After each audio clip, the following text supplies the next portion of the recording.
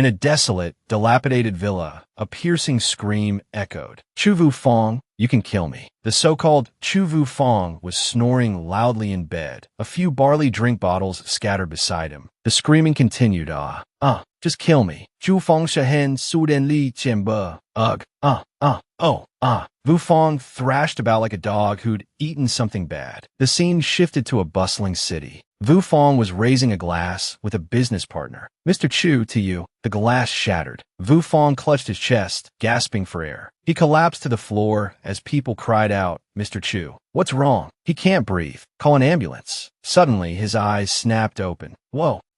Yufeng slipped on his sandals and stood up. He stumbled towards the door, wondering, where am I? A jolt of electricity shot through his brain, freezing him in place. Chou Yufeng, 22 years old, married to Tuong Chu Doa for 2 years. His parents died in an industrial accident involving machinery. He trembled. These are memories. Could it be? I've been reborn. A sound from the corner brought him back to reality. It was the sound of sobbing. Tuong Chu Doa was huddled in the corner. Wah. Chou Yufeng, you bastard. Wah. Yufeng looked at her, stammering, HLO. Chu Doa's eyes welled with tears, unable to speak. Embarrassed, Yufeng quickly looked away. Tuong Chu Doa, I'm sorry. But Chu Doa remained silent, staring at him. A knock at the door broke the awkward silence. Yufeng went to open it. It was Vu Na, his younger sister. Upon seeing Yufeng, she cried out in shock, Sister, who did this to you? Was it Ho Han? The scene flashed in her mind. Vu Na confronted the man. It was you. You killed my parents. He immediately slapped her. Get out. Don't talk nonsense. Vu Na asked Yufeng in a choked voice. I just wanted to ask. Chou Yufeng, we have no food left at home. Chu Qin hasn't eaten in a day. I came to ask you for some money. Yufeng calmly replied, come inside first. He turned to Chu Doa. How much money and food do we have left? Chu Doa honestly answered, only 5 dong. But we still have 5 kilograms of food coupons and 1 kilogram of flour. Yufeng pleaded with her. Chu Doa, can I ask you a favor? Could you give the 5 dong and the 5 kilograms of food coupons to Vu Na? The 1 kilogram of flour is enough for us for a few meals. I'll figure something out later. Chu Doa immediately agreed. Okay. She handed the items over to Vu Na. Yufeng handed the items to Vu Na. After she took them, he turned and walked towards the door. Chu Doa anxiously asked, where are you going? Yufeng grimly replied, to find Ho Han and settle the score. He grabbed a cleaver, freshly baked buns. Then, Yufeng walked slowly down the narrow street. Finally, he stopped in front of a dilapidated building. As he climbed the stairs, he thought to himself, it's strange. My parents worked at the steel mill for almost 25 years. How could they make such a direct mistake that cost them their lives? Moreover, this Ho Han is the workshop supervisor. He reported the accident and offered condolences, gaining a good reputation for himself. Why wouldn't he do it? It was late at night. 2 men returned home. They were fumbling with their keys, about to open the door, when a sudden noise startled them. Both of them abruptly yelled, Who are you? Who is that? Yufeng smiled amiably and asked, turning around, The old man's son angrily tried to grab Yufeng. Chou Yufeng,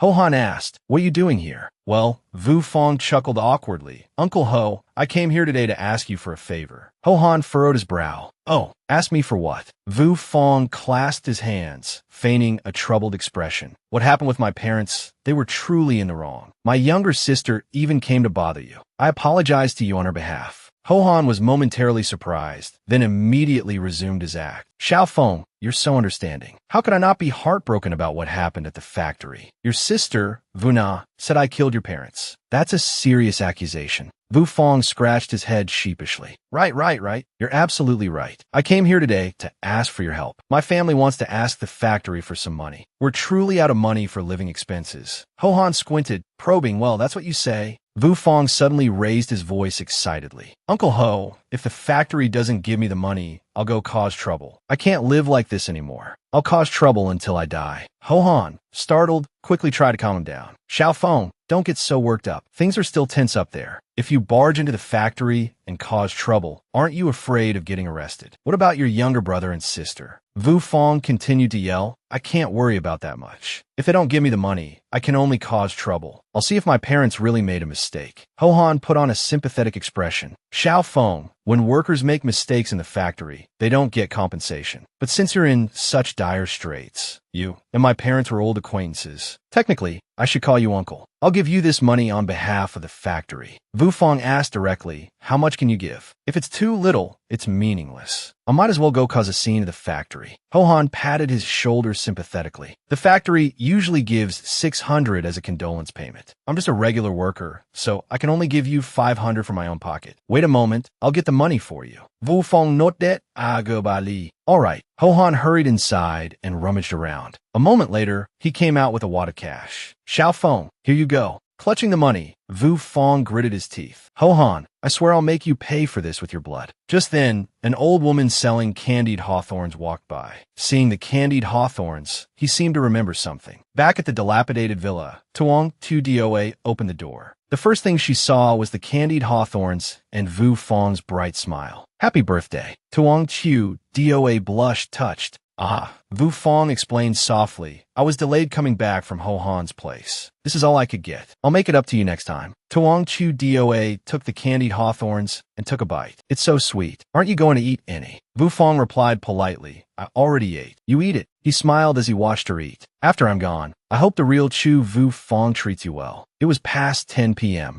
Tuong Chu Doa's voice drifted from a bedroom. Aren't you coming to bed? The moon was bright and the breeze was cool outside, but the air in the room felt stuffy. Vu Fong tried to lie as close to the edge of the bed as possible. Yet, Tuong Chu Doa's breasts kept brushing against his back. Vu Fong's face was flushed. He kept reminding himself, this is someone else's wife. This is someone else's wife. Soon, morning arrived. Chu Vu Fong was startled awake by the rooster's crow. Annoyed, he grumbled, damn it so loud. Sooner or later, I'll have to slaughter Aunt Vong's chickens. The bedroom door creaked open. Tuong Chu Doa gasped in surprise. Chu Vu Fong, while dividing 8 pieces of something, explained, Me Truong though, to make up for your birthday last night. You eat the eggs first. I borrowed them from Aunt Vong next door. She doesn't know. Tuong Chu Doa asked hesitantly, how could you steal Aunt Vong's eggs? Well, Chu Vu Fong replied calmly, I didn't say I stole them. I said I borrowed them. I'll return them later. He placed a stack of money on the table. Tuong Chu Doa's eyes widened in shock. Where did you get so much money? You didn't steal it, did you? Chu Vu Fong explained sheepishly, don't get excited. This is condolence money from my parents. Tuong Tu Doa frowned, questioning condolence money from the factory. Didn't you say your parents were found at fault, and they were made an example of? How could there be condolence money? Chu Vu Fong finally revealed the truth. I went to Ho Han and got him to give me this money in place of the factory. They're afraid I'll cause trouble at the factory. Tuong Chu Doa worried. So what are you planning to do? Chu Vu Fong replied calmly, first, gather evidence. Ho Han can't possibly be completely without flaws. Now that I've accepted the money, he'll definitely let his guard down. With this money, at least we won't have to worry about our livelihood for a while. Tuong Chu Doa watched in astonishment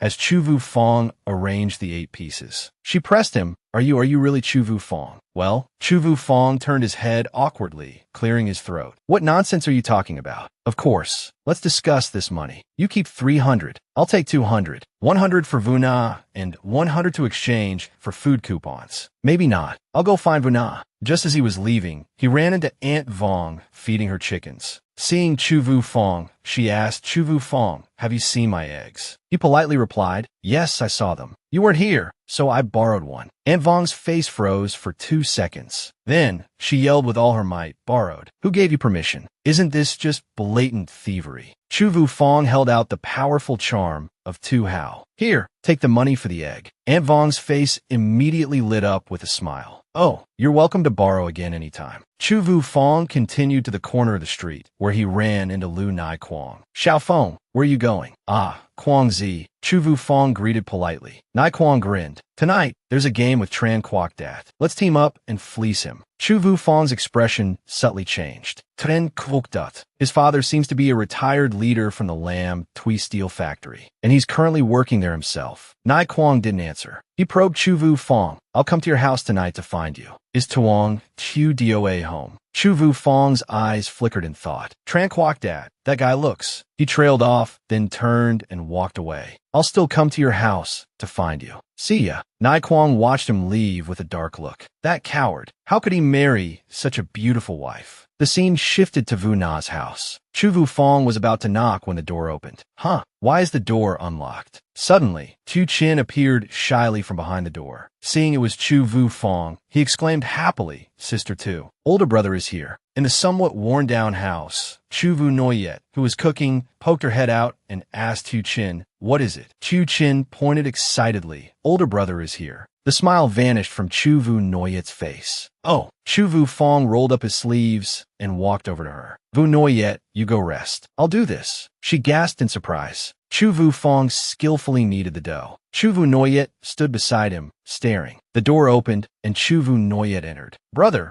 have you made the noodles yet?" It was Vuna, just returning home. Chu Yufeng smiled bodily. "I'm making them. They'll be ready soon." Vuna stood frozen in surprise. "How can you be making them?" Glancing at the boiling water in the pot, Chu Yufeng turned and picked up the noodles. "I'll put the noodles in first. We'll talk later." Seeing the empty flour container, Vuna angrily shouted, "Chu Yufeng, how could you use so much of my flour?" Chu Yufeng good in this soon. "It's okay, Vuna. We have money now." Vuna became even angrier. "Money? Where did the money come from?" She yelled, "Unless you sold something from the house. Gambling, hitting on your sister-in-law. What else do you even do?" Chu Yufeng was stunned. He reached into his pocket and fumbled around. A moment later, he held out a wad of cash in front of Vuna. "Here, take this. Your exams are coming up. Eat some nutritious food. Don't skip meals." Vuna was even more bewildered. "Where did you get this money? You didn't go and—" Chu Yufeng quickly pushed Vuna out of the kitchen. All right.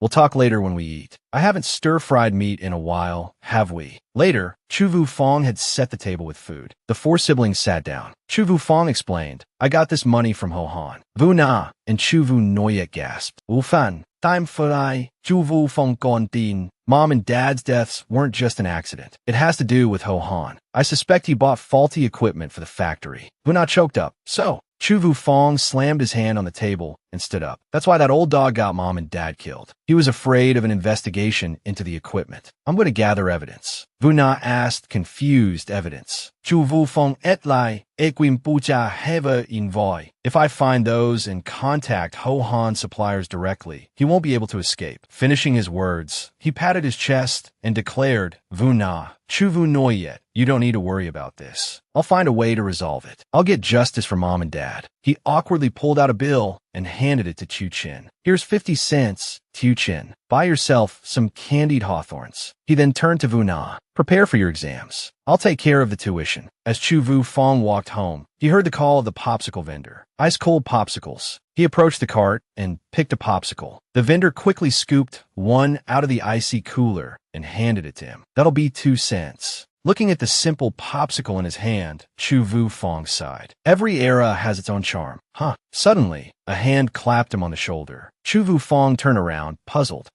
Behind him, a group of unsavory-looking men approached. "Hey!" Chu Yufeng frowned slightly. "Fudai, Zan Zi." He waved his hand with a forced smile. "Long time no see." Chu Yufeng looked over the group, assessing them silently. "And Shunzi ran. She's Tuong, Tu Doa's good friend, if I remember correctly. Judging by her makeup, I'd guess she's the richest one in this group." A man with blue hair suddenly lunged forward, pointing at Chu Yufeng and yelling, "Chu Yufeng, are you brain dead? What are you looking at?" Fu Daihai intervened. "Xiao Shan, what are you doing? There's no need for this." Seeing that, Tu Sun became even more arrogant. "What a piece of trash. You dare to act like a thug in front of me, even with Tu Nim present. I don't understand how Chu Doa could ever think highly of you." Nai Kwang sneered. Who knows? Maybe Chu Doa likes thugs like this." Chu Yufeng finished his last bite of cake before replying. "Tu Sun, you misunderstand. Chu Doa and Tu Nim are friends. How could I act like a thug in front of my wife's friend?" Everyone intervened. "That's right, Tu Sun. That's enough. That's enough." Hearing this, Tam Tu Nim fell silent for a moment. Then she turned to Ho Chu Sun and said, "All right, Ho Chu Sun, let's go everyone."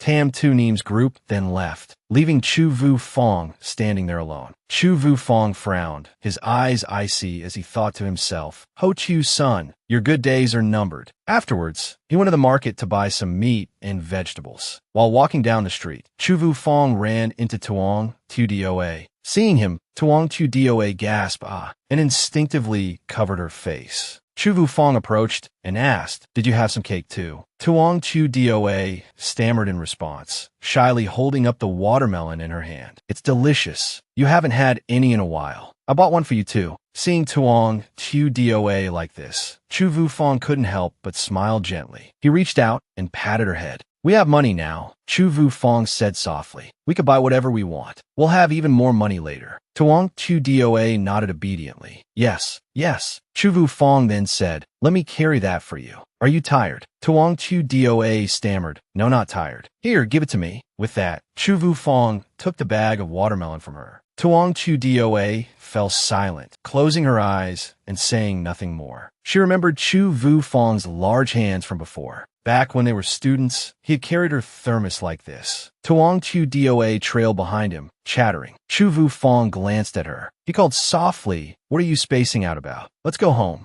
Only then did Tuong Chu Doa snap out of it. She hurried to catch up. On a small road, the two figures looked somewhat like they did back in their school days. That evening, a loud shout echoed from inside the house. Just die out there. Then there was a knock at the door. Nai Kwong yelled impatiently, go away, go away. Chou Yufeng asked in surprise, Brother Kwong, what's wrong? I'll tell you later, Nai Kwong said, pulling him into the house. Then, looking annoyed, Nai Kwong recounted, I borrowed some money this afternoon. That woman's like crazy. Gambling has wins and losses. He grinned at Yufeng. You know Tran Quoc Dat, Chief Tran's son. Nai Kung Slungan Nam Arun Yufeng Sao De, Fighting Familia. He treats money like dirt. A real gambling addict. If we teamed up. But Chou Yufeng pushed him away and asked with a smile, Brother Kwong, how much money did you bring? Nai Kwong chuckled me. Heh, your sister-in-law won, and I haven't been paid yet. I borrowed from Tang, and I'll pay him back. Chou Yufeng scratched his head in exasperation. Brother Kwong, you still haven't paid back the 3 dong you borrowed from me last time. I only have 1 dong now. Nai Kwong exclaimed in disbelief. No way. You only took 1 dong to gamble. Chou Yufeng said, why I question silencio Nai Kung? Hey, don't you also not have any money? Then Chou Yufeng suggested, hey Kwong, how about we play another time? But Nai Kwong didn't want him to leave. Grabbing Chou Yufeng's hand, he said, come on, now that we're here, let's play. I'll lend you some. Seeing Nai Kwong take off his shoe, a huge question mark appeared over Chou Yufeng's head. When he took off his sock, Chou Yufeng's eyes widened in surprise. Then the sound of the gate opening echoed from inside the house. Tran Quoc Dat stepped out and asked, Kwong, you're here.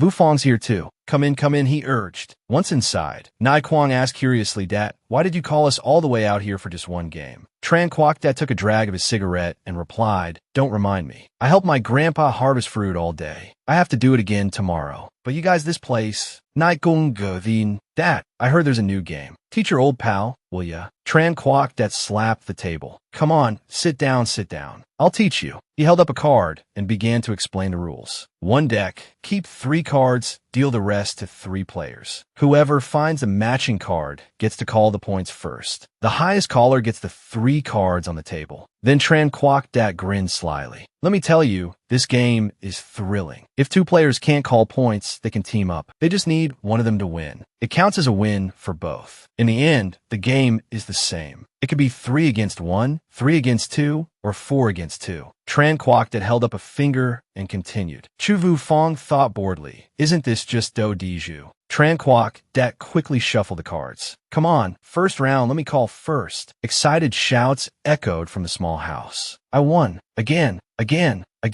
Tran Quoc Dat looked at his cards and casually tossed them onto the table. A pair of 7s. He took a drag of his cigarette and said, call. Chou Yufeng picked up his cards and said, a pair of 8s. Nai Kwong looked at his cards and shook his head. What kind of hand is this? Pass. Tran Quoc Dat threw down 2 cards and sighed loudly. To a pair of 10s. He crossed his arms smugly. Sorry, I win again. Then Tran Quoc Dat continued to lay down cards. A pair of 6s. Call, 2 cards. Me. Chou Yufeng played a pair of kings. I'm in. Nai Kwong shouted excitedly, throwing down 2 cards. He yelled, a pair of aces. Then Nai Kwong broke out in a sweat. Damn it, I played the wrong cards. Tran Quoc Dat puffed on his cigarette. Pass, playing so recklessly. Nai Kwong scratched his face. Oh well, I'm out of pairs. I can only play singles now. A 3. I'll play a jack. Tran Quoc Dat immediately shouted excitedly. Seeing both of them silent, Tran Quoc Dat said gleefully, neither of you want to play. Sorry, I win again. Nai Kwong gave a thumbs up. Dut, you were amazing. Chou Yufeng just silently glanced at the 2 of them. In his hand, he held 4 twos and 4 other cards. Then Chou Yufeng scratched his head awkwardly. I guess this hand is a bust, he said, laying down his cards. Nai Kuang shouted joyfully for 6s. Looks like I'm taking this round. Chou Yufeng immediately held up his cards. What a coincidence. I happen to have 4 twos. He slammed the 4 cards down on the table, over Nai Kuang's 4 6s. The other 2 players went pale, staring at him. Chou Yufeng smiled and said, Little Joker, 3 bombs. 4 points each. He looked at Nai Kuang and asked, Kuang, do you have the money? Nai Kuang could only manage a weak laugh. Then everyone got more and more into the card game, playing one-on-one. Tran Kwok called out, telling Chou Yufeng to respond. Nai Kuang excitedly urged him on, go, go, go. Tran Kwok held up a 2 of clubs. I win again. Nai Kuang slammed his cards on the table and yelled, what lousy cards. Chou Yufeng sighed and reminded him, Kuang, you owe Tran almost 100 dong. But Nai Kuang wasn't giving up. Deal again. 2 big hands. As he shuffled the cards, Chou Yufeng asked Nai Kuang directly, what are you going to bet with? Do you even have a single dong in those ragged pockets of yours? Nai Kuang slammed his fist on the table. How dare you talk to me like that? Nobody's leaving here today. Chou Yufeng fanned his cards towards Nai Kuang. Refusing to back down, he stood up and shouted, that's exactly how I'm talking to you today. If you want to keep playing, bring money. No money, get out. He leaned closer to Nai Kuang, his voice menacing. And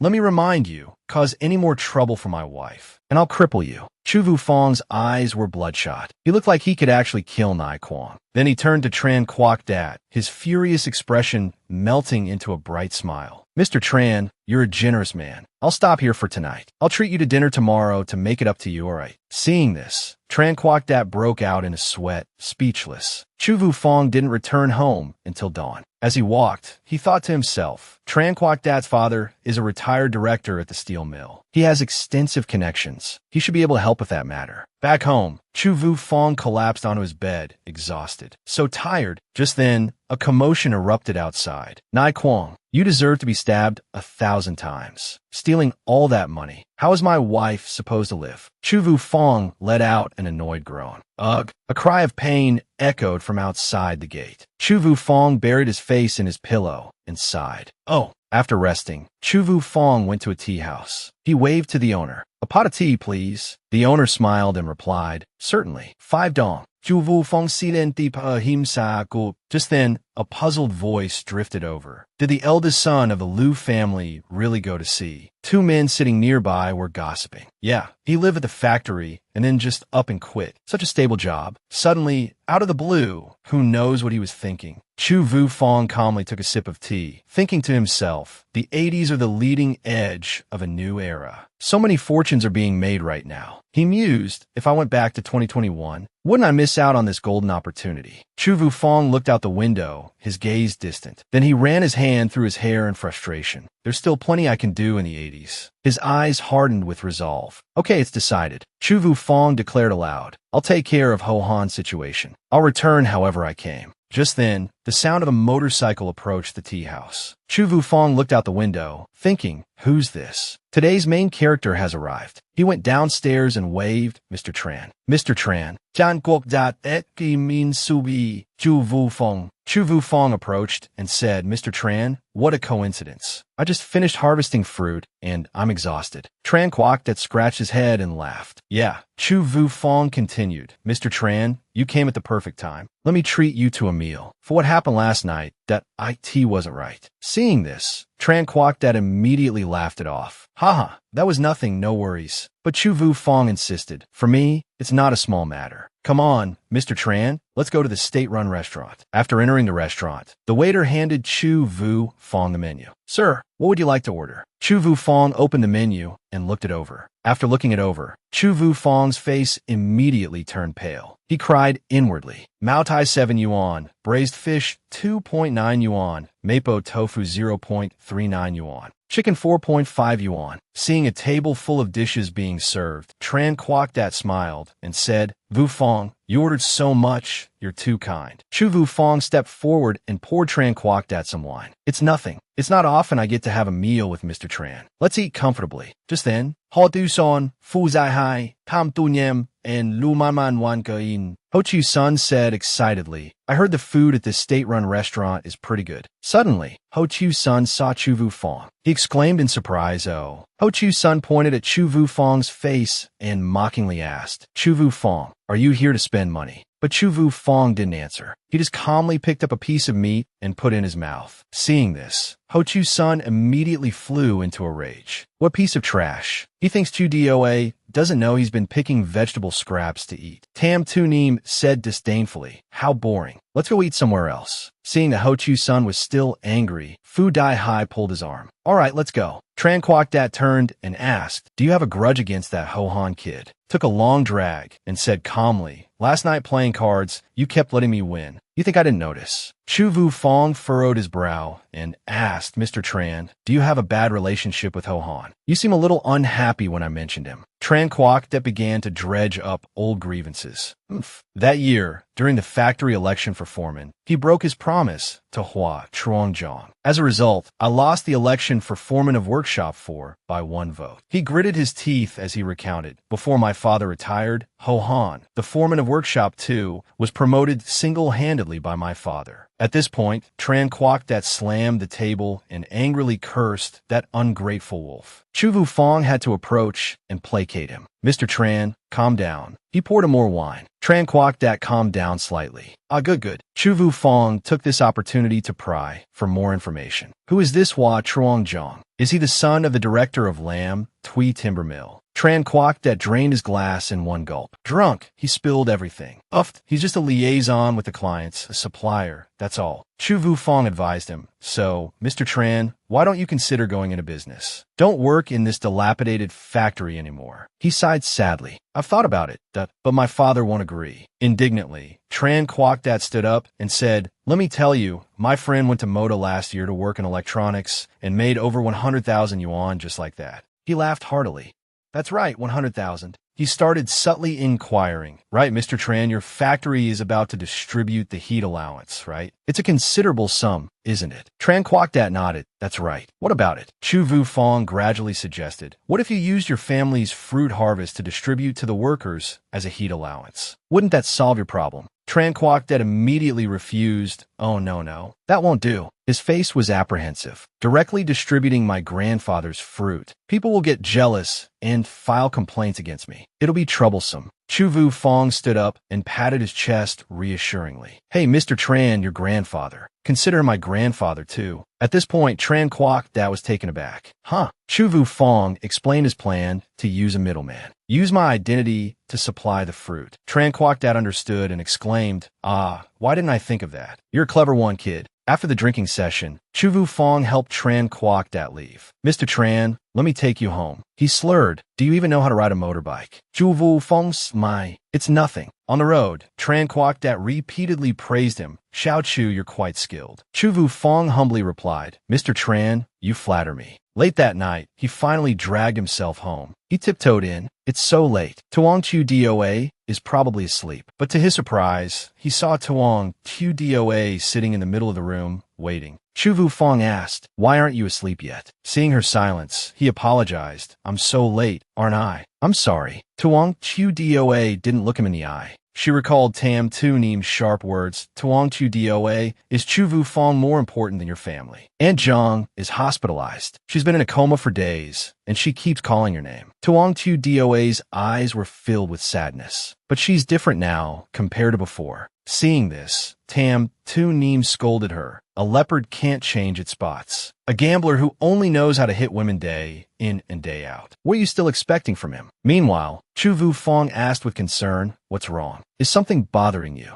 Tuong Chu Doa's sobs grew louder. Suddenly, she stood up from the chair. She rushed to embrace him, calling his name, Chu Vu Fong. She shyly confessed, tonight, you can do whatever you want. Her body pressed against his. Chu Vu Fong's face flushed crimson as he looked at her. Late that night, past midnight, Chou Yufeng lay awake on the sofa, lost in thought. He had just responded to Tuong Tu Doa. He gently rejected her. I've been drinking today. I'm not in the right state of mind. I'm going out for a walk. You go to sleep first. Immediately afterward, he rushed to splash cold water on his face, trying to calm himself down. I have to go back. I can't get attached. I shouldn't get attached. Early the next morning, at the crack of dawn, Tuong Tu Doa hurriedly left his house, but her eyes lingered. Goodbye. I have to go, Chou Yufeng. She walked away with regret. If only you could change sooner. I don't have time to wait anymore. A while later, Tuong Tu Doa arrived home. She immediately picked up her phone and dialed. The voice on the other end asked, "Hello, who is this?" She softly called out, "Dad." He immediately replied, "Tu Doa. What's wrong, Chou Doa? Is there something I can help you with?" Her voice choked up. No, it's nothing. I just want to come home." Her father immediately reassured her, "Tu Doa, don't go anywhere. Wait for me. I'll come get you." Meanwhile, Chou Yufeng went to visit the village's apple orchard. He spoke with the orchard worker. "I told my father about this, and he didn't directly object. He agreed." Chou Yufeng looked suppliant. "Really? That's reassuring. So next, we'll rely on Tran Quoc Dat's connections, right?" The orchard worker said with satisfaction, "Yufeng, if this is successful, I'll give you a 100 dong bonus." Chou Yufeng lauget politi li. "Don't worry about that. I'll thank Mr. Tran first." After that, he returned home. As soon as he arrived, the housekeeper said, "Yufeng, you're back. You have a lot of relatives here." Chou Yufeng was surprised. Relatives? He wondered if they were Chou Doa's family. He opened the door and went straight inside. As he suspected,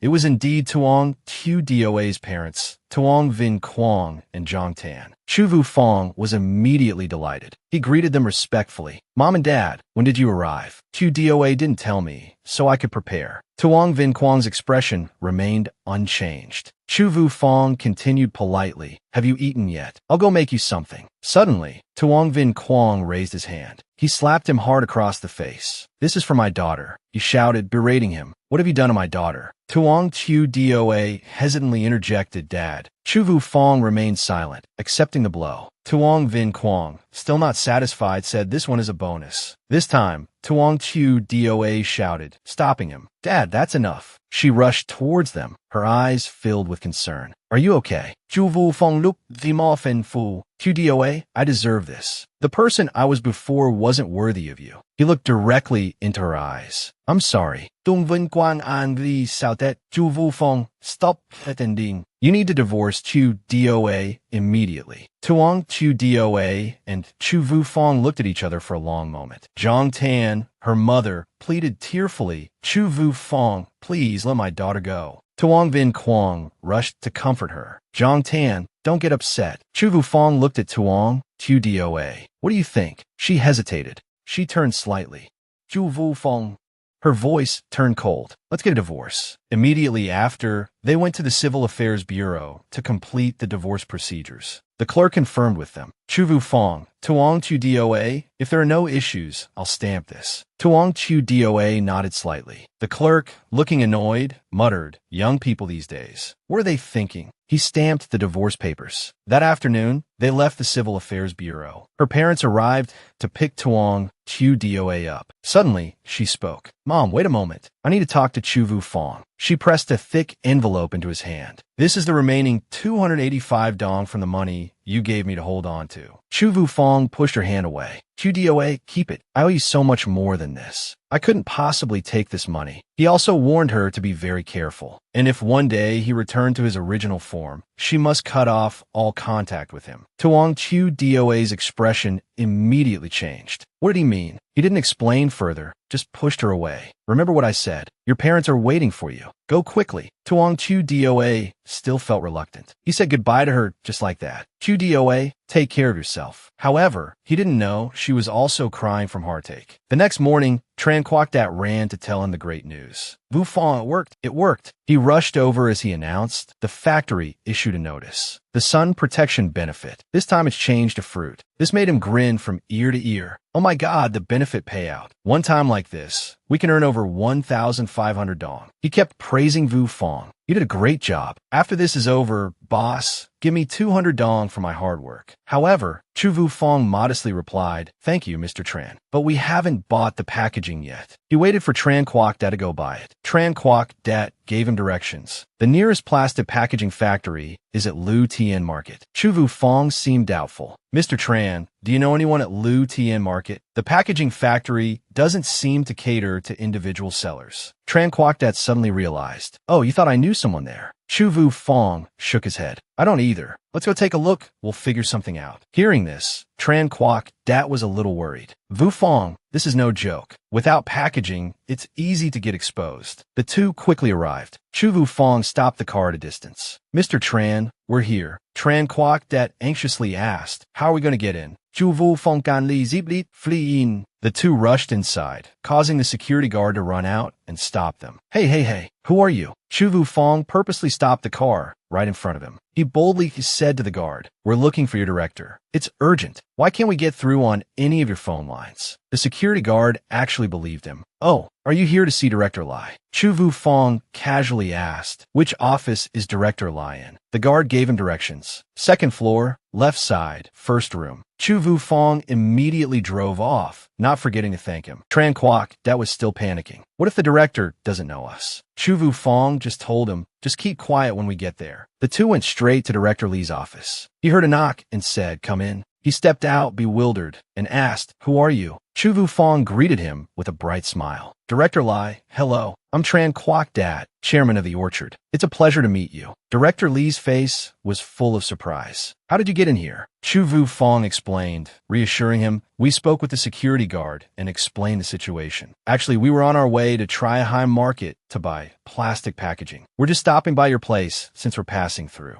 We heard your plastic packaging is very good. We're in the fruit export business." Director Lai thought for a moment. Fruit export business? But he flatly refused. "We make plastic packaging. It doesn't fit with your fruit." Director Li's words hung in the air, momentarily silencing the room. Chou Yufeng calmly took a cigarette from his case. "It can fit," he said, a smile playing on his lips as he offered the cigarette to Director Lai. "Director Lai, we've already purchased olives at Lam Tui Market. Now all we need is the plastic packaging." He gestured invitingly. As Director Lai took the cigarette, Chou Yufeng lit it for him. "We were mainly concerned about transportation costs, so we decided to come directly to you." Director Lai leaned in. "Oh, is that so?" Chou Yufeng held up his hands. "Of course, the primary condition is product quality. After all, we are a large enterprise." Director Lai set his teacup down. "Are you international trade managers or a private enterprise?" Chou Yufeng shifted the subject. "Do you have any tea? I'm a bit thirsty." Director Lai gave a small O. "Look at me," he said sheepishly. "I forgot to offer you two some tea." He turned to the cabinet and retrieved a box of tea and a thermos. "Local tea? Nothing special. Don't dislike it," he offered. "Chou Yufeng's my Fai Li." "Director Lai, our order is quite large. Could you produce 1 ton of plastic packaging within half a month?" Director Lai, cigarette still in his mouth, gaped. 1 ton. Chou Yufeng note that? "Yes, 1 ton." After looking around, Chou Yufeng extended his hand. "Director Lai, we'll send someone to your factory tomorrow with the quality control results." Director Lai shook his hand. "Okay." He watched as Chou Yufeng turned to leave. "Leaving so soon? Stay for a meal in the workers' canteen." Chou Yufeng clasped his hands together. "Apologies, Director Lai. We have another appointment. Another day, perhaps." He turned to go. "We have a long future ahead of us." Director Lai waved. "A long future indeed." Jan Kwok for Lao Bean, Et Kalim, Chou Yufeng, amazing. Not a penny spent, and the plastic packaging is in hand. Chou Yufeng Dunbak. Tran, call Director Lai tomorrow morning and tell him the quality isn't up to par. Don't give him any false hope. Tran Kwok Dat replied, "Okay, no problem." Later, in front of Tran Kwok Dat's house, he exclaimed, "This packaging is great." Haha.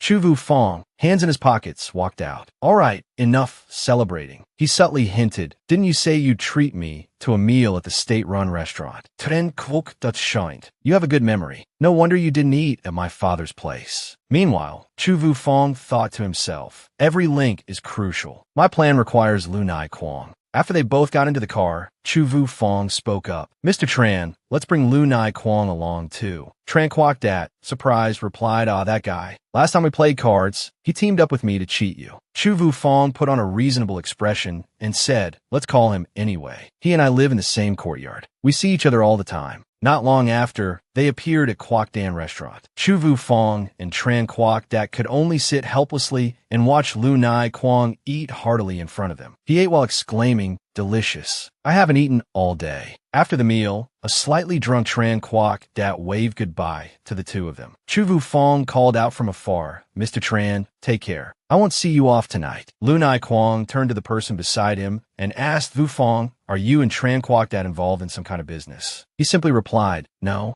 Under the bright moonlight, Lu Nai Quang's voice echoed softly, "Don't lie to me. I heard everything while we were eating. Bring me in." Chou Yufeng could only scratch his head helplessly and say, all right. Lu Nai Quang continued to chuckle, "Yufeng, we've known each other longer than you've known Tran Quoc Dat." At this point, Chou Yufeng softened and relented. "Fine." The truth is, after hearing the whole story, Lu Nai Quang exclaimed in surprise, "What? You're helping him deliver fruit in 3 days, and he's giving you 200 dong." After his initial shock, he cautioned, "Not that I'm jealous, but I'm just reminding you. Last time we played cards, Tran Quoc Dat pressured me into cheating you. Don't let him fool you." Inwali, Chou Yufeng Guset, Damit, does he think I'm an idiot? But outwardly, he casually replied, "Thanks for the reminder, Mr. Quang, but I'm broke. What would he possibly take from me? If you come with me, I'll split the 200 dong with you." Hearing this, Lu Nai Quang was satisfied and readily agreed. Okay. They walked a short distance and arrived at Lu Nai Quang's house. He politely asked, "Yufeng, would you like to come in and sit for a while?" Chou Yufeng vidili aget. "Sure." Upon entering, Chou Yufeng couldn't help but ask, "Mr. Quang, did you rent or buy this place?" Lu Nai Quang didn't answer immediately. He went to pour a glass of water. Chou Yufeng looked at his back and then heard him say, "Rent. I can't afford to buy." He continued, "How can I live up to people calling me the best locksmith in our village if I can't even afford to buy a place?" Lu Nai Quang suddenly turned around and said, "Don't mention it. I don't do that anymore. A while back, I had some bad thoughts and tried to break into my neighbor's house. I got caught." Chou Yufeng urged him, "Mr. Quang, your skills shouldn't go to waste. Show me your lock-picking skills." Lu Nai Quang readily agreed with a laugh. "All right, let's pick a lock. We'll need this little tool." He then held up a small piece of metal. Lu Nai Quang bent down toward the lock and told Chou Yufeng, "Don't blink. Watch closely." As soon as he finished speaking, his nimble hands began working on the lock in front of him. In no time, the lock sprang open. He proudly exclaimed, "Done." Chou Yufeng couldn't help but admire him. "That's amazing. Mr. Quang, teach me." However, Lu Nai Quang coldly raised his hand in refusal, saying, "This skill can't be taught to outsiders. I'm afraid you'll use it to break the law." Hearing this, Chou Yufeng held up a finger and made an offer. "Mo cham zong. Tomorrow, after we deliver the fruit, I'll give you 100 dong." This made Lu Nai Quang's eyes widen in surprise. He was immediately captivated upon hearing that. He even promised, "You said it yourself." Not long after, at the Lin Tui steel factory, Chou Yufeng subtly raised his hand and called out, "Over here." When he saw Tran Quoc Dat stop his motorbike out front, Tran Quoc Dat couldn't help but wonder when he saw the two people in front of him. "How'd he get here?" Chou Yufeng replied as he walked forward, "Mr. Tran, he's here to help me." After entering the factory's industrial zone, Chou Yufeng subtly rolled up his sleeves and thought to himself, "No profit, no early rising." The relationship between Ho Han and Hua Truongjiang is probably not simple. He looked around cautiously and continued to ponder. Hua Truongjiang's backing is the supplier, with Ho Han in the middle. Something fishy is going on. Just then, footsteps suddenly sounded from behind him. It was Tran Quoc Dat. He stared blankly at the person in front of him and blurted out, "What are you?" Chou Yufeng, while wearing a basket on his head, said with a smile, "What? Don't I look like a gardener?" Hearing this, Tran Quoc Dat even raised his thumb in praise. "Very professional."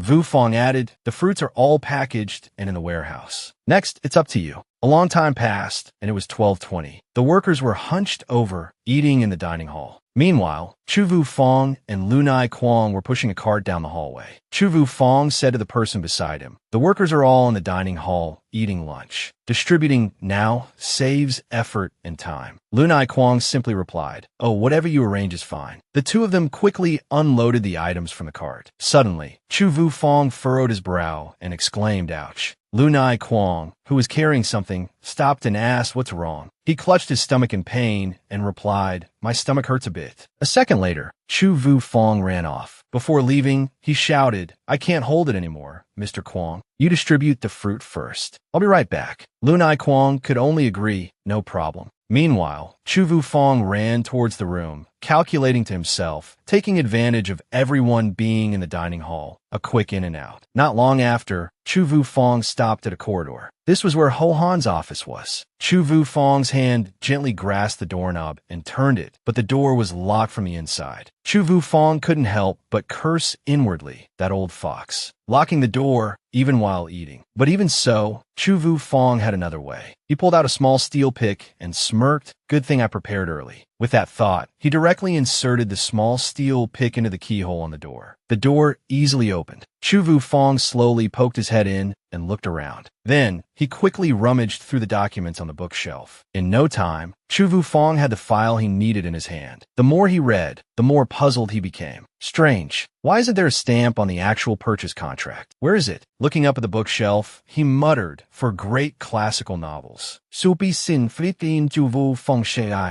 Logically, Ho Han wouldn't read these, would he? Chou Yufeng held the contract in one hand and reached into the bookshelf with the other. As he pulled a book off the shelf, he fumbled, and the book slipped from his grasp. Thud! The copy of Journey to the West fell to the floor. Chou Yufeng couldn't help but gasp in surprise. He nervously glanced around, cursing under his breath. Damn it, what kind of book is this? It made such a loud noise just from falling. The Journey to the West book fell, revealing a carefully concealed compartment underneath. Loose papers inside immediately fluttered out. Seeing this, Chou Yufeng couldn't help but notice. A box. Upon closer inspection, he couldn't help but exclaim inwardly, "Holy crap, it's full of stuff." Chou Yufeng didn't hesitate to squat down and examine the papers below. After reading a certain line, he exclaimed, "I've got it. This is it." Chou Yufeng smiled with satisfaction. He muttered to himself, "Ho Han, your days are numbered." A short while later, Chou Yufeng returned to where Lu Nai Kuang was waiting. Lu Nai Kuang couldn't help but complain, "Did you fall asleep in the bathroom? I almost finished my business before you came back." Chou Yufeng didn't reply immediately, but slapped a stack of papers into Lu Nai Kuang's hands and said, 110. A second later, Lu Nai Kuang was already grinning. "Thank you, Mr. Chu. Safe travels. I can handle the rest." Seeing this, Chou Yufeng immediately turned and left. Once alone, Chou Yufeng picked up the papers, examined them, and muttered to himself, "A workshop supervisor forging a seal and embezzling over 2.5 million. Chou Yufeng's face hardened, and he sighed. He's really asking for it. That afternoon, at a certain villa, 3 figures stood at the front door and called out, "To NHUI." The girl stepped out of the house and replied, "Everyone's here." Upon seeing her, Lu Man greeted Tu NHUI with a bright smile. Ho Chu-sun also chimed in with a few flattering words. "Tu NHUI, you look lovely today." But Tu NHUI seemed to notice something and exclaimed in surprise, "Huh?" Ignoring her 3 friends in front of her, she craned her neck and asked someone behind them, "Why are you here?" Fudai Hai and Ho Chu-sun also turned to look. Ho Chu-sun couldn't resist a sarcastic remark. Well, Chou Yufeng has the time to stroll around, does he? He then answered his own question, "Of course, you're divorced now, so you have plenty of free time." Seeing this, Lu Man, standing to the side, also chimed in, "Poor Tu DOA. It's hard for a divorced woman to remarry, isn't it?" Ho Chu-sun continued, getting more and more worked up. "Tuong Tu DOA should have left this loser a long time ago." Chou Yufeng ignored the 3 of them, brushed past them, and called out, "To NHUI." Ho Chu-sun immediately felt insulted. Angrily, he wondered, "He dares to ignore me." He then looked at Chou Yufeng's back and shouted, "Chou Yufeng, look at what you're wearing. It's an eyesore." With just a glance, Chou Yufeng realized someone was behind him. He fearlessly charged forward and yelled in the other person's face, "Don't underestimate me. Get lost." With a single swipe, Chou Yufeng sent Ho Chu-sun sprawling backward. He groaned in pain. "Ouch, ouch, ouch. Let me go." In the quiet surroundings, only Ho Chu-sun's panicked shouts could be heard. "You madman, let go." Chou Yufeng, not wanting to make a scene, immediately released him. He said softly, "Go." Ho Chu-sun stumbled and fell on a Lu Man. Both Ho Chu-sun and Lu Man fell backward onto the ground. They both cried out in pain. "Ow."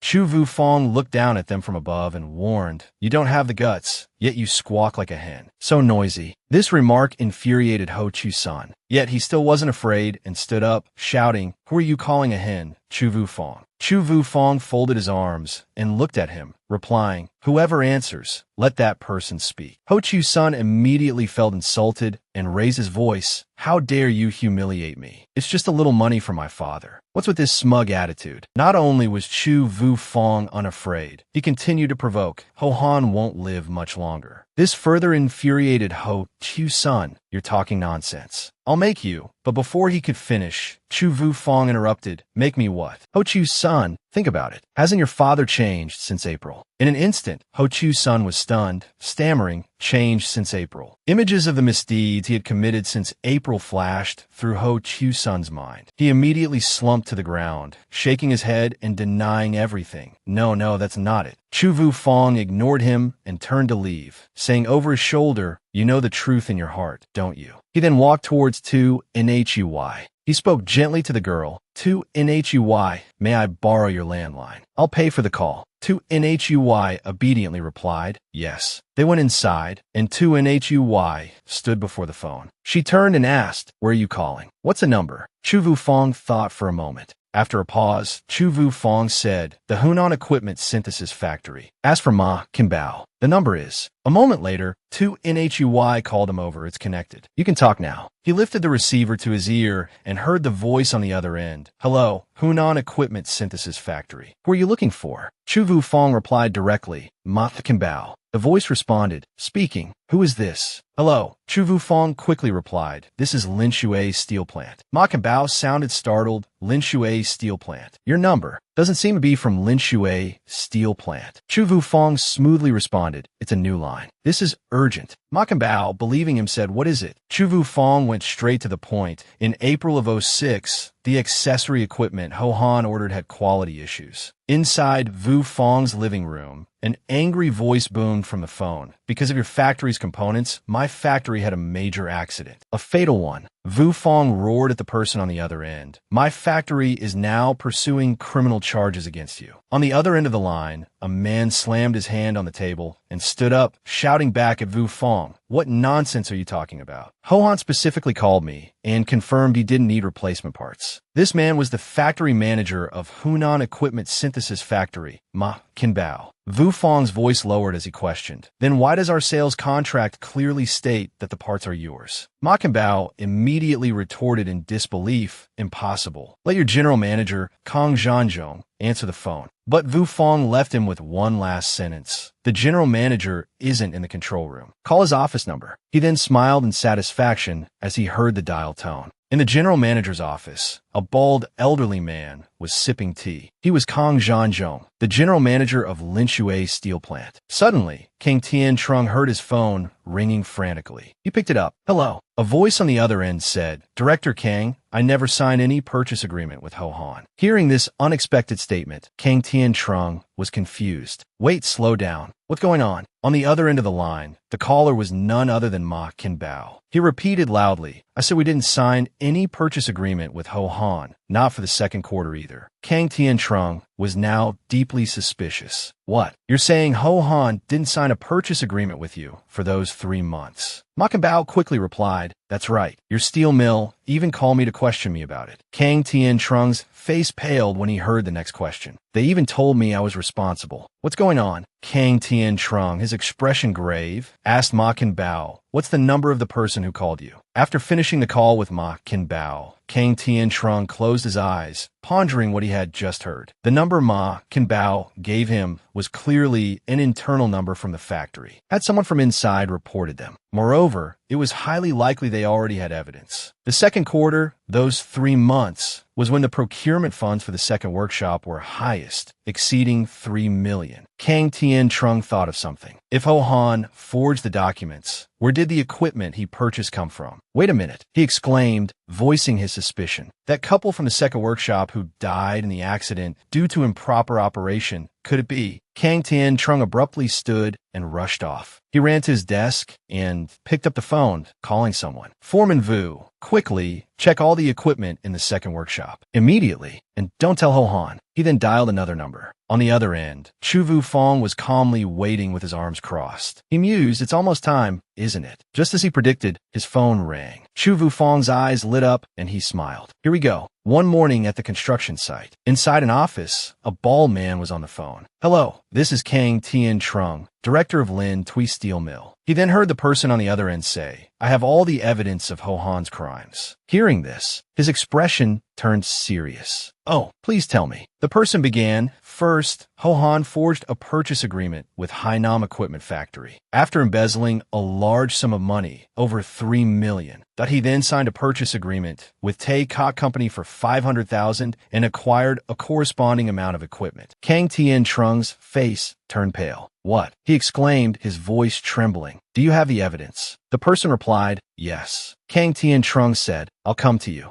The person reminded him, but it's best you report this to the police. As the director of Lin Tui Steel Mill, that's the best way to clear yourself of any involvement and avoid penalties. He replied, understood. I understand. After the conversation ended, he hung up. His eyes still flashed with suspicion. He thought to himself, who is this person? Their voice sounds young, but their thinking is sharp and meticulous. Meanwhile, on the other end of the line, the mysterious person who called Kang Tien-trung was none other than Chou Yufeng. After the call, he thought to himself, now Kang Tien-trung owes me a favor. Plus, using his position to report this to the police will be much more effective. On the other end, Tu Nhui had overheard the entire conversation between Chou Yufeng and Kang Tien-trung. She stared blankly at Chou Yufeng, her eyes slightly narrowed, thinking, just now, Chou Yufeng called the director of the Lin Tui steel plant, and it seemed like they were discussing something very important. After receiving Chou Yufeng's call, Kang Tien-trung hurried out of his office. He called out quickly,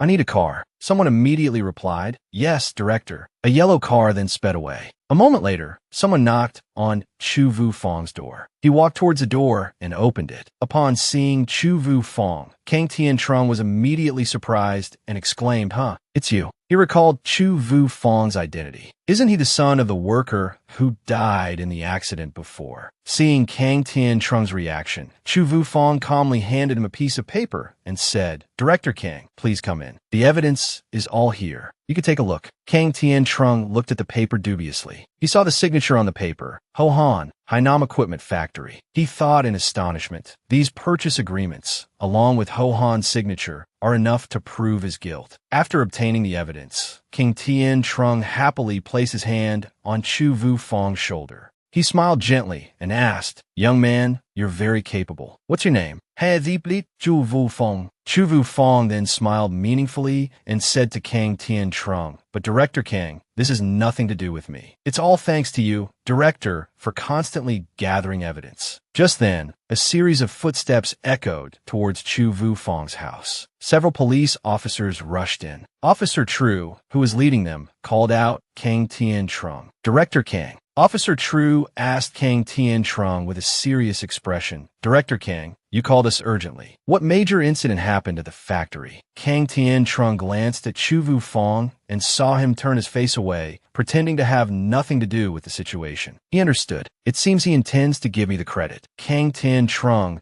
then handed the documents and evidence to Officer Chou. Officer Chou, take a look. He then said to the police, I found this purchase agreement inside Ho-Han's office. This is evidence of his fraud and embezzlement of state assets. At this point, Kang Tien-trung glanced at Chou Yufeng, who was observing from behind, and continued, and it also affected 2 lives. Xiao Chu will explain the specific situation to you too. He then walked over to where Chou Yufeng was standing and patted him on the shoulder. In the next few hours, Yufeng has given his statement to Officer Chou. He told him everything he knew. After taking Yufeng's statement, Officer Chou turned to Kang Tien-trung. Director Kang, the situation is roughly as this young man described, correct? He replied, yes. After confirming this, Officer Chou asked Yufeng, so, does Ho-Han know that he's been exposed yet? He hesitantly replied, probably not. Yufeng stroked his chin and voiced his theory. But if we divide our forces between the steel mill and their 2 houses, and then subdue the people inside, we should be able to catch them easily. Hearing this, Officer Chou was inwardly startled. How did he know he was worried about the arrests? He then turned to Kang Tien-trung. All right, we'll act immediately. Director Kang, please come with us. He agreed without hesitation. At the factory, Ho-Han was pouring himself a glass of water. When he looked up, his face suddenly turned pale. He looked at the slightly askew books on the shelf and muttered to himself, "It seems like these books have been touched." Ho-Han was so agitated that he dropped the glass of water he had just poured. He cried out in a panicked voice, "They're gone. They're all gone." But suddenly, Ho-Han remembered something. Wait a minute. Back at the cafeteria, there was someone wearing farmer's clothes and a hat wandering around. He rubbed his head, trying to recall the person's attire. You could tell right away he wasn't from the factory, and I feel like I've seen that back before somewhere. It looks familiar. Suddenly, his eyes widened. He remembered who it was. Chou Yufeng. That evening, at the residential area, Chu Chin opened the door and exclaimed upon seeing Vu Fong. Inside, he saw two people in school uniforms sitting there, besides Vu Na. One was Chu Vu Na's classmate, Lam Kwong. The other was Chu Vu Na's classmate, Lam Nam. Chu Vu Noyet came out holding a notebook and asked in surprise, "Why are you here?" Vu Fong replied, "I was just passing by." Then he smiled and asked, "Vu Na, your exams are coming up soon, right?" Vu Na replied, "Yes." Vu Fong smiled gently and said to them, "I have something I want to talk to you all about today." Lam Nam, understanding the situation, stood up and said goodbye to Vu Na. "Vu Na, we'll head back first. See you tomorrow." The girl smiled and replied, "Okay." Lam Nam tugged on Lam Kwong's shirt and complained, "Hurry up. It's just a few books. Why are you so slow?" Being pulled away by her sister, Lam Kwong seemed a bit unhappy and asked Lam Nam, "Why are you pulling me? Does he have something to say?" Lam Kwong glanced back at Vu Fong without any respect. "What's there to talk about with our brother? It must be about money again. He probably wants to sell more things from the house, right?" Vu Fong remained silent as he listened to their conversation. After the two Lam siblings left, Vu Fong called his three siblings together. "Vu Na, Vu Noyet, Tu Chin," he said to them, "Ho-Han's matter has been resolved. You don't need to worry anymore." But suddenly, Vu Na's face turned pale. She pointed behind Vu Fong and cried out in alarm, It's Ho-Han." Vu Fong immediately became alert and spun around to look behind him. At the doorway stood the tall figure of a man. His eyes were bloodshot and terrifying. Vu Fong immediately stood in front of his siblings. "Get behind me." Ho-Han's face was filled with rage. His eyes were wide with fury. "It really is you, you bastard." He then lunged towards Chou Vu Fong, reaching out as if to grab him. "Get back." But Chou Vu Fong simply sidestepped, narrowly avoiding Ho-Han's charging, bulky frame. Chou Vu Fong then reached out, grabbed Ho-Han's hand, and twisted it behind his back, forcing him to bend down in pain. Ho-Han cried out, "My arm. You bastard. Let go." But Chou Vu Fong acted as if he hadn't heard Ho-Han's cries of pain, and with a sly smile, asked, "What did you say I took? Be specific. Was it Hainam or Taekok?" Hearing this, Ho-Han flew into a rage. His face reddened as he roared, "The contract. Give it to me." Seeing his aggressive behavior, Chou Vu Fong's expression darkened and his grip tightened. "Give it to you. It seems you still don't understand the situation." Ho-Han, his face pale from the pain of his twisted arm, yelled, "Ow. Ow. It hurts." "Wita sweep geek Chou Vu Fong sen Ho-Han sewing." He landed hard, face down on the ground. Chou Vu Fong's face was grim. He grabbed a glass bottle from the table. He slammed it down on the table, shattering it. This sudden action startled Vu Na and Chou Vu Noyet. Chou Vu Fong then held the broken bottle to Ho-Han's throat, his voice low and menacing. "Ho-Han, do you understand the situation now?" Feeling the cold glass against his skin, Ho-Han's voice trembled. Yes, I do." His face was pale, and his body shook with fear. He no longer had the arrogant demeanor he displayed earlier. But Chou Vu Fong didn't stop there. He swung his fist, hitting Ho-Han squarely in the face, knocking out a few teeth. The blow sent Ho-Han sprawling backward. He cried out in pain. Trembling and sweating, he stammered, I already told you." Ho-Han wiped the blood from his mouth, trying to bear the pain as he asked, "What do you want?" Chou Vu Fong's eyes flashed with a cold light, his face grim. "We haven't even settled the score for you hitting Vu Na, not to mention the debt you owe my parents." He looked down at his clenched, trembling hands. Vu Na, beside him, gritted her teeth in anger. Her whole body trembled with fury. Ho-Han, Chou Vu Noyet, sensing her sister's distress, quickly grabbed her arm. "Sister." Ho-Han, meanwhile, was trying to find an excuse. "Chou Vu Fong, your parents' situation has nothing to do with me. I knew them for years. I was also saddened by what happened." Hearing this, Chou Vu Fong feigned understanding. "Oh, I see." Seeing his reaction, Ho-Han, thinking he had persuaded him, pressed on. Exactly. Now give me the contract, Chou Yufeng. It's company property. If you're caught, you'll go to jail. So Chou Yufeng casually replied, is it that serious? Then let's go find the contract. Hearing this, Ho-Han seemed to forget his pain and jumped to his feet. He hurriedly asked Yufeng, where is it? Yufeng then put his arm around Ho-Han's shoulder and led him towards the door. Uncle, I hid it. He definitely wouldn't be carrying something like that on him. Seeing his sudden change in demeanor, Ho-Han asked Yufeng in confusion, so, are you taking me to get it now? Vu Na and Chu Vu Noyet stood behind, watching the two men leave, their faces full of questions. Before leaving, Yufeng turned back and gave his sisters a gentle, reassuring smile. Ho-Han pathetically followed Chou Yufeng and asked him softly, Yufeng, where is it hidden? Chou Yufeng glanced at him and replied, don't rush, uncle. Let's discuss the money split first. Ho-Han panicked and denied, what money? I don't have any money. I gave it all to you last time. Finally losing his patience, Chou Yufeng punched Ho-Han and cursed, stop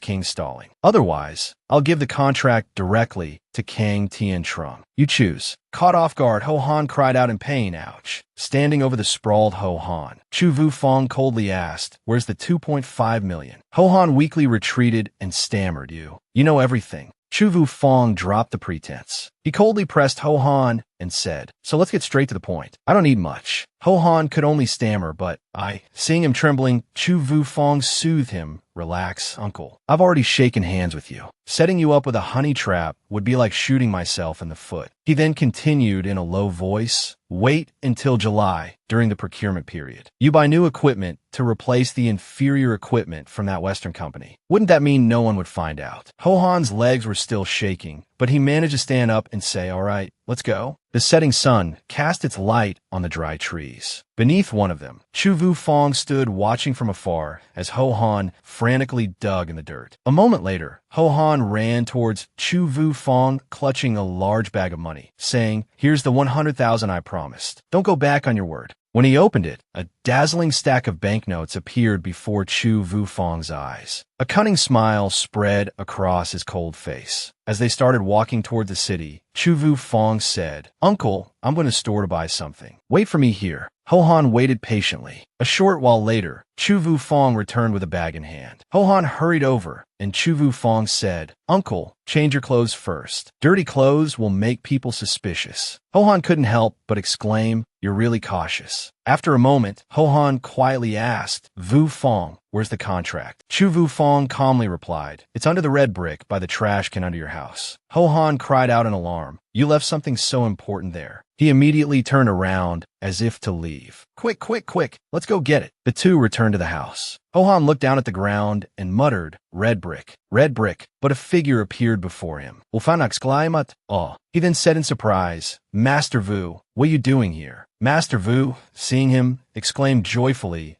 chap Vu. Suddenly, the master pointed at Ho-Han and shouted, that's him. That's Ho-Han. Ho-Han, caught off guard, looked stunned. Then came the sound of rapid footsteps. A hand reached out. Two guards quickly restrained Ho-Han, tying his hands behind his back. Don't move.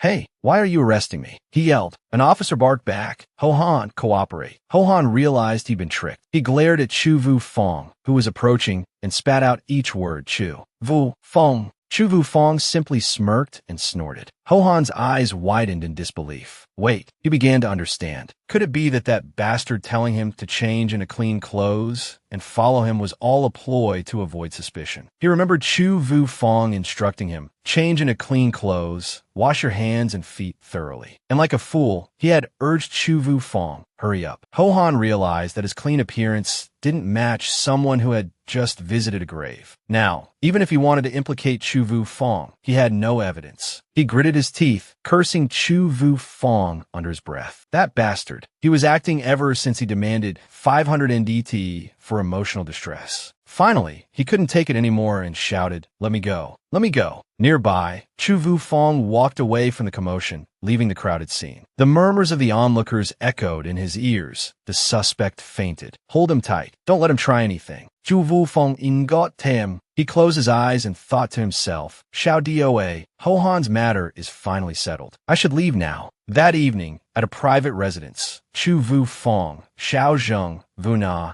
and Chou Noyet sat around a square table, facing each other. Chou Yufeng spoke first. Ho-Han has been arrested. Everyone will hear about it tomorrow. He glanced at them and continued, I'm going to show you something. Don't get excited and don't scream. Chou Noyet, Vu Na, and Xiao Zheng looked at him curiously. Chou Yufeng's hands moved quickly, removing a blue cloth from a bag. He smiled and turned the bag upside down. Banknotes rained down. Chou Noyet and Vu Na couldn't help but scream.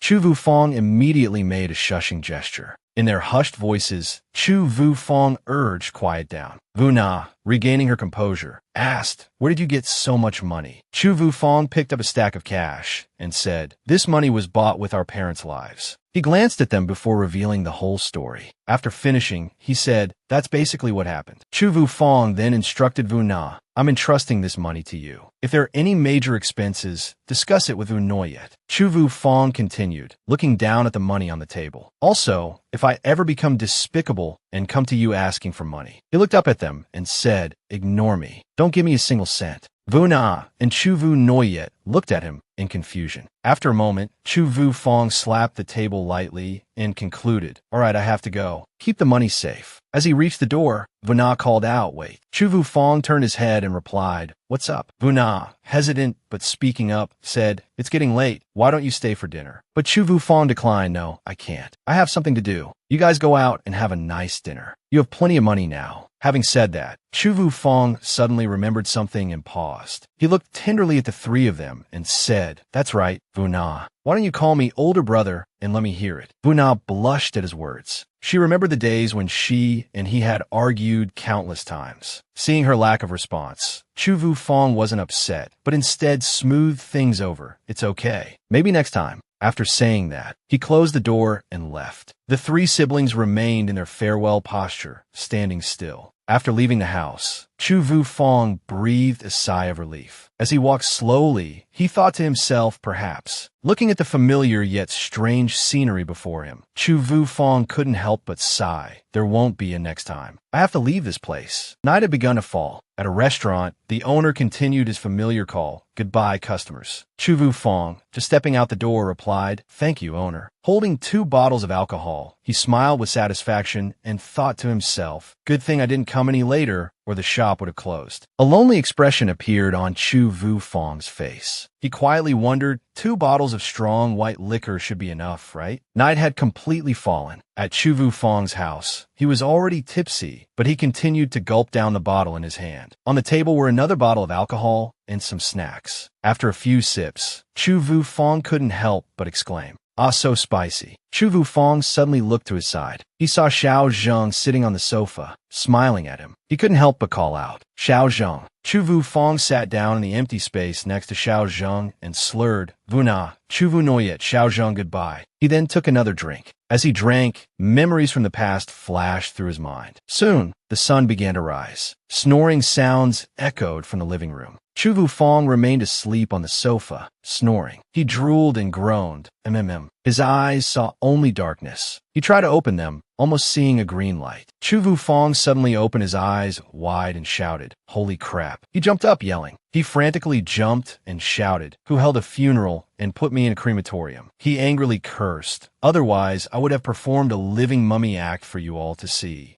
Finally, Chou Yufeng panted and said, it's all turned to ashes. He looked dejected and said, I really can't go back. A moment later, Chou Yufeng calmly stood in front of the mirror, buttoning his shirt. He continued buttoning the remaining buttons and thought to himself, if I had known I couldn't go back, maybe I wouldn't have let go. Then, Chou Yufeng picked up a photo of himself and Xiao Zheng and looked at it. He took one last look and resolutely told himself, but if Zhangzi Nhui can contact Shunzi Ran, then Shunzi Ran must have a way to contact Xiang Xiaozheng. A moment later, there was a knock at Chou Yufeng's door. A knock, knock, knock sounded from outside. Chou Yufeng was surprised. Looking at his 3 younger siblings, he asked, are all of you here? He invited them in, smiling and saying, come in and eat. I was just about to make some noodles.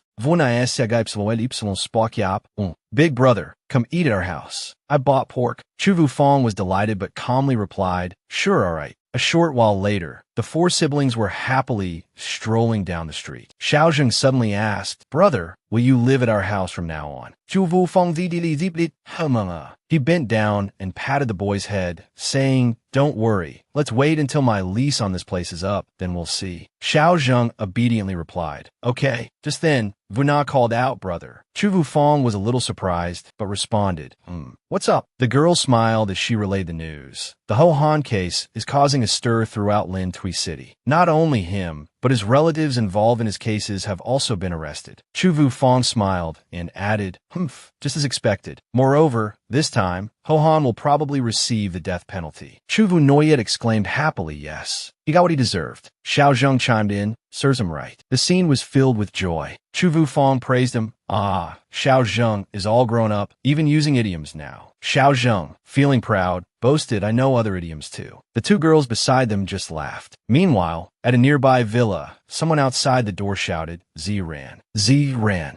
Z ran. Z ran. Open the door. They were met by Lu Man Man and Diane Luong standing outside. She couldn't help but ask curiously, what is it? What's going on? Lu Man Man blurted out, Zhang Nhui, help us. Lu Man Man cried, clutching Zhang Zinui's hand, and said, aren't you and Dahai close to Chou Yufeng? Please, beg him for us. Sob Fu Dahai poked his head out from inside the house and asked what happened. Lu Man Man, as if finding a lifeline, immediately said, Dahai, you're here too. That's great. Dying Luong, standing behind her, gently reminded, calm down. Tell us what happened slowly. After saying that, Dying Luong continued, it's about Chu's son's father. I heard that Chu's son and the others were also arrested. It seems it was all because of Chou Yufeng at the police station. He specifically named them. Fu Dahai, confused, continued to ask, if you weren't involved, what's there to be afraid of? Dying Luong hesitantly replied, that's right. But Dying Luong continued hesitantly. That day, Man and I provoked Chou Yufeng on the street. Afterward, she recalled Chou Yufeng's words. The people who took my evidence, there were two others. How could I forget? Lu Man, already panicked, exclaimed, Luong, and I usually hang out with you, son. Is it possible the police will arrest us too? Outside a large building, a loud voice called out, Dahai, Hui, you must help us. Fu Dahai worriedly stroked his chin, wondering, I wonder if Yufeng reported it to the police. Should we go check it out? Hearing this, Dying Luong suggested, let's go quickly then. Dusk began to fall. In a small house, Vuna was diligently doing her homework. Xiaozheng was playing with toys. Behind them, their older sister was cleaning. Just then, Chou Yufeng came out carrying a plate of hot food and said, wash your hands, it's time to eat. Colorful dishes filled the table, a tempting spread of meat and vegetables. During the meal, Chou Yufeng smiled brightly and asked Xiaozheng, how's my cooking? The boy, gnawing on a chicken leg, mumbled approvingly, super delicious. Chou Yufeng also took a chicken leg for himself. Mid-bite, a knock echoed. Huh. He immediately volunteered, I'll get it, and rushed to the door. It turned out to be Fu Dahai. Upon seeing him, Chou Yufeng exclaimed, fatty. Dahai, in turn, affectionately called out, brother. Chou Yufeng asked suspiciously, don't tell me you smelled the food, and came sniffing around. Behind Dahai were Dying Luong, Zhang Nhui, and Lu Man. All three peeked in with friendly smiles. Hi. Such a crowd startled Chou Yufeng. Huh, he thought. Annoyed, did they all gang up and come here together? He had no choice but to invite them in. Come in. Have you all eaten? Chou Yufeng dun da xiao jiang. Go get some bowls and chopsticks for everyone. Dying Luong spoke hesitantly. Yufeng, it's okay. We've already eaten. We're mainly here to talk to you, to clear up a misunderstanding. Hearing this, a puzzled Chou Yufeng continued eating his chicken leg and asked, misunderstanding. What misunderstanding? Dying Luong looked at Fu Dahai, signaling him to speak. Dahai feigned a cough and asked, Yufeng, about Dying Luong and Lu Man situation. Have you reported it to the police yet? Chou Yufeng's expression immediately changed. Oh, that. Not yet. I was planning to go after dinner. His words sent Dying Luong and Lu Man into a panic. What? Lu Man ping kit fu Dahai sabak. He was trying to stop Chou Yufeng when her pinch made him yelp in pain. No, Yufeng. They have nothing to do with Ho Han. Don't be so ruthless. The setting sun, painted the sky gold. While dying, Luong Luong and Lu Man Man trembled in fear, their hands clasped and pleading. Chou Yufeng continued eating. Finally, he spoke. Fatty, you might be right. Hearing this, Luong Luong and Man Man cried out joyfully. Chou Yufeng, does that mean you won't go to the police? Yes, Chou Yufeng sighed, a little exasperated. I won't go. He shouted. I told you. Yufeng wouldn't be that heartless. Later, a small hand diligently worked on homework. Vuna was concentrating on a difficult problem.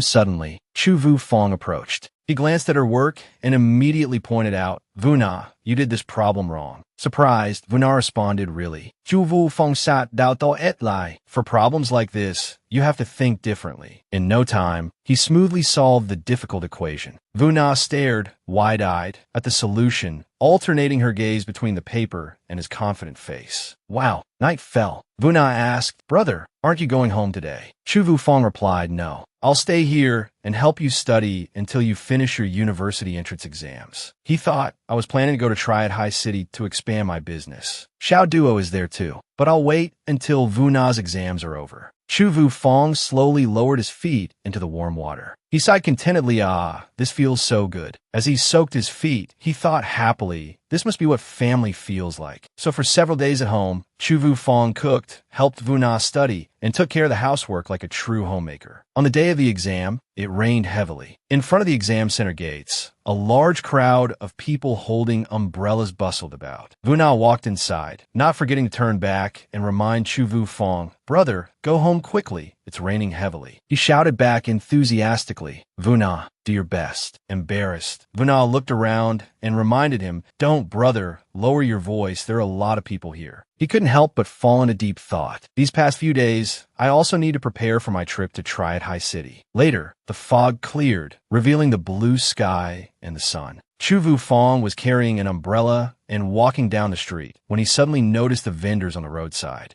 He thought, I think there's still pork at home. I'll buy some noodles and cook pork noodle soup for the kids tonight. Then he overheard a conversation between two strange men. Have you heard? They not only dug up money near Ho Han's ancestral grave, but also found money in the houses of his relatives. He moved closer to look at the vegetables, eavesdropping. He's been greedy for so long, taking so much money and even harming people. He can't be forgiven. That's right. He's been acting like an animal, daring to defraud the nation. Arrest him and execute him. That's obvious. But he was caught before he could spend any of it. What was he planning? Who knows? Hearing this, Chou Yufeng, holding a cabbage in his hand, flinched. His hand trembled as he squeezed the cabbage tightly. The vegetable vendor, seeing this, angrily shouted, Hey you, why are you crushing the vegetables? Chou Yufeng quickly apologized. Oh, I'm sorry. I'll buy this one. Then he ran off like the wind. As he ran, he worried, I'm doomed. I forgot that this world is different from where I live. Cash doesn't circulate quickly these days, especially in a district town like Lin Tui. If the amount Ho Han embezzled doesn't match the money found, they'll definitely start a large-scale investigation. Then Ho Han will surely try to take me down with him. Even though I played a major role in solving the case, if the investigation ultimately doesn't find all the cash, they'll definitely investigate me. As soon as he reached the front door, he yelled, Chu Vu Noyet. As dusk fell, Chou Yufeng, wearing a hat and carrying a paper bag, looked around to see if anyone was there. He was at the cemetery, acting furtively like a thief. He went to Ho Nan's son's grave. Seeing that it was still untouched, he thought with relief, the grave hasn't been dug up. Phew! Luckily, Ho Han hasn't revealed this place yet. There's still time. Meanwhile, at the detention center,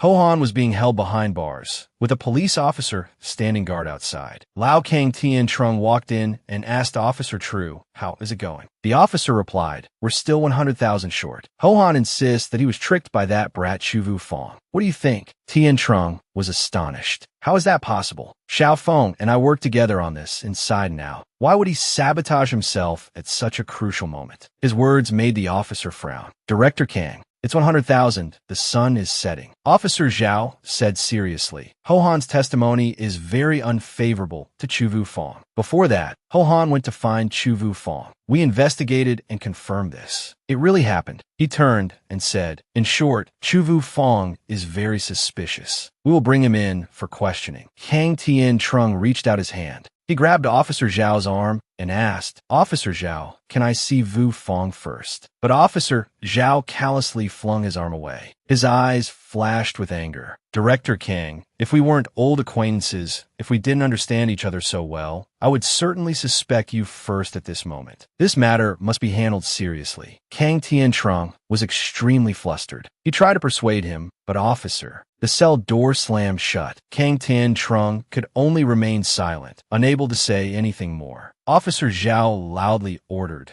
"Guard Kang Tiantrong carefully. He's not to go anywhere until Chu Vu Fong is caught." At this time, Vu Fong was eating ice cream and thinking before, "I didn't feel like I belonged in this world. I always wanted to leave. My overconfidence almost brought disaster upon me." His eyes were fixed on two men playing Chinese chess. But luckily, suddenly, an older man shouted, "Checkmate." It turned out that the man in the baseball cap had gained the advantage.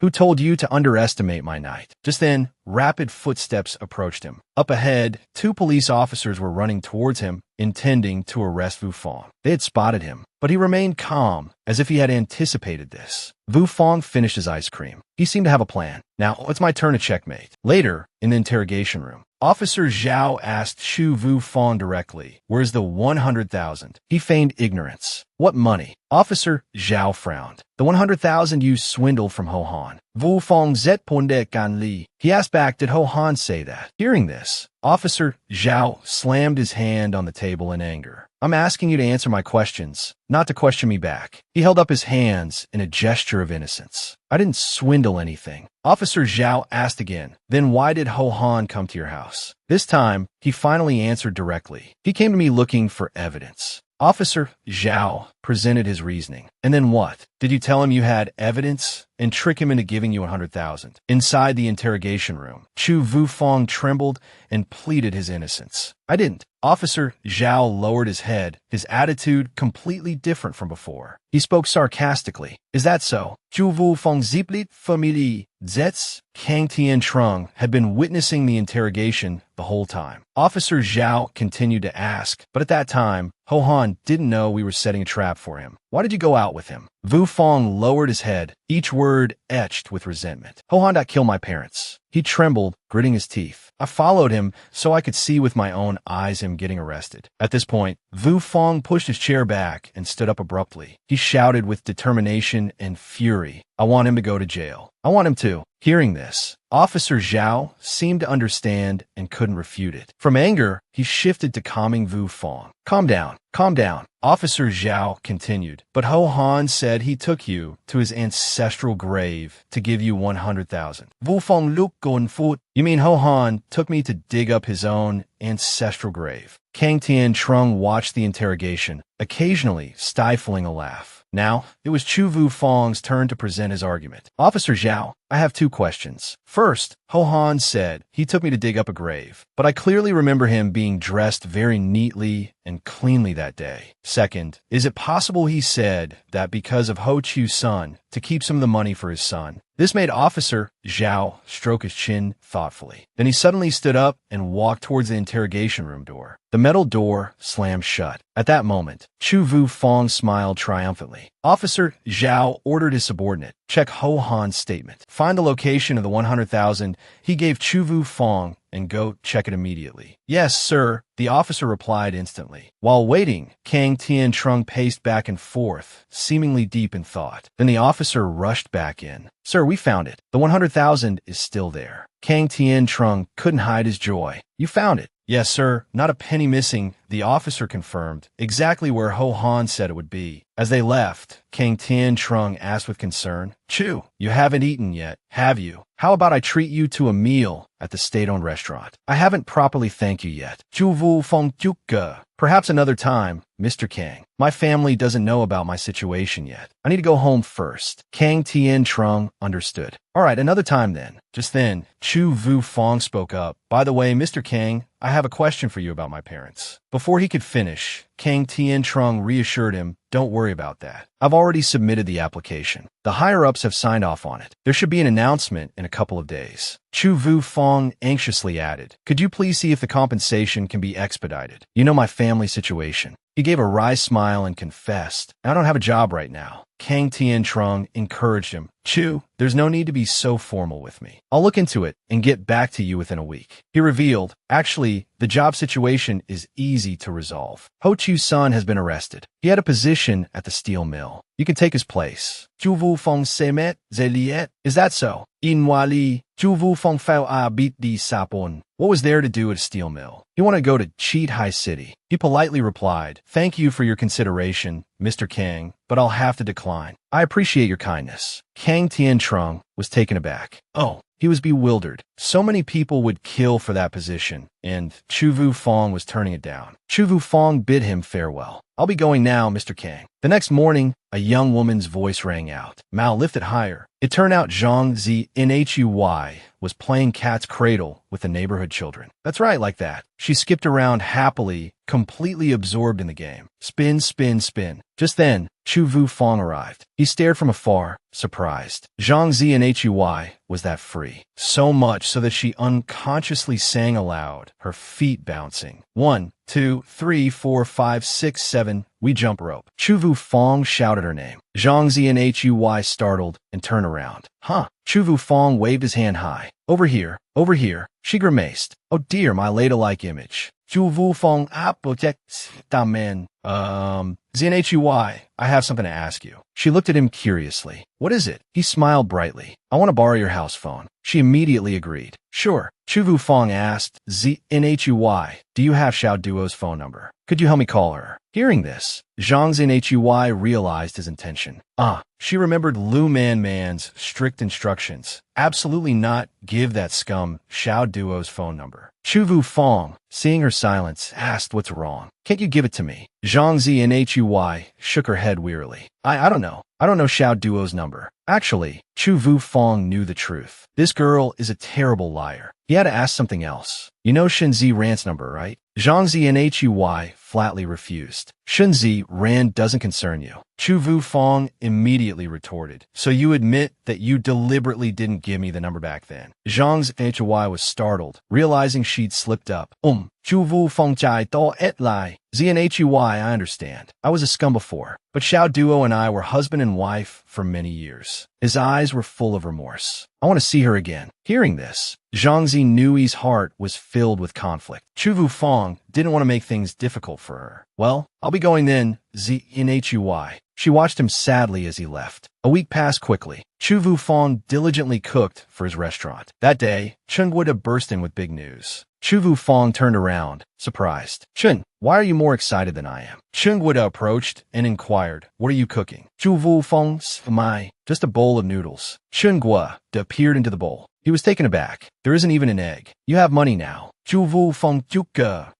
Shane Guo would have calculated. The total compensation is almost 4,000. He pleaded with Chou Yufeng. Come on, crack an egg in there to celebrate. Chou Yufeng looked apolitique. Aunt Wang's hen died. I don't know who to borrow an egg from. Chen Guoda slurped the noodles anyway. He smacked his lips. It looks plain and bland, but it's really fragrant. Call me next time you make noodles. Chou Yufeng spoke. Oh, Chen, I'm preparing to go to Cheat High to work. I'll be leaving tomorrow. Chen Guoda immediately yelled, his voice echoing through the house. What? He asked frantically, what are you going there for? Did someone get you a job? Chou Yufeng calmly explained, no, I'm going on my own. Staying here has no future. I might as well go out and see what happens. Chen Guoda could only fall silent. That evening, there was a knock at Chou Yufeng's door. Knock, knock, knock. He went to greet Kang Tiantrong. Foreman Kang, you're here. Please come in and sit down. Han Dan Jung I Medidan Gonfim. I heard you're going to Zhihai City tomorrow. Come in and have some tea. He reproached Chou Yufeng. If Chen Guoda hadn't told me, you would have just slipped away quietly, wouldn't you? Chou Yufeng explained. I was planning to tell you when you came looking for me. Kang Tiantrong laughed and scolded him playfully. You're all talk. So, you're not staying at the steel mill because there's a better job in Zhihai City. Chou Yufeng then revealed the truth. I'm not going to Zhihai City for a better job, but to start a small business. Starting your own business. Chou Yufeng corrected him. Director Kang, you overestimate me. I'm just in the big city to do some small business to make a living. Kang Tiantrong slammed his cup down on the table. He excitedly praised him. Yufeng, you're too modest. You're so clever. I'm really curious how you managed to secure that contract. Chou Yufeng had a clear plan forming in his mind. Kang Tian-trung, the director of the Lin Tui Steel Mill, was over 40 years old and had a promising future. This was a connection worth cultivating. He leaned closer and instructed Director Kang, "You must keep this a secret." After a while, Chou Yufeng told him the whole story. That's basically how it all happened. Kang Tian-trung's eyes widened as he listened. "This story is incredible. I couldn't have done what you did." As he left, he sincerely advised Chou Yufeng, "If you encounter any difficulties in Zhihai, just call me directly." "Yes, Director Kang." Chou Yufeng replied, "Let me see you out." He waited until Kang Tian-trung had left. He breathed a sigh of relief. The money's been collected, and he's gone. Time to pack. Suddenly, an idea struck him. Wait a minute. I'll probably be staying in Zhihai for a long time. Instead of letting my appliances gather dust, I might as well. That evening, he immediately ran to Vuna's house and knocked on the door. "Vuna, open the door." She was surprised to see him, asking, "Why are you carrying a color TV?" Chou Yufeng struggled to carry it inside. "Oof, these TVs are so heavy." "Vuna, help me, I can barely hold it." He finally set it down, panting, "I'm exhausted."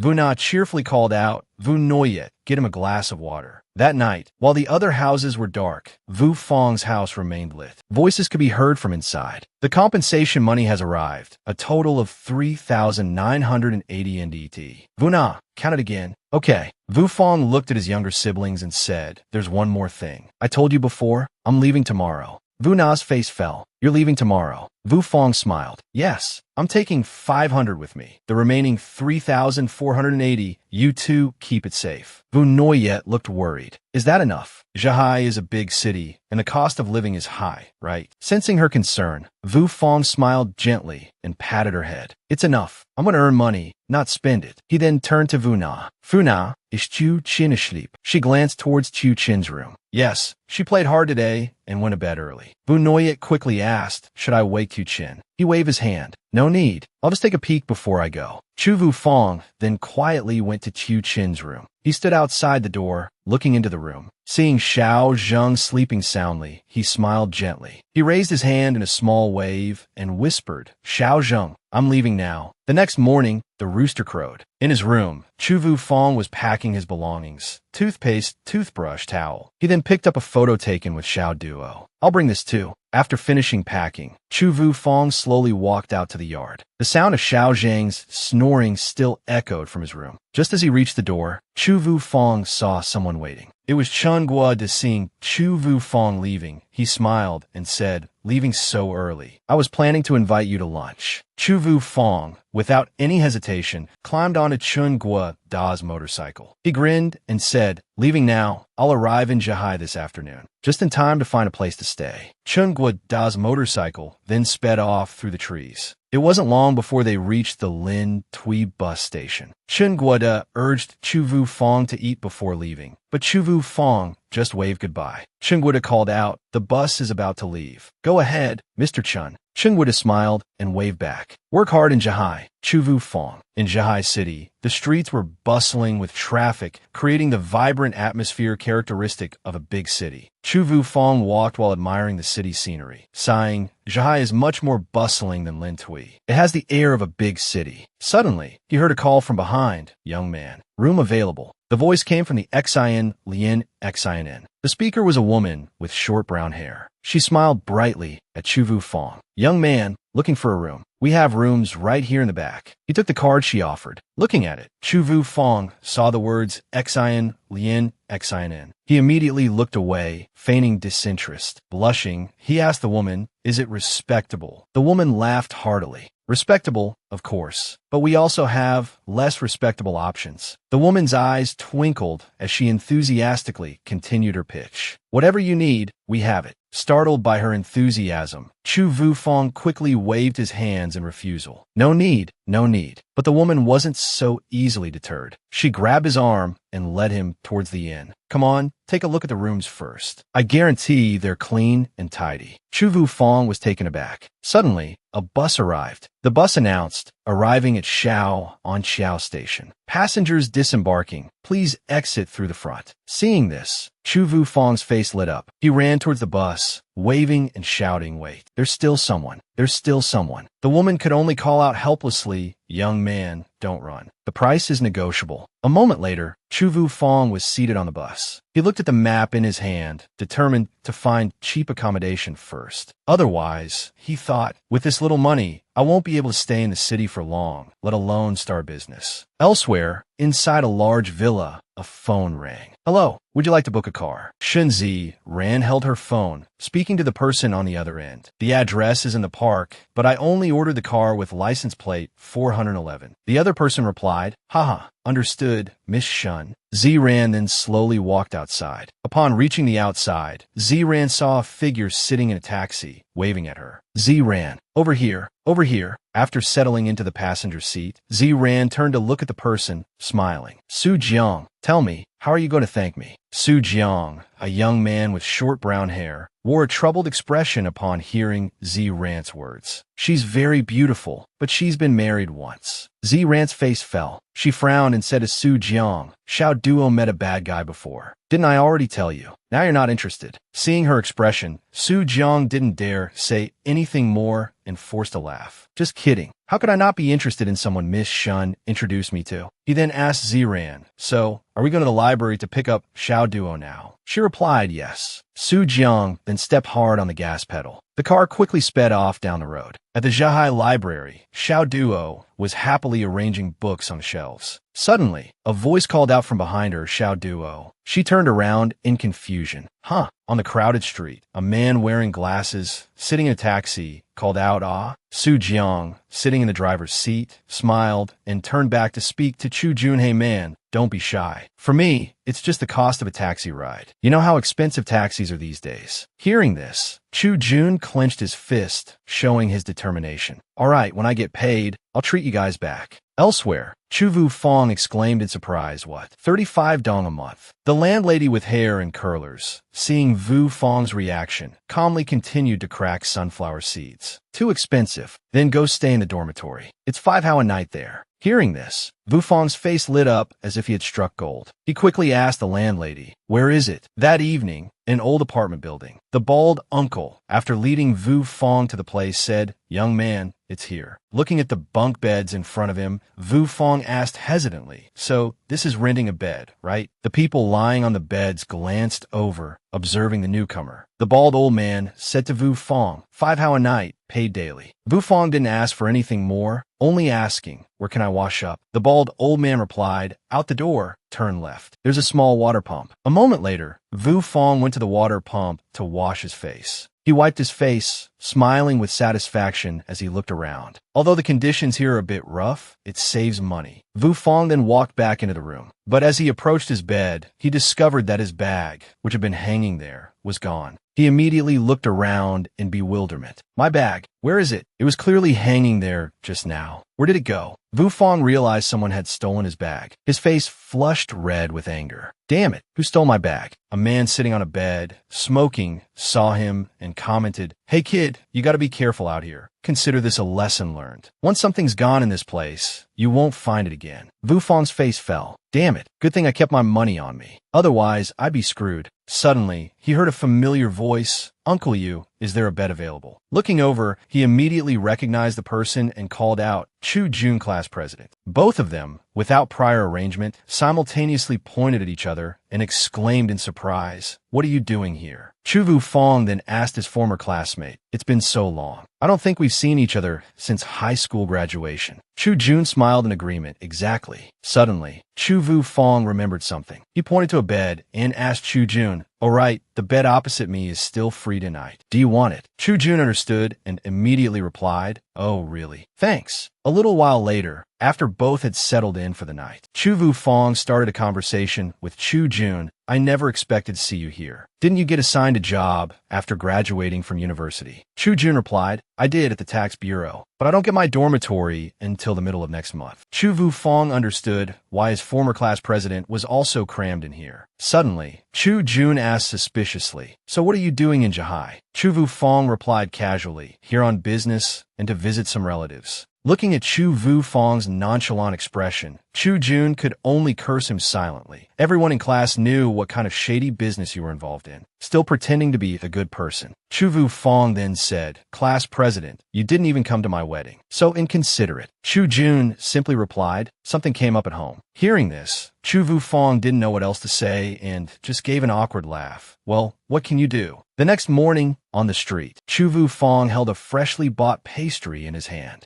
Today, I'll go to the fashion center first. He decided to start there. Munching on the pastry, Chu Yufeng thought to himself, today I'll do some field research and see what kind of business opportunities there are here. He then stepped into the center, observing the situation inside.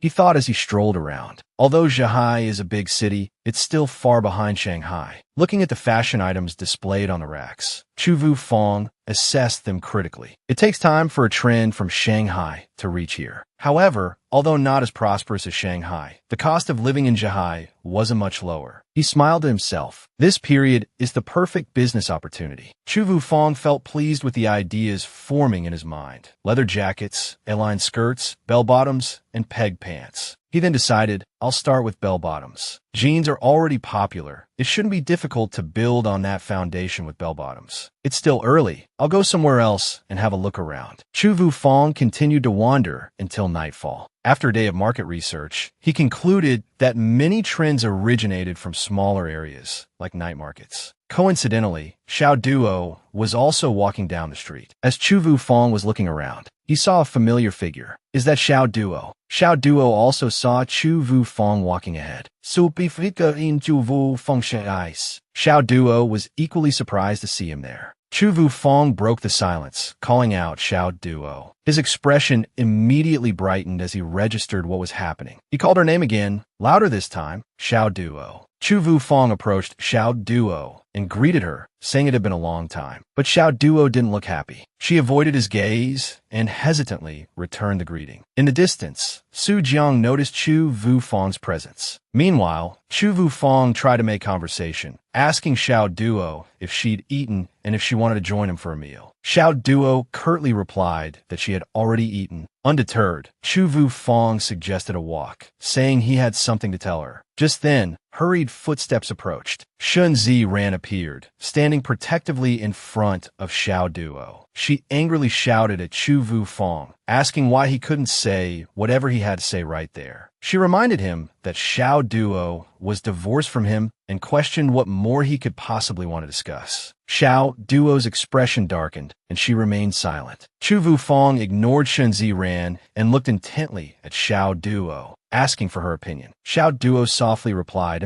Xiao Duo turned to Shunzi Ran and told her she needed to talk to Chu Yufeng to clarify a few things, asking her and the others to go ahead. Shunzi Ran seemed worried, but Xiao Duo reassured her with a smile, saying it was fine. Xiao Duo then turned to Chu Yufeng and gestured in a direction. Su Jiang, who had been watching the whole scene, clenched his fists, his body trembling with anger. He exclaimed in disbelief that Xiao Duo was leaving with her ex-husband right in front of her blind date. Shunzi Ran sighed and turned to leave, telling the others it was getting late and they should go. Chu Jun understood and followed Shunzi Ran, heading in the opposite direction. Su Jiang stood dumbfounded, watching the situation unfold, his eyes narrowed and his body burning with rage. Once Chu Yufeng and Xiao Duo were alone, he awkwardly rubbed his head and began by saying it had been a long time and that she looked healthier. He remarked that he must not have taken good care of her before. Xiao Duo's expression remained somber. She quietly said his name, Chu Yufeng. He replied, Xiao Duo then told him that her family had been setting her up on blind dates. She explained that her mother had been fainting frequently and she was worried about her health, so she had to go along with her family's arrangements. Xiao Duo lowered her head and sadly informed Chou Yufeng that she would likely be getting married this year. He was stunned, speechless at the news. After saying what she needed to say, Xiao Duo turned and walked away. She slowly walked past Chou Yufeng. He suddenly snapped out of it and quickly turned around. He hurried after her, calling her name. Xiao Duo heard him but didn't turn around, seemingly afraid he would see the tears streaming down her face. Chou Yufeng continued to follow her. He then seemed to make up his mind. He reached out and grabbed her arm, causing her to lose her balance and fall back. Xiao Duo was forced to turn and face Chou Yufeng. He held her tightly and gently kissed her forehead. The action caused her tear-stained face to flush. He moved his face close to hers, softly whispering her name, Xiao Duo. Suddenly, Xiao Duo's eyes flew open as if startled awake. She immediately pushed Chou Yufeng away, shouting, Chou Yufeng. The force sent him stumbling back a few steps. He stammered, trying to explain, Xiao Duo, I. But before he could finish, she cut him off. Chou Yufeng, don't say anything. You know what? I actually hate you. I hate you for suddenly becoming so nice. If you hadn't, leaving you wouldn't have been so painful. Xiao Duo called out Chou Yufeng's name again, her voice filled with anger as she recalled her past experiences. For 2 years, you practically tormented me. You hit me at the slightest provocation, scolded me whenever you were unhappy, and even took your frustrations out on me when others upset you. Chou Yufeng listened, speechless, unsure how to explain himself. In a secluded corner, Chou Yufeng and Xiao Duo argued. He desperately tried to explain, Xiao Duo, I truly. But her anger deafened her to his words. Then all of a sudden, you changed so strangely. It made me feel even more insecure. Now you're treating me so well. Are you trying to trick me again? Her face flushed with anger. I don't know why you suddenly appeared at Jihai.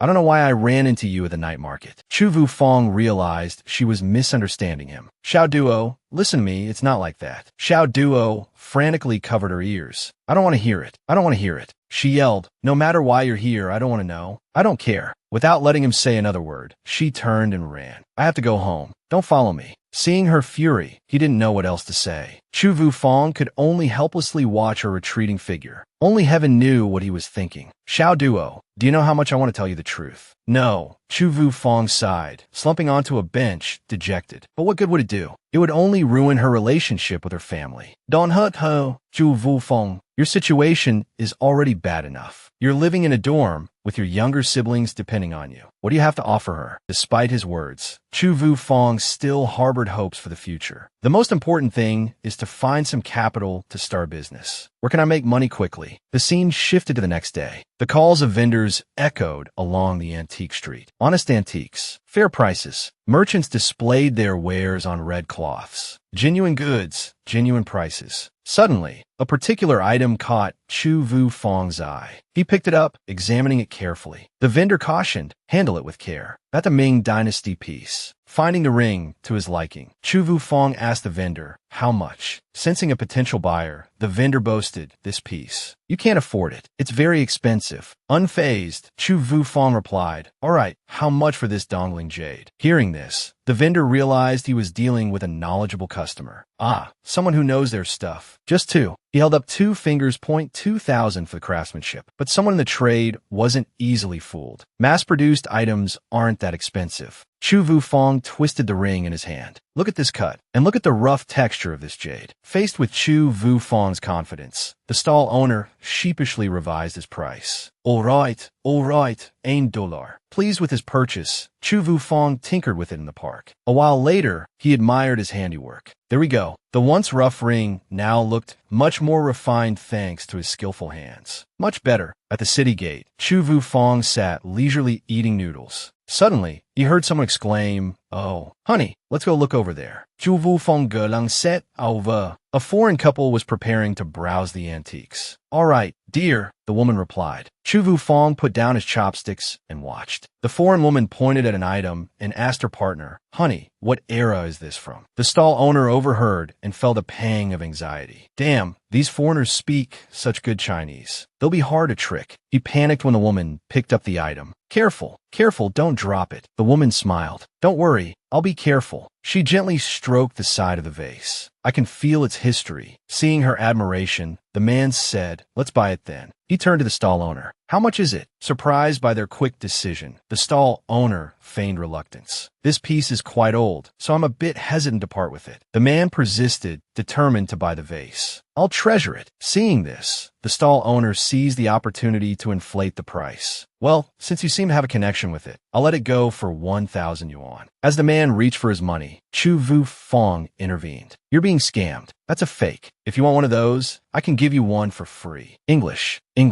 The couple looked at him in surprise. Chou Yufeng zet pondewit a gonfin smai. Trusting his demeanor, they changed their minds. We won't take it then. They turned to leave. The stall owner called after them. Too expensive. 700 then. 100. The foreign man turned back angrily. I knew it was fake. The couple caught up to Chou Yufeng. Hey, thanks for the warning. No problem. Chou Yufeng deeply impressed by his fluent English. They asked, are you from our country? Chou Yufeng explained, no, ima lukao. My mother does business overseas, though. The man asked, oh, so how did you know that piece was fake? Chou Yufeng readily explained. The color of that kind of fake antique porcelain is off. The size and shape are wrong, too. The coloring has obvious signs of artificial aging. The size and shape don't match the supposed dynasty. Having displayed his knowledge, he added modestly, I only know a little bit, actually. The foreign man was impressed. So you collect these kinds of things, too? Chou Yufeng chuckled. Actually, my father's business is in collecting. I've seen a lot, so I've picked up a few things. Unexpectedly, the man's eyes lit up when he heard Chou Yufeng say that. That's great. Could you help us appraise an antique? Chou Yufeng, always one to seize an opportunity, didn't refuse. Of course, I'd be happy to help you both. Seeing him agree, the man happily introduced himself. I'm Tom, and this is Lena. Chou Yufeng also introduced himself. I'm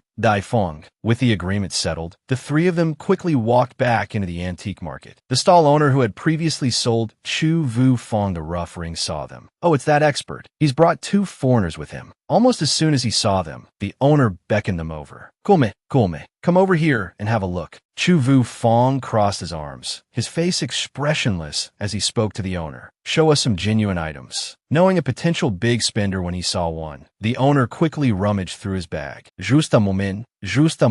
A moment later, he pulled out an old wooden comb. This was handed down to me by my grandmother. It's been passed down through many generations. It's a family heirloom. Chou Yufeng bent down to examine it.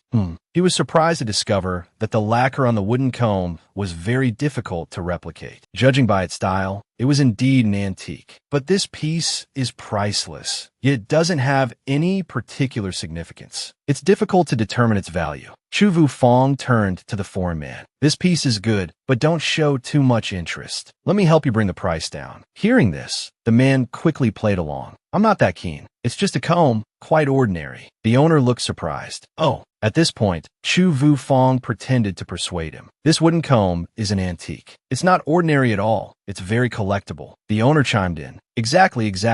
It's very old. You should collect it. Chou Yufeng asked the seller, what's your lowest price? If it's not reasonable, we'll leave. The owner, sweating, held up a finger. Same thing. He added, this is truly something my grandmother left me. I can't go any lower. Seeing Tom signal his agreement, Chou Yufeng continued the transaction. After they paid and left, the owner stared after them, dumbfounded. He scratched his head. Did I set the price too low? Once they reached a less crowded area, the man profusely thanked Chou Yufeng. Thank you so much, Mr. Daifeng. Let's have dinner together tonight as a token of my appreciation. Please don't refuse. Hearing this, Chou Yufeng was inwardly delighted. He'd been waiting for this invitation. The three arrived at a large restaurant. Daifeng, take a look at the menu first. He accepted the menu. Lena turned to Tom. Darling, I really love this wooden comb. Chou Yufeng kom lim Lena. Miss Lena, you're very lucky. This comb is worth at least 1,000 tem. Tom, impressed, gave him a thumbs up. No, 1,000. But we only spent 100. Meeting you is truly fortunate. However, Chou Yufeng sighed softly and fiddled with the ring on his finger. It's a pity. The other two were immediately alarmed. A pity? What do you mean? He deliberately held up his hand, displaying the ring. If this wooden comb were the work of a renowned craftsman, it wouldn't be worth just that much. Tom breathed a sigh of relief. But we only spent 100, so it's already a great deal. But Chou Yufeng's actions had successfully caught Tom's attention, focusing it on the ring. Daifeng, what era is your ring from? Is it the work of a renowned craftsman? Chou Yufeng shook his head. I don't know. Tom was surprised. You don't know? He started boasting. I bought it from a village a while back. I couldn't even tell its age. I just bought it because it looked nice. The man listened to his story, puzzled. Even you couldn't tell. So how much did you buy it for? Chou Yufeng quoted a price many times higher than 1,000. Tom leaned forward, wanting to examine the ring. Chou Yufeng Juke. Yeah, I thought it was pretty, so I wore it for a few days. I'll sell it when I'm bored with it. As if waiting for those words, Tom immediately got down to business. Then sell it to me. Lena really likes it. Chou Yufeng's trick worked unexpectedly well. He pretended to hesitate. Are you sure, Tom? I just said I couldn't determine its value. But Tom didn't care. Lena and I like it. We don't care about anything else. Chou Yufeng feigned a concession. Well, if that's the case, I'll let you have it. The man, seeing the treasure in his hands, beamed. Thank you so much, Daifeng. You're so kind. He sold the ring for 1,000. Lena was confused. You sold it to us at cost. Aren't you making any profit? Hearing Lena's question, Chou Yufeng said, it's a friendship price. It's worth it to make new friends. Back in the dorm room, he saw Chu Jun still awake and asked with concern, still reading, class president. Chu Jun quickly put down his book and turned his face to the wall, pretending to sleep. What's wrong, class president? Going to sleep as soon as you see me. Chu Jun still wouldn't turn around. I have work tomorrow. He asked, can I ask you something? Who was the man who took Xiao Duo away last night? But he was met with silence. He sighed. Another one who thinks he's not good enough for Tuong Xiao Duo. Chou Yufeng thought, shaking Chu Jun class president. Class president. Chu Jun sat up angrily, yelling, Chou Yufeng, who's with Xiao Duo is none of your business. You two are divorced. Stop bothering her. Seeing the class president's outburst, he backed down. So who is he anyway? Chu Jun, exasperated, finally said Su Jiang. He's a driver. He asked incredulously, Su Jiang. Just a driver. Chu Jun lay back down. He makes in a day what you make in a month. Give up, he thought. Scene change at the train station. Watching the approaching train, Chou Yufeng thought to himself, 1,000 should be enough to import a batch of good quality bell-bottom pants from Guanghai. In Guanghai City, he stepped off the train, looking at the skyscrapers before him. I'm here, he exclaimed happily. Looking wasn't enough. He had to assess it. Seems 3 or 4 times bigger than the Zhahai City wholesale market. Chou Yufeng looked around, searching for something.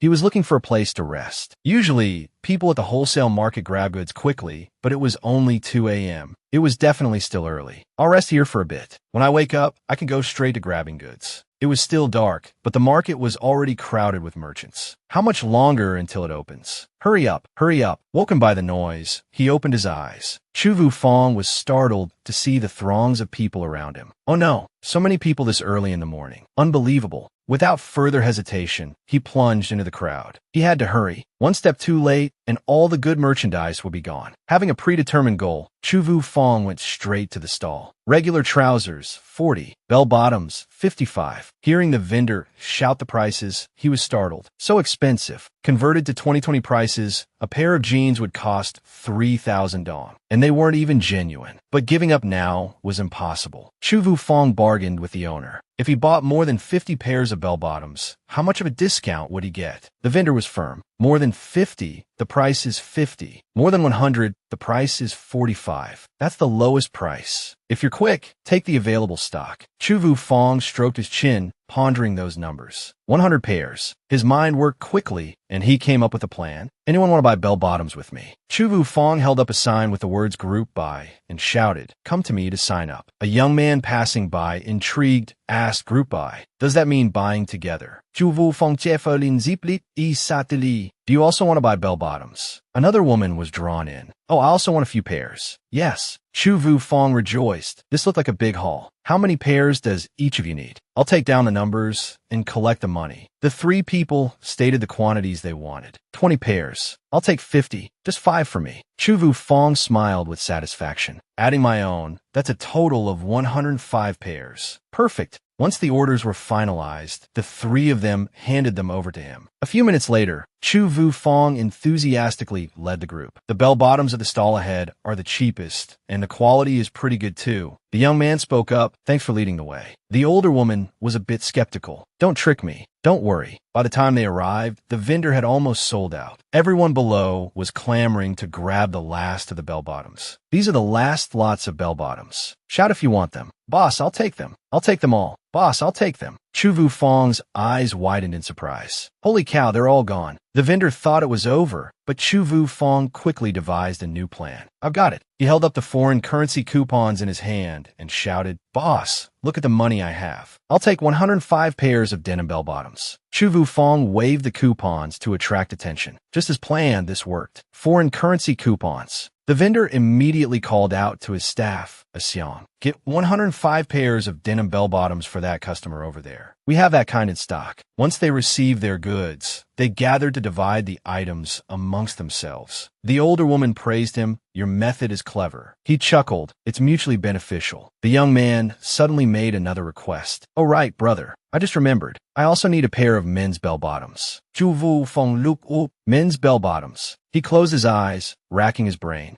He looked down at his dirty trousers and shoes, then stroked his chin thoughtfully. Maybe I should get a pair too. Night had fallen, blanketing the entire city. Chou Yufeng sought out Qin Ego, pleading with him, Qin, please get me a good spot. However, Qin Ego kept hesitating. Seeing his reluctance, Chou Yufeng smiled warmly and offered him a cigarette. Mr. Qin, try this cigarette. The stall situation depends on you. He took a drag and finally agreed. Go register and pay first. After you've completed the payment, I'll take you there. All right. When they arrived, Qin Yi pointed out a stall and recommended it. He readily agreed. All right.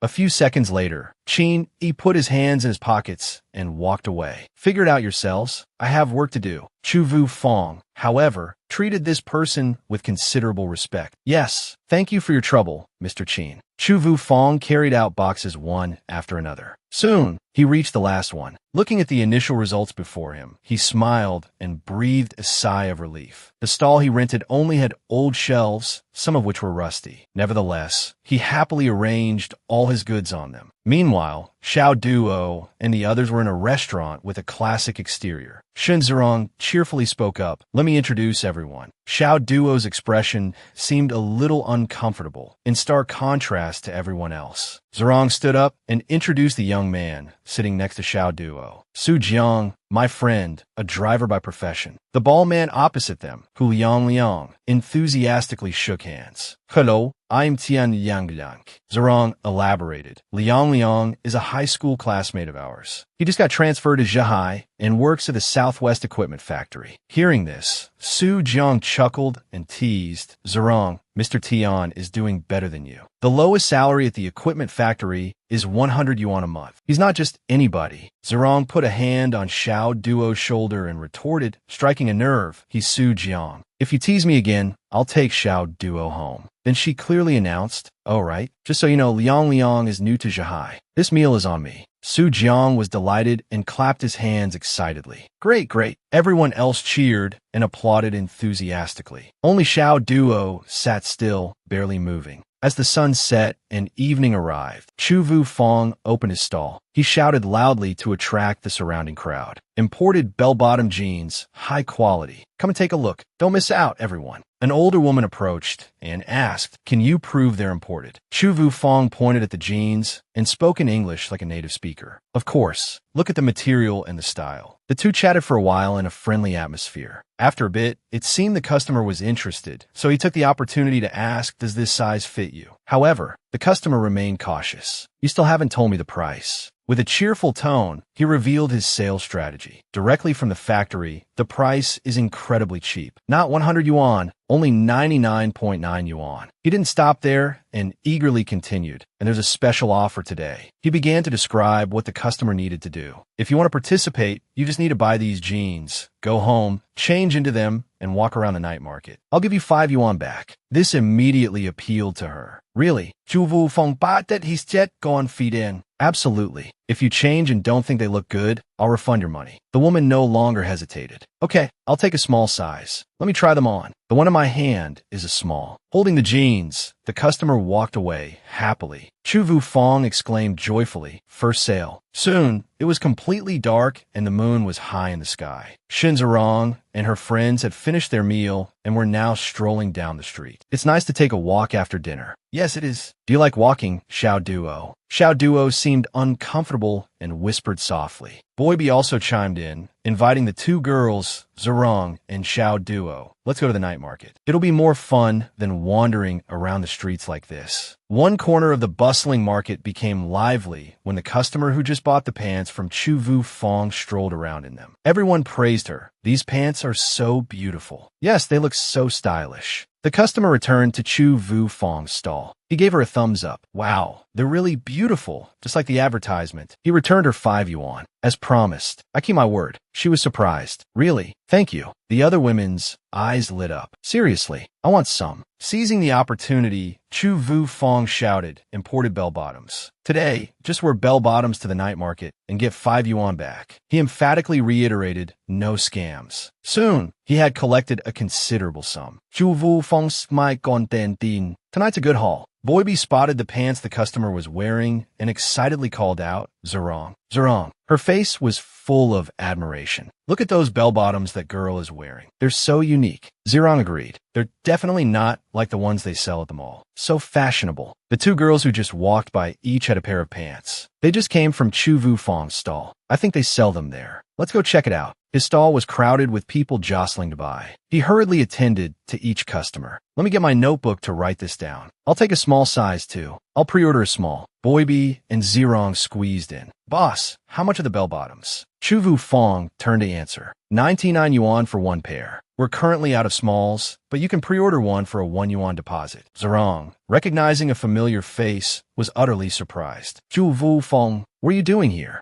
His eyes were now fixed on her. Xiao Duo, Xiao Duo. A wave of emotion washed over him. He stared at her. Sensing the awkward atmosphere, he cheerfully asked, Xiao Duo, are you here to enjoy the night market? After I sell out this batch, I'll save you a pair. Xiao Duo's mood sank. She remained silent. Chou Yufeng be met? Your silence means yes. Xiao Duo lowered her head, her voice subdued. No need for the pants. They're expensive. I hope you'll focus more on providing for Vuana and the kids. Chou Yufeng quickly explained. Xiao Duo, things are different now. Seeing her friend's sadness, Zerong pulled her away. Xiao Duo, let's go. Li Tai, their former classmate, had followed them. Watching Chou Yufeng enthusiastically selling, he scoffed. Chou Yufeng, work hard. Maybe you'll become the richest in our class. Ha! Chou Yufeng ignored him, his gaze fixed on Xiao Duo, his eyes darkening. Li Tai stepped forward, looking back and forth between the two of them. Neither spoke. He frowned, annoyance and anger rising within him. How dare Chou Yufeng ignore me? He decided to use a dirty trick, bumping hard into Xiao Duo. She stumbled backward, just as Li Tai intended. Su Jiang stepped forward, catching her wrist to steady her. Witnessing this, Chou Yufeng's heart skipped a beat. Su Jiang's hand tightened around Xiao Duo's wrist. Suddenly realizing this, her cheeks flushed crimson with embarrassment. He, disliking the contact, pulled his hand back. Shen Zerong, equally uncomfortable, turned to leave. Let's go. What are you standing there for? Chou Yufeng Hen Quenjet Jemling Sly. As they walked away, he called out angrily. Hold on. So that's how it is. You're just hawking your wares. All that talk about friendship and being classmates was just empty words. Support your old classmate, won't you? Li Tai folded his arms across his chest, putting on airs. Don't push your luck. Su Jiang wasn't even your classmate. Chou Yufeng Feigen Ningodan. Oh, really? Quick-witted, Chou Yufeng smoothly retorted, Hey, Comrade Su Jiang, it seems you're not very close with my classmate either. Li Tai stammered, trying to explain what I meant was, Chou Yufeng sauden de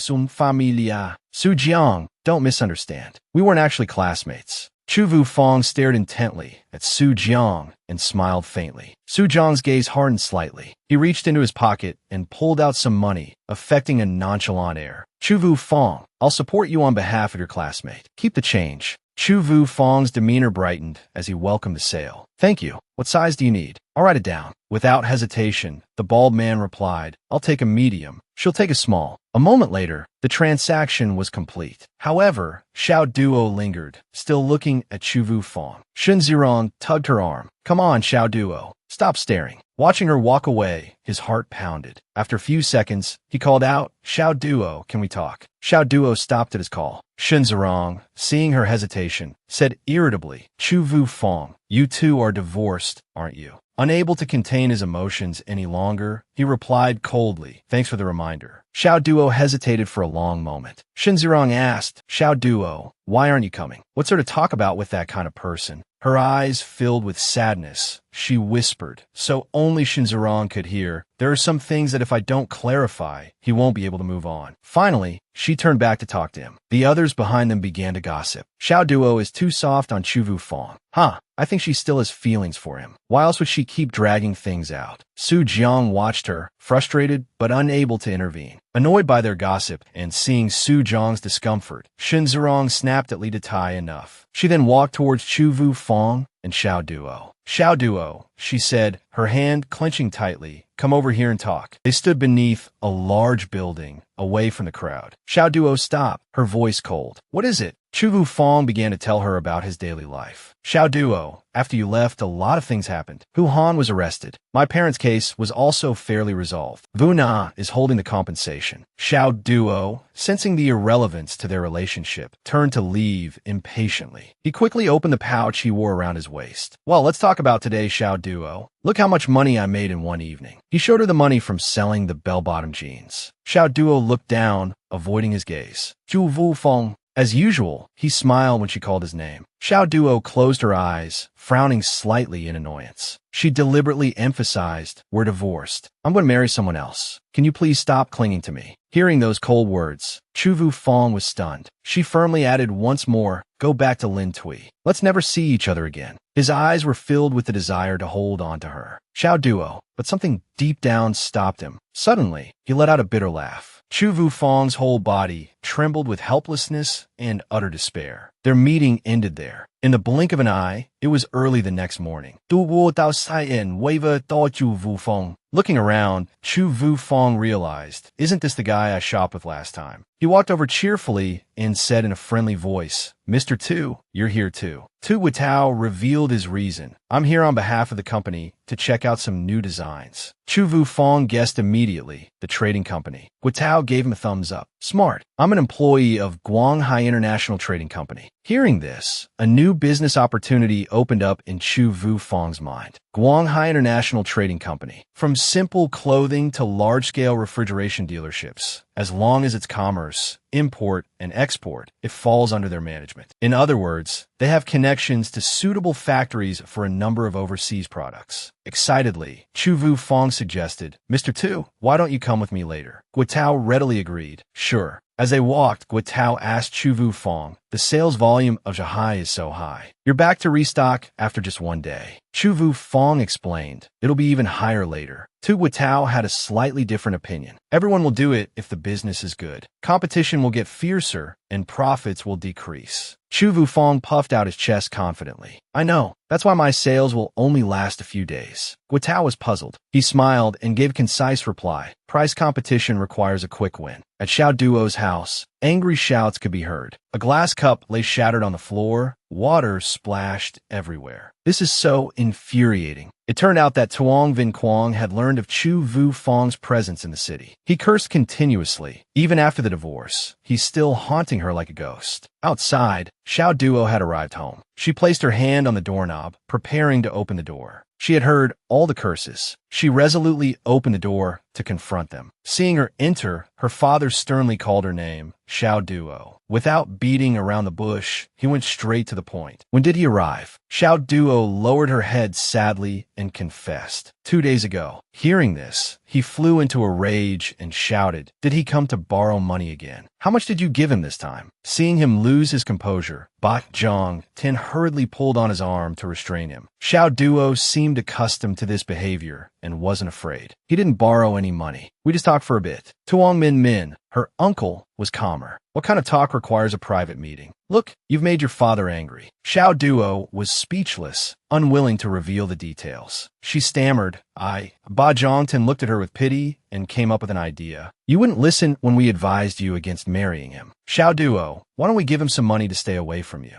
Mr. Vin Min immediately flew into a rage. "This kind of person, I gave him a clear warning once. Later, there will be countless times he'll just carry you off." Ms. Zhang Tan was at a loss, unsure what to do. "What should we do?" Xiao Duo walked over and took her mother's hand, reassuring her. Mom, it's okay. I'll handle it. That evening, the market stalls opened again. As soon as the goods were displayed, a customer came to make a purchase. Boss, 1 pair of bell-bottoms. Chou Yufeng smiled, satisfied with his first sale. So fast, already a first customer. But the customer quickly opened her wallet, ready to pay. 99.9 dong, right? He quickly explained, excuse me, miss, you didn't pre-order. It's 100,000 dong now. The customer's eyes widened in disbelief. Oh, why such a big increase? Chou Yufeng was indeed a sly fox. He could come up with anything to say. Yesterday was the wholesale price, no profit. Limited quantities, not many left this time. I can't sell the pre-ordered pants to you at that price. The customer put her money away, refusing to accept the new price. Well, you can't just increase it by 10 dong. Sell them to me at yesterday's price, or I'll leave. After she walked a few steps, Chou Yufeng shook his head. Really can't do it. I can't recoup the factory costs. I'm selling them to Modu for 130,000 dong already. This struck a chord with the customer. She immediately turned back. 110,000 then. I'll take a small size. As soon as this customer left, the next one arrived. Boss, 2 smalls and 1 medium ordered last night. When the customers asked questions, he happily answered, maintaining a friendly demeanor. Boss, these bell-bottoms, are they altered or not? Look at the stitching cut on this side. He casually flipped the money he just received, continuing the conversation. This lady bought hers for 110,000. Lucky you pre-ordered. Otherwise, it would have been 111,000, no less. Here's your change. The 2 girls took their purchases and left happily. Lucky we ordered last night. This style is really hot. We scored. Chou Yufeng stroked his chin thoughtfully. Next, the results should be even faster. Time passed, and several days went by. Chou Yufeng's stall was always busy. A pair of familiar-looking legs approached. It was the first customer who had made a purchase from him. Business is good, huh? Hearing her voice, he turned around with a smile. It's you. She cheerfully expressed her desire. My friend also wants a pair. Still the same price as before, right? But Chou Yufeng shook his head apologetically. The lowest price for direct sales from the factory is 110,000. The customer rolled her eyes, praising him. You're a real businessman, you sly devil. On Xiao Duo's way home from work, a voice called out Xiao Duo. It was Su Jiang. He had run into her by chance and quickly asked, working so late. She replied, general cleaning today. Unexpectedly, Xiao Duo invited Su Jiang to the market. Come to the market with me. I'm on a night market to pick up some pants. He didn't hesitate. On the contrary, he was very excited. The next evening, she went to the market again with Boy Boy. Understanding the awkwardness of the potential encounter, Boy Boy stopped at the intersection. Xiao Duo, go ahead. I'll get them myself. It's Chou Yufeng, Zai. Xiao Duo smiled gently. It's okay, come along. I have something to discuss with him. Feeling that Xiao Duo was being somewhat naive, Boy Boy wanted to make her understand. Xiao Duo, you're thinking too simply. There are some men, you just can't communicate with them. You should stay away. Xiao Duo looked down, her mood seemingly better than in previous days. But these things had to be said. Having no other choice, Boy Boy agreed. All right, let's wrap things up for today. We're sold out. Chou Yufeng took out his notebook and jotted down the names of the remaining customers. If you need a smaller quantity, you can pre-order. I'll go to the other factory to get more stock. They all clamored, I want one. I want one too. Boy Boy approached and said, Chou Yufeng, I'm here to pick up my pants. He smiled, sure. A moment later, he handed her a bag. Here you go, 3 in total, all packaged together. As she left, Yufeng cheerfully said goodbye. Thanks for your support, old classmate. Come back soon.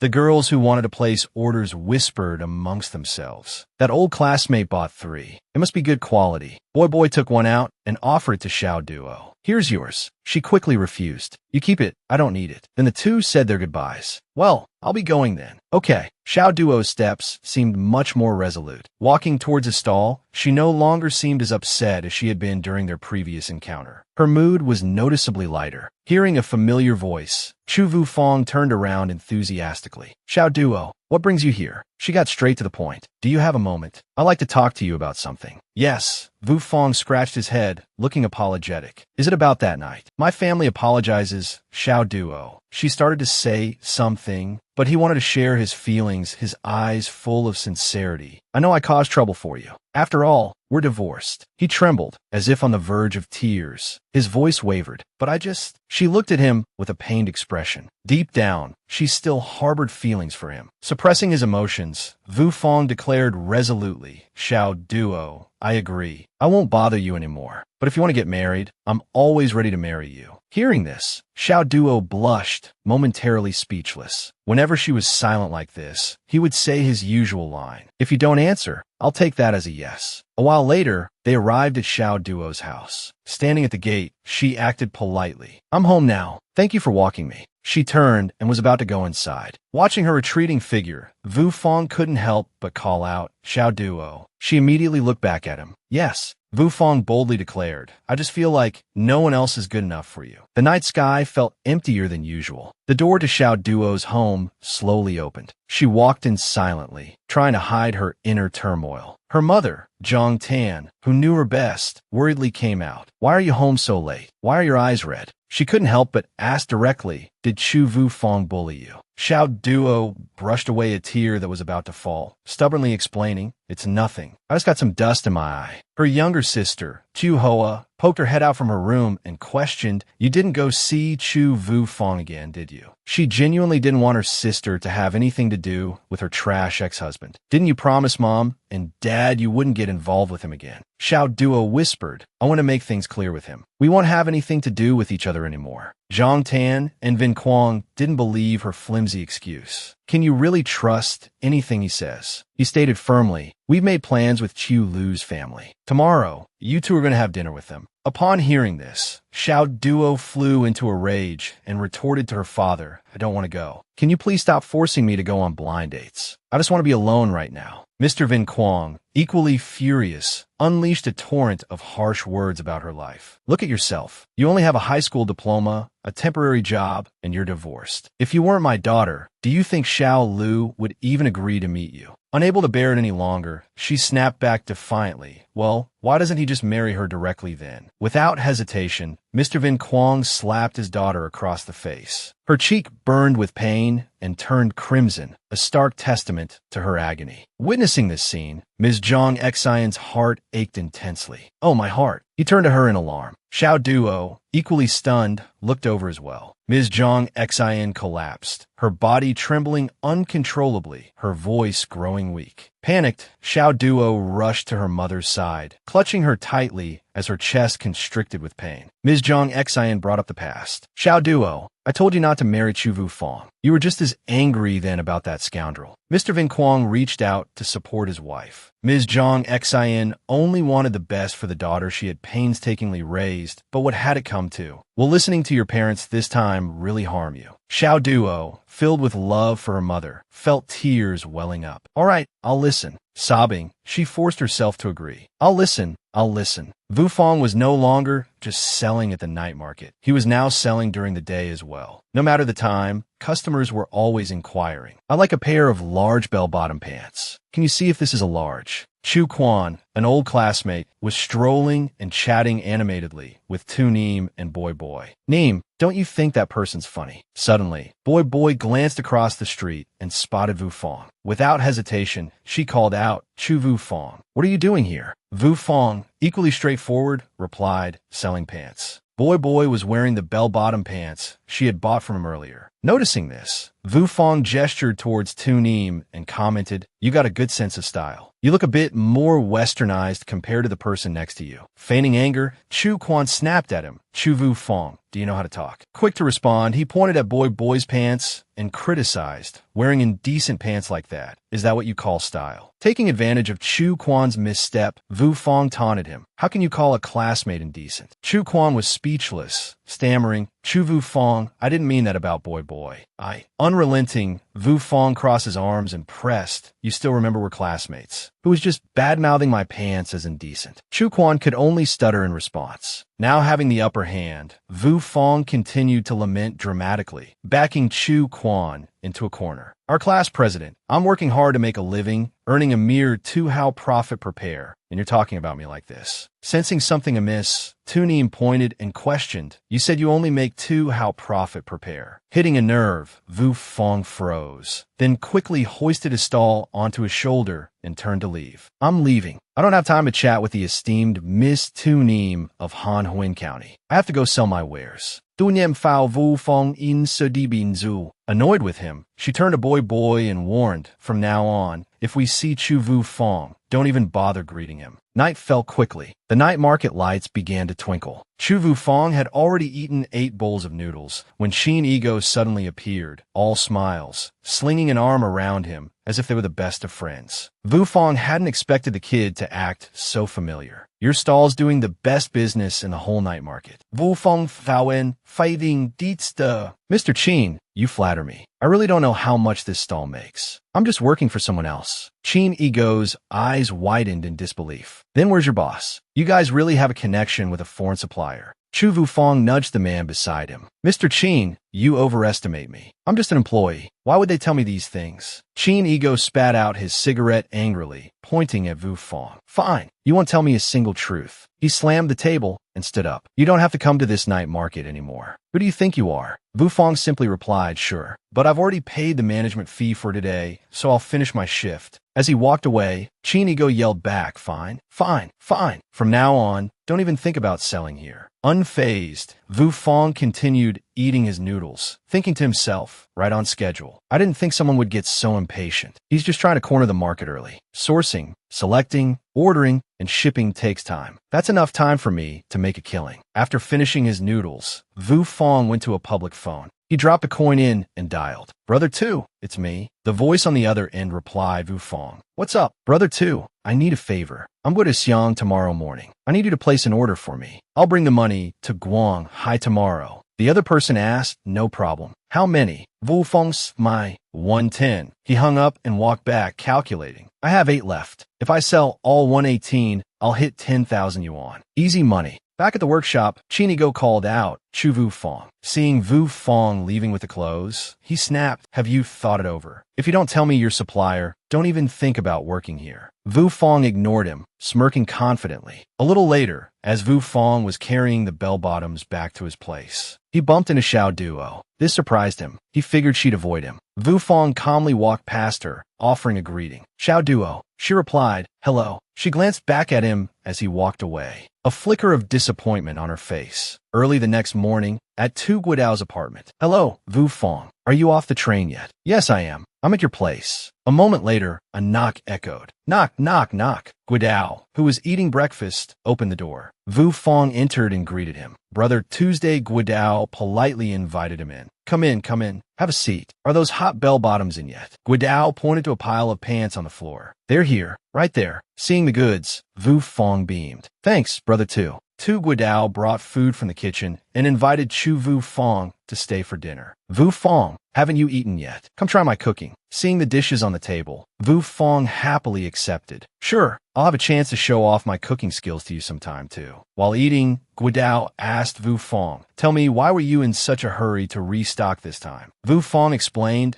"Quite a few people are jealous, and there have even been threats. I want to find out where they're getting their supplies." Guidao calmly replied, "That was to be expected. Bell-bottoms are selling well. It's a big piece of the pie. Of course, people will want to grab a share." He continued, "So from the bell-bottoms, how much have you earned in total?" Vu Fong thought for a moment and answered, "Over 10,000. Guidao's jaw dropped. "That much?" He pressed further, "How much are you selling them for each?" Vu Fong calmly replied, 107 dong each. Guidao hesitantly asked, "That expensive? Are people buying them?" "Zets, Vu Fong confident et lai. Jinhai City is at its peak in terms of prosperity and spending power. People have money in their hands." He added, oddly, especially those on the high-end streets. He then took out a slip and handed it over. "Here, Mr. Tu, take a look." Guidao took the slip and curiously opened it. Seeing the 5,000 figure on the savings book, he stood up in shock. "Vu Fong, your total restocking cost was 4,950, and this savings book shows 5,000. He called after Vu Fong, who was about to leave with his things. "That's a lot." Vu Fong turned and said, "The remaining 50 is temporarily held with you." That evening, on a train back to Jinhai City, Vu Fong sat looking at the pile of pans beside him and muttered, "This is just the beginning." That same evening, at the Jiefeng Park, he had set up his stall. Bell bottoms, last batch from the factory. He shouted into a loudspeaker, advertising his clearance sale. Two girls walked by and remarked to each other, "Bell bottoms. We were looking for these at the night market earlier. Let's take a look." Seeing potential customers, he immediately pitched his sales. Clearance sale, 110 dong each. One of the girls responded, "Still 110 each for clearance." With a cunning and flattering expression, Vu Fong said, "This is the very last batch from the factory. I won't be selling in Zhenhai City anymore. I'm not even making a profit initially." The other girl commented, "It's still a bit expensive." Despite the price, some people were still buying. He continued shouting through his loudspeaker, "Clearance sale, last 3 days, last 3 days, last 3 days." As the sun rose higher, Vu Fong finally took a break for lunch, eating his sandwich. He sat calculating. He had only sold a quarter of his stock that morning. It seemed others were also selling the same product. Moreover, once the shopping malls stocked competing products at lower prices, his previously built-up word-of-mouth reputation would collapse instantly. Even with discounts, he might not find buyers. Therefore, he needed to sell all the bell-bottoms. Got at Tuneem's house. She pulled up the slides, curtained cheerfully. "I won." Tuneem had been. "Stop playing slide puzzle with others." One of them said, "I'm bored. I'm not playing anymore. I'm going to the dressing room." The group dispersed. Xiao Duo had been feeling down the whole time they were playing. Tuneem asked her, "Xiao Duo, what's wrong? You don't look well." Xiao Duo replied, "My mom just told me that Lu Shui wants to come and pick me up." Tuneem asked, "Pick you up? Is that your blind date? You seem quite close." Xiao Duo sighed, looking down. "I get annoyed just seeing him. I find him very unpleasant." He went over and patted her forehead. "He's better than that Chu Vu Fong. Let's go together. I want to go out anyway." Vu Fong was still actively selling on this side. Imported bell-bottoms. Huge clearance sale. Last 3 days. He announced loudly, "It's really the last 3 days." Suddenly, a customer asked, "How much for one?" He cheerfully replied, 110. Lu Shui said, "Give me a small size." Vu Fong wrapped the item and handed it over. "Here's a small." He took it. "Lu Shui, take this and go pick up Xiao Duo." He greeted her and her friends. "Hi everyone, I'm Xiao Duo's friend." Ziran looked at her with a smile. "Xiao Duo, this friend of yours is pretty good. He even came to my house to pick you up." Hearing this, he asked where she lived. "I heard that people who live here are all wealthy and respectable. I didn't expect your family to be so influential." Hearing him say this, Ziran could only helplessly reply, "Uh-huh. Let's go for a walk.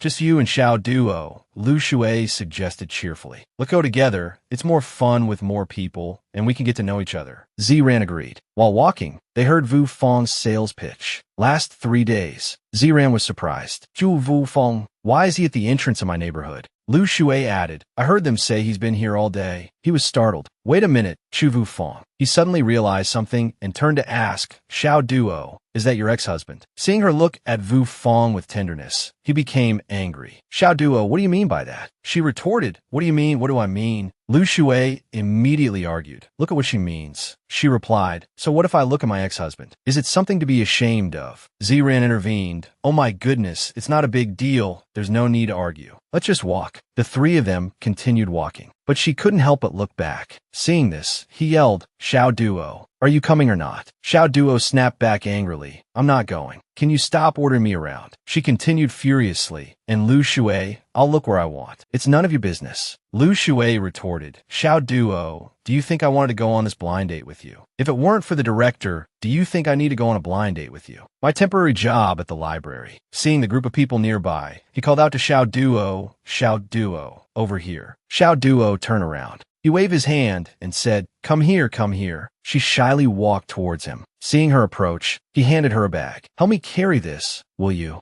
Xiao Duo blushed and replied, "Sure." He continued selling his pants. Bell bottoms, huge factory clearance sale. Last batch, selling out fast. Lu Shui was furious. He stormed over aggressively. "Xiao Duo, nice view, huh?" Pointing at the two of them, he yelled, with this kind of deadbeat dad, making only 2 mao on a pair of pants. "Serves you right to live a miserable life." He yelled even louder, "Bell bottoms, clearance sale. Barely making a profit. Life's not easy for migrant workers. Only making 2 mao on each pair." An Annie who was buying a pair interjected, "Tut tut. The man is working hard to make a living, and you come here to deliberately make trouble for him. How inconsiderate." considerate. Another person agreed, that's right. Where do you work? What kind of teacher taught you to behave like this? Lu Shui was speechless.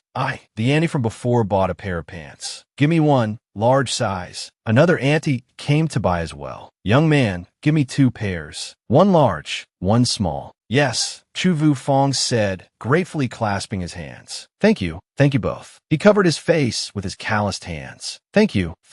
After buying the pants, the 2 women discussed the quality. No problem with the quality. You could tell by the feel, it's all hard-earned money, one replied. Exactly. Look at this young man. He's practically in tears from exhaustion, said the other. He continued delivering a larger batch this time. The final delivery was straight from the factory, clearing out their overstock. There's no real profit in clearing out inventory. One of the women who had just bought pants remarked. These factory direct pants are being sold at a loss. Hearing this, everyone gathered around to take a look. Ran turned to Chu Jun and asked, Chou Yufeng is working this hard. Chu Jun replied, he's definitely trying his best. But even with all that effort, it's tough. Ran then decided to leave. Let's go find Boy and the others. Chu Jun replied, okay. That evening, around 6 o'clock or 7 p.m., Yufeng sat counting his pants in stacks of 10, 20, 24. After counting, he happily muttered to himself, 42. I sold 42 today. He turned to Xiao Duo. It's getting late. Let me take you home. She agreed. The 2 walked home together, one behind the other. Xiao Duo began to explain, the person this afternoon. My parents arranged for me to meet him. I had no choice. He asked, what about you? What do you think of him? She replied, of course, it's just a deal with my family. They soon arrived at Xiao Duo's house. He said, okay, I'll head back now. Get some rest. As soon as Xiao Duo entered, her mother asked, how did it go with Lu Shui? She casually replied, it was okay. Stepping inside, she saw someone sitting in the living room. Venner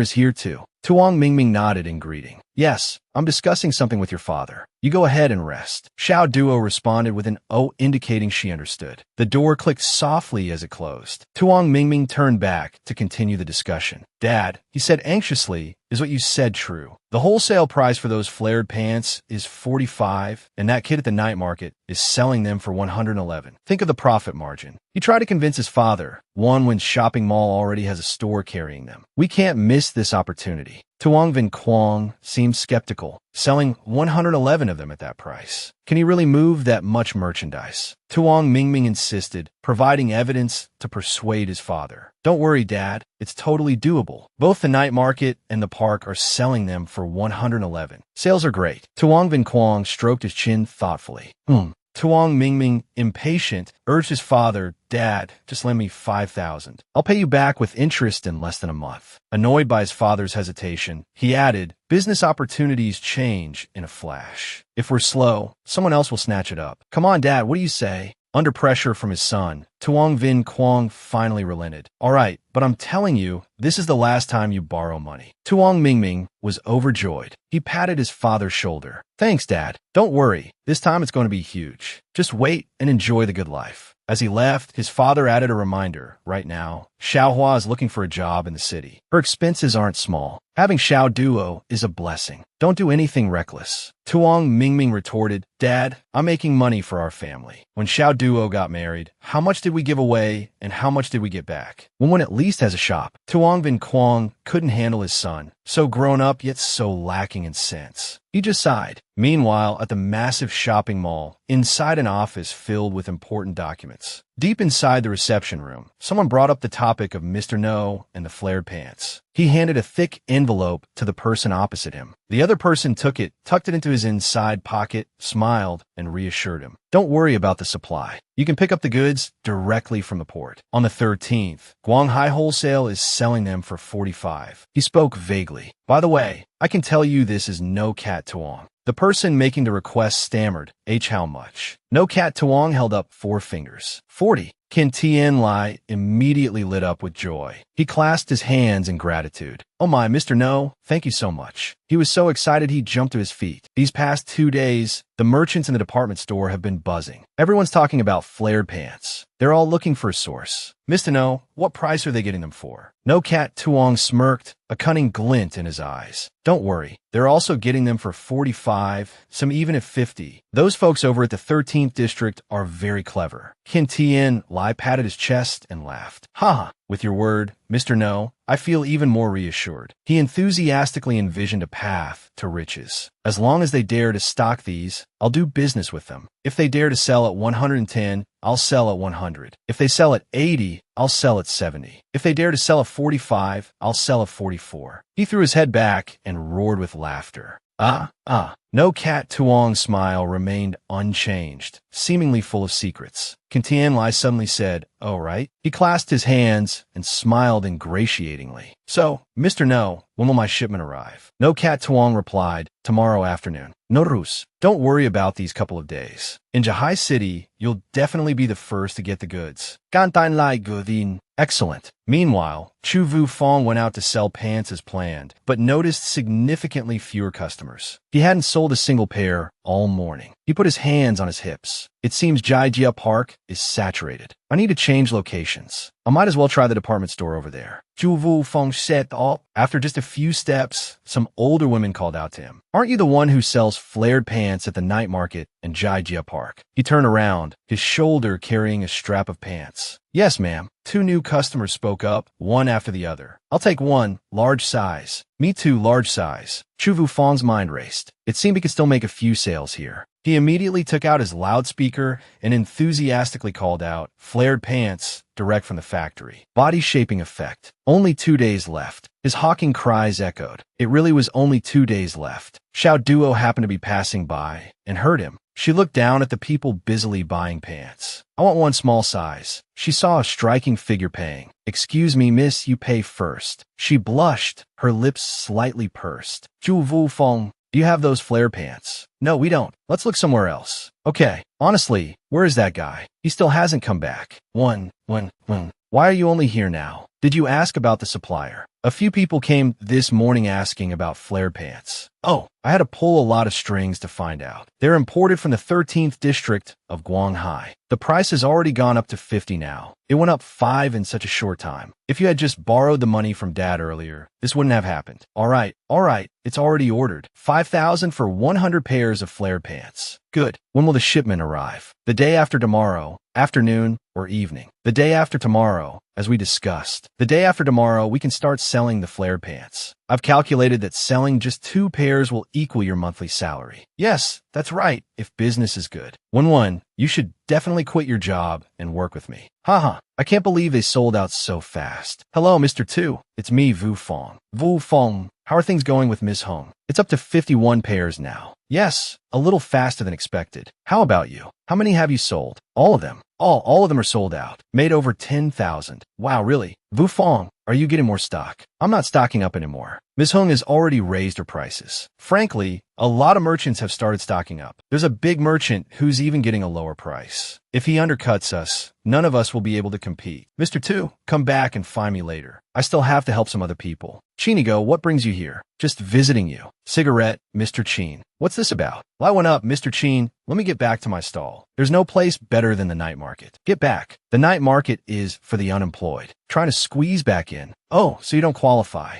"Mr. Chin, I'm being sincere this time. It's not just the cigarettes. I'll tell you about my supplier too. You should have done this sooner, kid. Let's all make money together." "How much did you pay for those flare pants?" 50 what? Really? I have a supplier's number. I can give it to you. You can call them directly. But there's a condition." "What is it?" "You have to rent me a stall at the night market. 50,000. And it has to be big enough." "No problem. Is this space big enough?" "Plenty big enough. Thanks for looking out for me, Mr. Chin." "It's nothing." "Hello, do you have any flared pants?" "We're wholesalers." Yes, that's right. I want to buy flared pants wholesale." "Vuna, Vunoyet, Xiaozheng. I'm doing well in Jahai. Vuluna is about to start university in Jahai. I'm hoping Vunoyet and Xiaozheng can move here too." "Vuluna is about to start university in Jahai. I'm hoping Vunoyet and Xiaozheng can move here too. Then our family can be together again." "But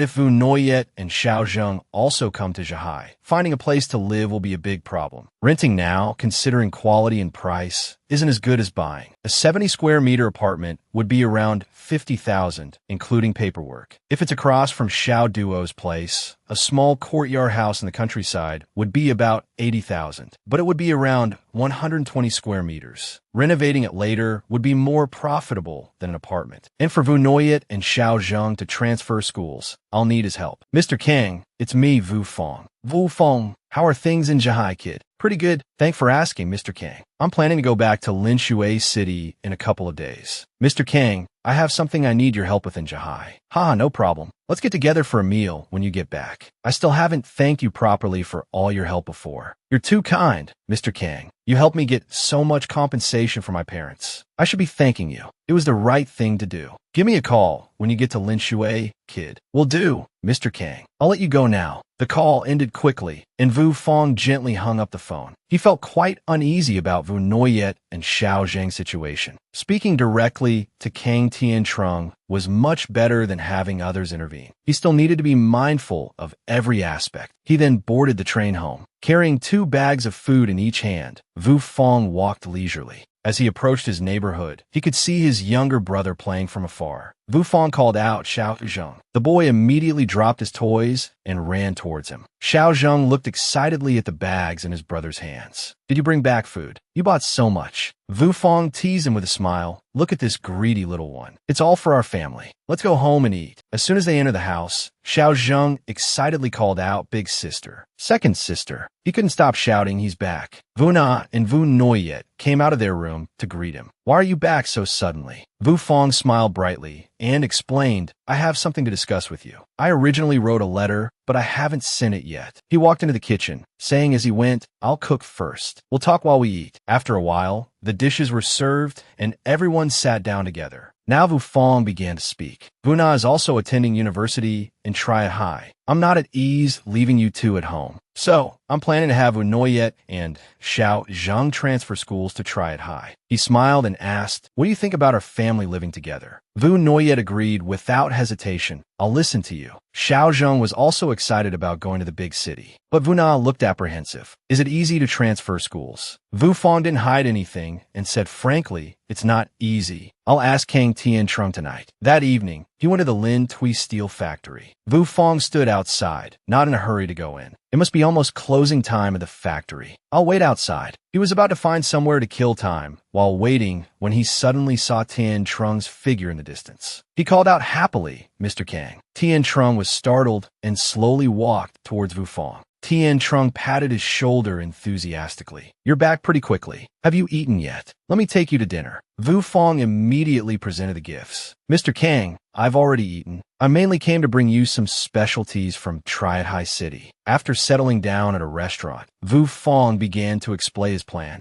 Mr. Kang, I want to transfer Vu Noyet and Xiao Zhang to Triad High for school. Tiantrong looked at him in surprise. Vu Feng pulled out an envelope. See if he can help. Looking at what he offered, Tiantrong smiled brightly. Vu Feng, you're too polite. Afraid that he would refuse, Vu Feng quickly interrupted, feigning difficulty. Vu Na is studying at university in Triad High City. I'm also developing my business there. Vu Noyet and Xiao Zhang won't have anyone to look after them. Just as they were about to part ways, Vu Feng sincerely offered the envelope again, pleading, Mr. Kang, you must help me with this. Tiantrong awkwardly waved his hand. I'll help you inquire about the school transfer. It shouldn't be a big problem, but you don't need to give me this money. He reached out, wanted to press it back into his hand. Oh, Mr. Kang. Tiantrong suddenly spoke sternly, Vu Feng. He warned him unhappily, if you do this again, I won't agree to help. Vu Feng said, he patted his chest reassuringly. If that's the case, then thank you, Mr. Kang. If you need any help from me in the future, just let me know. After their conversation, it was already 11 o'clock. He strolled along the street, looking at everyone carrying similar items. Vu Feng sighed. So many people are buying flare pants. The scene left him speechless. It was crazy. At the mall, a frantic voice shouted, Ms. Wenwen.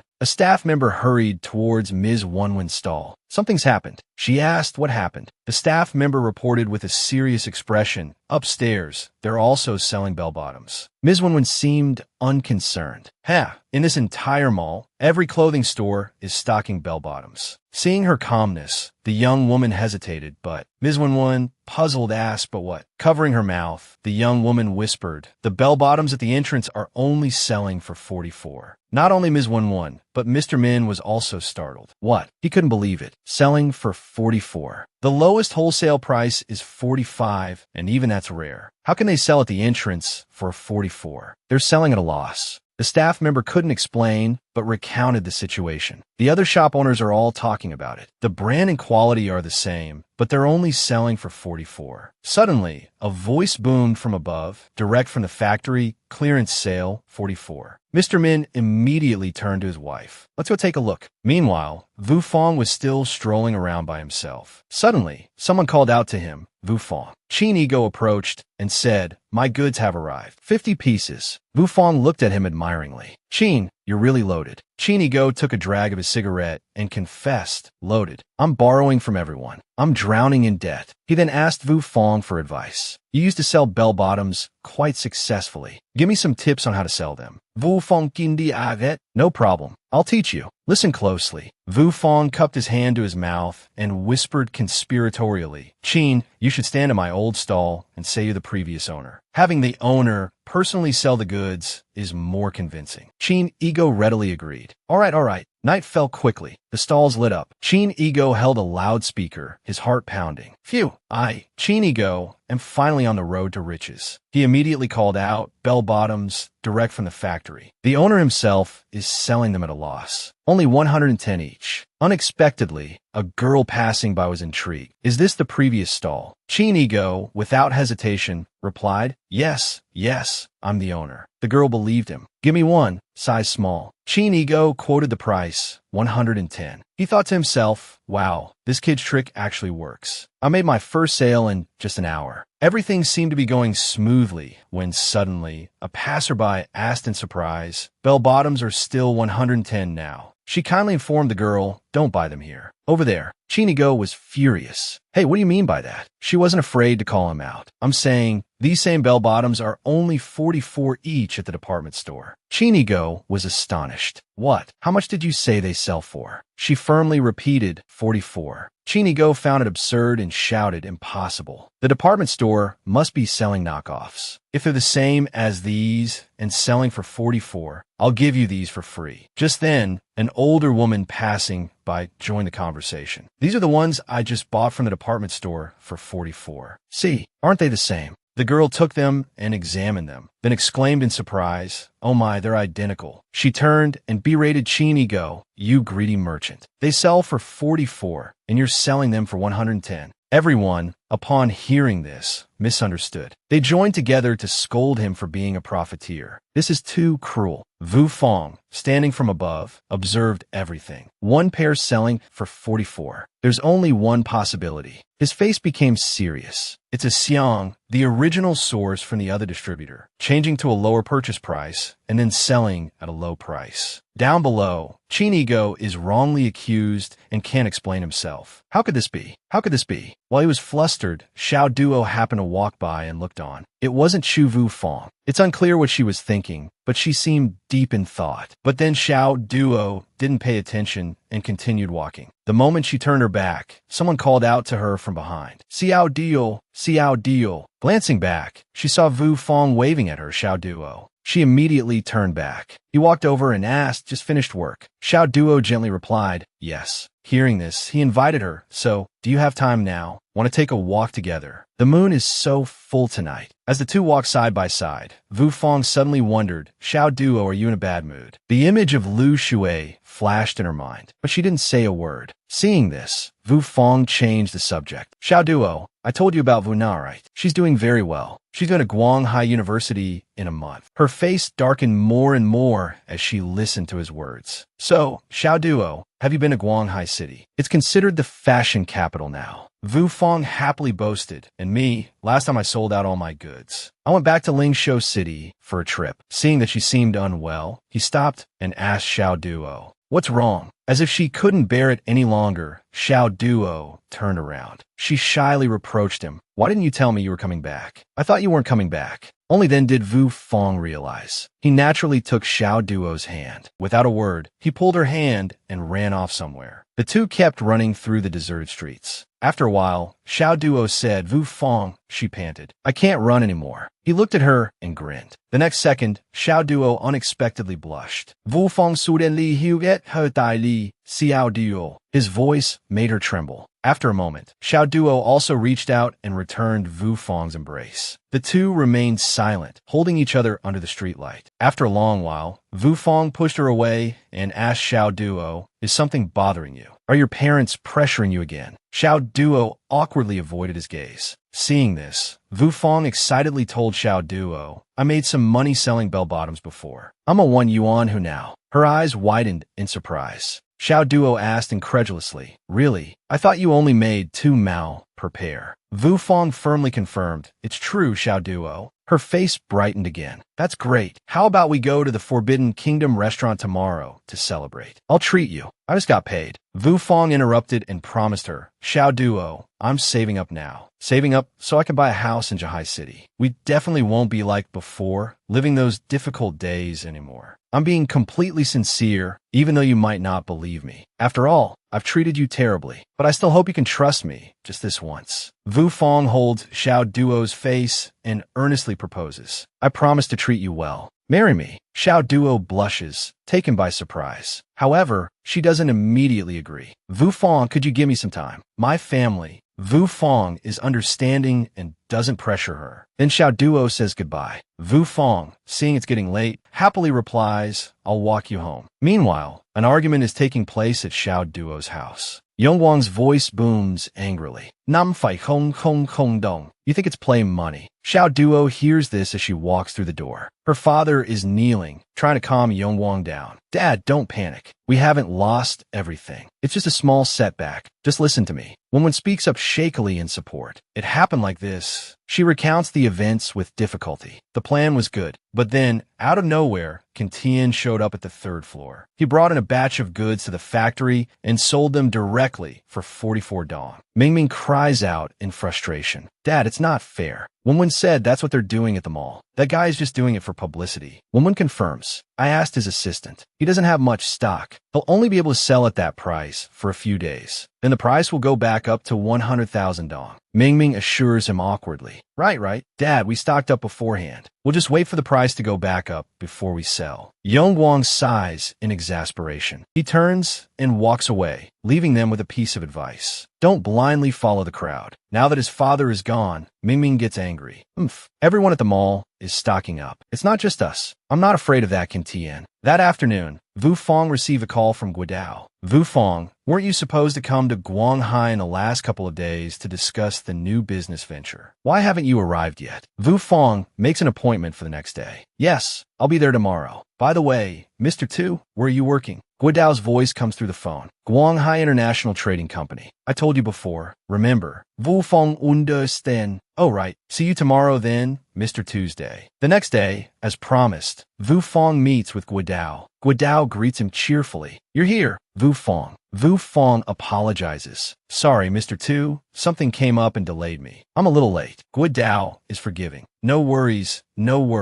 After they're seated, he begins to speak. "So, Vu Fang, you told me before that you weren't planning to continue selling bell-bottoms. What are your plans for the future?" Vu Fang shares his thoughts openly. "Mr. Tu, given your line of work, you're probably aware that in September 79, the Agricultural Products Exhibition Hall in the Eastern 3rd Ring Road of Tokyo held a special exhibition. Guidao's interest is piqued. I remember that exhibition. It wasn't just all sorts of agricultural products, Vu Fang Gondin, but all kinds of rare and novel products, like quartz watches, multi-speed bicycles." Guidao adds that was just the beginning. Exhibitions started popping up everywhere like mushrooms after the rain. Clothing exhibitions, children's product exhibitions, household goods exhibitions, so many. Seeing his enthusiasm, Vu Fang continues, "Exactly. Especially in 81, toy companies from Shanghai and Beijing even collaborated to organize an imported toy exhibition." Guidao also remembered it. "Right, I want to see it." Although it wasn't big, the toys there were especially modern. Vu Fang didn't hesitate to reveal these exhibitions in 84, meaning next year, will still be held then. His words surprised Guidao. "Next year." He chuckled dismissively, just saying. Internally, Vu Fang analyzed, thinking, saying it like that. Initially, exhibitions were a way for many businesses to deal with surplus stock. Later on, if I remember correctly, it wasn't until the 80s that exhibitions gradually shifted from being a quick fix for difficult-to-move inventory to becoming a high-end affair. Vu Fong understood social psychology very well. People crave new things from the outside. Single life is too boring. This is also the reason why bell-bottom pants are so popular. Although expensive, they create a stylish look and are considered high-end. After careful consideration, he proposed, I say, we could organize an exhibition at the night market in Zhihai City. Guodao was astonished. An exhibition in Zhihai City. How would that work? The process for exhibitions is very complicated. Vu Fong calmly explained, it is a bit cumbersome, but Chinigo, if you have a source of goods for the company, the whole thing becomes very simple. Find factories selling products. Discuss the procedures related to the exhibition with them. He started to elaborate. Zhihai City has decent consumer spending power. Profit is guaranteed. Those factories won't refuse. Vu Fong seemed to have a firm grasp of the process. As long as there are enough factories that want to exhibit and sell their goods, we discuss it with the Zhihai City management, pay the usage fees, and everyone makes money. I think the chances of success are very high. Guodao wondered, so where do we make our money? Vu Fong immediately replied, it's simple. We can order some hard-to-sell clothes from clothing factories. He continued, laying out his strategy, we display them directly at the exhibition and sell them there, leveraging the popularity of the exhibition to sell our own clothes. Guodao was still puzzled. What do you mean? So Vu Fong patiently explained again. Simply put, we sell alongside other factories, but we sell different products. Naturally, there won't be any competition. He enthusiastically pointed out the benefits. Then, we leverage the exhibition's popularity to sell our stuff. We provide the venue for free and help them find a way to move their surplus inventory. Everyone makes money. Upon hearing this, Guodao slapped his thigh. He couldn't contain his excitement. Vu Fong, I see potential in this. Seeing that he was convinced, Vu Fong suggested, so, Chinigo, we're brothers, let's be clear about the finances. We each pay half for the goods from the factories, and we split the profits evenly. If we lose money, we each bear half the loss. He readily agreed. Guodao stood up and poured water into a glass. He didn't forget to ask Vu Fong, what we do first. Vu Fong put on a thoughtful expression and said, wait for me to list out which types are most profitable for us, then we'll contact the factories. The two men immersed themselves in discussing the work. The initial plan is definitely to sell women's clothing and accessories. They're the main spenders in this category. One proposed ideas, the other consistently supported them. Without any hesitation, Guodao took Vu Fong to meet a partner. Lao Shi, this guy is straightforward. I've contacted a factory that's easy to work with and hasn't made any commitments yet. After walking for a bit, he stopped. Pointing to the gate ahead, Guodao said, this is the factory. Vu Fong looked it over appraisingly. They sell girls' clothing and jewelry and toys. A collaboration could attract customers. We need two parties who won't have any conflicts. Perfect. Guodao recounted how, in '82, he and his company signed a contract for an overseas order specifically for a batch of tin journey to the West toys. They invested heavily, but sales were mediocre. The overseas market simply wasn't buying. Remembering this made him upset. In the end, they had to terminate the contract with Little Star Toys. To be honest, I still feel a bit guilty towards Chou Yufeng. We made such firm promises when we signed the contract. Vu Fong responded casually, that's normal. Guodao echoed him, surprised normal. He explained the reason, insufficient cultural exchange. They don't understand us, so they don't buy toys that have no meaning for them. As they walked, they analyzed the manufacturing costs, intermediary fees, and shipping costs. The total cost wasn't low, so naturally, the overseas market wouldn't buy. Compensation was to be expected. He added silently to himself, back then, the four classics weren't popular yet, and the manufacturing industry wasn't as developed. Exporting was the least wise choice. We assumed our toys held inherent meaning. They walked for a while and stopped at a door. Guodao knocked and called out, Old Shi, are you there? Guodao called again, Old Shi, are you there? Hurried footsteps sounded from inside, followed by a reply, yes, yes, yes. Shi Ziqiang threw open the door, welcoming them. Guodao, it's you. What brings you here today? Yes, Guodao immediately introduced the person beside him. Old Shi, I'm introducing you to Vu Fong, the manager of Jianshui Clothing. Shi Ziqiang looked curiously at Vu Fong. Clothing factory. Sounds interesting. Ziqiang cheerfully gestured for them to enter. Come in, have a seat. We're all friends. Once inside, Ziqiang asked, so, Guodao, what brings you two here today? Guo Zhao Difa da Vu Fong. Let Director Vu explain. Vu Fong confidently introduced himself and stated his intentions. Hello, Director Shi.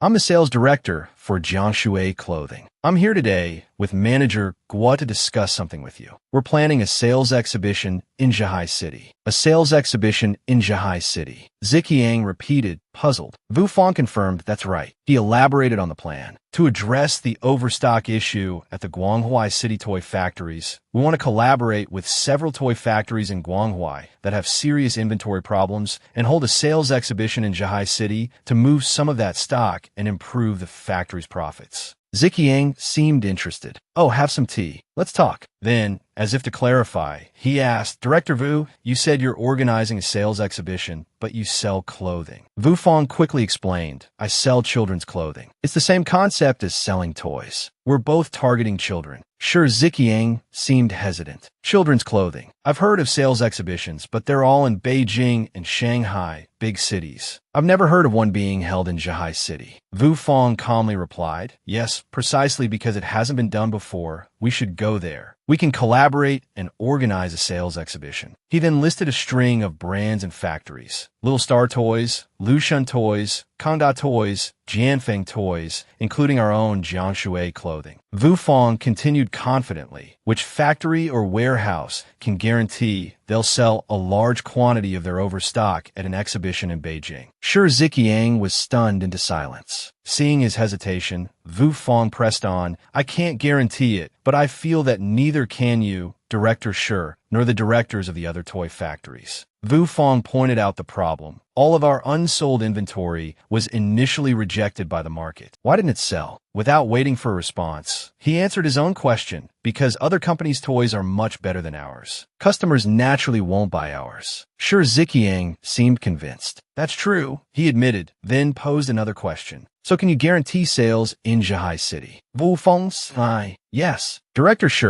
I'm from Zhihai City. I understand the market there very well. Zhihai's current economic performance and consumer spending power are not weak. Vu Fong continued to elaborate, further piquing Shi Ziqiang's curiosity. What is it? Suddenly, Vu Fong slammed his glass on the table. I rented a space in the night market next to the most expensive hotel in Zhihai City. We'll provide the exhibition space free of charge to everyone. This will save us a significant amount of money. Guodao still seemed worried. It sounds good, but the procedures for organizing a sales exhibition are complicated. What about that? What if we spend all this time and effort and the procedures aren't completed? Vu Fong patted his shoulder reassuringly. We'll rely on our manager too for that. He confidently added, current policy encourages businesses like ours to clear out inventory. As long as we approach the authorities together, we'll find a solution. Sure, Ziqiang still had reservations. That's what you say, but I'm afraid. Vu Fong spoke more firmly. Director Shi, we're doing this for our factories. We have so many workers to support. When problems and difficulties arise, we must find solutions. His words reminded Shi Ziqiang that the workers' wages were already a month overdue. If they could sell even half of their inventory, the factory's financial difficulties could be resolved. After weighing the pros and cons, Shi Ziqiang agreed. The two men shook hands. Director Chu, I'm counting on you.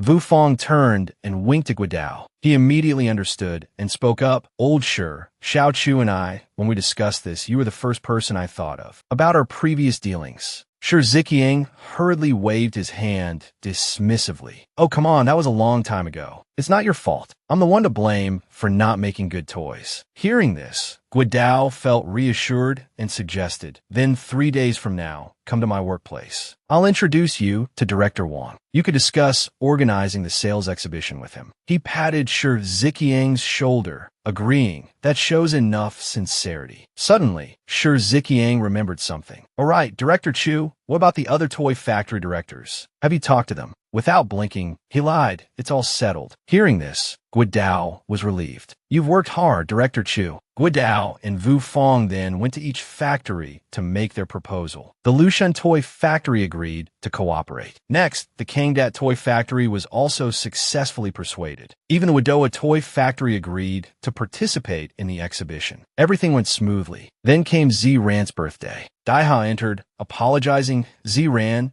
I'm so sorry. I just had to bring 2 foreigners here and was a little late. She laughed it off. We just got here ourselves. Uncle June asked Liang, how's work been lately? He scratched his head sheepishly. It's good. I even have free time to wander around. Makes me not want to go back to Linshui City. Hearing this, the class monitor exclaimed, now that everyone's here and settled with work, no one wants to go back to that small town. Suddenly, he feigned remembrance. All right, I heard Wu Fong went back to Linshui City. No wonder I haven't seen him selling bell-bottoms lately. Uncle June used polite words, but he was actually mocking Wu Fong. Someone like him is best suited going back there. He doesn't have the ability to survive here. Ziran agreed. That's right. Then she turned to Xiao Duo, who had been frowning, and said with feigned concern, it's for the best that he went back. That way, he won't bother you anymore. Xiao Duo hesitated, then said, Wu Fong and I. Suddenly, Boy interrupted, condemning Wu Fong. That Wu Fong is really something. He even cheated his classmates out of their money. She recounted, he said the clearance price for bell-bottoms was 110 dong each, not a penny less. But in the department store, the same pants are only 44 dong. Ziran chimed in, these pants I'm wearing, I bought them at the department store for 44 dong. That's what you call a real factory direct sale. Dakai was surprised. 42 dong. Wu Fong sold them for 110 dong each. He must have made a lot of money off those bell-bottoms. Daihao pondered. If that's the case, he really could have made a lot. Onkel Yun scoffed. Haha, you guys overestimate Wu Fong. If he made any real money, would he have gone back to Linshui City? He probably only made a couple of cents per pair, just a worker. Xiao Duo grew increasingly uncomfortable. Unaware of Xiao Duo's feelings, Uncle June continued knowingly. Most of the money went to the boss behind him. He mocked Wu Fong. He probably still thinks the cost of those bell-bottoms was 110 dong each. They burst into laughter at Uncle June's words, seemingly unable to contain themselves. Unable to bear it any longer, Xiao Duo stood up abruptly. Ziran looked at her, puzzled. Huh, Xiao Duo, what's wrong? She declared resolutely, Wu Fong and I are remarried. If any of you mock the person I love. Xiao Duo didn't hesitate to speak her mind. Don't invite me to these gatherings anymore. Daihao was taken aback. What? It wasn't just her. Everyone else was surprised too. Liang quickly asked, haven't you made up? Uncle June was speechless, his mouth agape. Ziran, regaining her composure, reacted strongly. Xiao Duo, you want to remarry Wu Fong? Looking at everyone's expressions, Xiao Duo confirmed with certainty, yes, I'm planning to remarry the person I love. Unable to accept this, Ziran protested. Xiao Duo, are you crazy? Have you forgotten how Wu Fong used to beat you? She urgently tried to dissuade her. All he does is gamble and sleep. You finally got divorced. Why go back? Xiao Duo softly countered he's not the same anymore. She likely remembered Wu Fong's gentle expression. He's not the same person he used to be. Hearing these words, Ziran clenched her fists in frustration. Pointing at Xiao Duo, she angrily said, I think you've forgotten the pain of the past now that your wounds have healed. You cried to me about how Wu Fong hit you. Your mother was even hospitalized because of the stress. You really... Ziran finally exploded. You're so brainless. Hearing this, Xiao Duo's eyes welled up with tears, but she didn't know what to say. Seeing Xiao Duo speechless, Ziran continued her tirade. Now it seems you really are a perfect match for that good-for-nothing Wu Fong. Xiao Duo couldn't take it anymore. She clutched her purse strap and turned to leave. Uncle June, having heard everything, yelled angrily, seriously brainless. Ziran, if it weren't for you speaking up for her last time, I wouldn't have let that coward Wu Fong off so easily. He told Ziran, and she still has the nerve to be angry with you.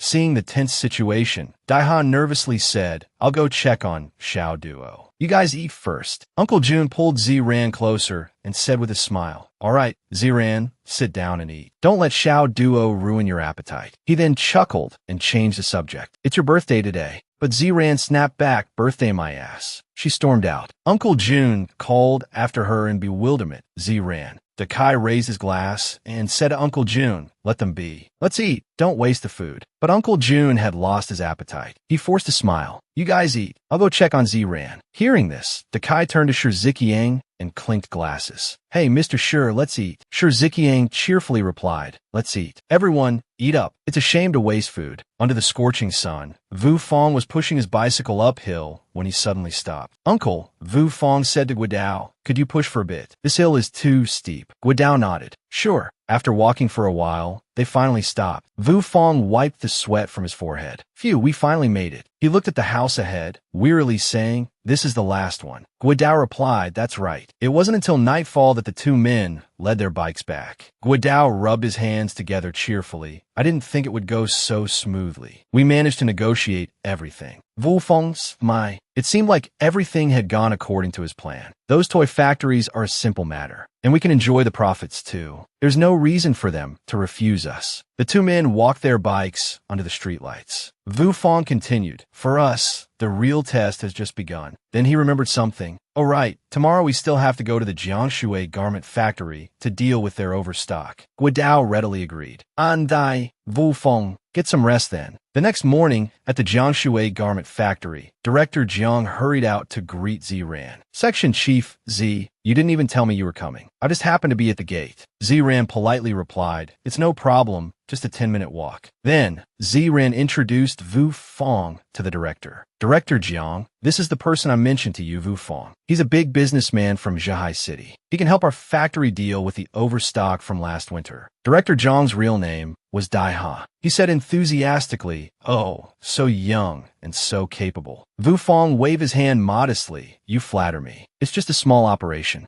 He then asked Daiha, "Director Jiang, how many items are in your winter overstock from last year?" Daiha is doubtfully. "In total, about 6,000 winter items." Wufeng continued, "And how many of those are women's items?" "Women's items are probably around 5,000, Daiha replied. Wufeng asked further, "What was the wholesale price for women's items last year?" Daiha answered honestly, "Well, there are 3 types of women's winter clothing. The wholesale prices are 8, 9, and 10. Wufeng's eyes narrowed slightly. He thought to himself, "These clothes aren't cheap." Daiha led Ziran and Wufeng inside. "Section Chief Z, Mr. Chou, take a look around. I'll go get some tea." Wufeng walked around the room, carefully examining each piece of clothing. He fingered the fabric for a moment. Finally, he understood. "So, this is the material used for the clothes. No wonder they're not selling." By this time, Daiha had returned, holding 2 small cups of tea. "Section Chief Z, Mr. Chou, have some tea before you continue looking." Wufeng directly addressed Director Jiang. "I only want the 5,000 women's garments. I don't need anything else." Daiha immediately agreed enthusiastically. "All right, Mr. Chou. If you want all 5,000 women's garments, I'll give you a flat rate of 7. Wufeng interrupted his excitement. "That's too high." Daiha was taken aback. Wufeng calmly analyzed. Jiangshui garment factory uses high-grade synthetic fibers. The quality is indeed high. But because of this, many people can wear a single synthetic garment for several years. Furthermore, our country's cotton production has increased for several consecutive years. Textiles are sufficient to meet the needs of the people." He paused, allowing Daiha to absorb the information. Wufeng continued to point out the flaws. "The disadvantage of synthetics, compared to natural textiles, is quite obvious. They're not as comfortable to wear." He used sharp reasoning to conclude, "This is the reason why your sales have been declining for years." Wufeng looked up at Daiha. "Director Jiang, I want to ask you, how many times greater is the amount of unsold inventory this past year compared to the year before?" Daiha was momentarily speechless after hearing this question. Seeing her reaction, Wufeng knew he was right. He smiled and continued, "The current situation with synthetic fibers is only going to get worse each year. You can see this from the summer sales figures." Daiha broke out in a sweat, thinking to herself, "Indeed, this summer's sales so far haven't even reached a quarter of what they were before." She then asked, "Mr. Wu, what's the reason for this?" Wufeng then explained, "Synthetic fibers sold well before, partly because of the circumstances and market understanding. They used high prices and then discounts to sell to us, taking advantage of people's desire for a good deal." He particularly emphasized the most important aspect. Buying your products didn't require cloth rations coupons. You just paid and they sold. Moreover, anyone could purchase them. But something happening in the future will completely eliminate these advantages, leaving only the disadvantages. When that happens, consumers will stop buying. Hearing this, Daiha was a bit confused. "Oh." Wufeng paused, then revealed a crucial piece of information. On December 1st, 1900, which is also October 1st of this year, the 35-year circulation of cloth ration coupons will end. Daiha was so shocked her jaw dropped. "What?" Guodao was equally surprised. "Huh." Daiha's hand, holding her teacup, trembled uncontrollably. She lowered her head, fearfully thinking, if everything he said is true, and cloth rations are abolished, the circulation of goods from other factories will become much easier. Then, the amount of unsold winter inventory this year will be unpredictable. It could even lead to the collapse of the entire factory. Across from them, Wu Fang stealthily gave Guo Dao a thumbs up. Guo Dao immediately stepped forward and said, "Old Jiang, this news came down from above." Then, Guo Dao leaned in close to Dai Ha's ear and whispered, "But you absolutely must not spread this news. I wouldn't tell just anyone." Wu Fang crossed his arms and said, "So, Director Jiang, I don't want it for 7 dong. You can keep it. I'll come back next year and ask again." To ensure Dai Ha's agreement, Guo Dao added, "Old Jiang, 5,000 pieces is not a small number." He put his arm around Dai Ha's shoulder and said, "When the boss was talking to me about wanting a batch of synthetic fibers, I thought of you first. There are plenty of other garment factories in Guangzhou City. It's not like people can't buy them elsewhere." Hearing this, Dai Ha clearly wavered. She placed her teacup on the table and then softly called out, "Director Wu." With a desperate look on her face, she asked, "So, what price are you offering?"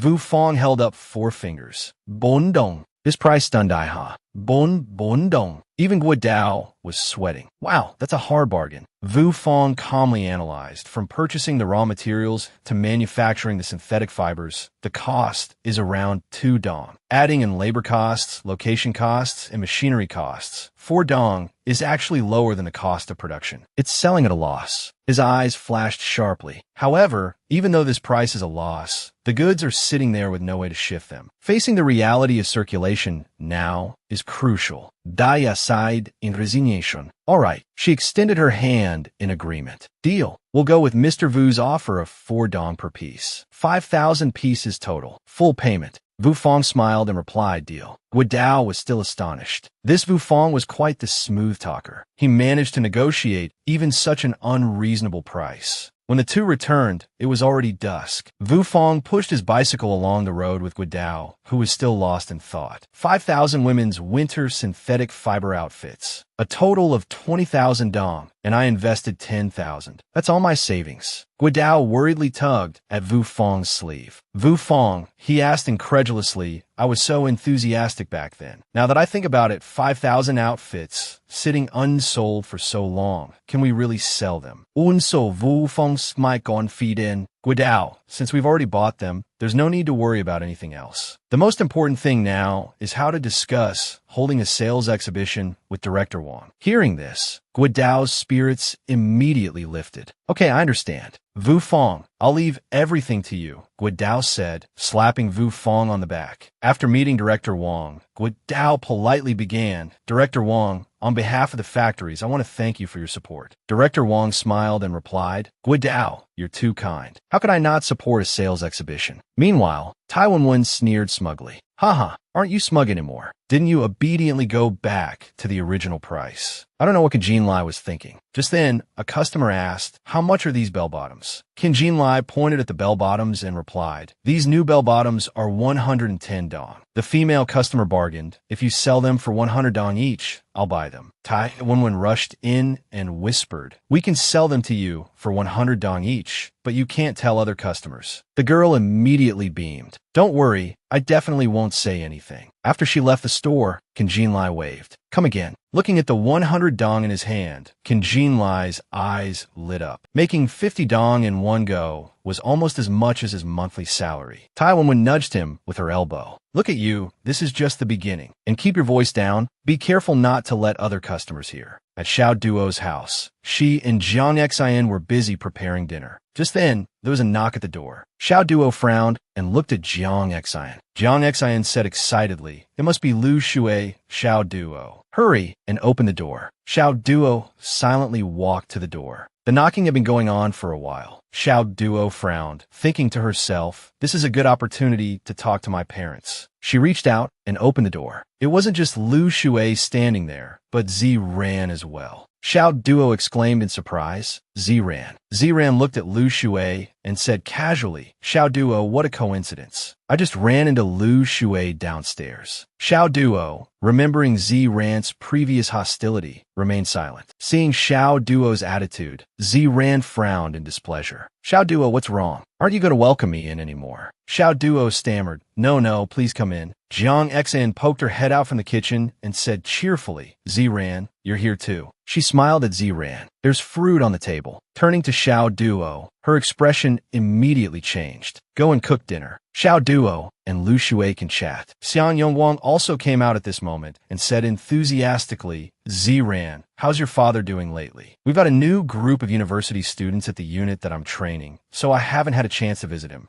Ziran smiled and replied, he's doing quite well, still busy running around. I'm lucky if I can see him once a week. A voice called from inside the house, dinner's ready. Xiang Yongwang said enthusiastically, Ziran, try some of this shrimp. Ziran politely replied, thank you, I'll help myself. After eating for a while, Ziran suddenly spoke up. Uncle, actually, the main reason I came today was to tell you all something. What is it? Xiang Yongwang immediately asked. She looked towards Xiao Duo with a fake smile. Uncle, you know about my relationship with Xiao Duo. I really consider her as my own sister. Then Ziran frowned and said to Xiang Yongwang, but do you know that Xiao Duo? She's preparing to remarry that Vu Fong. Hearing this, Xiang Yongwang immediately yelled, what? Xiao Duo's eyes widened in surprise, as did Jiang Xian's. Xiao Duo frowned at Ziran, thinking to herself that she had actually thought Ziran had come to apologize. Xiao Duo saw Xiang Yongwang's face darken, his whole body trembling with anger. Ziran added, Uncle, and this happened on my birthday. Xiao Duo told me herself, right at the dinner table. Xiang Yongwang pointed at Xiao Duo and roared, what's going on here? At this point, Lu Shui also spoke up. Director Xiang, actually, there's something I haven't told you yet. Xiang Yongwang immediately asked, what is it? He frowned and recounted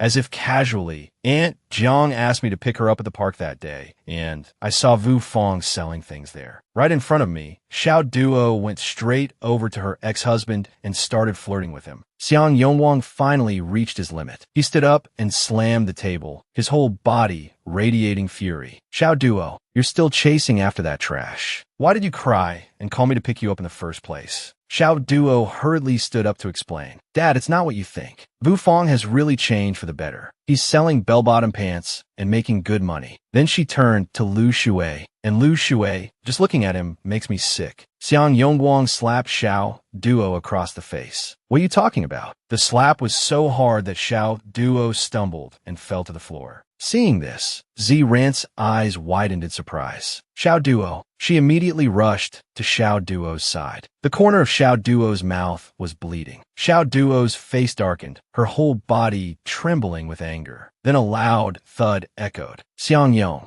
Guang, and Ziran both turned their heads to look. Oof! Jiang Xian suddenly collapsed from her chair, groaning in pain. Xiao Duo's eyes widened in shock. She rushed to help her up. Mom, what's wrong? Finally, only Jiang Xian's panicked screams remained in the house. Quickly, get her to the hospital. After Jiang Xian was admitted, Xiang Yongwang paced the hallway, furiously berating Xiao Duo. Xiao Duo, why must you insist on being with that good-for-nothing? Are you happy only when you've angered your mother to death? But Xiao Duo remained silent, her eyes filled with sadness and helplessness. Seeing her silence, Xiang Yongwang became even angrier. Why aren't you saying anything? Your mother's illness is all your fault. You angered her when you hid your marriage. You clearly don't care about your parents at all. His lips trembled, his voice filled with helplessness. Xiao Duo, please, I'm begging you. Can you stop this chaos? Xiang Yongwang sank into a chair, looking at Xiao Duo pleadingly. Leave that Vu Fong. I'm begging you.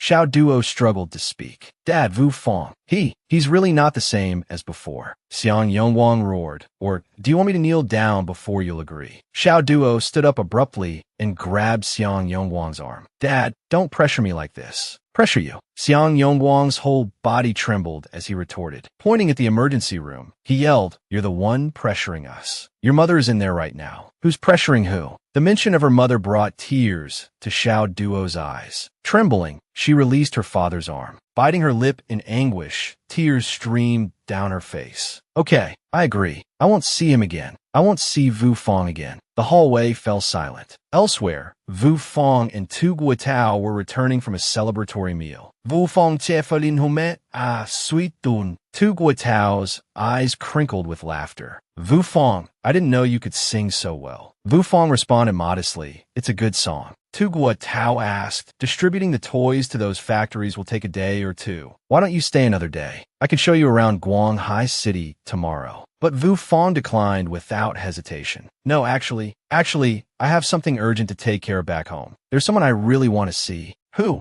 Du Guo Dao In Guit, Vu Fong Gedin. The person I love. Hee, I miss her. Seeing Vu Fong's excitement, Tu Guotao asked, have you had too much to drink? Do you know what time it is? Vu Fong made a sudden decision. Maybe I should go back tonight. Tu Guotao ended up seeking Vu Fong back. As he pedaled, he chuckled. I thought you were just talking nonsense because you were drunk. You're really going back. Vu Fong just lauget. Upon returning, Vu Fong went to see Qin Go. Hi, Boss Qin. Qin Go flew into a rage the moment he saw him. He lunged forward, grabbing Vu Fong by the collar. You dare show your face here. You screwed me over. Vu Fong simply smiled, unfazed by Qin Go's shouting. Screwed you over. How could I, Boss Qin? Qin Go was so furious, he punched Vu Fong in the face. Stop trying to trick me, you punk. You set me up. But before he could land another blow, Vu Fong pushed him back. Qin Go cried out in pain. He collapsed to the ground. Vu Fong. Qin Go gritted his teeth. He pointed at Vu Fong and yelled, you dare push me. Don't even think about setting up a stall at the night market again. Vu Fong calmly replied, Mr. Qin, you're wrong. I've already paid the management fee. My name is clearly on the receipt. How can I not set up a stall? Qin Go stood up and stubbornly said, I'm telling you, you can't set up a stall. You won't be selling anything here today. Hearing this, Vu Fong smiled with satisfaction. Good, Mr. Qin. That's exactly what I wanted to hear. Then he suddenly shouted, everyone heard that. I've paid the management fee, but this Qin Go won't let me set up a stall. Qin Go wasn't intimidated. He shouted back, I'm not letting you set up a stall. I run this night market, and it's none of your business. Having said this, Vu Fong immediately turned and left, calling back over his shoulder, Mr. Qin, you show no gratitude. After all, I worked for you once. Enough said. I wish you a prosperous business. Qin Go cursed after him. Nonsense. When did you ever work for me? It wasn't until dusk that Vu Fong finally arrived. At Director Lu's house, Vu Fong looked at the door and told himself, time to be polite. A security guard suddenly approached and asked, hold on, who are you looking for? Vu Fong held up a piece of paper. I have this. Take a look. The guard took it and examined it. Written clearly on it were the words letter of introduction. The guard then asked, are you from Guanghai International Trading Company? Here to see the director. Vu Fong replied, not exactly. I'm just in charge of providing the venue here in the city for them. Inside, Director Lu was leisurely taking a sip of water. He then continued to review some documents. Hearing a knock, Director Lu called out, come in. Vu Fong entered with a smile and introduced himself. Director Lu, I hope I'm not disturbing you. I'm Zi Guidao's younger brother, the one providing the venue for the trade fair. Seeing him, Director Lu immediately smiled. Oh, it's you. Have a seat. Director Zhang will be here shortly. He turned to Vu Fong and said, he'll take you to the night market later to clarify the situation. As for the trade fair, don't worry about how many days it will run. We'll assess the situation with the Guanghai merchants. Vu Fong smiled and clasped his hands politely. Thank you, Director Lu. It's just. Seeing his hesitation, Director Lu immediately asked, what is it? Is there a problem? Vu Fong said with a reluctant tone, Director Lu, there really is a problem. He scratched his head and asked, Director Lu, the venue I'm providing is free for the Guanghai merchants. I don't have to pay a trade fair fee, do I? Director Lu asked in surprise. A trade fair fee. Vu Fong looked up bewildered. Yes, Qin Go, the night market manager, wants me to pay a fee. He said that for this trade fair, I have to pay 20 yuan per day. Director Lu was even more surprised than before. He stood up abruptly and asked, Qin Go, the night market manager, and 20 yuan a day. Vu Fong quickly recounted the events. I rented the venue for 6 months and explained the trade fair situation to Qin Go, but he didn't care. He said as long as it's held on his property, I have to pay. Seeing him hesitate, Director Lu asked, and Vu Fong then hesitantly continued. Qin Go said, this money ultimately has to be paid to you. Report to me. Director Lu asked incredulously. Vu Fong cried out in frustration. Yes. Of course I refused. Then Qin Go immediately attacked me. Vu Fong wiped away his tears and continued in a low voice. On other days, Qin Go also bullies us merchants. He relies on being your cousin to abuse his power over us. Director Lu slammed his hand on the table, furious. What? My cousin? He pointed at himself in disbelief. He's my cousin. Just then, a knock came from the door. Come in, Director Lu called out sternly. Director Zhang entered. Director, You called for me. Director Liu asked angrily. Xiao Zhang, who exactly is this Chinigo? Director Zhang responded hesitantly. I think he's the night market manager. Seeing Director Zhang's uncertainty, Director Liu waved his hand dismissively. Forget it. Leave me. Then, as if remembering something, he added, oh, right. Ask the other merchants about him. Find out the extent of his abuse of power. Compile a report. He absolutely won't get away with this. Yes, sir. Understood. Director Zhang replied seriously. That evening, Wu Fong returned to Qin Ego's area, carrying a box. Hi, Boss Qin. Qin Ego, seeing him, flew into a rage. Wu Fong, you dare come back here. He pointed at Wu Fong's face and yelled, I told you, don't even think about setting up a stall here. Wu Fong didn't respond to Qin Ego, but instead spoke to someone else. See, I told you. Qin Ego looked confused. Suddenly, police officers rushed in and grabbed Qin Ego's arms. He turned around in alarm. Don't move. Two officers held Qin Ego firmly. He cried out in panic, what are you doing? Why are you arresting me? One officer sternly replied, Qin Ego, don't resist. Come with us. Seeing Qin Ego being taken away, the nearby vendors murmured with satisfaction. Finally, that parasite got what he deserved. Someone said, I heard Qin Ego was reported. Wu Fong called out after him, Boss Qin, are you still going to sell those bell-bottoms? Need me to pack them up for you? Qin Ego's face darkened. He gritted his teeth, but couldn't say anything. Wu Fong, finished with his business, turned to leave, carrying a bag of apples. He thought happily, Xiao Duo must be home by now. At that moment, Xiao Duo was walking down the street carrying a lunchbox. Her expression was unreadable. Suddenly,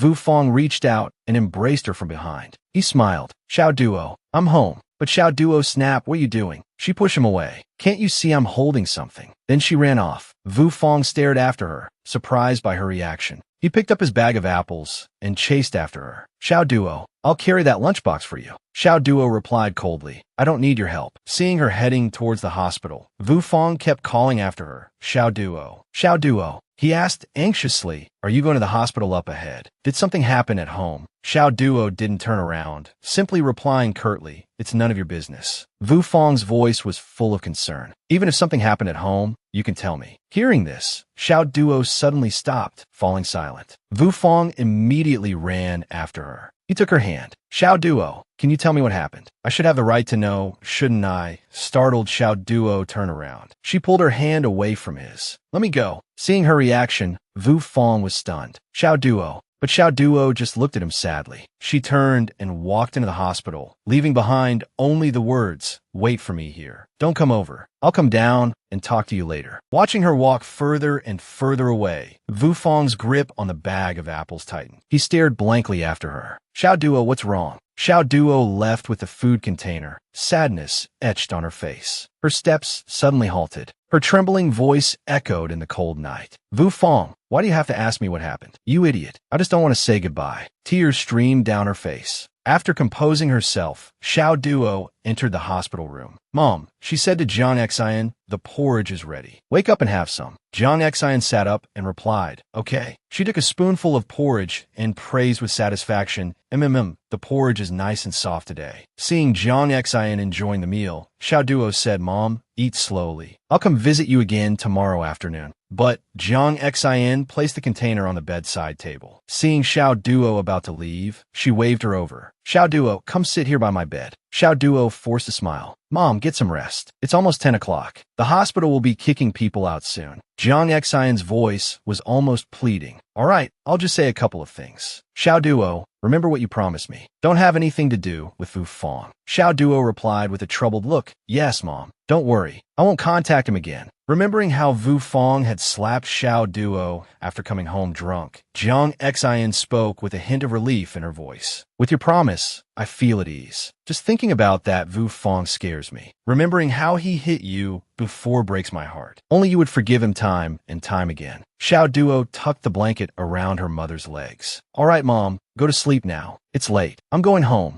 Jiang Xian smiled at her, but the sadness in her eyes couldn't be hidden. After the door closed, Xiao Duo trembled, unable to hold back her sobs. Her slender body slumped against the wall. Clutching her chest, she burst into tears. Wu Fong, still waiting outside, called out anxiously, "Xiao Duo." Seeing her emerge, he immediately approached. "Xiao Duo, are you alright? Was it your mother who was admitted?" But Xiao Duo didn't answer. She just walked past him, saying bye. After walking for a while, Xiao Duo spoke up. "Wu Fong." She looked at him with resentment. "People like you are so strange. Who gets divorced and still comes looking for their ex-wife?" Hearing this, Wu Fong was momentarily speechless. "Let's not contact each other anymore," Xiao Duo continued, her face grim. "Xiao Duo." Wu Fong quickly grabbed her hand. He anxiously asked, "Can you tell me why?" Xiao Duo replied coldly, "My family doesn't approve. Just mentioning your name sent my mother to the hospital. How can I still be with you?" She looked at Wu Fong with anguish. "But," Wu Fong stammered, "I'm a successful businessman now. Didn't you tell your family? Plus, I just secured a new deal. I can make even more money. Didn't you tell your parents any of this?" He expressed himself urgently. "I'm completely different from before." But before he could finish, Xiao Duo pulled her hand away. She turned and left. "It's fine. It's just self-employment anyway."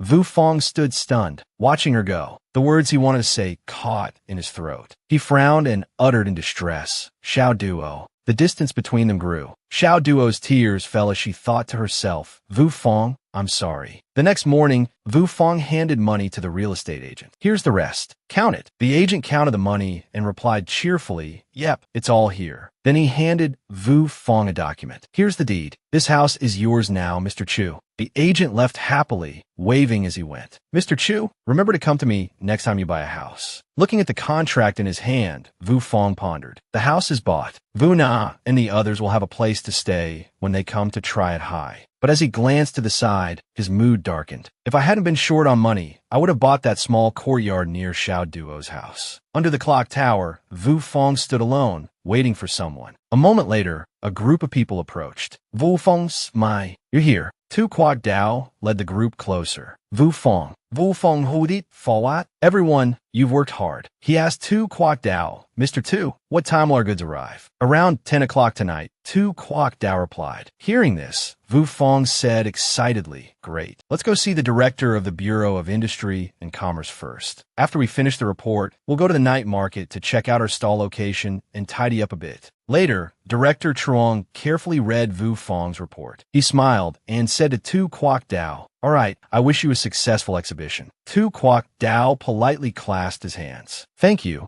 Director Truong." That evening, Wu Fong led everyone to a vacant lot. "This is the place, everyone." Shiji Gang's eyes lit up as he saw it. "This space isn't small." Good. Wu Fong carried a sign over. "Mr. Tu, give me a hand." Then the red sign was unfurled. Tu Quoc Dao asked curiously, "Wu Fong, what's this?" Wu Fong smiled and nodded. "It'll boost our presence." The next morning, as the announcement rang out, the exhibition officially began. Direct sales from the factory floor held at the night market. Wu Fong stood before a large sign, holding a loudspeaker and shouting, "Guanghai City's biggest factory. Everything is being sold at a loss." A child, spotting a truck full of toys, excitedly tugged at his mother's hand. "Mom, look, toys." The trucks were loaded with small Sun Wukong masks. Another boy tugged at his mother's hand. Mom, look over there are more toys." A nearby boy exclaimed, "Wow, so many Sun Wukongs." The mother looked at the toys, her eyes wide with surprise. The toys were quite fashionable, unlike anything she'd seen at the department store.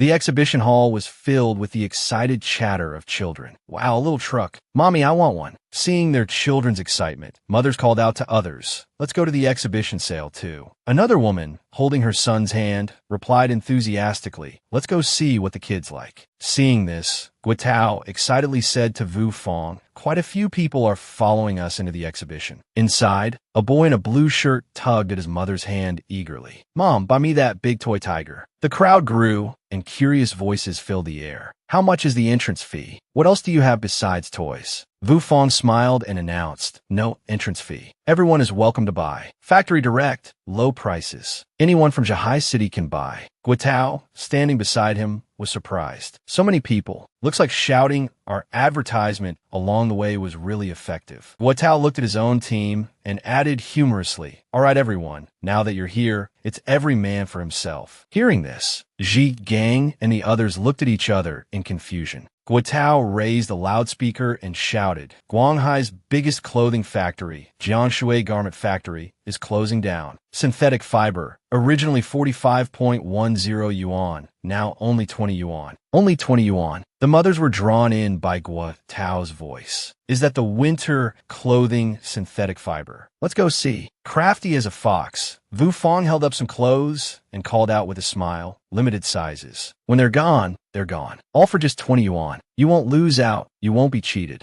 A woman asked, can you go any lower? Vu Fong shook his head. No, we're already clearing these out of loss. Once they're gone, they're gone. Hearing this, the women surged forward. I'll take this one. I'll try this large size. Ji Gang and the others stared in astonishment. Closing down sales. You can shout like that. They hurried off. We need to start shouting too. Let's go. A bamboo dragonfly whirred through the air. Lita Kai, spinning the dragonfly, shouted, kids. Bamboo dragonflies. Come and see. 5 mao each. Huge factory clearance sale. The children were immediately captivated. Mommy, look, it flies. A mother approached and asked, how much is this, sir? Lita Kai chocolate. Not expensive, not expensive. 5 mao each. Huge clearance sale. Ji Gang held up a Sun Wukong mask and yelled, Sun Wukong, visiting from America. Kids, come and see. A young man with curly hair held up a small frog. Small metal cars that move on their own. And little metal frogs. Come and get them. Vu Fong held up a jacket and called out, come and see. Have a look. Jiangshui Garment Factory, closing down sale. Synthetic fiber, originally over 50 yuan, now only 20 yuan. A crowd immediately gathered in front of the stall. Everyone was clamoring me. I was here first. 30 minutes later, Vu Fong was still hawking his wares. Limited stock. Don't miss out. Only 20 dong.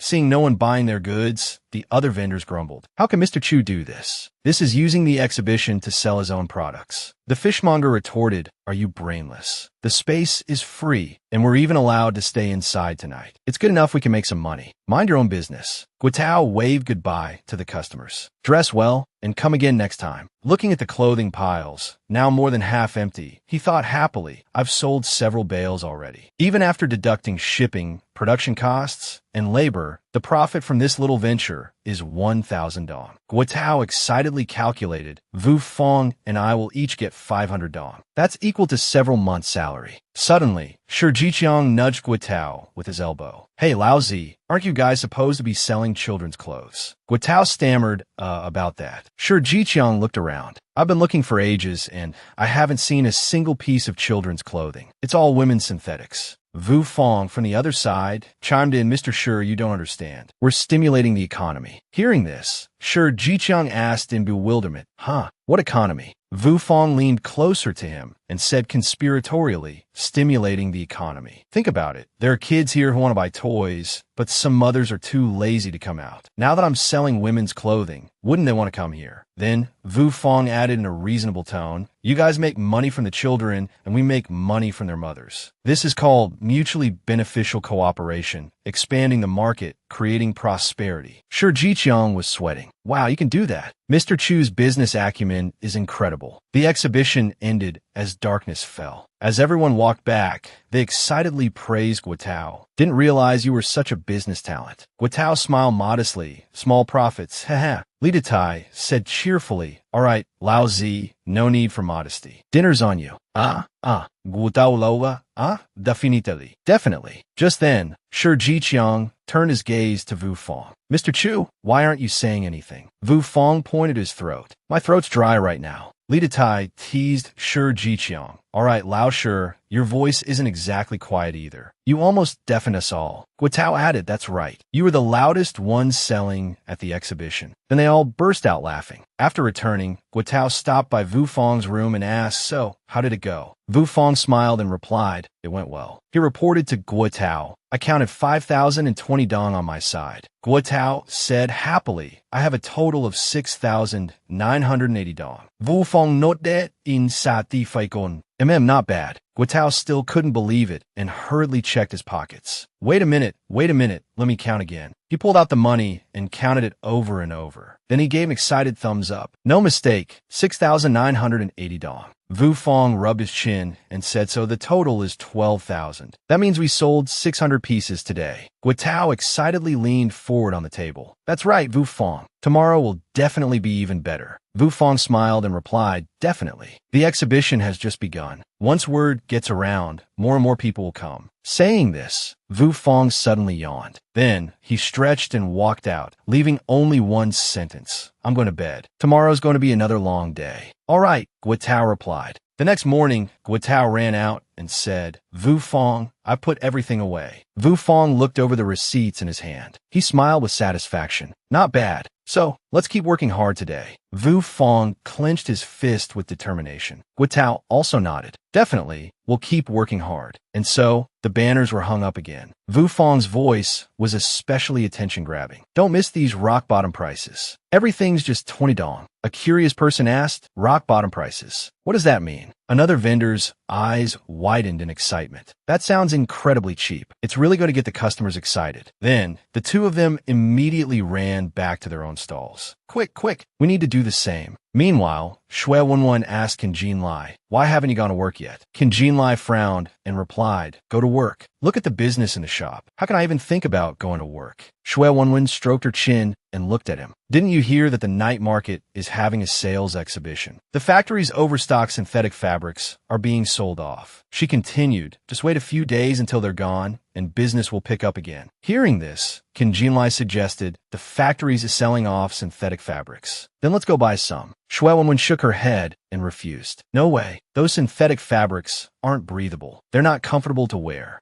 As she said this, Shui Wenwen suddenly remembered something. Oh right, there's something I forgot to tell you. What is it? What is it? Qin Jinlai asked. I found a supplier for bell-bottom pants at 44 dong. Hearing this, Qin Jinlai's eyes widened in surprise. Elsewhere, one of Xiao Duo's classmates ran over and said, Xiao Duo, I heard there's a sales exhibition near your house, and there's no entrance fee. Xiao Duo asked in surprise, really? I didn't know. Her classmate excitedly invited her. Let's go check it out together. I heard they have factory overstocked synthetic fabrics. The original price of the clothes was 50 dong, but now they're only 20. Hearing this, Xiao Duo became curious. Is that so? That's pretty cheap. Xiao Duo's classmate chattered nonstop. They're all winter clothes, perfect for buying something to wear this winter. At the exhibition, the hawking continued without pause. Everything's just 20 dong. A once-in-a-lifetime opportunity. The classmate called out to Xiao Duo, come over here and get in line. Even after they got in line, she kept talking. I heard once this batch is sold out, there won't be any more. Xiao Duo smiled and replied, really? Her classmate went up to Guo and asked, boss, I'd like one in a small size. Do you have any brighter colors? Guo pointed to a pink shirt hanging on display. How about pink? She immediately replied, perfect. Guo then asked Xiao Duo, young lady, how about you? Xiao Duo softly replied, the same as my colleague, a small, pink one.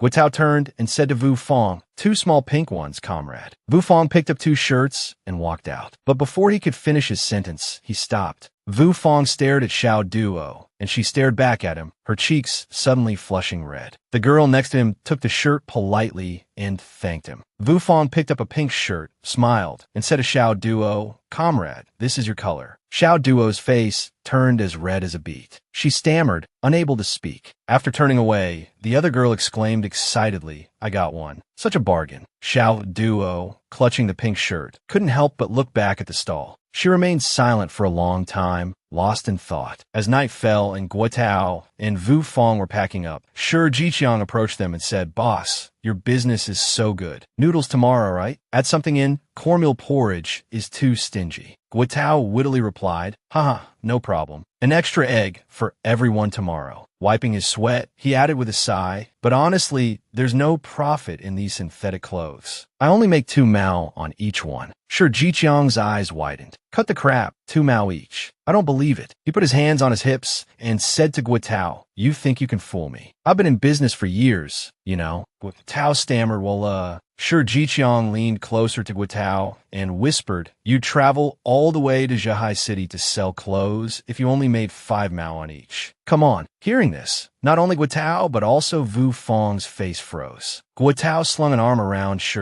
Jiqiang's shoulder and laughed. Huh, Lao Shi, you see right through me. Don't tell anyone. Shi Jiqiang said smugly. All right, 2 extra eggs for me tomorrow morning then. That night, Guo and Vu Fong sat together counting money. Guo said, Vu Fong, I've counted twice. It's 10,100. Vu Fong reported, I have 141,001. He smiled and calculated. So we sold 1,210 pieces today, plus the 600 from last night. That's 1,810. Guo beamed. It's only been 2 days. Tomorrow is the weekend. Business will definitely be even better. That's for sure. Vu Fong replied with a grin. Vu Fong's voice echoed in the room. Go to sleep. You have to get up early to make breakfast tomorrow. Guo replied, yeah, okay. The next morning, Guo's booming voice rang out. Get up for breakfast. In each bowl of noodles, there really was an extra egg with a rich, runny yolk. Beside each bowl were 2 more boiled eggs. The jump off the building price banner was hung up again. Jump off the building price. Last day, Vu Fong continued to hawk his wares. Synthetic fabric, not 88, not 55, same price for all, only 20. Shi Jiqiang held up a Monkey King toy. Monkey King, straight from America. Want one? Li Tai wasn't to be outdone. Toy cars that move. Kids, come and take a look. That evening, the 2 sat counting money again. 13,100 total, Guo said. I have exactly 18,000. Guo's nostrils flared. Vu Fong, the sales are just like you said, higher every day. Vu Fong smiled and calculated silently. There are about 1,700 synthetic pieces left. At this rate, we can sell out in 2 days. Later, Vu Fong went outside and noticed the others packing up. You guys are done already. The man with curly hair smiled and replied, just a few left. We're giving the rest to Jiaming and Lao Shi at a low price. We're heading back to Guanghai, over by Shi Jiqiang. Only a few neatly stacked boxes of goods remained. Vu Fong, eating ice cream, asked Shi Jiqiang, why are you taking a break already? Aren't you selling anymore? Shi Jiqiang replied casually, what's the rush? There's only a little stock left. A few calls and it'll be gone. He waved at Guo. Hey, Lao Tao, come over here and chat for a bit. If we can't sell the rest, we'll just take it back to the factory. Guo's eyes drifted towards a group of girls passing by. He smiled and said, wait a bit, more coming. You guys talk first. Shui Wenwen was talking to Jia Boibo, Bua Boy. Synthetics are going out of style now. Those clothes aren't even comfortable. They're not breathable at all. Jia Boibo grinned. It's okay. As long as they're warm, that's fine. I'll buy one for the winter and give it to my mom when I go home for New Year's. They then approached Guo and asked, boss, how much are these clothes? Guo held up 2 fingers. 20 each. Same price for all. Everything must go today. Tomorrow, we're not selling anymore. It's a steal. While the 2 were looking at the clothes, Lu Shui noticed Vu Fong eating ice cream nearby. He pushed up his glasses, frowned, and asked Vu Fong, what are you doing here? Vu Fong replied casually, selling stuff. Lu Shui asked disdainfully, selling stuff? Self-employed are you? Don't tell me you're the one who organized this whole sales exhibition too. Vu Fong thought to himself,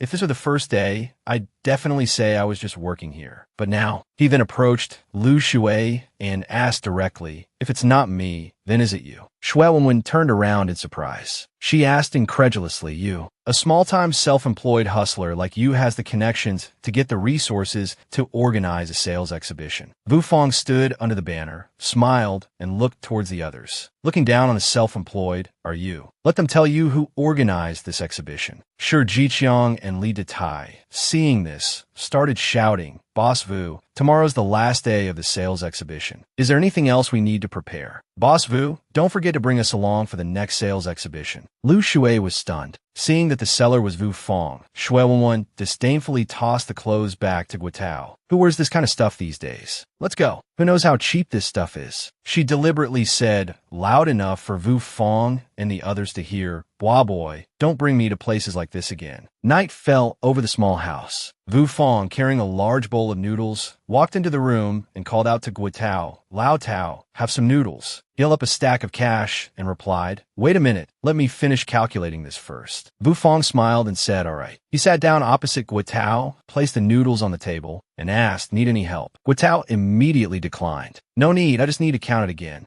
Guotao's hands deftly counted the bills. After finishing, he held up the stacks of money, his eyes gleaming. Heklim et sitali, wa, Vu Fong. We made a total of 32,680 today. Vu Fong, hearing this, suggested, let's go to the bank first thing tomorrow morning to deposit the money. Guotao immediately gave a thumbs up. Sure, no problem. Suddenly, he slammed his hand on the wooden table in front of him. Right after, he called out to Vu Fong across from him. Vu Fong and Guotao raised their fists and shouted, "Thank you. To make this much money so quickly. I never even dreamed of it. Thank you so much." Vu Fong closed his eyes, raised his hand, and called out, "Stop." He smiled slightly and said, "If it weren't for you, Qin Hui, whether the exhibition would have been successful or not is still unknown. So there's no need for thanks." Vu Fong's expression turned serious, and the corner of his mouth twitched slightly as he said, "Just say it." He clasped his hands in front of his chest, his face bright, and shouted, "Congratulations, Mr. Exon. Congratulations on making so much money. Let's cooperate again if there's a chance in the future." Guotao leaned forward and took Vu Fong's hand, saying softly, "Okay, Vu Fong. We definitely have to cooperate again if there's a good opportunity in the future." He immediately agreed. "Okay." Guotao raised his hand, looking at him questioningly. "So, Vu Fong, should we continue at the other clothing factory, import some more synthetic fibers, and follow the exhibition model to sell here in Zhihai City?" Vu Fong raised a finger and wagged it, saying no. Guotao asked in surprise why. Vu Fong raised a finger and moved closer to him to explain. "The risk is too high. No one can guarantee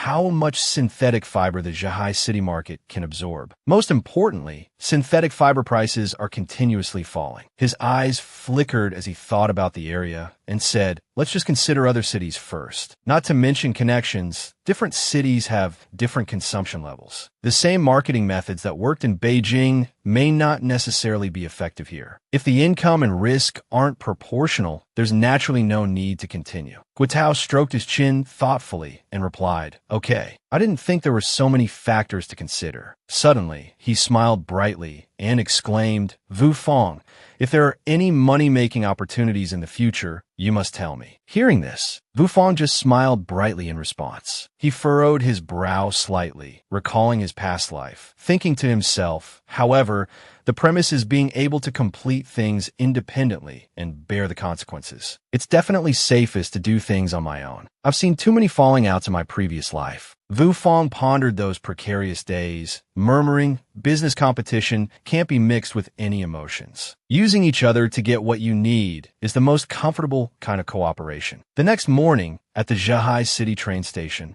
Guotao and the others stood in front of the station, waving to Vu Fong and calling out, "Vu Fong, stay in touch. Boss Chu, don't forget about us. Next time, there's a chance to get rich." He leaned on one hand, raising the other to wave back. "Okay, Mr. Guo, Lao Sure, Lao Bai, have a safe trip." Vu Fong watched the three of them leave, thinking to himself, now that I've seen Mr. Guo and the others off, it's time to start my new plan. Immediately afterward, he appeared at a public telephone booth, reaching out to dial the phone. "Hello, Brother Kang. It's me, Vu Fong." Kang Tian Trung, sitting in his office, heard the voice on the other end of the line and immediately replied, "Oh, Vu Fong, how have you been lately?" Hearing this, Vu Fong replied with a smile, "I'm doing pretty well. By the way, Brother Kang, I'm going to Shanghai tomorrow. I'll leave you Noyet and Shaozheng's matter to you." Kang Tian Trung's voice came from the other end of the line, promising, "Don't worry, Vu Fong. Just focus on your own affairs." Hearing this, he said with a smile, "Thank you, Brother Kang." In Shanghai, with its towering skyscrapers, Vu Fong sat in a noodle shop, quickly eating a bowl of noodles. He then appeared on the street, looked up at the tall building in front of him, and exclaimed, "Shanghai Fashion Company." Recalling his previous life, Vu Fong muttered to himself, "I remember in the 80s, when this Shanghai Fashion Company was newly established, China's first modeling team showcased fashionable clothing." He glanced around, remembering events from his past life, thinking that show awakened everyone's pursuit of beauty and further influenced the development of the fashion industry. In '84, Shanghai Fashion Company held a grand fashion show in Beijing. Vu Fong recalled those outfits. Pondering, some said that back then,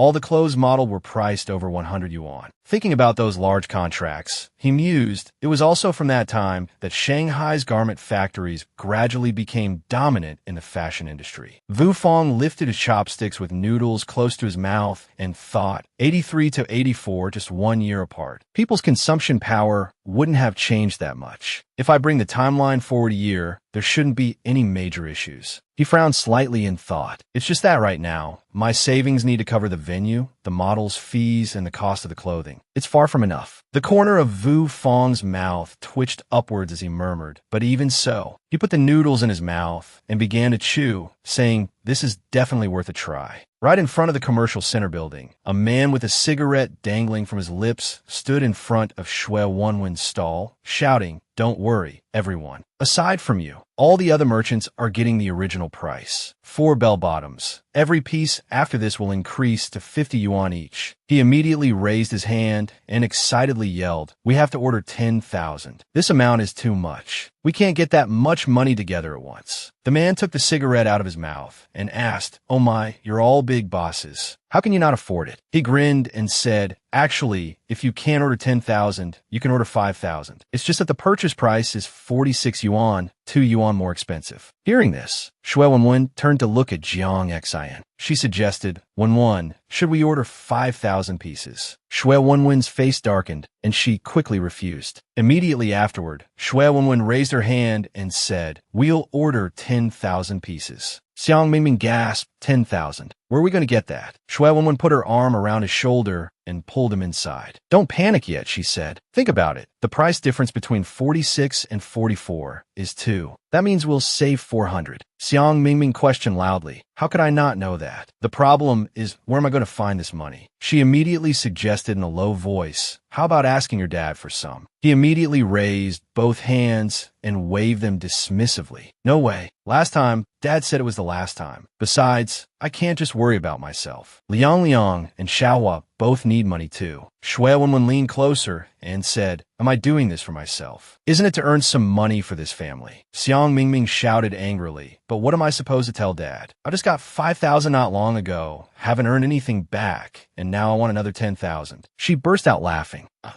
Seeing her like this, he exclaimed in alarm, are you crazy? What are you laughing about? She held up a finger and tried to persuade him. Xiang Mingming, the exhibition is over now. Our business is definitely going to pick up. Don't you think you'll regret it if we miss this opportunity to make a fortune? Shui Wenwen smiled brightly and coaxed him. When we make money, we could just secretly put it back, right? Besides, Mom's health isn't good. This way, things will be calmer at home. Xiang Mingming hesitated, stroking his chin. Well, he said. She immediately patted her chest reassuringly. Trust me, we'll make money from the bell-bottoms quickly. That evening, at Xiang Mingming's apartment, the family sat around the dining table. Xiang Yongguang picked up some food with his chopsticks and looked at Xiang Xiaoduo. Xiaoduo, eat more meat. You've gotten thinner recently. She immediately put some meat in her mouth and started chewing. He looked at Xiang Xiaoduo and said, that Lu Shui isn't right for our family. I've interacted with him, and I know what kind of person he is. Her eyes glistening, she softly replied, yes, Dad. Xiang Xiaoduo looked at Jiang Xian. Mom, Dad, my job is about to become official. Jiang Xian froze in disbelief. Really? She exclaimed. Xiao's voice rang out. Really? Jiang Xian rubbed her red, swollen eyes, her whole body trembling as she repeatedly exclaimed, good, good, good. The streetlights outside flickered dimly. Inside the apartment, Shui Wenwen smiled brightly and held Xiang Xiaoduo's shoulder tightly. Xiaoduo, your relationship with your parents has just eased up. Take this opportunity to take them downstairs for a walk. She pushed Xiang Xiaoduo out the door. Don't clean up anymore. I'm here. Xiang Xiaoduo went out, calling ooh. The door immediately closed. Shui Wenwen looked around and whispered, Mingming, Mingming, quick, go to Dad's room. They're all gone. Xiang Mingming poked his head out from behind the door and put a finger to his lips. Should be quiet. You watch the door. I'll go get it. He pushed open the door and stepped inside. Xiang Mingming rummaged through the drawers. After a while, he exclaimed, found it. His hand grasped the passbook. Xiang Mingming clutched the passbook tightly and muttered, Dad, consider this a loan. I'll definitely pay you back. At another small rented room, Wu Fong pushed the door open. The young woman inside immediately asked, are you renting a room? He replied, yes. Wu Fong stepped inside. Are your parents home? I'm looking to rent long term. I want to ask about the price and see if it's reasonable. The short-haired girl immediately turned and shouted for her mother. A middle-aged woman hurried out, holding a dustpan and looking towards Vu Fong, asking, "Are you here to rent a room?" Vu Fong held up 2 fingers. "How much do you usually charge?" "The place at the intersection charges 2,000 a day." He held out both hands. "Give me a good price, and I'll rent it right away." The middle-aged woman held up 1 finger. "I'll give you a comfortable price. 1,800 a day. That's absolutely the lowest." Hearing this, Vu Fong quickly agreed. She smiled and asked, "How many days will you be renting?" He softly replied, 7 days. The middle-aged woman, holding the dustpan, immediately changed her mind. 7 days isn't the usual rate. "I'll charge you 1,900. Vu Fong frowned, thinking this old woman is quite skilled at changing her prices. But he could only agree verbally. That evening, the moon was obscured by clouds. Vu Fong lay alone on the bed in the room. The next morning, as the sun began to rise, at a bus stop, a crowd of people jostled and pushed to get on. On the bus, Vu Fong, his whole body shaking from being squeezed, thought to himself, so this is public transport in Shanghai. He got off at the bus stop, his whole body still trembling, and muttered deadly squeeze. Vu Fong walked forward, stopped in front of a large building, and exclaimed, "Here it is." Vu Fong pursed his lips slightly and said, "Let's start from here." The security guard inside the small booth saw him and asked, "Hey, who are you looking for?" Vu Fong quickly inquired, "Sir, I'm from out of town, here to purchase goods." "Where do I go?" The guard pointed in a direction. "Oh, to purchase goods. Go straight ahead to the end." Vu Fong turned and walked in that direction, waving back and calling out, "Okay, thank you, sir." The security guard, holding a cup, muttered to himself, "Are all the young bosses this young nowadays?" Vu Fong went inside and saw a sign. A long line of people waited, and a voice called out, "Next." Vu Fong approached the people standing in line and asked, "Excuse me, is this the warehouse for purchasing goods?" The man replied, "Yes, it is. Get in line." He raised his hand and said with a smile, "Thanks." The voice from inside the building called out, "Next." Feng Baobao sat on a chair. Seeing Vu Fong enter, he asked, "What do you want to order?" Vu Fong smiled and asked, "What goods do you have?" "I'm a new wholesaler, and I'm not very familiar with things." Feng Baobao closed his eyes and began to list black and white floral dresses, sleeveless dresses, white butterfly skirts. Vu Fong glanced towards the warehouse and exclaimed, "Oh." He looked to the side and said that. Seeing Vu Fong hesitate, Feng Baobao immediately became annoyed. His pen stopped abruptly, and he slammed it down in frustration. Finally, Feng Baobao couldn't hold back any longer and yelled at him, "Are you going to order or not? There are a lot of people waiting in line behind you. Am I only supposed to serve you?" Vu Fong reached into his pocket and pulled out a cigarette. He offered 2 to Feng Baobao and asked with a smile, "Brother, sorry for the trouble. I don't even know what those clothes are. Can I take a look around?" Feng Baobao immediately yelled, "No smoking here. The clothes are all flammable. Can you afford to replace them if they catch fire?" A cold wind blew. Vu Fong filled up. He quickly put 2 cigarettes back, laughing awkwardly. "Oh, haha, I don't smoke. I just hold them. Vu Fong clasped his hands together and pleaded, "Brother, the quantity of goods I'm importing isn't small. What do the specific goods look like? Let me take a look. Being a trader isn't easy. I hope you can give me a preview, Mr. Feng Baobao." Hearing this, Feng Baobao waved his hand in agreement. "Possible, but you have to wait until everyone else has finished importing their goods before you can come over and see the styles." Vu Fong smiled brightly and said, "All right, with your word, I'm reassured." He quickly stepped aside and watched the others continue to line up and go inside. The sunlight outside gradually faded. La Jintan, carrying a lot of things in both hands, suddenly dropped them. He angrily cursed, "Damn it!" Vu Fong, who was nearby, quickly ran over and shouted, "Brother, let me help you." La Jintan exclaimed with a smile, "Oh, thank you, young man." He carried a package with him as they walked, introducing himself. "My name is Vu Fong. What about you?" He replied with a smile, "Oh, my name is La Jintan." Vu Fong smiled and looked at him, asking, "Mr. La, what's the name of the person who just let us import the goods?" La Jintan immediately replied, "Oh, him. His name is Feng Baobao." La Jinan turned his head and looked at him inquiringly. You're from another region, right? This is your first time here, isn't it? Wu Fong walked along with him, smiling and replying, yes, from Beijing. This is my first time here. La Jintan looked at Wu Fong and whispered, no wonder. It's a good thing you didn't offend him just now. This guy is very petty, and his father is the channel director. If you offend him, you're definitely in trouble. He stood beside him, listened, and said with a smile, is that so? Well, I'm still pretty easygoing. Thank you. Mr. La Jintan laughed and replied,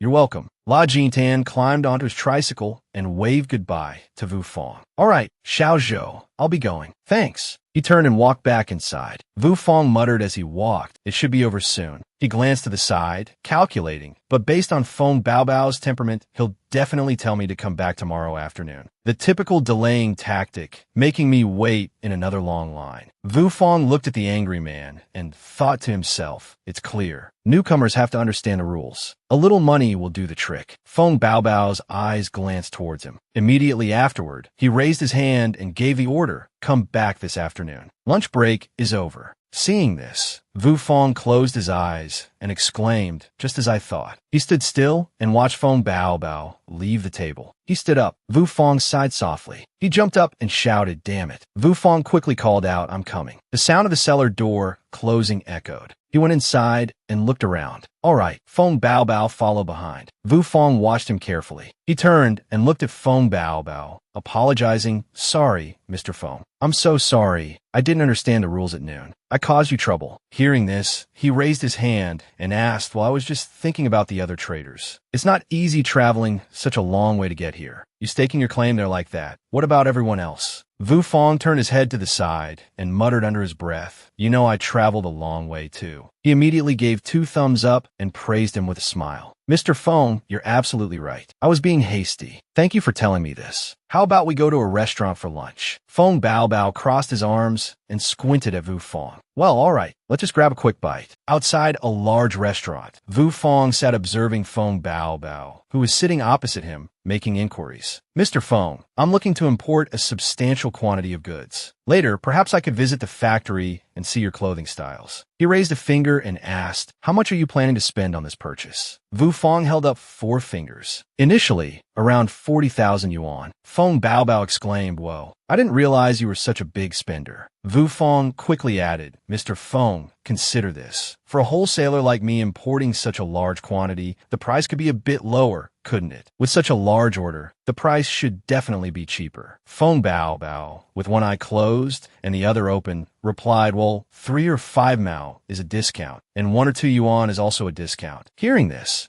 Wu Fong smiled brightly and said, Mr. Feng, I understand. He gestured with a finger as he leaned closer. How about this? I'll visit the factory this afternoon to see the goods. If everything looks good, we can discuss the details later. Feng Baobao immediately patted his chest, assuring him, of course. I'll personally take you to the factory this afternoon. The setting sun illuminated the entrance to the warehouse. Feng Baobao followed Wu Fong into the warehouse. The styles and inventory are all here. Take a look around. Wu Fong's eyes landed on a dress hanging on a nearby rack. Wu Fong reached out to touch the fabric. Feeling the material, he couldn't help but smile to himself, impressed. As expected from a Shanghai garment factory, the style and quality are both excellent. From a distance, Feng Baobao saw Wu Fong examining the clothes and called out, so what do you think? Any issues with the styles? Wu Fong turned and replied, the styles are fine. But as for the specific price, let's discuss that tonight. Hearing this, Feng Baobao threw his arms up in exasperation. What's the big deal? Wu Fong quickly approached him to explain. Mr. Feng, I definitely want these goods, rest assured. He held up a finger, smiling. But it's a significant quantity, so I need to discuss the specific styles and numbers with my company. Feng Baobao stroked his chin thoughtfully. Is that so? He then suggested, all right then, I'll go and discuss on my end. I finish work at 6:30. You can come find me then. Wu Fong readily agreed. The setting sun cast a warm glow on the garment factory. Wu Fong walked out with his hands in his pockets, muttering to himself, I've noted down those styles. Good quality, high import price. After some calculations, it'll be around 15 yuan. He glanced back inside, silently calculating. Even if Feng Baobao can bring it down to 14 yuan, 10,000 will go towards venue fees, model fees, and management costs. The remaining 40,000 will be entirely for purchasing goods. Vu Fong looked at his hand, thinking, selling at 50 yuan, after deducting shipping and other expenses, the maximum profit will only be around 120,000 yuan. He stroked his chin thoughtfully. And that's the most ideal scenario. With Feng Baobao involved, there's a huge variable. The risks are too high. Vu Fong muttered to himself, but I can't avoid Feng Baobao for now. The sun was high in the sky. At the garment factory, Vu Fong appeared at the spot where Feng Baobao was working. He gave a small wave, and Feng Baobao immediately turned around, his eyes lighting up with a pleased smile. Inside the large restaurant from the previous day, Vu Fong stood beside Feng Baobao, pouring him a drink. He inquired, Mr. Feng, about the garment factory's modeling team. Could they travel to Beijing for a show? Feng Baobao raised his glass and drank it down in one gulp. Feng Baobao, his cheeks flushed, raised his hand in agreement. Of course, it's possible. Money talks. You go back to Beijing and arrange the venue, then bring the models over. It can be done. Vu Fong responded softly, Is that so? His eyes flicked to the side as he began to calculate. Handling the venue himself, finding the production team, dealing with the model's arrival, and managing the entrance fees. If the promotion wasn't successful, the investment would be a complete loss. Feng Baobao raised his glass and asked, Right, brother, about the order. Have you finalized the details? Vu Fong replied, Yes, I have. He then proceeded to list the prices. Dark-colored shirts, 15 renminbi each, need 100 pieces. Black floral dresses, 15 renminbi each, need 100 pieces. 100 red V-neck women's dresses, 15 renminbi each. Feng Baobao was startled and exclaimed, All high-priced women's clothing. He slammed his glass down and said, So, the purchase price is 15. I can give you 14. That's the lowest I can go. Feng Baobao's face darkened as he spoke. He picked up his chopsticks and began to lay out his conditions. I take a 0 renminbi and 20-cent commission per piece. For your 40,000 pieces, that's a discount of 3,000 renminbi. I'll also take off another 500 renminbi. Not much, right? Vu Fong waved his hand dismissively. Mr. Feng, VIP clients like me. How many do you see in a year? Feng Baobao frowned and snapped. What do you mean? Vu Fong calmly replied, I'm just talking business with you. Feng Baobao stood up abruptly and shouted, Business. What do you really mean? Vu Fong raised his hand with a conciliatory smile. Mr. Feng, just hear me out. He stood up, laughed loudly, and began to speak persuasively. The reason I'm doing so well in Beijing isn't just luck. It's because I understand Beijing. I understand what the girls like to wear. I understand the market. He raised a finger and leaned closer, lowering his voice. I came to you today not to haggle over a few hundred RMB. Feng Baobao's face flushed, looking at Vu Fong with confused incomprehension. Vu Fong raised both hands, his eyes gleaming as he declared, Even if you meet 4 big clients like me a year and earn 2,000 renminbi, what's the point? I want to use your connections and access to organize a fashion show in Beijing. A slight smile played on his lips as he continued, Of course, I'll cover the model fees and venue costs. In addition, I want to sign a contract with you.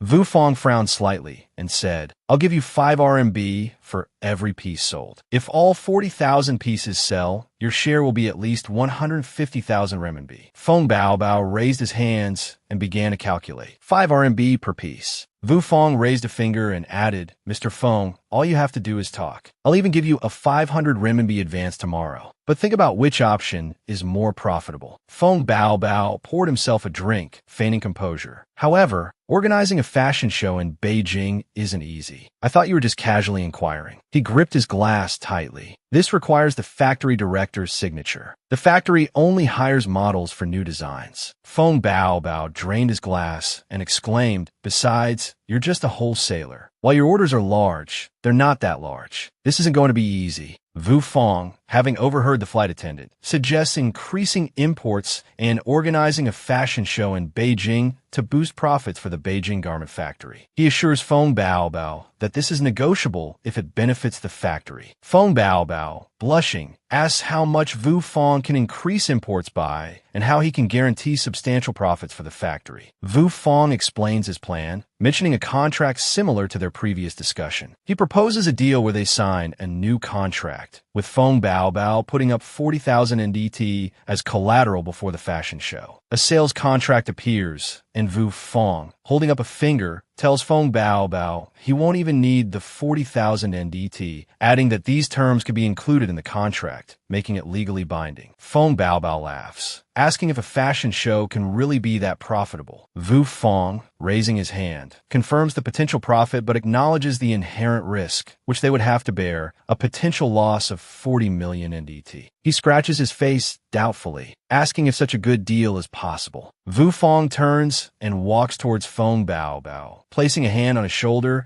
and reassuring him that, besides the 500 NDT, there's also a hardship fee. Feng Baobao questions the meaning of a hardship fee. Vu Fong holds up a finger, confirming, right? Feng Baobao, if we can finalize this fashion show, I'll give you this much, gesturing towards the full moon in the sky. Standing in front of the building, Vu Fong reminds Feng Baobao to consider their discussion seriously. Feng Baobao agrees to think it over. A light is still on in Feng Baobao's house. Feng Shilai cradles a baby, cooing affectionately. Feng Baobao enters, announcing his return. Feng Shilai warns him to drink less and avoid his usual four companions. Feng Baobao, startled, insists he hasn't been with them, claiming he was discussing business with a businessman. Feng Shilai angrily questions him about the nature of this business, warning him against using his name for fraudulent activities, reminding him of his past transgressions. Feng Baobao protests, insisting it's legitimate business. Feng Shilai demands to know the details. Feng Baobao explains the situation. Feng Shilai scoffs, questioning the plausibility of someone willingly investing in their factory. Feng Baobao insists it's true, despite his own initial skepticism. Feng Shilai picks up the baby and walks away, telling Feng Baobao to stop dwelling on it and focus on his job. Leaning back on the sofa, Feng Baobao glances aside, thinking that 2 meals and a successful deal would net him 1,000 NDT. He muses that he'll also get 5 NDT for every shirt Vu Fong sells. The next morning, at the garment factory, Feng Baobao greets Vu Fong enthusiastically, inviting him to lunch. Vu Fong thinks to himself that the deal is already half done. 2 simple dishes were laid out on the table. Feng Baobao sat opposite, raised his hand, and said with a bright smile, "Dinner's on me today. I feel bad, always having you treat." Vu Fong muttered to himself, as if I'm eating some kind of extravagant feast. Feng Baobao raised a finger and said, "This afternoon, I'll take you to see my father to discuss business. But our deal, we don't need to tell him about it." Vu Fong smiled and replied, "No problem." Outside the director's office, Vu Fong stepped inside and began, "Director Feng, let me give you a brief overview."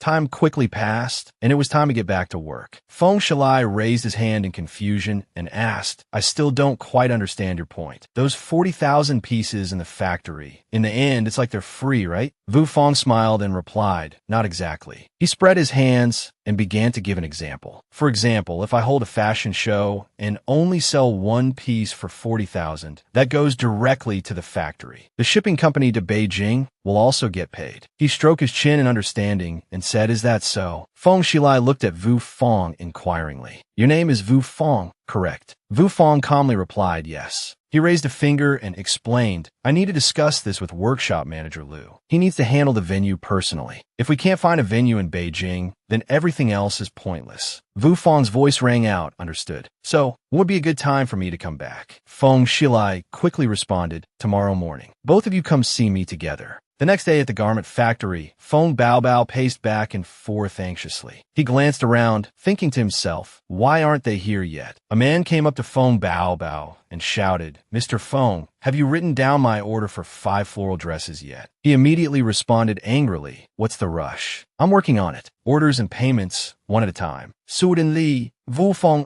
project Feng Fa. Feng Baobao, seeing him, exclaimed joyfully, "Oh, you're here." Feng Baobao stood up and ran towards him, shouting, "Xiao Chu." He looked at Vu Fong excitedly and exclaimed, "Xiao Chu, there's hope. After you left yesterday, I specifically talked to my father and told him you're my brother, so he had to help you. After work, my father told me that workshop manager Liu agreed to discuss the details with you." Vu Fong immediately smiled and said, "Thank you, Mr. Fong. Don't worry, I'll keep my promise to you." The afternoon sun illuminated the lobby of the fashion company building. Feng Baobao walked beside Vu Fong and said cheerfully, we could talk to workshop manager Liu soon. He saw Feng Shilai and called out, "Dad, Xiao Feng is here." Vu Feng politely greeted him. "Director Feng, sorry to bother you again." He replied with a smile, "Yes, workshop manager Lu just finished his meeting. Come on, I'll take you over there." Lu Deguang, the workshop manager of the Beijing Garment Factory's Workshop 6, appeared with a cheerful expression. Vu Feng politely greeted him. "Hello, workshop manager Lu. My name is Vu Feng from the Old Dong Market." Lu Deguang placed a hand on his shoulder and said, "Impressive young man. Yesterday, Old Feng told me about your cooperation proposal. So, you want to finance our factory to sell goods?" He replied, "Yes, I've even brought the money with me." Lu Deguang was extremely surprised. "Oh, I didn't expect that. Quite well off, aren't you? Xiao Chu, is it? Why do you want to cooperate with our factory like this?" Vu Feng didn't beat around the bush and honestly replied, "To make money, of course. Factory Director Lu, I'm bringing up this collaboration plan. It also involves the Beijing Garment Factory. In the future, we'll need a business model for development." Lu Deguang paused, his hand holding his cup. He asked curiously, "Oh, tell me more." Vu Feng calmly explained to him, "Let me put it this way. I'll pay the 40,000 as a brand licensing fee. This fee is for using the brand effect of your Beijing Garment Factory. Since I've paid the fee, I have the right to sell clothing under the Beijing brand. So my role also changes. I become your licensee." Hearing this, Lu Deguang was surprised. Feng Shilai and his son, Feng Baobao, were equally astonished. Vu Feng continued his explanation. "This way, we can continuously attract individual businesses across the country." A simple diagram was drawn. In the center was the Beijing Garment Factory, with lines pointing towards it from surrounding individual businesses. He went on, "This way, we can continuously attract individual businesses across the country. After these businesses become agents, you can collect a fee for every piece of clothing sold from your factory." He added, "Based on market saturation in different regions, we need to protect the interests of the licensees. This means designating areas and limiting the number of licensees. 10 in Beijing, 8 in Shanghai, 5 in Guangzhou, 2 in Zhejiang, and 1 in Lanzhou. As the brand's popularity grows, so will our market share. Of course, there are risks involved that you'll have to bear." Lu Deguang listened attentively. Vu Feng, realizing he hadn't fully grasped the concept, added, "For example, other garment factories might use this model to attract more agents and lower their joining fees. It becomes a competition of who can best satisfy consumer demand. By paying the 40,000 licensing fee now, we leverage the brand effect of the Beijing Garment Factory to reduce market competition risks." He concluded confidently, "This is the purpose of our collaboration." Feng Shilai, having heard Vu Feng's presentation, felt immensely proud. "Factory Director Lu, this is the individual business owner I mentioned yesterday." Lu Deguang looked stunned. He turned away, thinking, licensing fees, suppliers. Isn't this business model exactly what I need? He thought, then looked at Vu Feng with a smile. He stopped in his tracks. He looked at Vu Feng and asked, "How did you come up with all this?" Vu Feng replied cheerfully, "Factory Director Lu, shall we continue our discussion about the collaboration?" Feng Shilai exchanged glances with Lu Deguang. After a moment, they both nodded in agreement. Lu Deguang suddenly burst into laughter. "Ha ha." After his laughter subsided, he looked at Vu Feng. "What do you think would be the best place to hold a fashion show?" Vu Feng, having waited for this moment, clenched his fist in silent triumph. His eyes lit up with excitement. He thought success. Then he said confidently, "The shopping mall. Rent out the front area of the first floor. Set up the seating in a way that customers on the upper floors can also see the fashion show from above." Next, he handed Feng Baobao an envelope. "Mr. Feng, this is the 1,000 yuan we talked about earlier." Feng Baobao took it. After checking inside and seeing it was all cash, Mr. Feng Baobao stammered in delight. "This? Xiaofeng, this." Vu Feng cheerfully said, "You made so much money, Mr. Feng. Why don't you treat me to a meal?" Feng Baobao laughed heartily. Of course. Vu Feng, let's go. Don't be polite to me today." Then Vu Feng led him away, chatting as they walked. "Mr. Feng, about the agreement between us, maybe you should mention it to your father." Feng Baobao replied, "Vu Feng, you don't know how strict my father is with me. If he finds out about this money, I won't get to keep a single cent." Not long after, they arrived at a restaurant. Feng Baobao kept piling food onto Vu Feng's plate, saying, "Xiao Chu, eat, eat, eat." As Vu Feng ate, he couldn't stop thinking. In his previous life, the real turning point for the Beijing Garment Factory was the fashion show. The clothes were sold out instantly. A rush order was placed, and those were sold out too. Now, if that miracle could be repeated, sales could reach 1 million. Thinking of this, The piece of meat he just picked up paused before reaching his mouth. But factory director Liu definitely wouldn't believe a fashion show could create such a miracle. Such high sales would require 2 shipments. Whose profit would the second shipment count towards? The contract didn't specify. The concept itself was ambiguous. He could take it, or the factory could take it. It was too complicated to write into the contract, and factory director Liu wouldn't agree anyway. If he wanted to share the profits from the second order, he could only rely on Feng Shilai's shipping. If he said it was his, then it was. He could simply claim it as an addition to his own order, which would be perfectly reasonable. Currently, he and Feng Baobao had become partners in this venture. Having thought this through, a smile crept onto his lips. They both raised their glasses for a toast. Vu Fong suddenly stood up, glass in hand, left his seat, and approached Feng Baobao, calling out Mr. Feng. Feng Baobao, slightly tipsy by now, slurred, "Xiaochu, come have a drink with me." But Vu Fong thought to himself, I never expected giving him 1,000 yuan would become the key to all this. He sat down next to Feng Baobao and whispered, "Let's go to your house later. Then we can." After hearing this, Feng Baobao's expression turned serious. He said, "Okay." The 3 of them returned to Feng Baobao's house. As soon as the door opened, Feng Baobao called out cheerfully, "Dad, I'm back." Feng Shilai, seeing his son return home smelling of alcohol, looked displeased. "Why have you been drinking?" Following behind him, Vu Fong greeted Director Feng. Seeing him, Feng Shilai's face brightened considerably. He said, "Oh, Xiaochu is here." He then stood up and invited him in. "Come in, have a seat." Feng Baobao said, "Dad, we came here today to discuss something important with you." Feng Shilai looked surprised. "Oh." The clock struck 9 p.m. Feng Shilai sat pondering a piece of paper. He stroked his chin and sighed repeatedly. Feng Baobao asked impatiently, "Dad, well." He said seriously, "Baobao, resign tomorrow." Hearing this, Feng Baobao's jaw dropped in surprise. "Huh."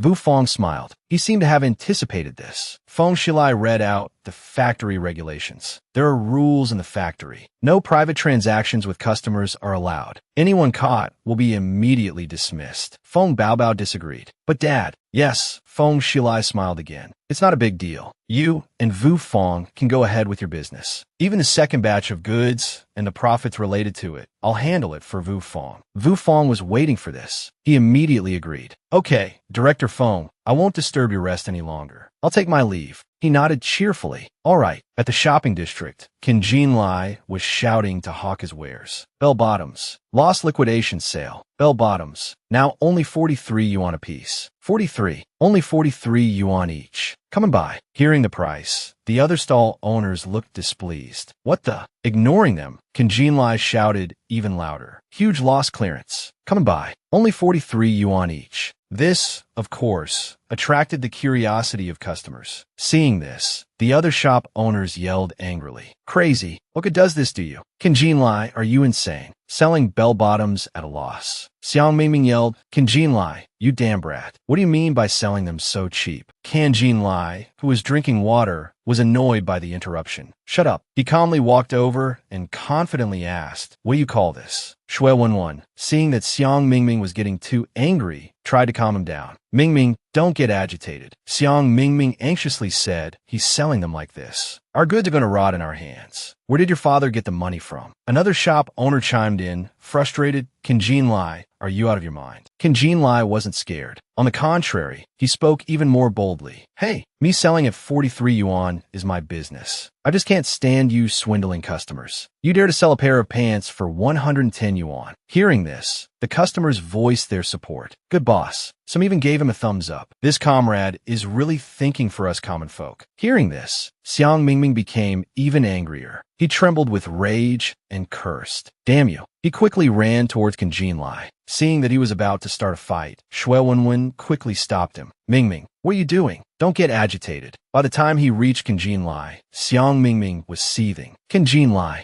seeing his fury, Qin Jinlai taunted him. "What?" Flustered and angry. "I just don't want you crooks to make money." Xiang Mingming glared at him. "You." Qin Jinlai continued to provoke him. "You gonna hit me?" And as he wished, Xiang Mingming finally snapped. A sharp slap rang out. Next came the sound of Qin Jinlai's glass falling. Xiang Mingming shoved him. Qin Jinlai fell onto his back and cried out, "Ow!" Xiang Mingming, having struck him, cursed. Damn you, you son of a bitch. However, this was exactly what Jinlai wanted. He suddenly grinned slyly. Then, feigning injury, he pointed at Xiang Mingming and yelled in mock distress. The crook hit me. He's trying to kill me. Xiang Mingming couldn't believe he'd been set up like this. Frustrated, he asked, What is this? Jinlai's employees seized the opportunity and yelled, he hit someone. He's trying to kill him. Grab him. Large men appeared from nowhere and surrounded Xiang Mingming. He yelled, what are you doing? Are you thugs? Don't touch me. His arms were pinned behind his back as he struggled to explain, no, it's not like that. Let me go. Jinlai stood up and announced loudly, that's right. He's a thug. Call the police and have him dealt with severely. Xiang Mingming was stunned. Severely dealt with. Without further hesitation, Xiang Mingming was dragged away by the men. Come with us. You're going to see the police. Shui Wenwen ran over. What are you doing? Let go of my husband. Jinlai, watching from behind, was delighted. You're too naive to play games with me, he sneered. Xiang Yongguang's voice echoed through the building. What? Arrested for being a thug. But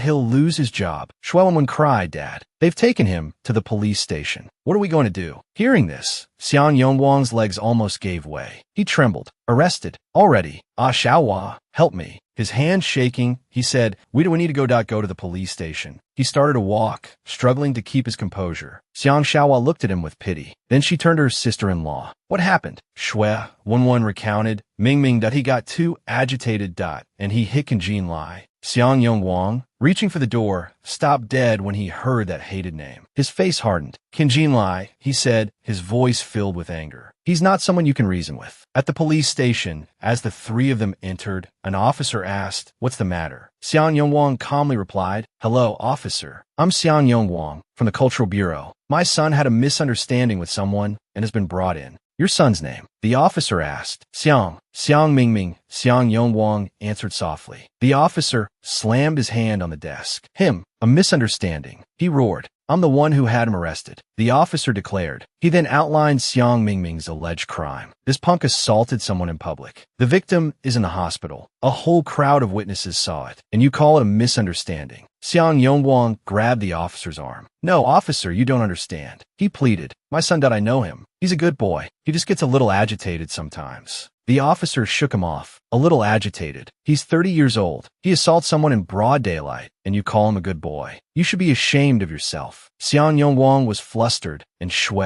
Wenwen panicked. Dad, what are we going to do? Mingming will lose his job. Xiang Yongguang suddenly asked, where's Jinlai now? Shui Wenwen replied, he's probably still at the People's Hospital. Jinlai is bandaging his own head, laughing as he does so. Ha! The nurse, looking puzzled, says your head is fine. There's really no need to bandage it. Xiang Yongguang opens the door to the hospital room and asks, Jinlai, are you all right? Upon seeing him, Jinlai asks who he is. Xiang Yongguang smiles kindly and says, I'm Xiang Mingming's father. Hearing this name, Jinlai suddenly clutches his head in pain. He cries out, ow, ow, my head. It hurts so much. Ow, ow, my whole body hurts. The children of officials acting like thugs, beating people up like that. I can't believe things turned out like this. Xiang Yongguang is extremely worried. He lowers his head and says, Mr. Kan, Xiang Mingming was wrong to hit you. But young people can be impulsive. It doesn't make him a thug. Jinlai looks annoyed. Bullshit, he retorts. You officials are so good with words. When you hit someone, it's just being impulsive. When we hit someone, we're thugs. Xiang Yongguang looks embarrassed. Mr. Kan, he doesn't get a finish. Jinlai yells, oh, it hurts so much. You're not being reasonable. Xiang Yongguang clasps his hands together pleadingly. Mr. Kan, please understand, we're not unreasonable people. We'll definitely compensate you for this. How much do you think is appropriate? Then, could you please have a word with the police? Just tell them it was a youthful outburst and let the matter go. Jinlai feigns suffering. Oh, but what if there are lasting effects? Unlike you important officials with stable jobs, what if I suddenly collapse one day? What will my wife and children do?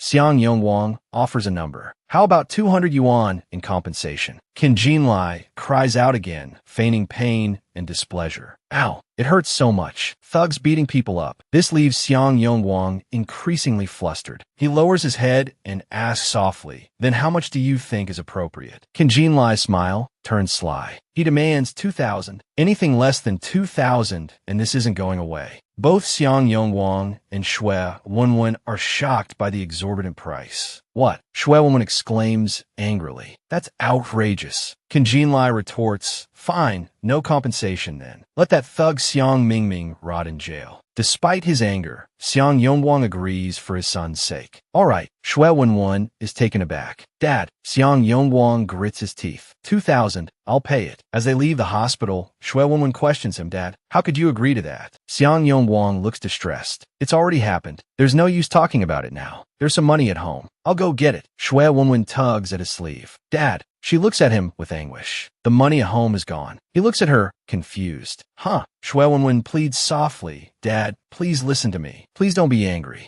Mingming took the money from under your bed last time to pay for his merchandise. He said he'd replace it. As if struck by lightning, Xiang Yongwang asks in disbelief, what did you say? Then he explodes in anger. How could you? That was Xiaohua and Liang Liang's money. How could you be so selfish? You didn't even leave any for them. Shui Wenwen, left with no excuses, knelt down abruptly. Clutching Xiang Yongwang's leg, she cried out, we were truly wrong. We weren't thinking straight at the time. It was a rash decision. Dad, see where we can scrape together some money. Mingming can't lose his job. How will he face anyone afterwards? Xiang Yongwang, exasperated, flung her hand away and roared, get out. He turned back and said, scrape together. 2,000 yuan. Go find it for your son. Shui Wenwen burst into tears. Dad, Mingming is your own son. Can you really just watch him suffer like this? Dad, seeing his daughter-in-law weeping pathetically behind him, Xiang Yongwang's heart softened. Mustering his courage, he said, go to the hospital. Shui Wenwen, stunned by this decision, asked, aren't you borrowing money anymore? What are we going back to the hospital for? Xiang Yongwang bit his lip, nearly drawing blood. Borrow. He spat, his anger flaring. 2,000 yuan. Who are you going to borrow that from? Do you think money grows on trees? Do you think everyone has that kind of money to lend you? Shui Wenwen, scolded to tears, asked, Dad, then what are we going to do? Xiang Yongwang turned away, his heart heavy. Write an IOU.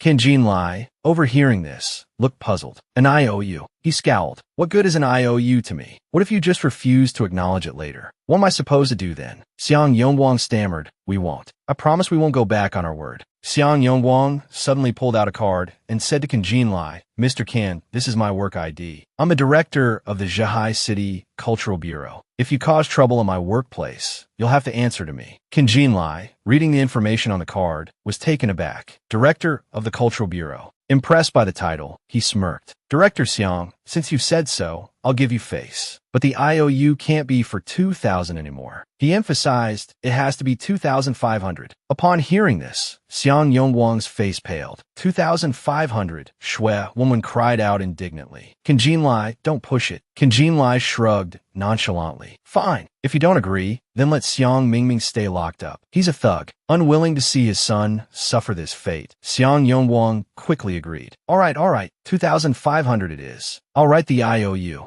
Soon, an IOU bearing his fingerprint was completed. Holding the paper in his hand, Qin Jinlai laughed triumphantly. Hee, Director Xiang, you're a reasonable man after all. Although his heart was breaking, Xiang Yongwang forced a laugh. Ha! Elsewhere, Feng Shilai finished explaining the situation to Chou Yufeng. That's basically it. Chou Yufeng replied, all right, I understand, Director Feng. He smiled enthusiastically. Right, bring Bao Bao with you. Your partners, you should work on this together. Chou Yufeng beamed. That's exactly what I was thinking, bringing Mr. Feng along. He then added a request. Oh, Director Feng, about the models, could I take a look? Choose some famous ones. Feng Shilai looked at him puzzled. Famous? Where are we going to find famous models? They're all factory workers. Chou Yufeng mentioned two names. Neo Dandan, Nana. Do you have them? This only deepened Feng Shilai's confusion. At the gym, inside were long, slender legs. They were practicing seriously in their high heels. Wu Yu led Chou Yufeng in and said, up ahead is the model's practice room. Having said that, Wu Yu opened the door to the practice room and introduced it to him. This is the model's practice room. Seeing a stranger, the models turned around in surprise and looked at him curiously. Wu Yu enthusiastically pointed to them and said, the one with the ponytail and the one with short hair are Neo Dandan and Nai Nana. Chou Yufeng replied, oh. He observed them from afar. His sunglasses made Chou Yufeng look more dashing than usual. He smiled and thought, not bad. It's these two. According to his memory, Neo Dandan and Nai Nana were huge stars in his previous world. world. With you two, this show will be a sure success, especially since you two are rising stars. I need to make a good first impression as a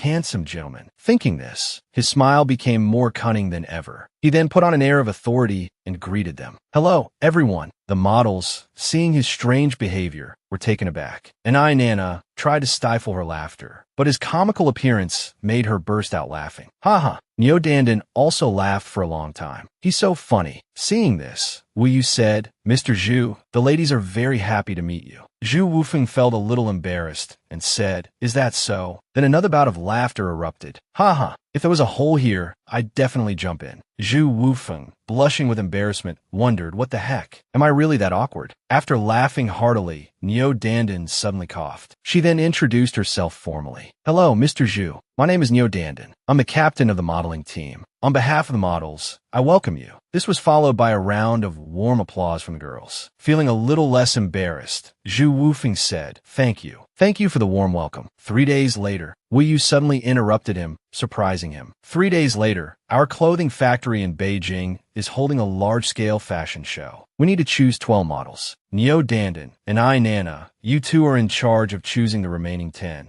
Chou Yufeng silently praised Wu Yu. He knew he particularly needed these two, so by putting them in charge of choosing the others, he wouldn't offend anyone. This was a veteran move. The girls all agreed. Okay. And Nana wondered why she was suddenly put in charge of choosing the models and why they had to go to Beijing. She suddenly noticed Chou Yufeng staring at her and became wary. Chou Yufeng couldn't help but feel satisfied as he looked at them. Neo Dandan was very energetic while Nana had a dignified, aloof aura. Neo Dandan awkwardly reminded him, Mr. Zhu, what are you looking at? Chou Yufeng didn't realize how lecherous he looked. Being called out, he blushed. He started to fidget. I got lost in thought and forgot everything. I stared at her for too long. Then he got down to business. So, team leader Neo, please select a performance team. I'll go ahead, Wu quickly said. Mr. Zhu, there's something else I need to attend to. Chou Yufeng didn't dare linger. He quickly walked out of the practice room, saying, I'll go ahead then. See you later. Neo Dandan put her hands on her hips, looking displeased. And Nana agreed. Such a gangster. Doesn't seem like a good person at all. Suddenly, Neo Dandan teased Nana, don't tell me that boss took a liking to you. The way he was staring, his eyes were practically sparkling. And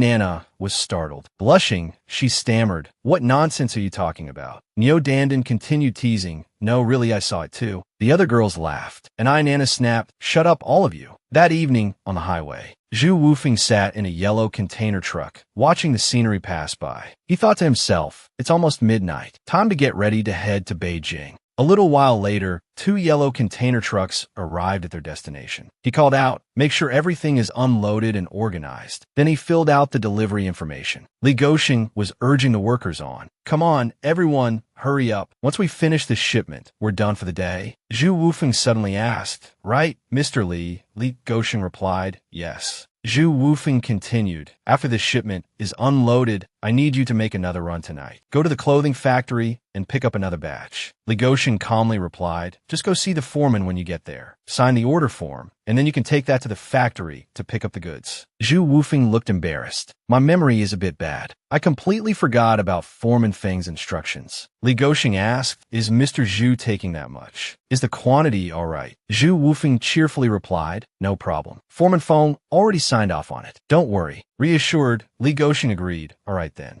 Once everything was finalized, Li Gosheng shouted, Pack up, everyone. We're heading back. Suddenly, footsteps approached from behind. Xie Jinghong greeted him, Mr. Zhu. The goods have arrived. Chou Yufeng replied enthusiastically, Yes, they're all here. Everything's in order. Xie Jinghong praised him. Mr. Zhu, you're so young and capable. Such bold decisions. Coming here to organize a fashion show to sell clothes. Chou Yufeng replied, Director Xie, you're too kind. If it weren't for Director Lu's help, I wouldn't dare attempt this. He then excused himself. I'm a bit busy right now, so please wait a moment. I need to give some instructions to my assistant. He then turned back and waved goodbye to Li Gosheng. Mr. Li, be safe on the road. Chou Yufeng pulled out a pack of cigarettes. This is my last pack. Have one each, everyone. Smoke one before you leave to stay alert. Li Gosheng reached out to take one, but then noticed that Chou Yufeng had slipped some cash into the pack along with the cigarettes. He was momentarily speechless. After accepting the gift, a broad smile spread across his face. Well then, thank you for your generosity, Mr. Zhu. Li Gouxing clapped Chou Yufeng on the shoulder. Mr. Zhu, that shipment foreman Feng signed off on, will work around the clock to get it to you within 4 days. Chou Yufeng replied, thank you. Li Gouxing turned back and said to the team, all right everyone, let's head back. After finishing up with Li Gouxing, Chou Yufeng continued his conversation with Xie Jinghong. Director Xie, let's go. There's still a few things we need to cross-check. As they walked, he softly said to Director Xie, tomorrow morning,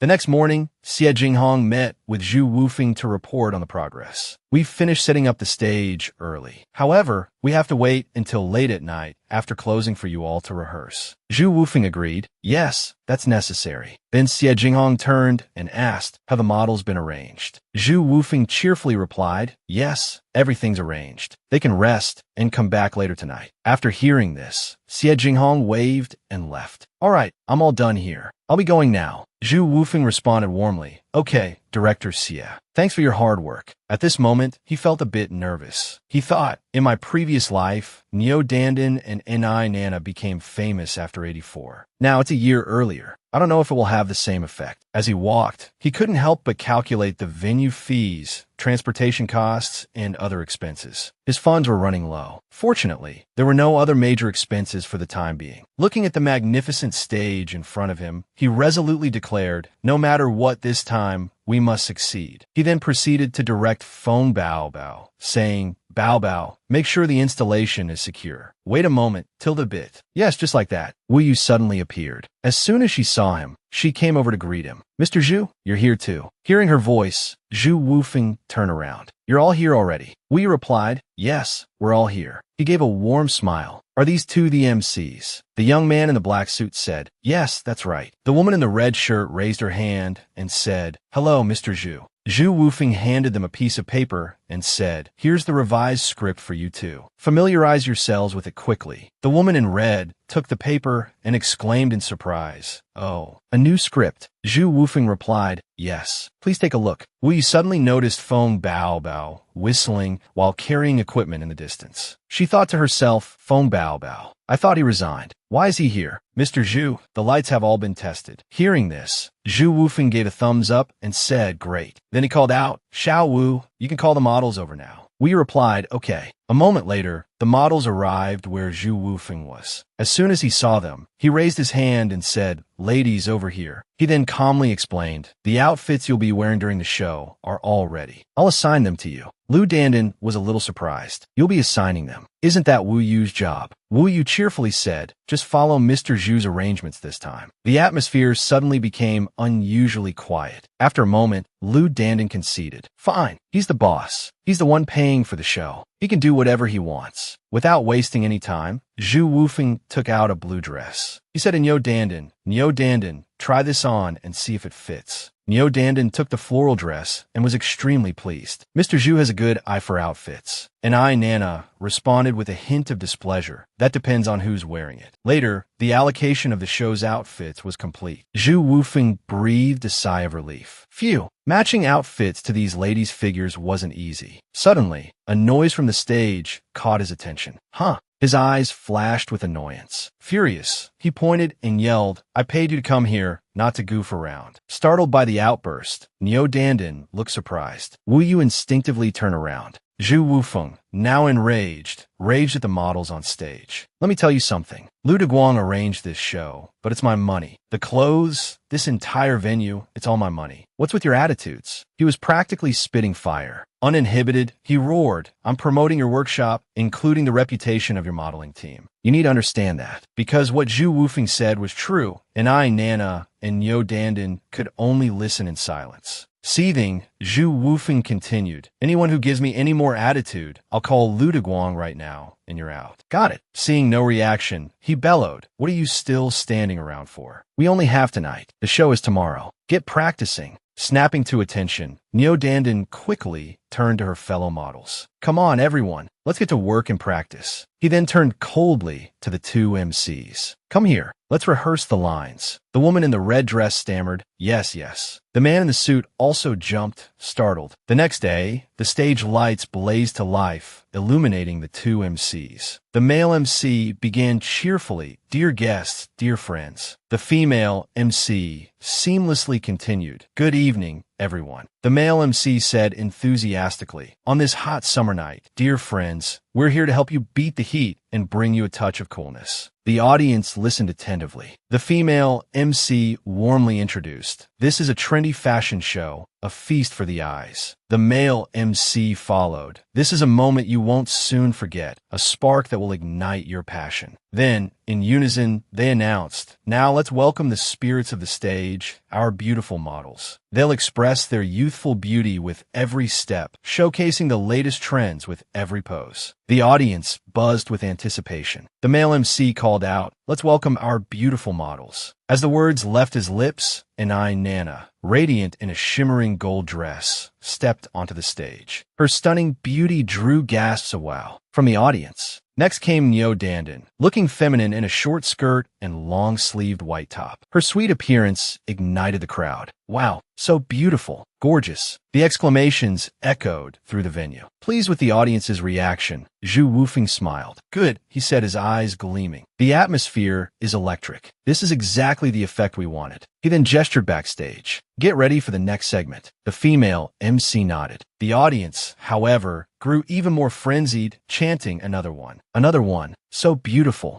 The male host walks onto the stage and calms the crowd. Ladies and gentlemen, please quiet down for a moment. He adds, there's an even more amazing performance coming up. He excitedly announces some very attractive news. But before that, the Beijing Garment Factory has a special offer for everyone. The female host chimes in curiously, oh, a special offer. What kind of offer? This piques the audience's interest. The male host enthusiastically announces, well, you wouldn't believe it. The outfits our models just wore. You can buy them today, right here. The female host asks in astonishment, what? The latest summer styles. Everyone here can buy them. The male host continues, that's right, designed by a famous American designer, identical to what our models are wearing. Only available today. He emphasizes again, available for purchase right here. The female host asks, and the price? How much are they? The male host replies, you won't believe the price. The audience murmurs expectantly. The male host announces loudly, all styles are just 100 renminbi, a flat price of only 100 renminbi. The female host exclaims in surprise, 100 renminbi. Really? Only 100 renminbi. Our factory won't make any profit. In the audience, someone starts to complain, the outfits the models wore are really nice, but 100 RMB. Their companion replies, yeah, seems a bit expensive. Suddenly, Chou Yufeng shouts, wrong.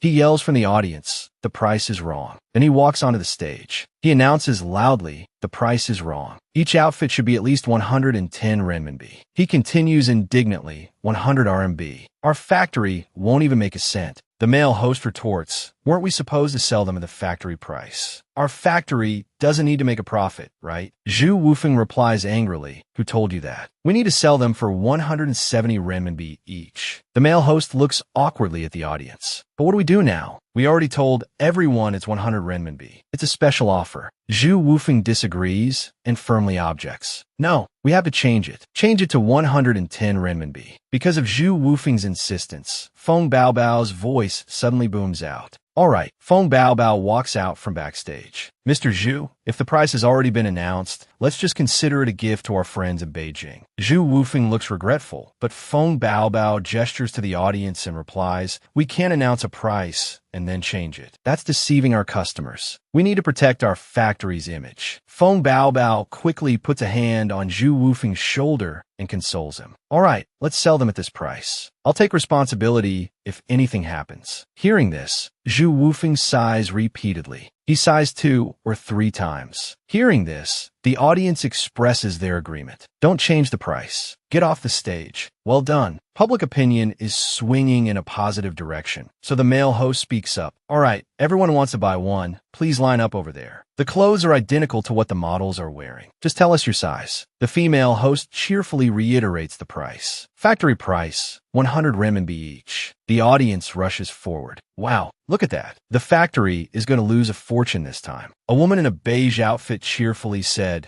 "Give me a number 1, the one the first model wore." A woman in blue, ordering right next to her, said, "I'll take number 7, the one the tallest model wore." Backstage, Feng Baobao couldn't help but exclaim with joy, so lively. "At this rate, we can make 5 renminbi per piece." A salesperson enthusiastically announced, "Everyone, no need to rush. As promised, we're offering these Beijing garment factory outfits to everyone for just 100 renminbi. We won't go back on our word. Please line up." Chou Yufeng smiled with satisfaction. Accepting 125 renminbi, Neo Dandan couldn't help but express her surprise, thinking to herself, it's unexpectedly this lively. She turned towards Chou Yufeng, thinking, this Mr. Zhu, he's not simple. At the sales booth, people jostled to buy the outfits quickly. "Give me number 9. I want number 12. I've already given you the money. I'm buying number 11. Here's the money. Hurry up." Watching from afar, Chou Yufeng calculated to himself, at this rate, these outfits will be sold out very quickly. The second batch should be on its way. It should arrive the day after tomorrow. Hee. These aren't leftovers that the garment factory called you about. I pre-ordered these. 2 hours later, a salesperson ran inside, looking extremely panicked, and announced to Feng Baobao, "Mr. Feng, we're out of stock." The customers were in an uproar. They hadn't expected the stock to run out in just 2 hours. Feng Baobao was utterly astonished. Everything's sold out already. He quickly ran onto the stage. He announced loudly, "We're sold out. Everyone, please stop queuing." Hearing this, those still in line were annoyed and started complaining. "What's going on? We've been queuing for so long, and you're just saying it's sold out. You told us not to rush when you started selling, and now you're saying it's all gone." They demanded, "No way. You have to come up with a solution. Give us a solution." Faced with these angry demands, Feng Baobao quickly responded, "Everyone, please don't worry. More stock is on its way. If you want to buy our outfits, come back the day after tomorrow. We'll still be here selling them." He added, "I guarantee the style and quality of the outfits the day after tomorrow will be exactly the same as today's." Hearing this, the women asked, "What about the price?" "Yes, what about the price? You have to be clear about this." Feng Baobao replied, "Don't worry about that. As promised, we won't increase the price one bit. We'll still sell them to you at the factory price of 100 renminbi. With the show successfully concluded,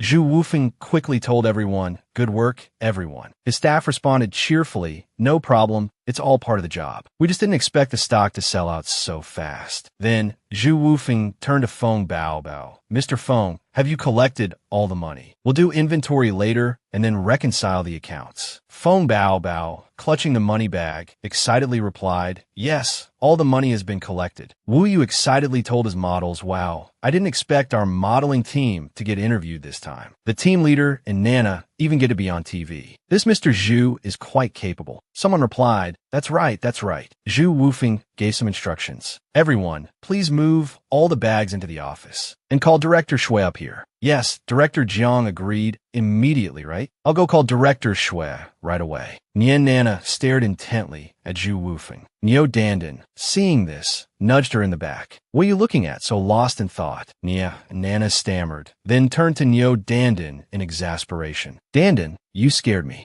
Neo Dandan looked at her appraisingly. "Boss Zhu is quite impressive, Nana." Nian Nana feigned annoyance. "What does that have to do with me?" No longer teasing her, Neo Dandan said, all right. We have to go back early tomorrow, so let's pack up." Nian Nana replied sheepishly, Okay. A moment later, Chou Yufeng spoke. "Is everyone here?" 3 bags of money sat on the table. He folded his arms and said, "All right, everyone, let's begin." One by one, the bags were opened, revealing stacks of gleaming cash. Without a word, everyone took a stack and quickly counted the money. Soon, neat piles of cash were placed back on the table. Jiang Dai cheerfully reported, "My count is correct, 10,000 per stack. A total of 500,000. Hearing this, Chou Yufeng said, "Excellent." Feng Baobao couldn't believe his ears. He exclaimed in astonishment, 500,000 in one day. Shui Xialong quickly spoke up, "Boss Zhu, the payment for the goods is no problem. According to our agreement, you need to give our garment factory 70,000. Chou Yufeng replied enthusiastically, no problem. It's all clearly stated in the contract. He added, however, this bonus definitely won't stop at this amount. Shui Xielong looked at him quizzically. Huh? Boss Zhu, what do you mean by won't stop at this amount? Zhu Wufeng explained, there's another shipment on its way here. When those clothes are sold out, we'll give you the bonus according to the contract. Shui Xielong was stunned. What? It's already on its way. He quickly explained, yes, at the beginning of the event, I discussed it with Director Feng. The new shipment is already en route. It's expected to arrive the day after tomorrow evening. We plan to start selling the morning after that. We'll have to trouble everyone to be busy for a few more days then. Shui Xielong was dumbfounded. Like this. Everything that had transpired left him deep in thought. In the factory director's office, Lu Deguang had been on the phone for a while when he suddenly exclaimed, "What?" He stood up abruptly and asked, 5,000 pieces sold out in one evening. Shui Xielong recounted urgently, that's exactly the situation. It wasn't selling, it was practically a frenzy. Moreover, this event has really put our garment factory on the map. There were even reporters interviewing us tonight. Lu Deguang grinned. This boss Zhu is really something else. Shui Xielong glanced around to see if anyone was there. Then he lowered his voice and said into the phone, Director Lu, there's something else I need to report to you. After this batch sold out, Zhu Wufeng ordered another 5,000 pieces. Director Feng signed for it. Lu Deguang asked, do you know about this? His expression then turned joyful. He said Director Feng signed for it. When that happened, Shui Wenwen replied softly. It must have been last night, factory director. If the clothes sell this easily, I think we can completely bypass this Zhu Wufeng. We can sell them ourselves. Even if Director Feng signed, isn't Zhu Wufeng still in Beijing? His name couldn't be on the delivery order. This shipment could be entirely our own doing, with nothing to do with him. Hearing this, Xiang Yongguang fell silent, lost in thought. Seeing his continued silence, Shui Wenwen asked anxiously, Factory Director, are you listening? Xiang Yongguang cautioned, Zhu Wufeng is meticulous. He drafted the original contract. Could he have left such a big loophole? He must have already signed the second order. He slammed his hand on the table, his eyes flashing with animosity. He scoffed at Feng Shilai. The next morning, Jiang Dai called out, Boss Zhu, phone call for you. It's Factory Director Xiang. He pointed to the phone and quickly left. Boss Zhu, I'll get back to work. Zhu Wufeng took a deep breath and answered the phone. Factory Director Xiang, you were looking for me. Outside, Shui Wenwen stood eavesdropping. Xiang Yongguang's voice boomed jovially. Boss Zhu, congratulations. I didn't expect so many clothes to sell out in one night. Zhu Wufeng responded enthusiastically. Factory Director, this is all thanks to the reputation of our factory and the model's performance. He added, I must thank you. I hope you'll give me the opportunity to treat our workers to a meal when I get back. Xiang Yongguang chuckled. That meal won't be cheap, will it? Ha ha ha. So you sold out that entire batch in one night. Do you need more? I can send you another. Xiang Yongguang suddenly offered another shipment. From this question, Zhu Wufeng realized that Xiang Yongguang knew about the separate contract he had signed with Feng Shilai. Xiang Yongguang continued cheerfully, of course, if it's a contract, the profit sharing will still be based on our previous agreement. Zhu Wufeng stammered,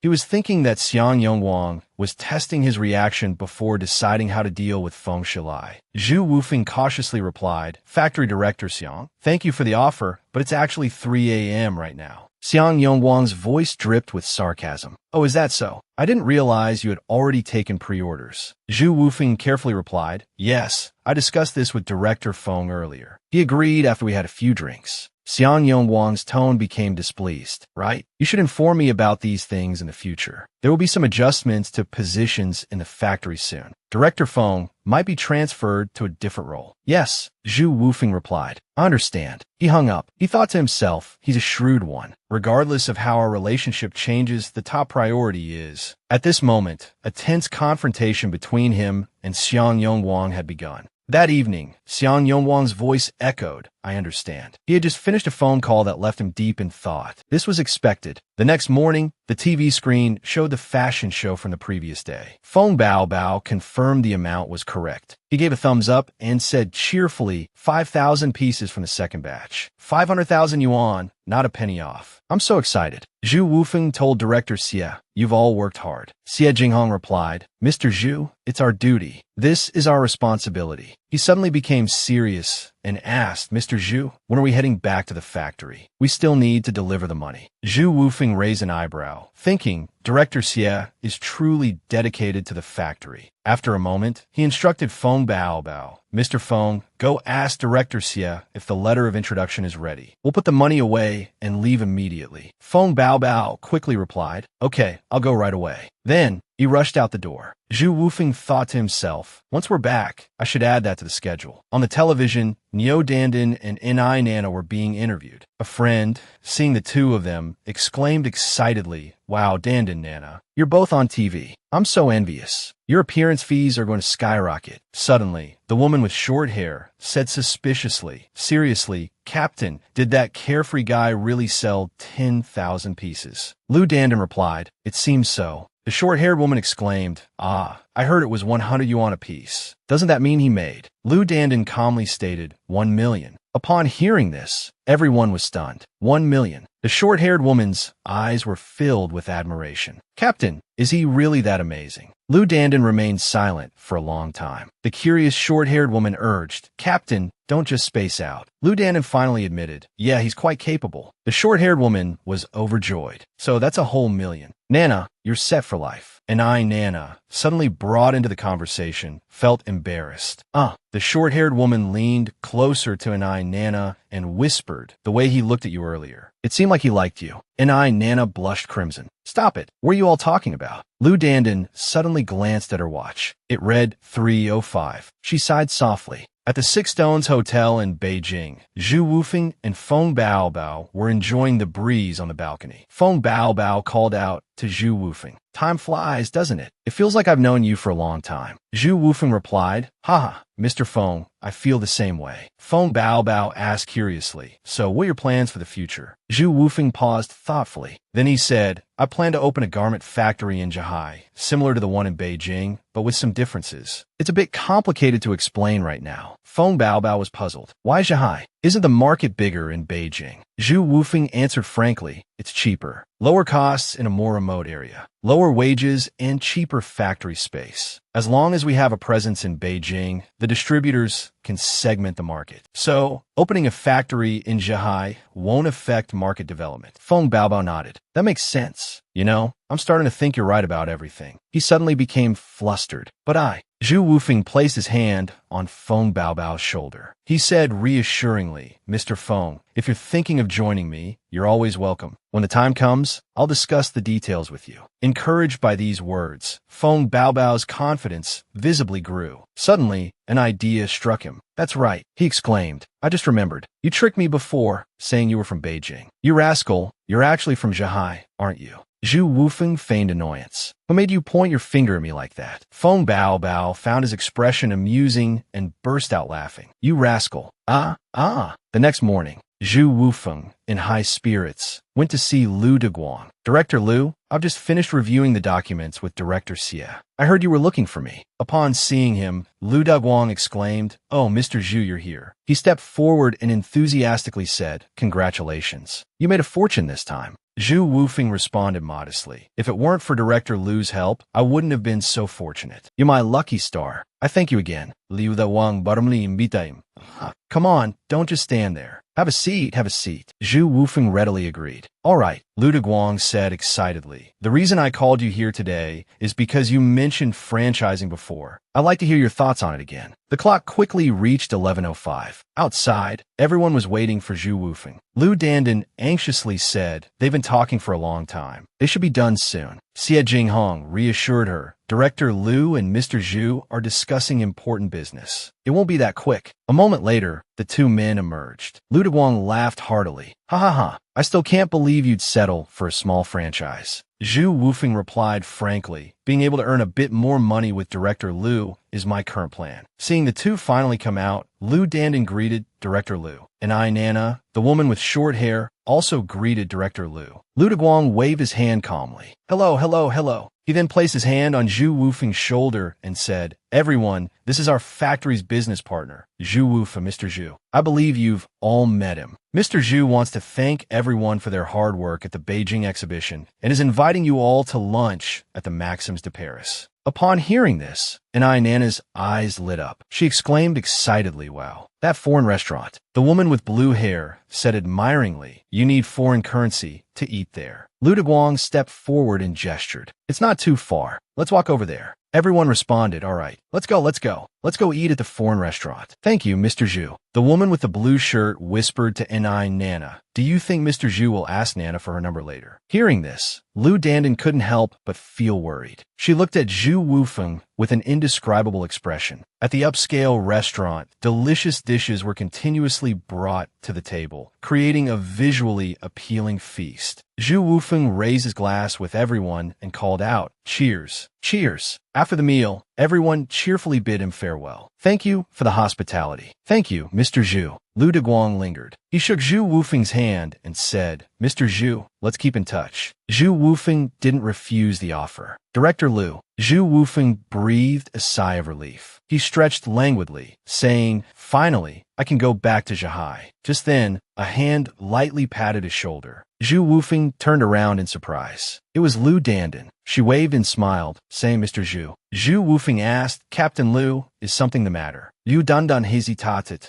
Her hand suddenly gripped his sleeve tightly. Lu Dandan blushed, not daring to look directly at Chou Yufeng. "Actually, Just then, a bus came speeding by. Chou Yufeng's eyes widened, and he cried out, "Ah!" Then, the figure of Chou Yufeng, who had just been there, vanished when Lu Dandan looked up. Chou Yufeng ended up chasing after the bus, leaving only a sentence behind. "Captain Lu, see you next time." Lu Dandan watched the bus drive away, speechless. She frowned, seemingly regretting the missed opportunity. That night, when everyone had gone to bed, the light in Chou Yufeng's room was still on. 2 invoice summaries lay on the table. Chou Yufeng and Feng Baobao stared intently at the numbers on the paper, both with serious expressions. Feng Baobao broke out in a sweat, thinking to himself, "Working hard all my life, I couldn't earn this much. Now in just a few short days, we've earned 50,000 yuan." He glanced at Chou Yufeng, who was sitting and drinking water, silently acknowledging that this young man was extraordinary. Then, Feng Baobao walked up to Chou Yufeng and said, "Chou Yufeng, I heard Baobao say your next step is to build a garment factory in Zhahai." Chou Yufeng stood up and replied, "Yes, I have such a plan. I came here today to discuss this with you, Uncle Feng." His brow furrowed, seemingly puzzled about the aspects of building a factory. "I actually don't understand much about the layout of the workshops, the number of people and machines, the types of machinery needed, where to source materials, and attracting talent is also a problem." Then, Chou Yufeng smiled and asked, "In the initial stage, to get the factory running smoothly, we'll need experienced masters to help. Uncle Feng, do you have any strong connections in this area?" Feng Baobao rubbed his chin and replied, "Yes. But will the Zhahai market be open? Will they restrict private ownership?" "No," Chou Yufeng immediately replied. He shared what he had learned earlier. The sole pillar of Zhahai City is the steel industry. The economy is extremely singular, making other industries very difficult. The leaders have also considered many measures, but they've only solved a small part of the problem. If I open a garment design factory and solve the employment problem for young intellectuals, the leaders will definitely support me. From another perspective, I'm responding to the policy call. This is a good thing. So, I'm 100% confident. Feng Baobao rubbed his chin and thought for a moment. Then, he decisively replied, "All right." He put his arm around Chou Yufeng's shoulder and said excitedly, "Come on, come on. Yufeng, regarding the issues you mentioned, let's go inside and talk about them in detail." "Okay," Chou Yufeng readily agreed. After a while, Chou Yufeng finally came out of the room. "All right, I'll head back now." Feng Baobao waved goodbye cheerfully. "Okay." When Chou Yufeng had walked a distance, Feng Baobao suddenly called out, "All right, Chou Yufeng, don't forget about our agreement. I'll wait for your news." He looked at the Beijing Zhahai sign overhead, thinking to himself, "Finally, it's time to go home. It feels good to have a home." "Good." Chou Yufeng breathed a sigh of relief. Meanwhile, Nana and another woman, presumably a relative, took Xiao Zheng to the bus station. Nana's eyes widened in surprise. "Wow, it's so impressive. It's bouquet worthy of a big city's bus station." The other woman, presumably Nana's sister, exclaimed, "It's huge." Just then, Dian Liang arrived on his bicycle calling out Nana. Nana quickly turned her head. "Huh?" Dian Liang approached and asked, "Nana, do you remember me?" "I'm your brother's classmate, Dian Liang." "Oh," Nana replied, "Yes, I remember you, Liang." Dian Liang smiled. "Good, let's go then. I'll take you to your accommodations first. Both of them nodded. Okay. On the way, and Nana suddenly asked, Liang Liang, where's my brother? Dian Liang Liang replied, Wufeng went to Beijing for work. He should be back tomorrow. And Nana smiled at Dian Liang Liang. Oh, Liang Liang, we're troubling you. Seeing her politeness, Dian Liang Liang quickly said, No problem at all, Nana. Don't be so polite. Your brother and I are good friends. He then looked at the other woman and Xiao Zheng. By the way, your school enrollment letters are ready. After we drop off your things, I'll take you to the school to register. Hearing this, both of them happily replied, Okay, great. At that moment, Nana and Dian Liang Liang stopped, both surprised. Oh, Xiang Xiaoduo also looked stunned. Huh, Xiaoduo, you're here too. Dian Liang Liang spoke first. Xiang Xiaoduo nodded. Yes. She turned to the three siblings, smiling. Nana, and you too? You've arrived in Cheshire as well. And Nana hesitantly replied, Yes, we just arrived. Hearing this, Xiang Xiaoduo reached in her bag and took out some money, offering it to Nana. Nana, take this. Buy some food for yourselves and Xiao Zheng. And Nana waved her hands in embarrassment. No need, sister-in-law. We really don't need it. We have enough money. Then, Nana quickly waved her hand again. We'll go ahead now. Dian Liang Liang also said, Xiaoduo will go now. See you later. Okay, Xiang Xiaoduo replied. Even after they had walked away, Xiang Xiaoduo remained, watching them. Sensing something, Dian Liang Liang looked back. Xiang Xiaoduo was still standing there, lost in thought. She frowned, looking away, seemingly troubled. After a while, Chou Yufeng finally returned, carrying a bag of fruit. And Nana, who was cleaning the door, saw him first. Brother, she called out happily, waving. Hearing this, Xiao Zheng and the other sibling also turned to look at the gate. And Nana ran excitedly toward Chou Yufeng. Brother, you're back. Chou Yufeng patted Xiao Zheng's head and smiled. When did you all arrive yesterday? And Nana replied, We arrived yesterday afternoon. Brother, are you tired? Not tired. Let's go inside first. Chou Yufeng led the three of them into the house. He then turned to the other two. Have you registered at the new school yet? One of them nodded. We went this morning. We'll start classes tomorrow. Hearing this, Chou Yufeng said with satisfaction, That's good. By the way, I brought some clothes for you. You can all wear new clothes to school tomorrow. One of the siblings beamed. Thank you, brother. New clothes. Xiao Zheng cheered excitedly as they went inside. Xiao Zheng rummaged through Chou Yufeng's bag. Brother, did you only bring clothes? Is there any food? Chou Yufeng patted the little boy's nose affectionately. Food.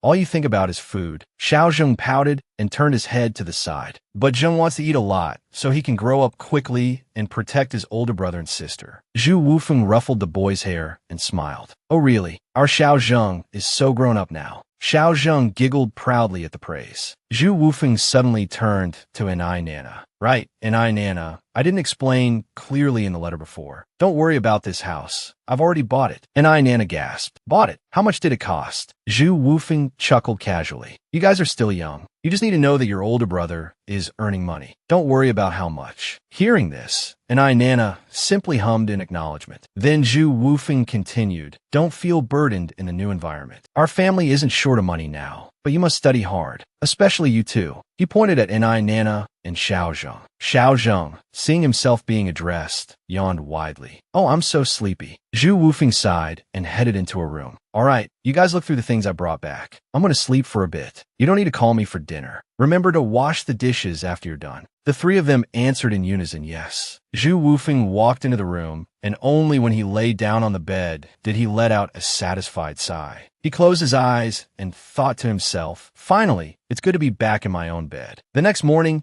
Chou Yufeng woke up and went out to brush his teeth and wash his face. He squirted toothpaste onto his toothbrush, then brushed until his mouth was full of foam. At that moment, Nana came over and said, Brother, I saw sister-in-law yesterday. Chou Yufeng immediately asked, Where did you see her? And Nana wiped her face as she replied, I don't know. I just know there was a library there. Hearing this, Chou Yufeng shrugged indifferently. Oh, is that so? That's where she works. It's normal that you might run into her. And Nana continued, and also when I saw sister-in-law yesterday, she wanted to give me money. Hearing this, Chou Yufeng's eyes widened. You didn't take it, did you? No. And Nana answered immediately. Good. Chou Yufeng breathed a sigh of relief. That's good. He gave a slightly sad smile. Our family owes her enough already. Besides, she hasn't had it easy with me. Seeing him like this, and Nana stammered, I know it's just.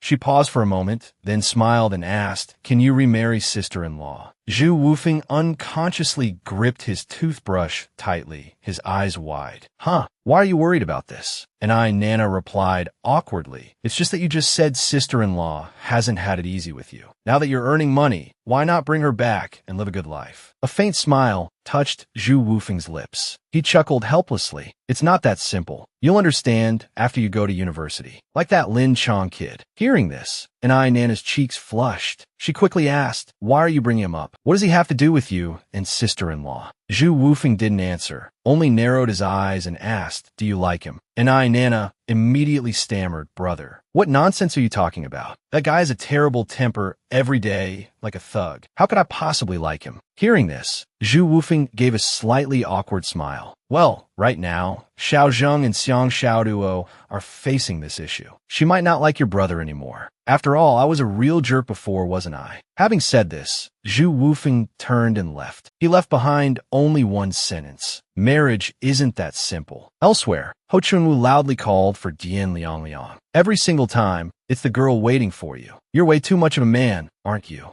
Dian Liang came running, scratching his shaved head. Saw thee.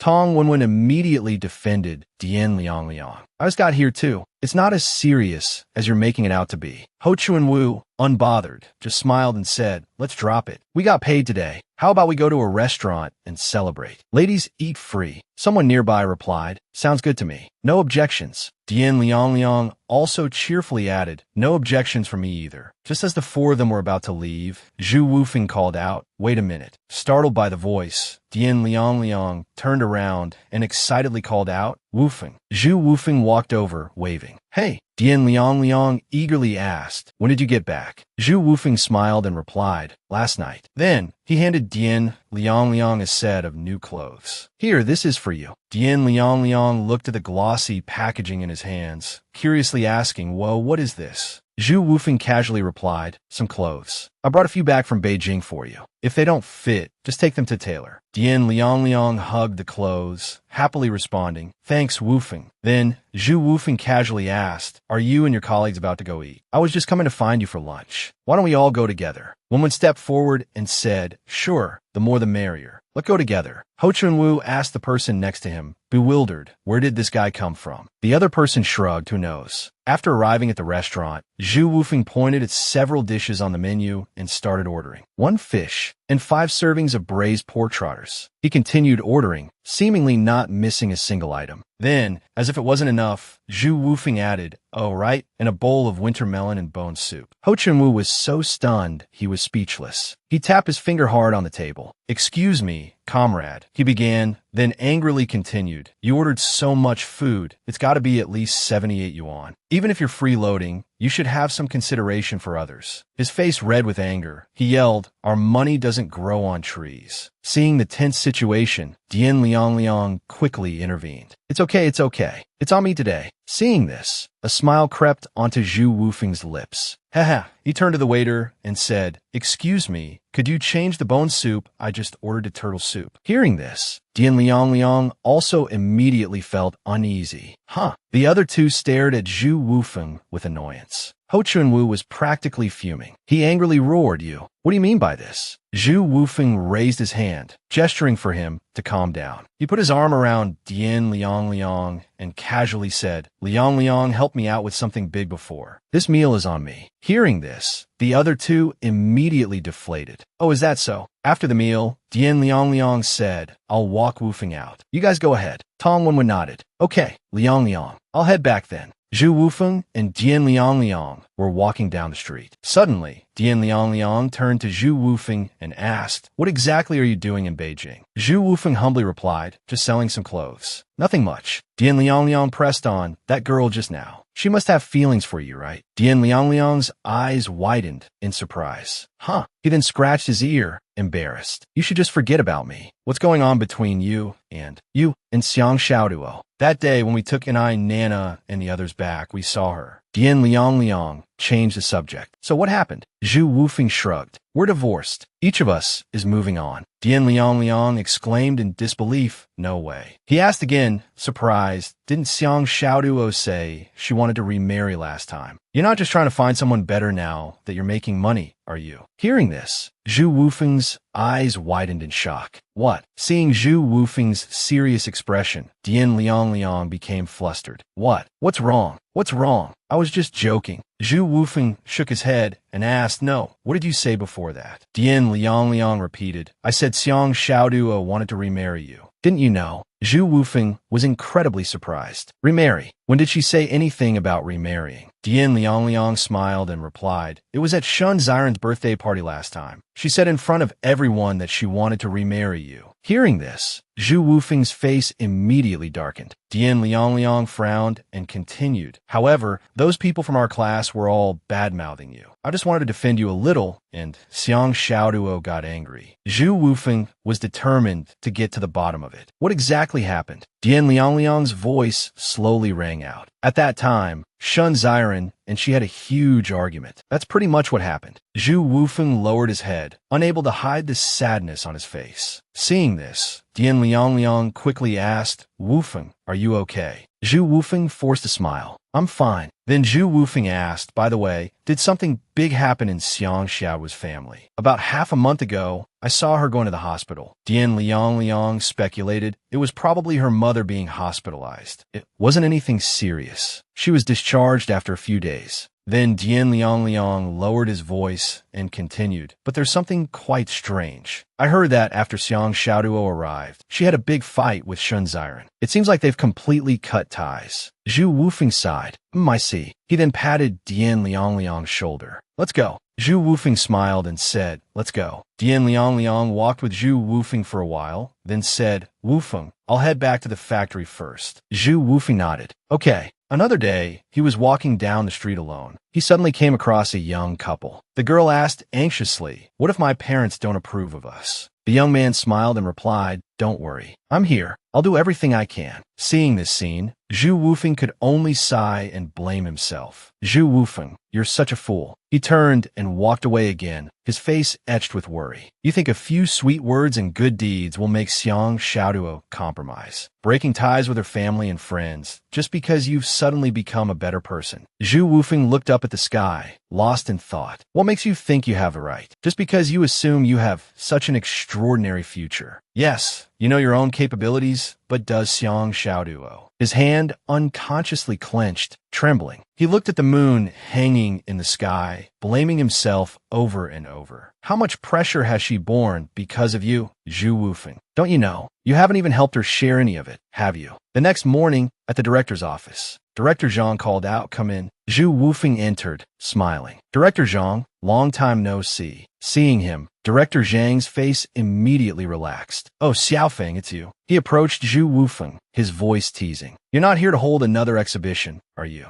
Chou Yufeng chuckled. No, I was just in Beijing recently. He placed a bag of fruit on the table. Let's sit down and talk, Chou Yufeng suggested. Director Zhang nodded. After they were seated, Director Zhang began to praise him. You've been to Beijing. You're quite the traveler, going all over the country. Chou Yufeng responded modestly, just trying to make a living. Not like you, already a director of the Industry and Commerce Bureau at such a young age. Director Zhang asked cheerfully, haha, you were the one selling those delicious preserved fruits at the exhibition, right? I heard the factory went bankrupt and had to sell them at a loss. Chou Yufeng answered honestly, selling at a loss, yes, but not bankrupt. We're preparing to transition and open a new clothing factory. Director Zhang rested his hands on his thighs. Impressive. You young entrepreneurs are so sharp. He walked to his desk and picked up a thermos. Now then, Xiaofeng, you wouldn't come knocking on my door without a reason. What can I do for you? Director Zhang turned back to Chou Yufeng and asked. Chou Yufeng gestured towards the gift bag, smiling. I was in Beijing recently, and you helped me out so much before. I brought you a little something. Seeing the gift basket, Director Zhang waved his hand. I can't accept this. It was just part of my job, what I'm supposed to do. Chou Yufeng insisted. Just a small token of appreciation. Don't be so formal with me, Director. Treat me like a friend. Director Zhang stammered. I really can't. Chou Yufeng smiled again and asked, then how about I treat you to a meal? Director Zhang looked surprised. Then, as if understanding something, he laughed. Haha, all right then. Xiao Chu, just tell me what you need. A slight smile played on Chou Yufeng's lips. Nothing gets past you. There is something. He then stated his intentions directly. I plan to build a clothing factory in Qihai. Director Zhang sat down at his desk and asked, a clothing factory? Chou Yufeng nodded. Yes, a clothing factory. Director Zhang took a sip of water and replied, a clothing factory. You can't just open one on a whim. Our bureau chief needs to be involved. Coming to me is useless. Chou Yufeng agreed. Yes, I should go to Bureau Chief Liu. However, he paused, his voice sharpening. This clothing factory of mine can solve a large portion of the unemployment problem for young intellectuals. It's a career for educated youth. Director Zhang was immediately drawn to this phrase. Chou Yufeng smiled and asked, Director Zhang, when do you have time to talk with Director Liu? I'd like to discuss opening the factory with him. Director Zhang readily replied, I'll make some time to talk with him. It'll have to be in the afternoon, though. He's in meetings all morning. Then I'll trouble you, Director Zhang, Chou Yufeng said, his eyes crinkling in a smile. Director Zhang replied casually, we're all friends here. It's no trouble. Besides, it's my job. After making his request, Chou Yufeng strode down the street. He thought to himself, it's still early. I'll take a walk around here. Suddenly remembering something, Chou Yufeng turned and looked in a certain direction. Looking up at the building in front of him, he murmured, I almost forgot, Xiaoduo's workplace is near the Bureau of Industry and Commerce. So Chou Yufeng headed over there. At her workplace, Xiang Xiaoduo seemed to be organizing documents. She looked at the huge bookshelf in front of her with a troubled expression. Where should I put this book? Xiang Xiaoduo muttered to herself. Seeing her like this, Chou Yufeng couldn't help but smile wryly. This girl, no wonder she can hold down a job. Her organizational skills are definitely top-notch. He slowly approached Xiang Xiaoduo. Excuse me, Chou Yufeng said. Where do you keep the books on economics? I'd like to take a look. Hearing someone call her, Xiang Xiaoduo turned around. As soon as she saw Chou Yufeng, her cheeks flushed crimson. Oh, it's you.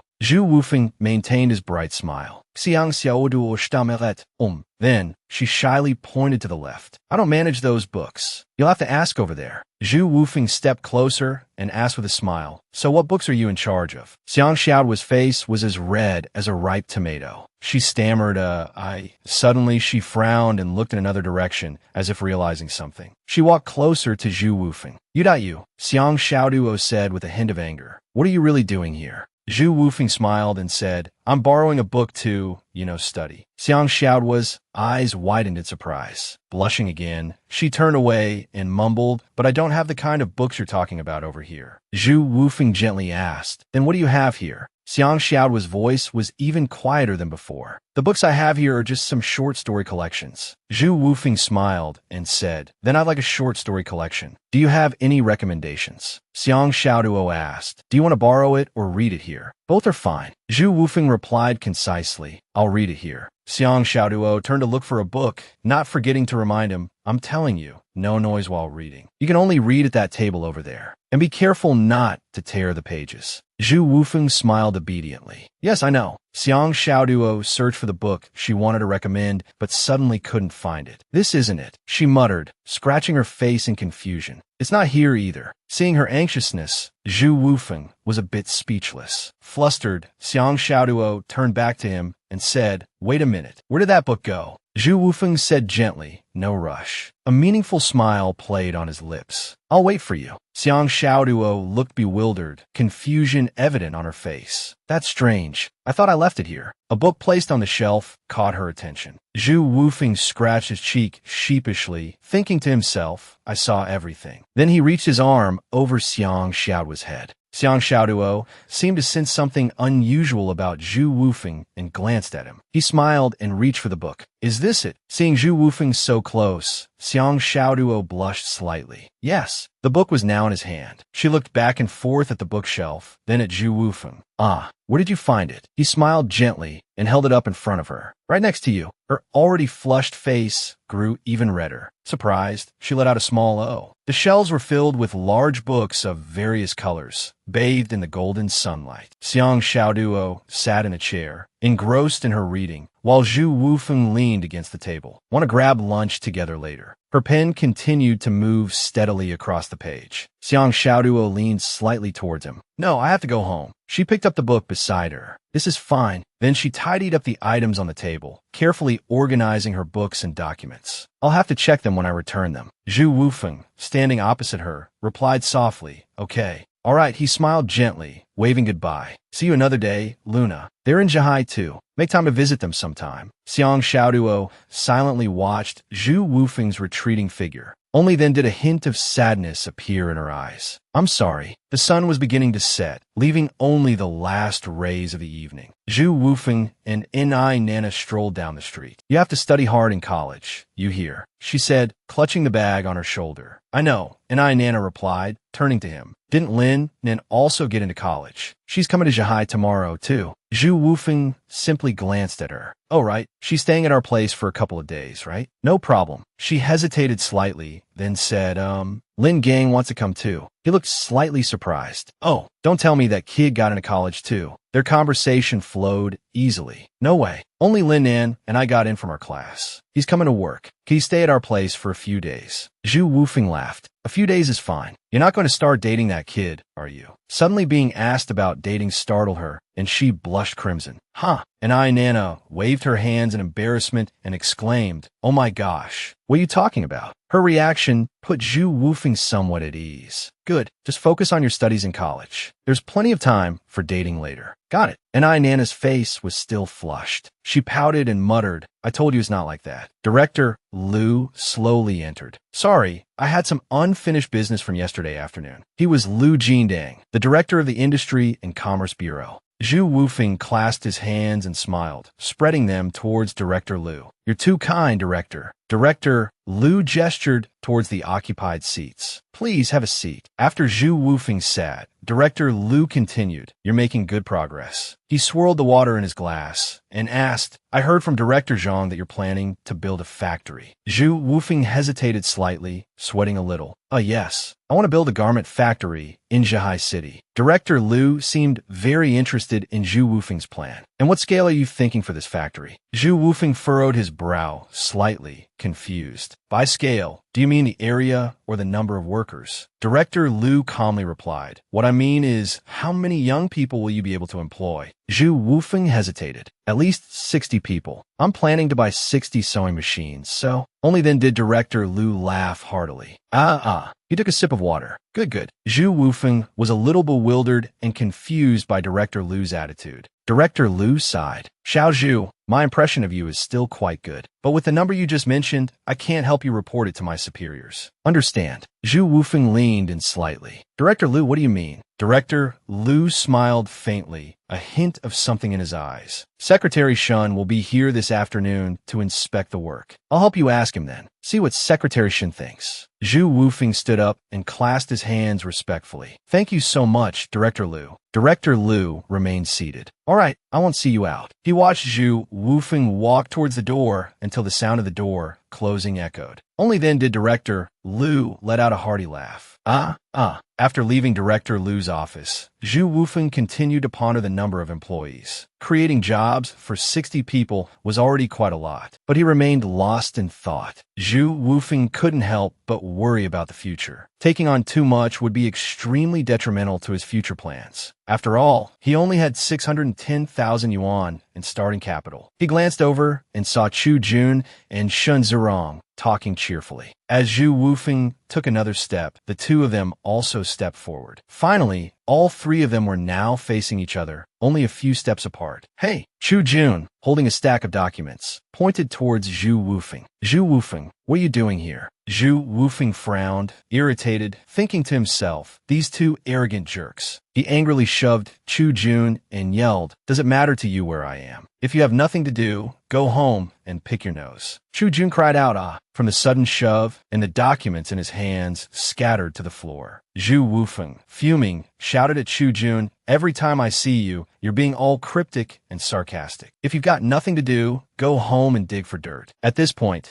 Shun Zirong couldn't stand it anymore and stepped forward to stop Chou Yufeng. What's your problem? Calm down. Chou Yufeng put his hands on his hips and roared, What's my problem? I'm minding my own business. What are you two picking on me for? His loud voice attracted the attention of everyone around them. Looks like there's an argument over there. Let's go see. Chou Yufeng noticed that the surrounding people were now watching them. Shun Zirong, his face flushed with anger, retorted, "Will you stop it?" He continued to yell even louder, "Oh heavens. What kind of justice is this? These people, just because they have jobs, think they can bully ordinary citizens." Chou Yufeng's attitude shocked everyone. Passers-by were drawn to his shouts and began to gather. "Look, everyone, the tax officials are bullying the people." Chu Jun, hearing the murmurs, grew anxious. "Last time I want to get some paperwork done, those people were just as awful. What a scam." He grabbed Shin Zirong's arm and tried to pull her away. "Zirong, let's go. Don't pay attention to him." Even as they turned to leave, Shun Zirong couldn't resist shouting back at Chou Yufeng, "Hoodlum." They left him there with a smug grin on his face. "Haha, you guys enjoy ganging up on Xiaoduo, don't you?" That afternoon, Chu Jun angrily argued with Shun Zirong. "Who does Chou Yufeng think he is? Zirong, you saw him, didn't you? That guy's a thug. You need to stay away from him." She snapped impatiently. "That's disgusting. Stop talking about it." As they walked, Chu Jun continued to fume. "I just can't stand it." At the Bureau of Industry and Commerce, the company reports looked pretty good. Shin Yuping was full of praise. "These businesses are really creating a lot of value for Zhihai City." He continued cheerfully, "Later, when the people from the tax bureau arrive,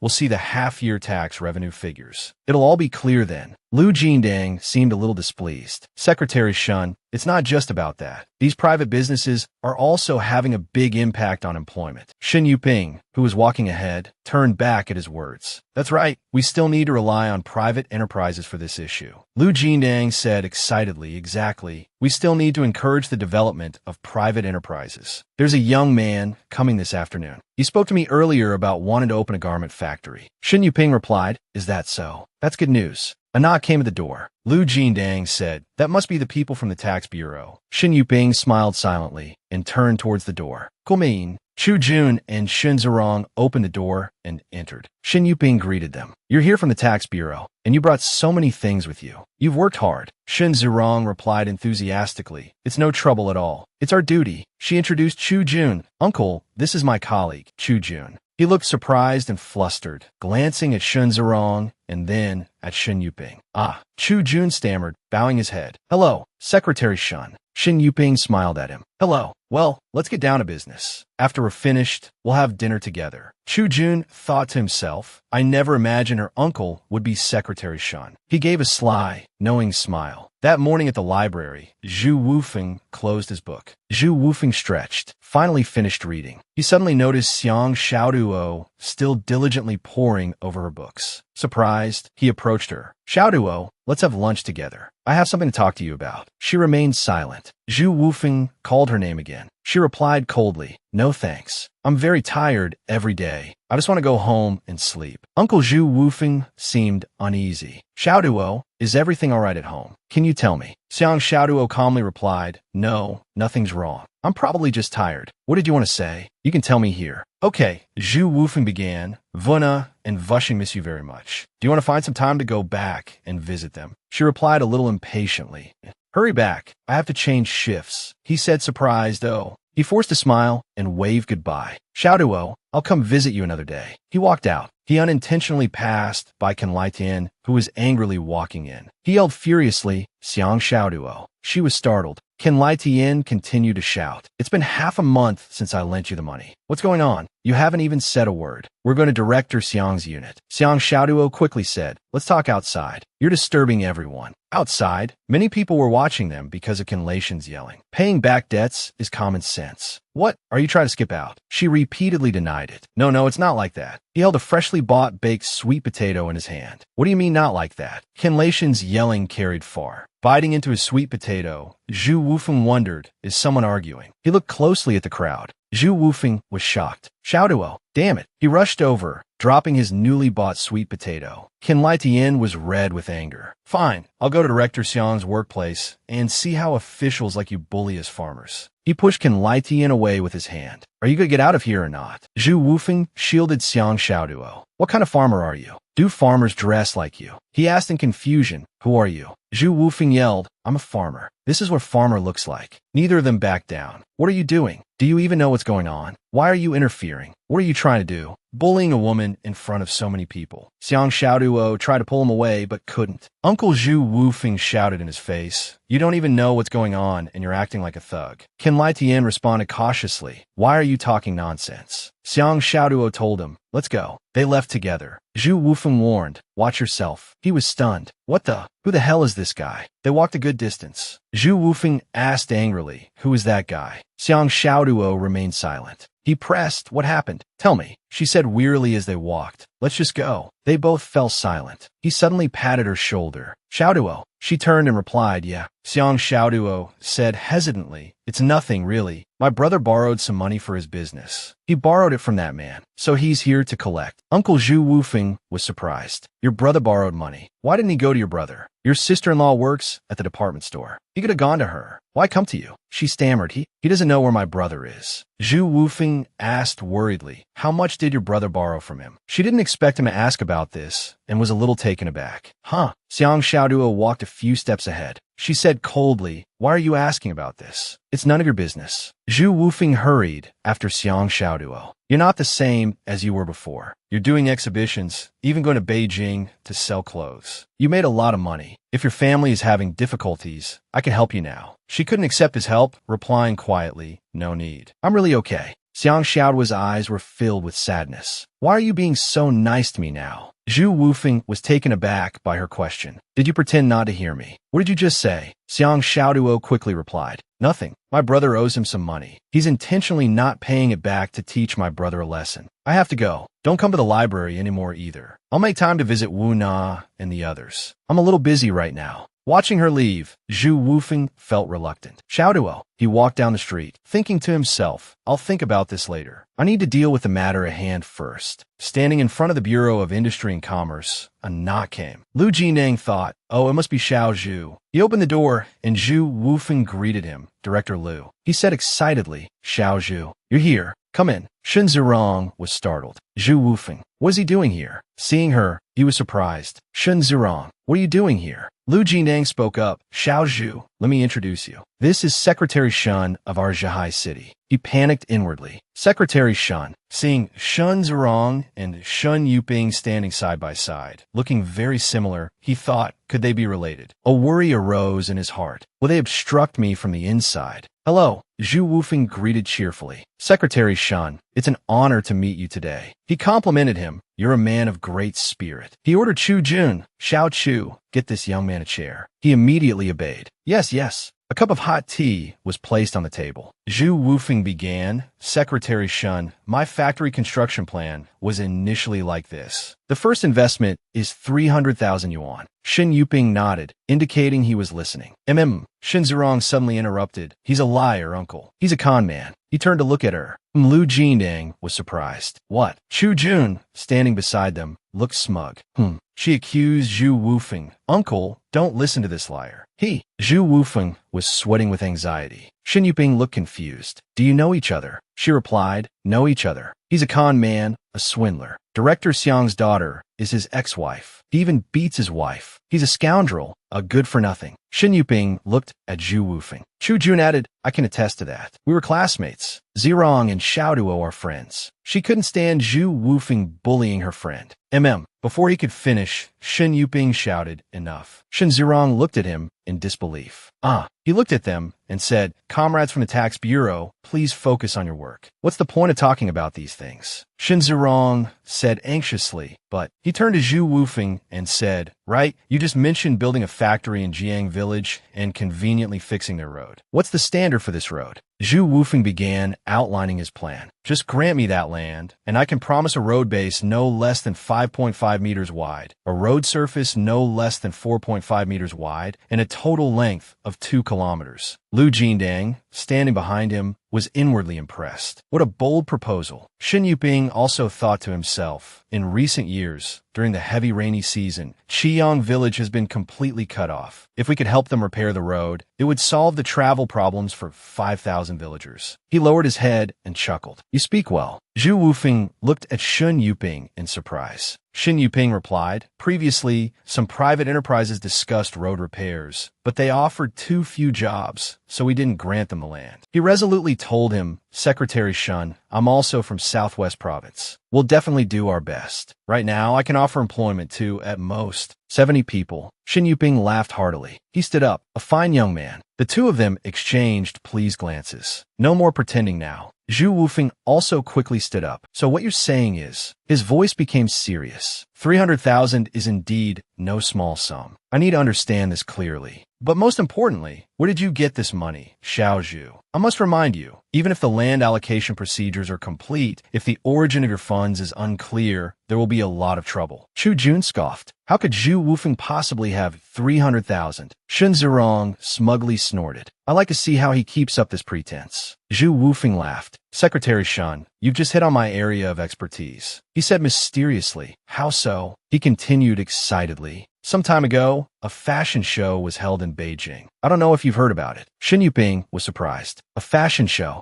Chou Yufeng explained, I can't disclose the specifics, but I organized it together with 6 factory directors from Beijing garment factories. This show generated over 1 million in revenue. Isn't 300,000 for me a reasonable share? Shin Yuping was stunned. What? Shun Zirong was incredulous. That was him. How is that possible? Shin Yuping wanted to be sure. Is this really your project? Chou Yufeng confidently replied, of course. All of this can be verified. There's no need for me to lie. Secretary Shun, I hope you can consider the difficulties faced by private enterprises like ours. From factory construction to garment production and sales, every step requires investment and risk. Compared to Guanghai, Qihai has nothing but initial resources. There isn't a single comparable private enterprise. I want to build a factory in Qihai because of my love for my hometown. But if every aspect is obstructed, then I'll have no choice but to seek development in Guanghai. Chou Yufeng's plan pleased Shin Yuping. He burst out laughing. He enthusiastically patted Chou Yufeng's shoulder. Young man, you make it sound like we're bullying you. Don't rush. Let's talk this through. He nodded. All right, Shin Yuping said enthusiastically. We'll consider the difficulties faced by private enterprises like yours. Just because there are no supportive policies now doesn't mean there won't be in the future, right? He clasped his hands in gratitude. Oh, then I must thank you in advance, Secretary Shun. Shin Yuping inquired if Chou Yufeng and Zirong were classmates, likely from Linshui. He confirmed that he was indeed from Linshui. Shin Yuping continued, asking about his family. Chou Yufeng replied somewhat shyly that he had 2 younger sisters and a younger brother. He explained that his parents had been in an accident involving equipment at the factory. Shin Yuping nodded sympathetically. Ah, so that's why you're so mature for your age, Xiao Zhu. Come to the government building tomorrow to see me. We'll discuss the details then. Chou Yufeng responded excitedly. Yes, sir. Shin Yuping turned to Zirong. Zirong, see your classmate out. Perhaps sensing a misunderstanding that could jeopardize their budding relationship, she flatly refused. I won't. He gave her a cold stare. Intimidated, Zirong quickly agreed. Understood. Chou Yufeng bowed and said his goodbyes. Secretary Shun, Director Liu, I won't disturb you any further. Zirong, clearly displeased, trailed behind him. Watching them leave, Chu Jun interjected nervously. Hey, I'll go see my old classmate off too. Secretary Shun is right. There's no conflict between classmates that can't be resolved. After the 3 had left, Lu Jindang remarked, that fashion show. We should investigate. If that kid really pulled it off, he's not as simple as he seems. Shin Yuping agreed. Yes, I think so too. Lu Jindang asked curiously, Secretary Shun, what was your intention in having Zirong see him out? Shin Yuping sighed. To temper her character a bit. She can't just do whatever she pleases. Lu Jindang replied, that's true. She needs to experience some hardship. Then Shin Yuping added, though that boy, what's his name Jun, he's not up to much. Chou Yufeng walked leisurely ahead, while Chu Jun hurried to catch up with Shun Zirong behind him. Suddenly, Chou Yufeng stopped and called out to Shun Zirong. Turning around, Chou Yufeng warned her, listen up. Don't go looking for Xiao Duo and giving her more pressure, thinking you're in the right. If I find out you're bothering her again, you'll see what I'll do to you. Zirong was still confused when Chu Jun spoke up. Chou Yufeng, what do you mean? Annoyed, he glared at Chu Jun and snapped, shut up. His outburst stunned both of them. He stepped closer to Chu Jun, warning him, if you cause any more trouble, don't think I won't lay a hand on you. Chu Jun recoiled in fear. Chou Yufeng left them with a final warning, Don't take my words lightly. He walked away, waving goodbye. Shun Zirong and Chu Jun could only stare at each other in bewilderment after Chou Yufeng's display. At the shopping center, Xiang Ming and his wife, Tai Wenwen, entered, looking annoyed. Tai Wenwen muttered through gritted teeth, selling at a loss. Let's see how long you can keep this up. Coincidentally, Chou Yufeng also entered. He walked up to a shop and called out, anyone here? Xiang Ming, upon seeing him, angrily cursed, "You damned ghost! What are you doing here?" Suddenly, an advertisement blared from above, bell bottoms, 43 yuan a pair. He turned to Xiang Ming and his wife, frowning. "How much are your bell bottoms?" Xiang Ming pointed at Chou Yufeng and yelled, "None of your business. I'll let you in here." His wife nudged him and stepped forward, putting on a friendly face. "Our bell bottoms are imported from America. They're 100 yuan a pair. Would you like one?" Chou Yufeng couldn't help but be amazed. Someone upstairs is selling for 43 NDT. The lady selling for 100 NDT must be desperate for money. Teet Van Van calmly pointed upstairs and said, "Then go upstairs and buy it. What did you run over here for?" Chou Yufeng let out a helpless sigh. He had no idea this action had touched exactly the sore spot of Tuong Min Min. Rolling up his sleeves, he angrily stepped forward. "Are you sick or something? Didn't you hear me asking you? Do you have nothing better to do than come here and act crazy?" His wife quickly tugged at his sleeve to hold him back. Unfazed, Uncle Chou Yufeng said calmly, "You're selling flared pants at such a high price. Aren't you worried about affecting the sales of your other clothes? The season is changing fast, and you're still stuck with so much inventory. What are you thinking?" Hearing this, Tuong Min Min paused for a few seconds. Huh? Teet Van Van asked, "What do you mean?" Yufeng didn't hide anything and explained to them, "Why are you selling the same item at a higher price? Customers will think your shop is shady. In the long run, who's going to come here buy clothes? They're selling it so cheap upstairs. It's probably been going on for a while, right?" Tuong Min Min became worried hearing this, but still had to admit it. That's right. Chou Yufeng continued, "These flared pants, I was the first one in Zhahai to sell them for 100 NDT. I was the one who set the price. Now you want to sell them for 100 NDT? Aren't you just talking nonsense or what?" Both husband and wife were shocked. Teet Van Van immediately asked, "You were the first to start selling them? Then what was your purchase price for these flared pants?" "When I got them, it was 45 NDT. What about you?" Teet Van Van was honest. "Ours was cheaper than yours. This second batch we got for 44 NDT. Hearing this, Yufeng's expression remained calm. "Really? Then why is it still higher than 43 NDT? That means you're definitely losing money on this deal." The wife was unconvinced and asked, "All of these were bought at a low price. How could we be losing money?" Chou Yufeng's face darkened as he asked, "How could the people upstairs sell for 43 NDT?" Teet Van Van just thought, he must be selling at a loss. "I like to see how long that jerk can keep selling at a loss. When will you ever learn?" Chou Yufeng said helplessly, "You're shouting like that. Aren't you just advertising to everyone that he's selling at a loss? If customers hear this, won't you just be helping his business instead?" Hearing that, Teet Van Van was startled. She quickly turned to discuss with her husband. Chou Yufeng glanced around the counter and snorted softly. Looking at the towering piles of clothes, he muttered, "Stockpiling this much is not going to be easy to get rid of." Then he turned to the couple and asked, "So how many pairs of flared pants did you buy? You must have spent at least 10,000 on stock, right?" "I have a lot. I'll just sell slowly. Once his batch sells out, people will have to come to me to buy." Hearing such naive thinking, Yufeng was utterly helpless. "Sister, what are you even thinking? Flared pants have only just entered the Zhahai market. How could he possibly sell at a loss? If he's selling for 43 NDT, he's definitely making a profit. He must have a lower cost supplier. You guys just don't know about it." He continued to enlighten them. Teet Van Van was still a bit stubborn, but Yufeng didn't let her argue, saying, "I was in Beijing a while ago. There were people selling them for 20 NDT each. If that batch gets shipped to Zhahai, what would you do? All this stock you're sitting on will just rot in your hands. Don't you get it?" Teet Van Van was left speechless and flustered. "So what should we do now?" Yufeng suggested. "Your selling price should always be just a little lower than the price upstairs, no matter how low they dare to go. We're already losing money. We can only minimize the losses. Think about the long term. We can always earn it back." Xiang Ming, silent until now, suddenly spoke up. "You came here just to say this. He pointed to the corner and said, "There's something else. Let's talk over there." Huh? Both husband and wife were stunned. Xiangming followed Chou Yufeng to a quieter corner. Xiangming couldn't help but ask, "What is it really?" Chou Yufeng, hands in his pockets, seriously asked Xiangming, "Are you in debt?" After a moment, Xiangming realized something else. "How did you know? Did Xiaoduo tell you?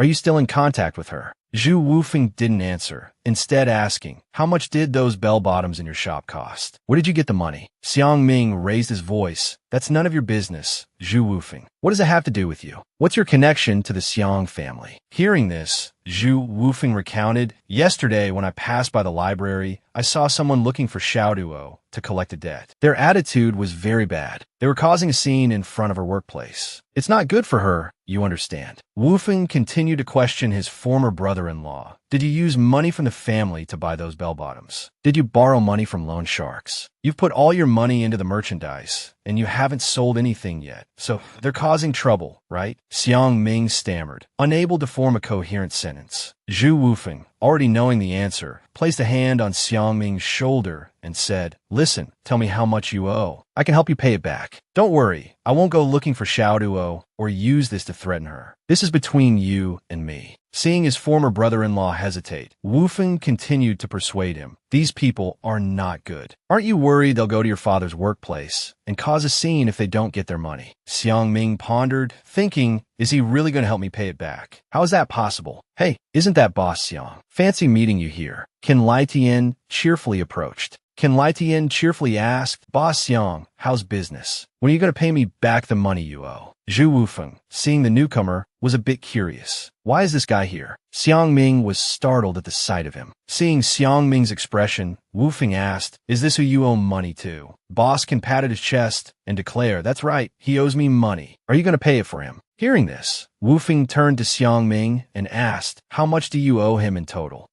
As Xiangming stammered, unable to speak, Boskin pulled out a promissory note. "Exactly 2,500 NDT. It's all here in black and white with your fingerprint." Yufeng turned to Xiangming for confirmation. "You really owe him this much, and this paperwork is legitimate, correct?" Xiangming Wulida agreed.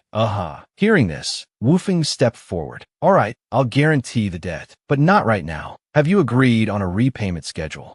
Right, not right now. As if Director Xiang would cheat people out of their money. Boskin laughed loudly, infuriating Xiangming. "Shut up. If anyone else hears this, it won't look good. Do you believe I really won't pay you back? You dare not pay." Chou Yufeng warned, "If you harass my family again, we'll see if I pay or not." Hearing this, Qin Lietian's face turned red. "You little punk, are you looking for a fight?" Chou Yufeng pointed at his own head provocatively. "Come on, then. Hit me. 2,500. Come on." Although trembling with rage, Qin Lietian still had some sense and didn't attack. Chou Yufeng, having gained the upper hand, assured him, "I'll definitely pay you back, but if you harass my family again during this time, don't complain if I don't." He then turned to Xiangming. "Let's go." They left with an air of defiance, leaving Qin Lietian fuming. Qin Lietian gritted his teeth, wondering just who is that guy. As they walked, Chou Yufeng asked Xiangming, "How did you end up owing him that money? Tell me the whole story." Xiangming remained tight-lipped. Chou Yufeng persisted. "Come on, what are you hiding? You feel like you owe Xiaoduo too much and want to help her, right? You made some money selling bell-bottoms, but 2,500 isn't a small amount. You have to explain this to me clearly." Finally, Xiangming relented. He closed his eyes, recalling it happened like this. After listening to the story, Chou Yufeng reassured him, "Don't worry about Qin Lietian. I'll deal with him in the next couple of days." He also reminded Xiangming, "You need to sell your inventory quickly. Get rid of the overstock. Even if you don't make a profit, don't let him profit either." All right, Xiangming readily agreed. Satisfied, Chou Yufeng waved goodbye. "Okay then, I'll be going. See you." Xiangming thought to himself, he seems different now. That evening, at Chou Yufeng's home, he told his sister while eating dinner, "Vuna, I'll take you shopping tomorrow, and we'll visit the university." "Yay!" Vuna cheered. Chou Yufeng turned to Lin Chong. "What about you, Lin Chong? Any plans?"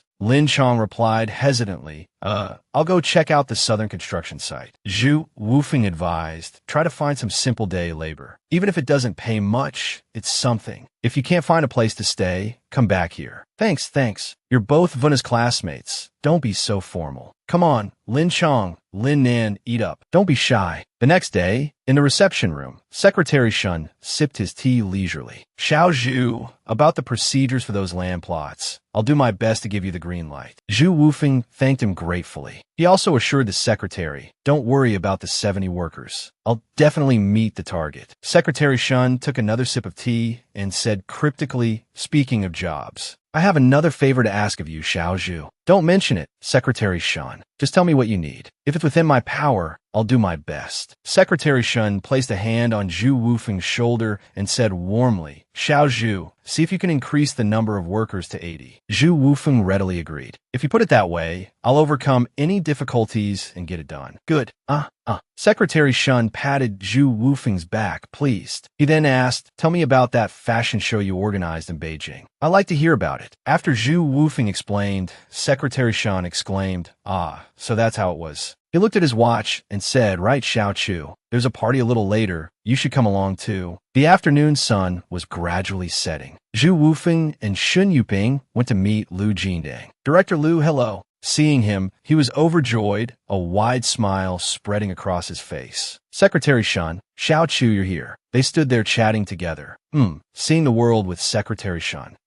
Lu Jindang gave him some necessary instructions. Later, the factory construction bosses and the Commerce Bureau will also be there. Everyone, take your time and discuss things. Shin Zerong and Chu Jun stood behind them, their faces etched with surprise. Chou Yufeng glanced over, feeling a pang of annoyance. Shin Zerong, she was actually here too. Only she was foolish enough. Chou Yufeng, why was he here as well? Shin Yuping looked towards the person standing next to him. What's Xiao Chu doing here? Did Zerong call him? Just then, Bilingual walked over. Secretary Shun, long time no see. The two shook hands. Long time no see. Shin Yuping said politely, let's go in. Bilingual, respectful and deferential, immediately nodded and gestured. Secretary Shun, after you. Long time no see. They shook hands. Shin Yuping said politely, let's go in. Bilingual, respectful and deferential, immediately nodded and gestured. Secretary Shun, after you. Chu Jun seized the opportunity to run up and greet Secretary Shun, but he didn't say a word and just turned to leave. He didn't realize he hadn't made a good impression. Taking a deep breath, he thought, later, I must perform well and earn the leader's praise. Chu Jun suddenly remembered something and asked, by the way, Zerong, what's Chou Yufeng doing here? She reacted as if she'd touched a live wire. What do you care what he's doing? He was scolded, his face flushing, stammering, I was just asking.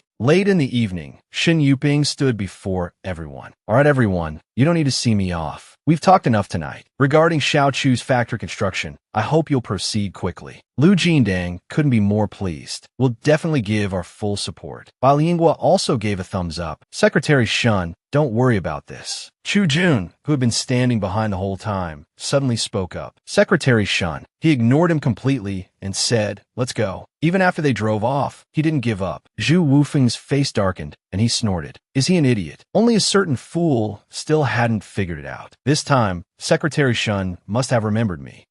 At the shopping mall, Xiang Ming returned from fetching water and saw Can Lai Tian waiting at his stall. He gestured dramatically and asked in a falsely concerned tone, oh, Boss Xiang, Director Xiang, did your family agree to pay me a sum before the beginning of September? So where's the money now? Xiang Ming roared angrily. I'll pay you 500 yuan this afternoon. Now get out of here. Can Lai Tian stepped closer to him. I'll leave when you pay. Director Xiang, I'm afraid you're not being honest. This angered Xiang Ming, his veins bulging. Who are you calling dishonest? What? Can Lai Tian started his usual tricks, trying to provoke him. What, do you want to hit me? Go ahead, hit me here. He pointed at his head. Then, pointing dramatically, he shouted, you don't even dare to hit me. Your whole family can't even scrape together a few cents. You're all a bunch of... Before he could finish, another voice interrupted him from afar. What did you just say? Can Lai Tian instinctively turned to look. Chou Yufeng, who had arrived unnoticed, directly challenged him. Come here. He stammered nervously. What? You owe money and you still want to hit someone. Fury boiled inside him. I said I won't pay you, didn't I? What nonsense are you spouting in my shop? The two continued to argue back and forth, making Xiang Ming, who was standing between them, dizzy from turning his head. Then pay up. Then come here. Infuriated by the challenge, he stamped his foot. Fine, I'll come. What are you going to do? Eat me. Chou Yufeng took out a wad of cash and handed it to him. Count it carefully. Xiang Ming and his wife exchanged glances, speechless. Tian, after counting, grinned smugly. Ha, this is just enough. We're all settled then. Turning to leave, he couldn't resist a parting shot. Oh right, Boss Xiang. I thought you wanted to hit me just now. Before Xiang Ming could react, he continued, I dare you. Do you have the guts? Chou Yufeng raised his fist. Say that again. I dare you. He doesn't dare. But do you see me hitting you?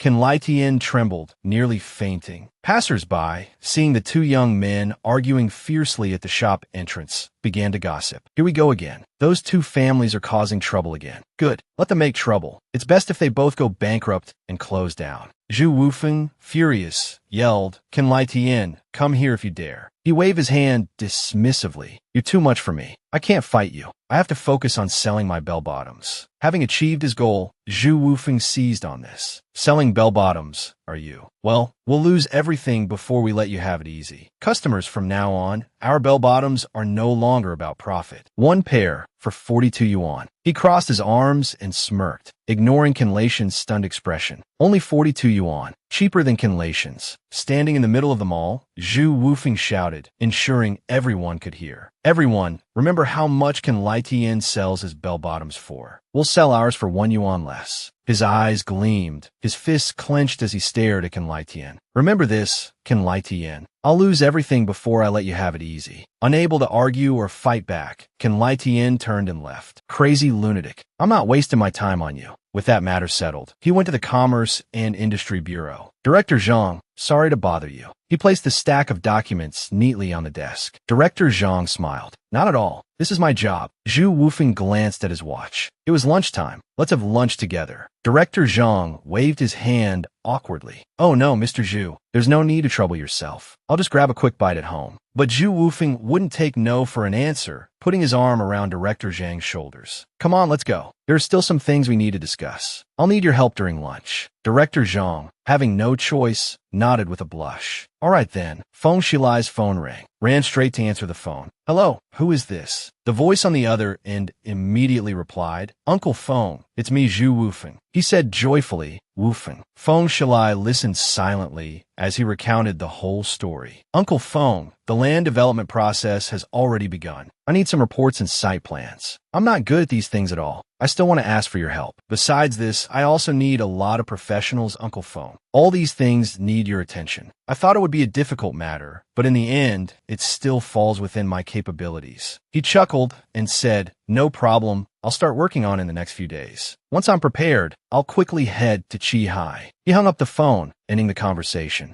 Chou Yufeng circled the supervision item in his notebook. After reviewing everything, he sighed. It seems there's still a lot to prepare. As evening approached, dusk fell once again. Tai Wenwen walked and asked her husband, how are we going to tell Dad about this later? If Dad finds out that Chou Yufeng paid the money, who knows how angry he'll be? Xiang Ming frowned, racking his brains for a plan. Let's just say business has improved. We sold some bell-bottom pants and paid him back. He stroked his chin, pondering for a long time. But what about Xiao Duo? Finally, he turned to his wife for advice. Should we tell Xiao Duo anything but this? Tai Wenwen strongly objected. Absolutely not. Xiao Duo finally managed to cut ties with Chou Yufeng. If she finds out, she'll definitely go looking for him. Xiang Ming agreed, finding her reasoning sound. All right, we won't tell her for now. We'll wait until the bell-bottom pants. Just as they were about to leave, a voice called out from behind. Brother Xiang Ming. It was their younger sister, Xiao Duo. She asked curiously, didn't you want to come to me for the money this afternoon? He took out a thick envelope and carefully explained, Dad had already prepared the money when you came back at noon. The couple exchanged glances. Finally, Xiang Ming spoke up. Keep this money. Return it to Dad when we get back. Xiao Duo looked bewildered. Huh? He held up a large shopping bag, smiling cheerfully. I just bought this. As they walked, he continued, Brother is coming home for dinner tonight. Xiao Duo wasn't completely oblivious. She still remembered the important matter. So, did you pay back Laishan's money? Pressed on the issue, he answered uncomfortably, yeah,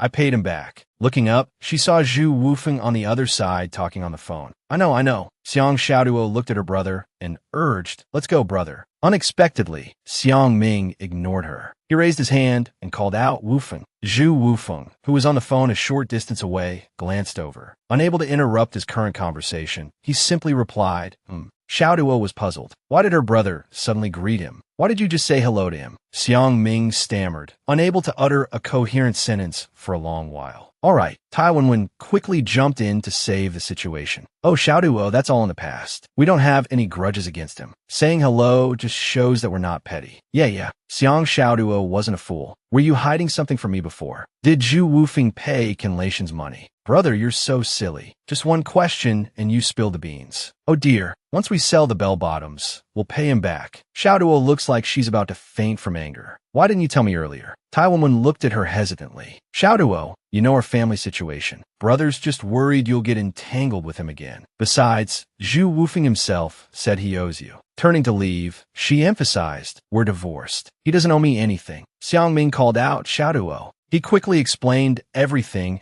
and urged her, don't worry about this anymore. We'll definitely pay him back. What are you going to do by finding him? She obviously ignored them. I at least need to thank him. Besides, he's been so good to me. Are you just noticing now? Haven't you noticed how much he's changed for the better? Watching his sister walk away, Xiang Ming panicked. Right.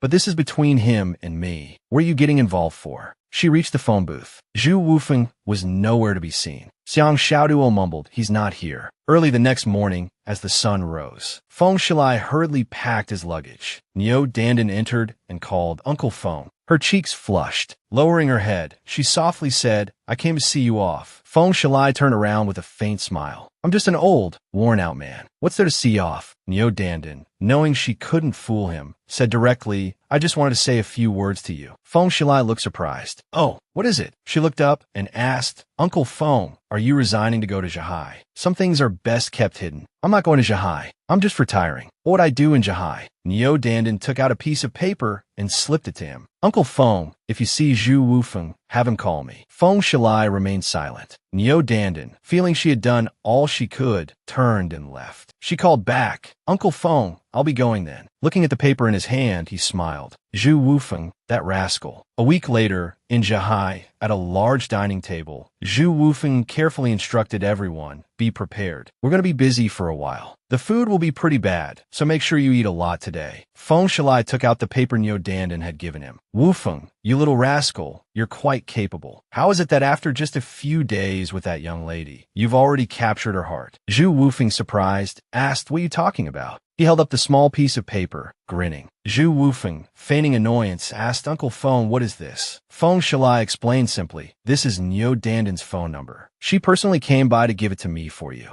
Chou Yufeng asked Niu Dandan. Feng Shilai and Feng Baobao, father and son, chimed in together. Surprised, aren't you? Her face was as red as a beet. You lucky dog. Remembering that she had come to find him before he left, Chou Yufeng began to understand. No way. Walking along the dirt road with the village chief, Chou Yufeng spoke first. Once this road is repaired, it'll be so much easier for the villagers to get around. The chief agreed. Exactly. Everyone in the village is praising you. They say, Mr. Zhu has done a great deed. It's nothing, just what I should do, Chou Yufeng replied. Zhang Changkai noticed someone approaching in the distance. He waved his hand, calling out, Secretary Shi.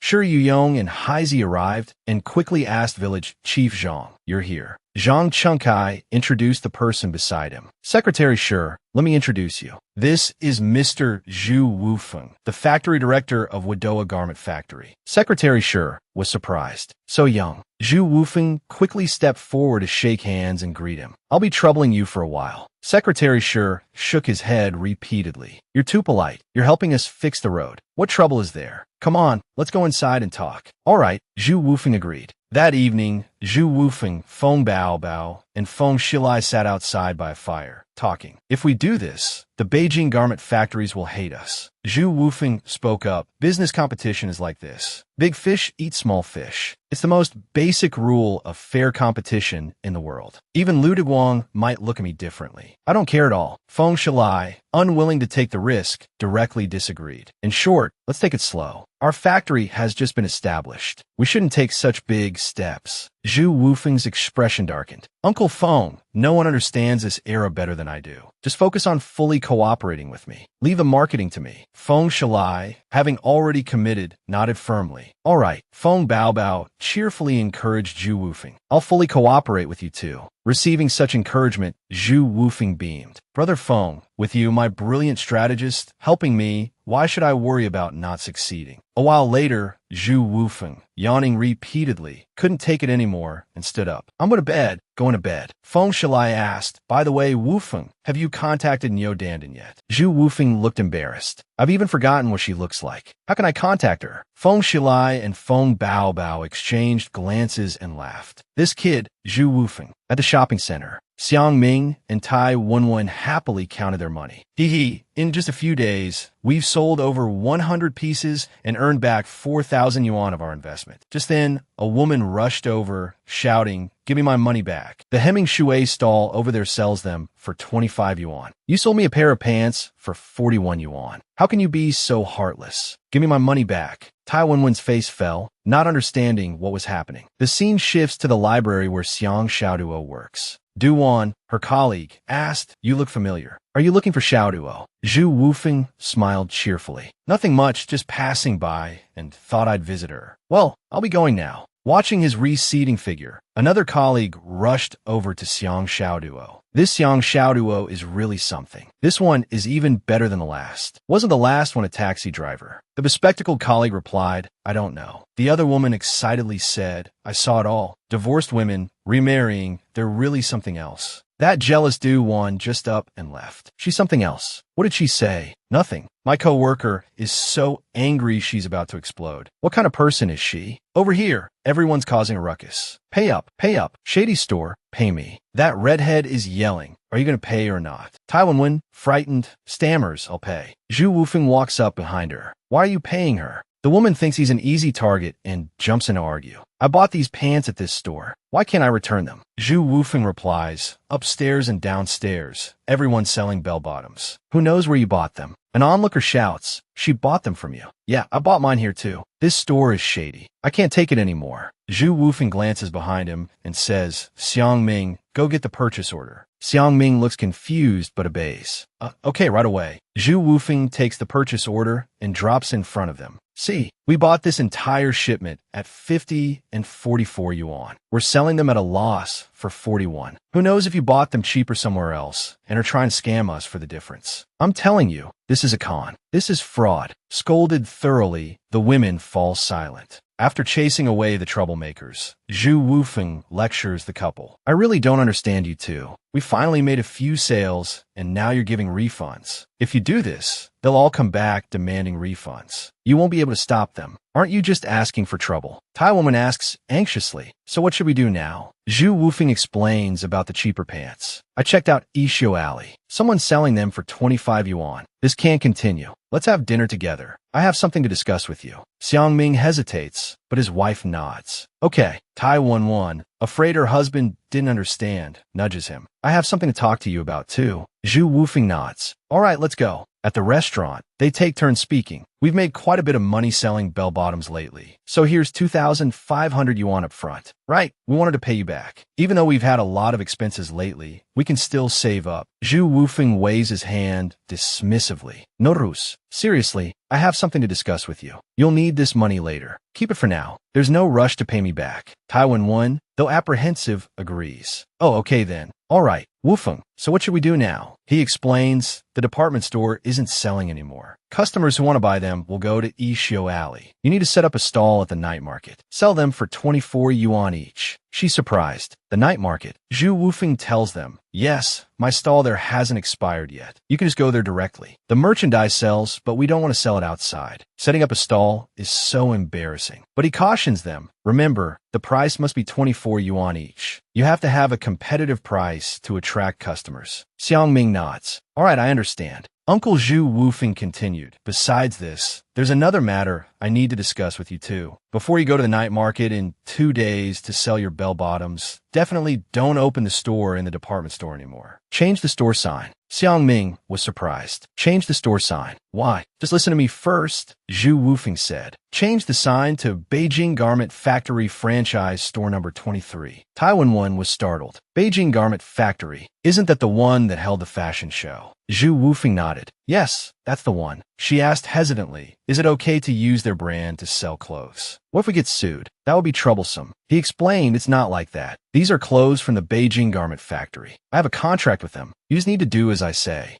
By the time they finished dinner, it was late. Chou Yufeng and the others left. Be careful, Yufeng. After he left, Tai Wen looked excitedly at her husband. If we can sell clothes from the Beijing Garment Factory, business will definitely be good. Xiang Ming agreed. Yes, such a big brand. We definitely won't have to worry about sales. She added, of course, everything has its risks. But look at that sly Can Lai Tien. As soon as people started returning items, he closed up shop. I, on the other hand, let people return their items. More than a dozen of them. Tai Wen, having been scolded, couldn't contain her anger. You saw people returning items and just shrunk back and watched. Besides yelling at me, what else do you know how to do? You're so unmanly. The argument escalated. What do you mean I'm not manly? You're the one who isn't acting like a woman. Tai Wen fumed, wishing she could yell through a loudspeaker. You only know how to get angry at me. Look at how manly Chou Yufeng is. He immediately pulled me behind him. None of you can compare to him. Xiang Ming yelled back. Tai Wen, have you lost your mind? If you hadn't ordered so much stock, none of this would have happened. Are you bringing up the past again? I'm talking about today. I'm going to settle this with you. Chou Yufeng woke up early and called out, time to work. Feng Bao and the others came out. Good morning, Yufeng. He smiled cheerfully. Uncle Feng, you don't need to get up so early. I can go supervise by myself. The bald man beamed. Boss Zhu, you're so hardworking, getting up so early yourself. They walked off together, arms around each other's shoulders. Isn't it just to make sure you guys aren't slacking off? Chou Yufeng joked, laughing. Entering the room, Feng Bao's father yelled, Bao. Get up. Feng Bao sat up groggily. Huh, what's up? His father said angrily. What time is it? You're still sleeping. Why don't you show some initiative in front of Chou Yufeng? Feng Bao scrambled out of bed. He put on his slippers and ran out. I'm going now. Finally, his father smiled. Silly boy. That evening at the night market, Xiang Ming and Tai Wen stood in silence, looking at each other. You go ahead and hawk the goods. I have a real job. It wouldn't look good if people from work saw me. She glanced at Xiang Ming. You're not going. You two are just arguing like a couple of oxen, neither willing to give in. You're like this, and you still want to run a business. Hurry up and shout. If you want to shout, I'll shout. You won't shout. It's not like I don't have a brain. Before she could finish, a familiar voice rang out. They looked up and saw Xiang Xiaoduo walking toward them. Both were surprised. Huh, Xiaoduo, why are you here? She smiled gently. I came to see how your business is going. Why do I feel like I'm not welcome? Xiang Ming stammered. Because Chou Yufeng is coming over later.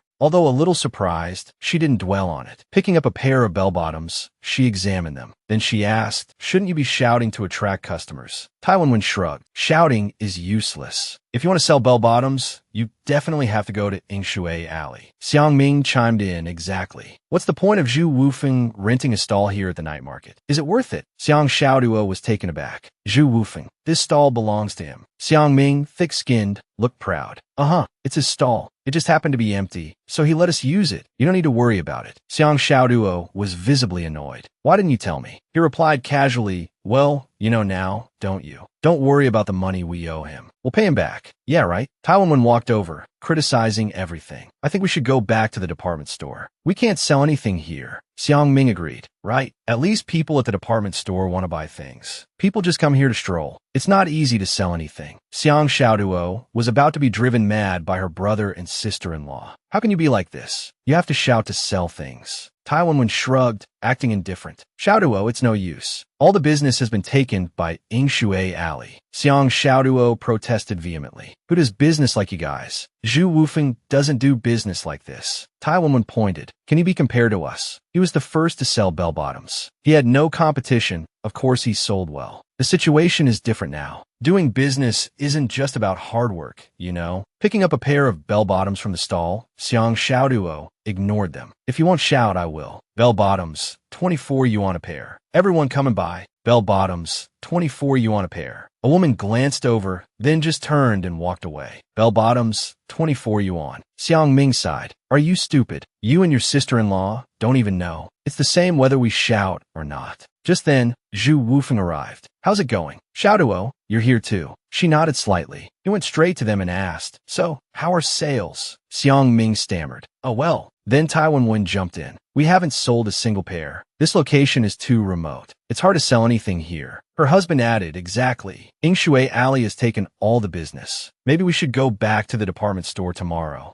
Chou Yufeng was surprised. You haven't sold a single pair. Xiang Xiaoduo went to his side. They're not taking it seriously. I think these should sell well. You heard what they said and just found it laughable. They claim Yingshui Alley is stealing their business, but it's only 7 kilometers away. How could it possibly affect them? The businesses in the department store are all trying to figure out how to sell their goods. Are you telling me you want to jump back into that fire pit? Xiang Ming and Tai Wenwen were left speechless, but Chou Yufeng continued. I used to sell these for 110 yuan a piece here, and I could move them. You're only charging 24 yuan. How can you not be selling any? Forget it, you wouldn't understand. He grabbed a pair of bell-bottoms and stepped out, starting his sales pitch. Imported bell-bottoms from America, 24 yuan a pair. The cheapest bell-bottoms in Zhahai. Everyone come take a look, 24 yuan a pair. Monday's massive clearance sale. Come late and you'll miss out. The woman who had wanted a refund at the department store earlier overheard the low price and immediately looked over. Bell-bottoms for 24 yuan a pair. Chou Yufeng greeted her warmly. You can ask around. We're even a yuan cheaper than Yingshui Alley. You can also buy half a kilogram or a whole bale. The surrounding people rushed over. Are there any medium sizes left? I want a small. He used his salesmanship, talking to each customer. Yes, but not many left. If you want to buy quickly. We'll be sold out soon. The night market was bustling with shoppers. The only worry was running out of stock. Give me a medium. I'm a medium. You've taken my money. Hurry up and give me the pants. Here's the money. I want a large. Chou Yufeng was shouting at the top of his lungs, barely able to keep up with the demand. Buy quickly if you want them. Small and medium sizes are almost gone. Xiang Xiaoduo turned around and yelled at her brother. What are you standing around for? Help out. Xiang Ming nodded dazedly. Right. He turned to his wife. Quick, bring out all the sizes. Taiwan was busy at work. I know. When everyone had bought their pants and left, an unusual silence fell. Chou Yufeng wiped the sweat from his brow. Xiang Ming approached him from behind. Yufeng, thank you. He glanced over and smiled gently. Just as he was taking a drink of water, Xiang Xiaoduo came over. Yufeng, are you all right? Looking at her, he didn't see anything unusual. I'm fine, just taking a drink. Seeing his action, Xiang Xiaoduo worriedly stopped him. Don't drink anymore. You'll get a stomachache from drinking cold water. I'll go home and get you some. Finding it too much trouble, he shook his head. It's fine, but she was still worried. Don't drink anymore. Chou Yufeng pointed at the cup of water and chuckled. It's not like I drink it all the time. It's fine. Xiang Xiaoduo became even more anxious. Even so, you can't drink it. She was about to say something more, Yufeng, but Xiang Ming called out from afar, waving his hand. Yufeng, everything's packed up. He turned and went over to them. Listen, tomorrow you'll continue selling at the night market. You sold for 24 yuan today. Tomorrow, the department store might also have a clearance sale, so you have to be quick. He scratched his head. All right, Yufeng. Thank you. We've troubled you so many times. Chou Yufeng responded warmly. No problem. We're all family. He paused awkwardly, correcting himself. We're all friends. Speaking of which, you're not beating around the bush anymore, right? There's one more thing I want to tell you guys. It's about the Beijing garment factory. All right, if there's nothing else, I'll be going then. Watching Xiang Xiaoduo's back gradually disappear, Taiwan Wen turned to her husband. It's getting late. Let's pack up the clothes and go home. She sighed and added, firstly, what a waste of breath. Secondly, Chou Yufeng's mind is really sharp, like a man's. I think he's definitely a Wanyuana now. Xiang Ming, am I right? Xiang Ming, his pride stung, disagreed. How is that possible? A Wanyuan who? She sighed and turned away. Don't talk about it anymore. Let's just pack up and go home. Early the next morning, the workers at the Wadoa garment factory started their work. Each person focused on their own task, not bothering anyone else. Put over here. Just lean it against this side. Chou Yufeng also arrived, carrying a bundle. Someone spotted him and yelled, Everyone, Boss Zhu is here. Can't you put a little more effort into your work? The workers immediately greeted him. Boss Zhu. He smiled cheerfully. Working hard, unlike me. You must be starving. That evening, at Secretary Shin Yobing's house, he called out, Zerong. We have a guest. Go open the door. She cheerfully ran to the door. This late. It can't be my older brother, can it? Opening the door, she saw Chou Yufeng standing there. Her face darkened in annoyance. It's you. Why are you here?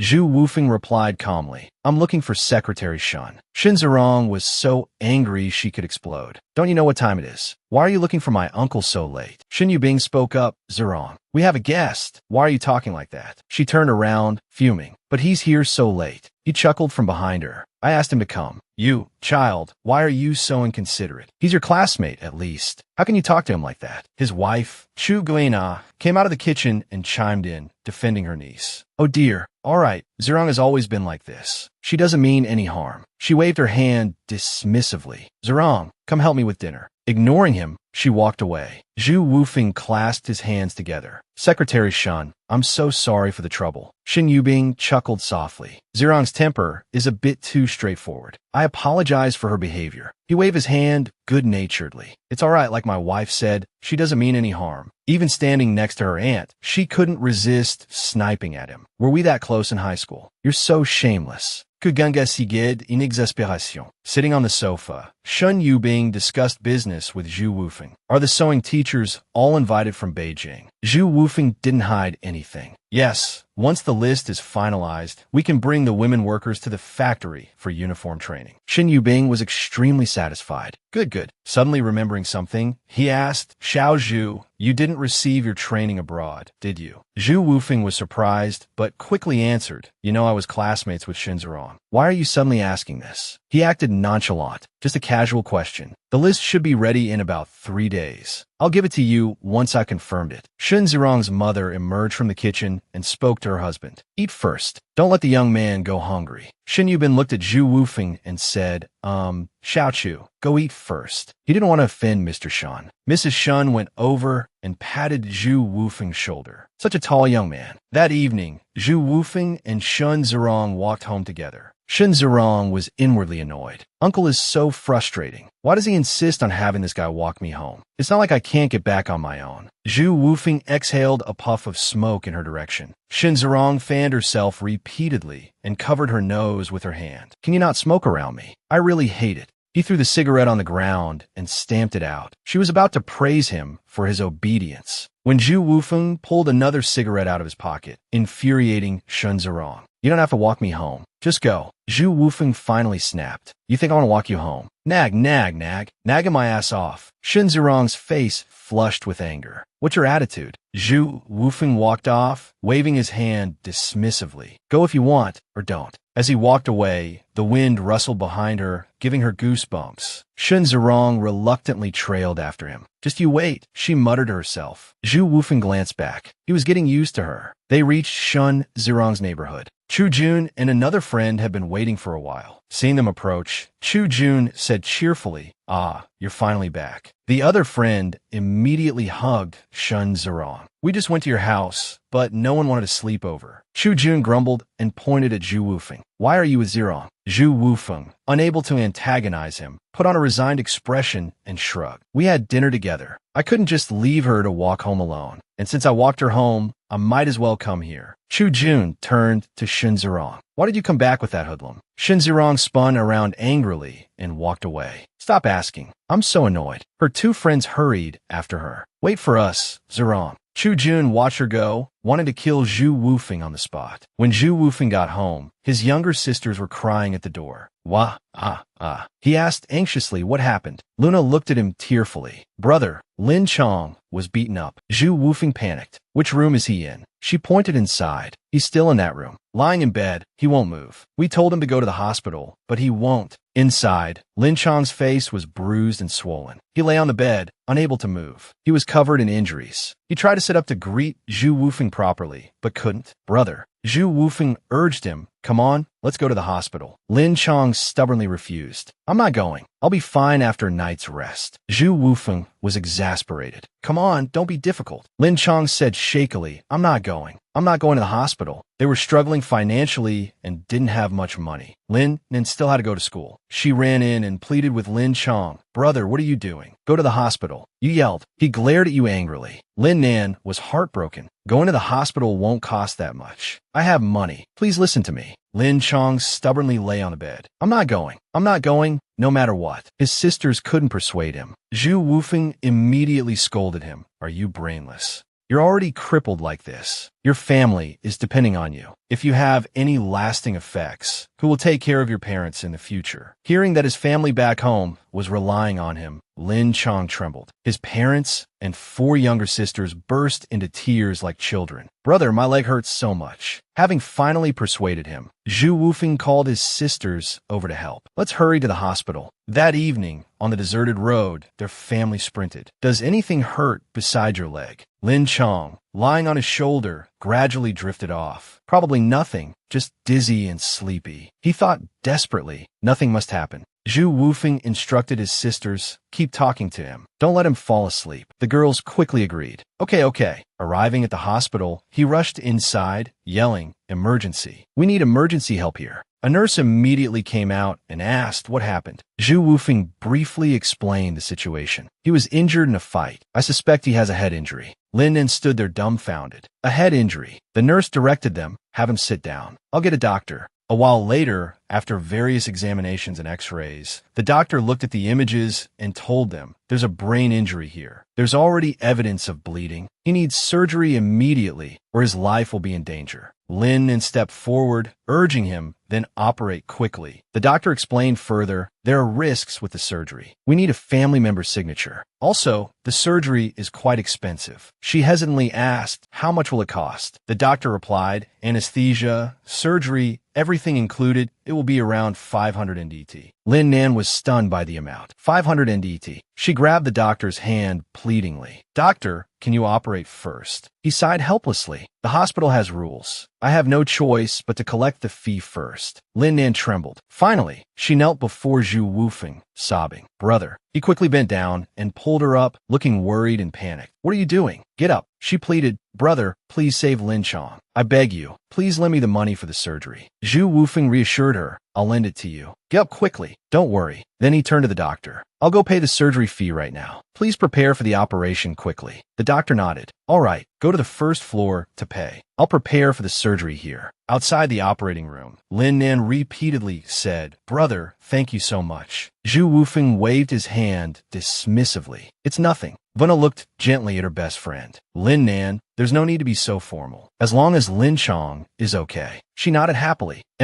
After a long, agonizing wait, the doctor finally emerged from the operating room and asked, Who is Lin Chong's family? Lin Nan rushed to the doctor. How is he? The doctor smiled cheerfully and replied, The surgery was very successful. Don't worry, she said, practically jumping for joy. Really? That's great. The 2 brothers also breathed a sigh of relief. As long as he's okay. You scared us to death. Over at Xiang Mingming's place, a new sign had been hung. Beijing Garment Factory franchise store. Tai Wenwen excitedly told her husband, the clothes from this Beijing garment factory are all top-notch. Only our store can sell them. He nodded. That's right. It's all directly from the factory. Thinking about the origin of the sign, she praised, this time, it's all thanks to Chou Yufeng. I didn't expect him to even know people from the Beijing garment factory. Yeah, I didn't expect that either. This immense favor, of course, didn't just fall from the sky. To be honest, the reason he did this for us is because of Xiao Duo, right? He said about him and Xiao Duo. You don't have the wrong idea, do you? Xiang Mingming couldn't explain and just scratched his head. Just then, Xiao Duo, the person at the center of the conversation, arrived with her colleague, Duan. Honey, how's business? Xiao was here. The couple greeted them warmly. Tai Wenwen's face was flushed with happiness. Not bad, much better than before. Duan then spoke up, Brother, sister-in-law, I'm Xiao's colleague. I want to pick out a dress today. Could you give me a discount? Seeing a girl, Xiang Mingming started to act flirtatious again, much to his wife's annoyance. He said, I recognize you, Duan, right? Don't worry, we'll give you the wholesale price. Having achieved her goal, she smiled happily. Hee, thanks. That evening, the 3 of them returned home together. Xiang Mingming chatted cheerfully. Let me tell you, this afternoon, 2 customers came to choose dresses. Having repeat customers proves our styles are attractive. Xiang Xiao Duo, walking behind them, suddenly spoke up. Honey, have you seen Yufeng recently? They all turned around and looked at her. Huh, no. Hearing there was no news, She quietly lowered her head in disappointment. Back in the hospital room, Lin Nan stood beside her brother, scolding him incessantly. How could they do this? They beat you up so badly. Let's go to the police. Let the police arrest them. He raised his fist, wishing he could fly down and hit them. You finally woke up. Don't say anymore. You just don't understand. The younger sister, scolded by her brother, stood silently and felt wronged. Chou Yufeng also arrived. Lin Chong, are you feeling any better? Are you still nauseous? He scratched his head sheepishly. Much better. My head still hurts a bit, but my legs don't hurt anymore. Placing the fruit basket on the table, Chou Yufeng nodded. That's good. Then, with a serious expression, he asked, tell me, who hit you? Lin Chong stammered, unable to utter a name for a long time.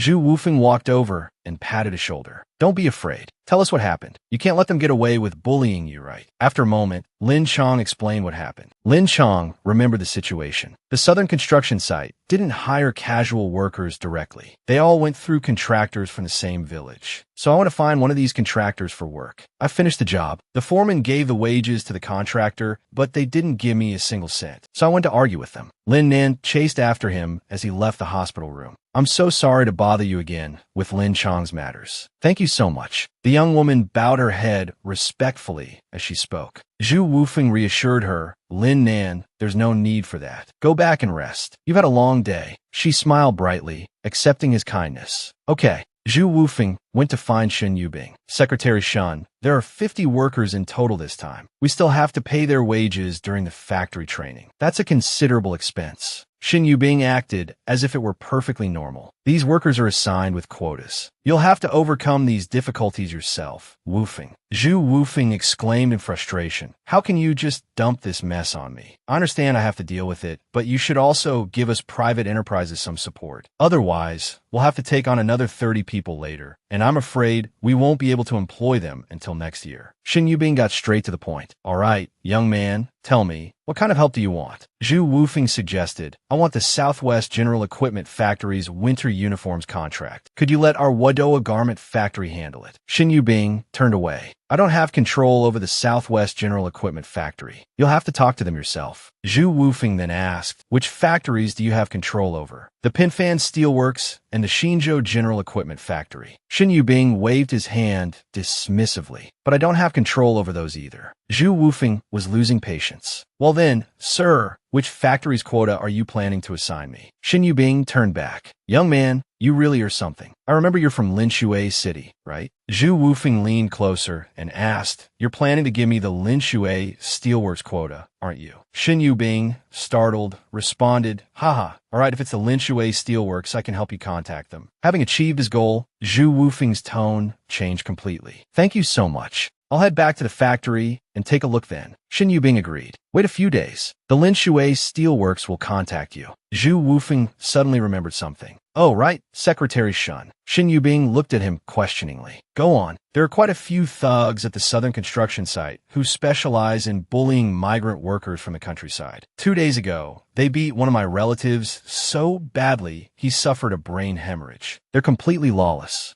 Shen Yubing was immediately furious. There's such a thing. What happened in the end? Meanwhile, the thugs were still unaware of the impending trouble. They were still laughing and joking. Hi, you. The police are here asking for Li Zhenghu, right? He nodded in confirmation. The police continued, we need to talk to you. He pointed at himself and asked, talk to me. What about? Before he could react, the police rushed forward and arrested him. What are you doing? Let me go. His underlings tried to intervene, but they didn't stand a chance. The police warned them. The rest of you, behave yourselves. They said, taking the men away. Li Zhenghu and I went back to assist with the investigation. He yelled, assist with what investigation? What investigation? You'll find out when the stone-faced police leave, I said. At the department store, Xiang Mingming and his wife's business was doing quite well. Chou Yufeng walked over. Business is good, huh? Both of them were delighted. Yufeng, you're here. Xiang Xiaoduo was the most excited. You came. Chou Yufeng smiled gently and nodded.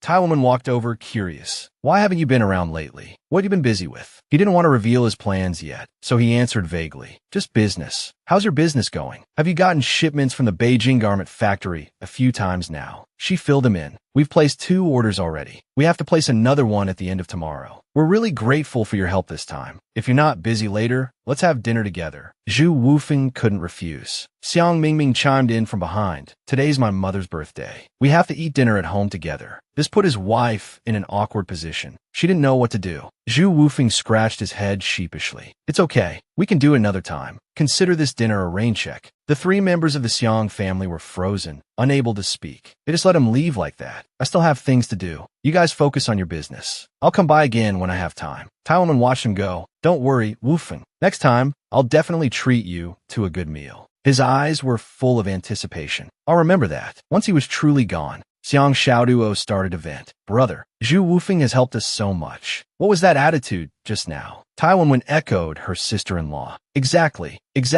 Xiang Mingming tried to explain. What was wrong with my attitude? It's really our mother's birthday. Besides, didn't I say next time? But she wouldn't accept that. You just embarrassed him, and you made me look bad, you know? He's helped you and sister-in-law so much. Have you ever thought about why? Did it not occur to you to sit down and have a serious conversation with him today? Xiang Mingming was flustered, unsure of what to do. Xiang Xiaoduo wasn't letting it go. Don't think that just saying thank you later is enough. Meanwhile, Chou Yufeng was discussing business with Feng Shilai. So, you're saying I don't need a participation fee, just the relevant permits to join the Wadoa garment factory. He nodded. That's right, but I'm warning you. After joining, you can only sell our clothes. We'll then create a market investigator position, specifically to visit cooperating stores and conduct investigations. Based on the situation, we'll limit the number of participating stores and average customer traffic. This can also create healthy competition. Feng Shilai was a little surprised. The Beijing garment factory, you're still operating based on your previous plan. You don't want a participation fee. Have you been planning to compete with them from the beginning? Chou Yufeng waved his hand. It's not that dramatic. It's mainly that one participating store can cover a relatively small consumer area. If we go the high-end route, the participation fee will limit how many retail stores can join. After thinking it over, he felt it made sense. That's right, the Beijing garment factory has a team of models, making it even more suitable for the high-end route. Chou Yufeng grinned, mentioning the modeling team. I heard they're having a spring festival gala this year. Feng Shilai still didn't fully understand. A spring festival gala? What's that? His eyes lit up. Nothing much. I have to go to Beijing in a few months. You'll see then. Feng Shilai curiously asked. So, when we start, should we invite the Beijing garment factory's models to help us with publicity? Chou Yufeng gave a sly smile. Of course we should invite them. Then, we'll accidentally mention our name and overshadow theirs. It's no big deal. Understanding his intentions, Feng Shilai laughed loudly. Haha, you're clever, kid. Xiang Xiaoduo and Du were on their way home from work when a colleague stopped by and asked, do you guys want to grab dinner together? My treat. But both of them declined in unison. I have to go home for dinner. Thanks, but I'm not going either. Their colleague said awkwardly, all right then. Then, turning to her boyfriend, the driver, she said, let's go. We'll eat by ourselves. He suddenly noticed something, waited a moment, then got out of the car and called out, Zerong. Shen Zerong and Chu Jun were not far away. Sure, Jiang. Long time no see. Is it your new girlfriend? Let me meet her, he said cheerfully from the car. Come on, let's go to the state-owned restaurant. My treat. Shen Zerong laughed naturally. Who would turn down a free meal? Chu Jun, let's go. Meanwhile, Xiang Xiaoduo said, this sweet potato isn't as good as last time. Duan didn't think anything of it. Mine's fine. Suddenly, the sound of a bicycle and a voice came from nearby. Boss Zhu is treating today. We have to make him pay. Xiang Xiaoduo urgently called out, Chou Yufeng. Feng Bao looked over and called out, Yufeng. There's a really pretty girl staring at you just now. He grinned smugly. When I get back,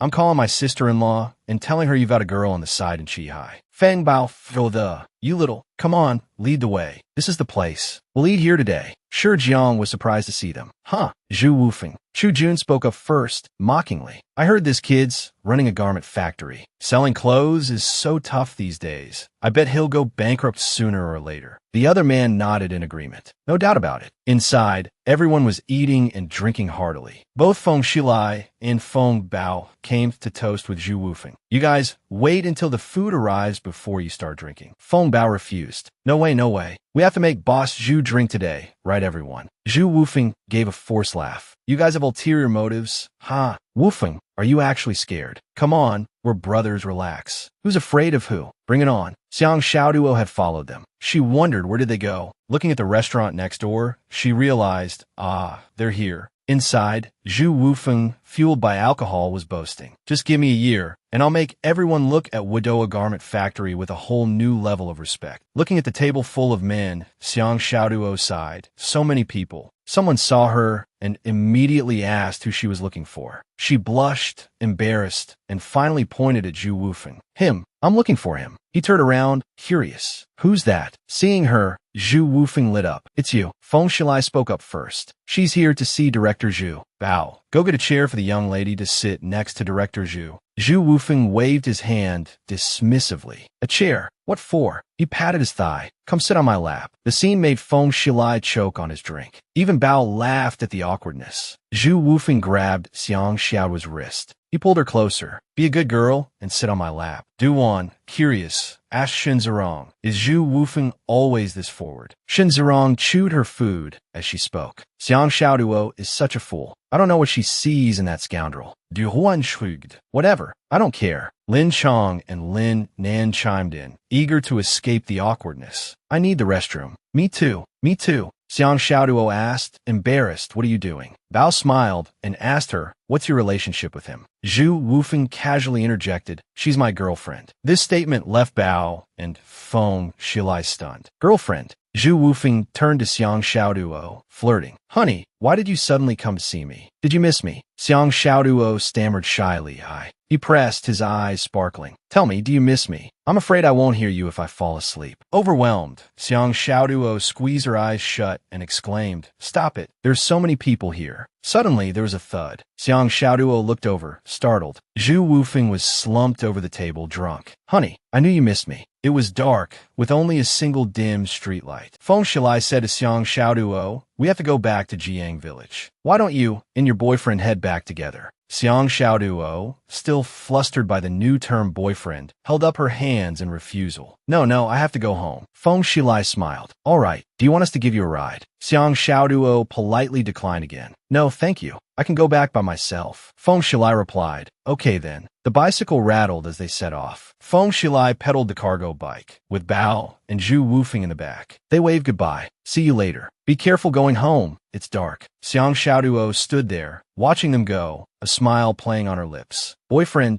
he. Just then, someone walked up and said curtly, hold it right there. Xiang Xiaoduo turned to see the cold, indifferent face of Shinzerong. Shinzerong didn't even look at her as she scolded, you're so stupid. Just go ahead and spend the rest of your life with that scoundrel. The next morning, as the sun rose over the mountains, Chou Yufeng woke up, yawning and stretching. Memories of the previous night flooded back, making him curse. Damn it, he rushed out the door. I forgot about today's important business. At the large warehouse, Chou Yufeng asked the warehouse manager, how's Uncle Feng doing? Feng Shilai replied, another girl came to report already. Feng Bao, beaming, put his arm around Chou Yufeng and asked, workshop manager Zhu, you haven't forgotten about last night, have you? Chou Yufeng avoided his gaze, stammering, I was just messing around with my wife. Don't let yourselves make fun of me. Feng Bao teased, hiding a beauty in a golden house. Just like workshop manager Zhu. You sure know how to pick him a pretty figure. Chou Yufeng laughed. You're the one who talks too much. Ha. Feng Shilai stood before the crowd of representatives and gave a speech. Hello, everyone. I'm the deputy workshop manager of the Wadoa Garment Factory, Feng Shilai. He smiled warmly and introduced. Next, let's welcome our workshop manager, Zhu, to the stage to speak. The crowd below applauded thunderously. A pair of feet wearing dress shoes stepped onto the platform. Feng Shilai gestured towards the person who had just appeared on the platform. It was Chou Yufeng. Someone asked, is our workshop manager Zhu really that young? The person beside them exclaimed, yes. To have opened such a large factory at such a young age, he's truly remarkable. Chou Yufeng confidently introduced himself. Everyone, please quiet down. Let me introduce myself. I am Chou Yufeng, the workshop manager of the Wadoa Garment Factory. He spoke at length. The higher-ups value us greatly. In the future, our factory is expected to surpass state-owned enterprises. Therefore, during the training period, those with outstanding performance will be compensated according to the official salary scale. Chou Yufeng emphasized, but the pressure in the factory will also be immense. Secretary Shun has granted me certain privileges. He explained seriously, if anyone's performance is unsatisfactory or uncooperative, I have the authority to dismiss them immediately. Anyone who underperforms will be replaced by someone eager for the position. In his office, Chou Yufeng was trying to explain to someone on the phone, "We also have difficulties here." The person on the other end reminded him, "You need to overcome those difficulties yourself. The second batch of workers must start work by mid-November." Chou Yufeng hastily replied, "Understood." He then wrote down November in his notebook. Closing it, he looked into the distance, pondering mid-November. He rushed off to find Feng Shilai. "Uncle Feng." Chou Yufeng handed him the notebook like a student submitting homework to a teacher. "I've finished writing the regulations. Let's go out and talk." "All right." The two men went for a walk together. Chou Yufeng explained as they walked, "The situation is pretty much like this." Feng Shilai nodded. "I understand." He expressed his concern, "But won't these attendance and regulations be too cumbersome?" Chou Yufeng replied, "At first, it will feel cumbersome, and people might have trouble adapting." He clarified, "But this is the only way. Those who are willing to work can earn more money. Those who are lazy won't earn anything. It's better than everyone sharing from the same pot. So, even if it's a bit cumbersome at first, we must do it well." Feng Shilai nodded in agreement. "That makes sense." Chou Yufeng continued, "The path to advancement must also be righteous. We still lack people in management, but we can't rush it. We must base our decisions on their performance." Feng Shilai smiled and agreed repeatedly. Right. He thought to himself, where did this kid learn all this? A modern, high-rise shopping mall, a long delivery was being processed. Employees were busy arranging and displaying a shipment of clothing and dresses.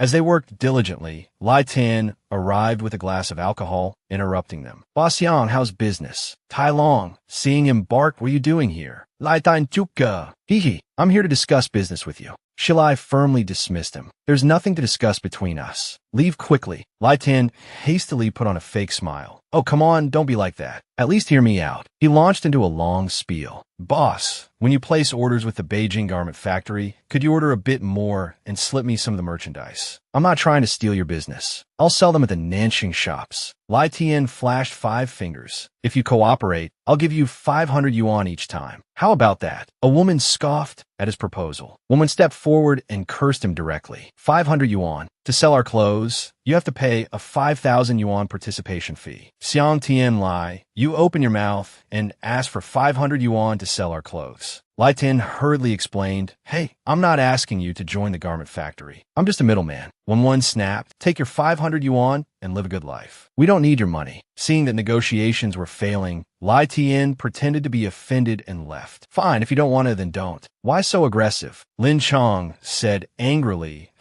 "I'd rather give the clothes away than let that guy profit." Woman agreed, exactly. Shameless. In his private office, Yufeng was carefully examining a shirt. He asked Shilai, "Everything is completed, correct?" He replied, "Yes, all the required quotas have been met." Hearing this, Yufeng smiled and said, "Then we should call the factory manager of the Linshui steel factory." The ringing of a phone echoed through the spacious, modern office. Jian Zhong picked up the phone. "Hello, who is this?" The voice on the other end said, "This is the Wadoa Garment Factory. We'd like to confirm the delivery time for the winter uniforms." Jian Zhong replied, "May I ask which department you are with?" The other person said, "I'm the factory manager of the Wadoa Garment Factory, calling you directly. My name is..." Yufeng softly revealed his identity. Hearing the name Chou Yufeng, Jian Zhong was stunned. He asked incredulously, "You're the factory manager of the Wadoa Garment Factory now?" Yufeng replied with a bright smile, "Yes, that's right." Jian Zhong finally managed to form a complete sentence. "How did you become the factory manager of the Wadoa Garment Factory?" Yufeng answered, "It's a long story. I'll be coming along with the shipment in 2 days. We should have a couple of drinks then." Jian Zhong readily agreed. "Sure." Then he hung up. Jian Zhong sipped his steaming coffee and mused, that kid. The door creaked open. Guadai poked his head in. Factory manager Kong, did you need something? Jianzhong took a sip of coffee and made his request. Please bring me the third quarter purchase orders in a bit. Yes, sir, Guadai said with a smile. I'll go get them. Suddenly, Jianzhong spoke up. Wait a moment. He added another request. The day after tomorrow, the Wadoa Garment Factory from Zhehai City will be delivering the winter uniforms around 6 or 7 p.m. Please work overtime to receive them. Guadai replied without hesitation, no problem. Jianzhong still seemed preoccupied. All right. Guadai turned and left. As soon as he turned away, he sighed softly. Overtime again. My card game is probably off. Damn. At the town library,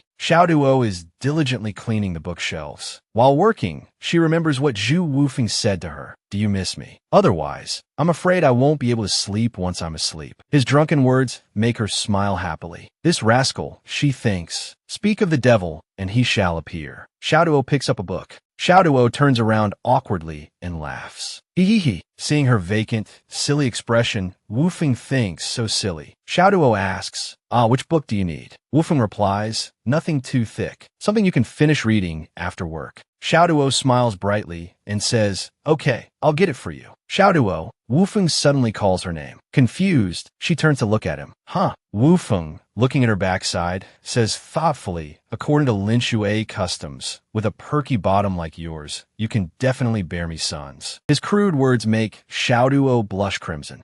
She quickly averts her gaze, embarrassed, and stammers. What nonsense are you talking about? Too embarrassed, Xiao Duo runs away. Honestly, CEO Yufeng mutters from afar, such a silly girl. Xiao Duo happily flips through and arranges the books. CEO Yufeng sits nearby, reading. While working, she steals glances at her beloved. Thinking of something amusing, Xiao Duo blushes and giggles. Hee hee hee. The library glows in the late afternoon light. Xiao Duo finishes work and changes into her everyday clothes. Leaving her co-worker behind, she walks towards Yufeng. Let's go. Lin Nin cheerfully asks Xiao Duo, who is this? Aren't you going to introduce us? Xiao Duo looks at her, then at Yufeng, stammering and unable to speak. He's me. Yufeng smoothly introduces himself in her place. I'm Xiao's boyfriend. He smiles and puts his arm around Xiao's shoulders. Xiao Duo, let's go. She replies, The two walk off, chatting animatedly. We finished work early today. That's right. Lin Nan, left behind, is force-fed a hefty dose of PDA. Annoyed, she huffs. The sun begins to set behind the building. Yufeng smiles and says to Xiao Duo, I've been so busy lately, I haven't been able to see you. I'm sorry. Xiao Duo replies, it's okay if you're busy. Why are you apologizing? Yufeng scratches his head and chuckles. In a relationship like ours, if one person is too busy, they should tell the other person beforehand. Otherwise, it's irresponsible. Xiao Duo looks at him and asks pointedly, what kind of relationship do we have? Yufeng replies nonchalantly, didn't I just tell your coworker? We're in a boyfriend-girlfriend relationship. His blunt and straightforward answer leaves Xiao Duo silent for a moment. Finally, she says politely, Yufeng, thank you for what you've done for my family. I should have thanked you sooner. Xiao Duo looks at him earnestly. You really don't owe me anything. Those business matters of my brother and sister-in-law. If you want to take them back. Seeing her worry, Yufeng says, all right, Xiao Duo, you don't need to say anymore. He says generously, I'm not doing this because I feel like I owe you. It's because I can't stand to see you suffer. His sincere words deeply move Xiao Duo. After walking for a while, it gets dark. I have to go back to Lin Shui City in 2 days. I'll bring you back some delicious food. Okay. Xiao Duo bids him farewell. Yufeng, you should go back. I'm going back too. Yufeng replies, okay. Before leaving, she waves goodbye, clearly reluctant to part. Xiao Duo had walked a short distance when Yufeng, still standing there, watched her go. Xiao Duo stopped mid-stride. Yufeng hesitantly called out to her. Xiao Duo looked back at him curiously. He smiled, beaming, let's take things slow. Xiao Duo understood what he meant. Her eyes widened. Flustered. She stammered, okay. Meanwhile, a light was still on in the female dormitory. On the CEO's spacious bed, Yunoyet asked, Lin Nan, you're very popular at university. So many boys want to fetch water for you.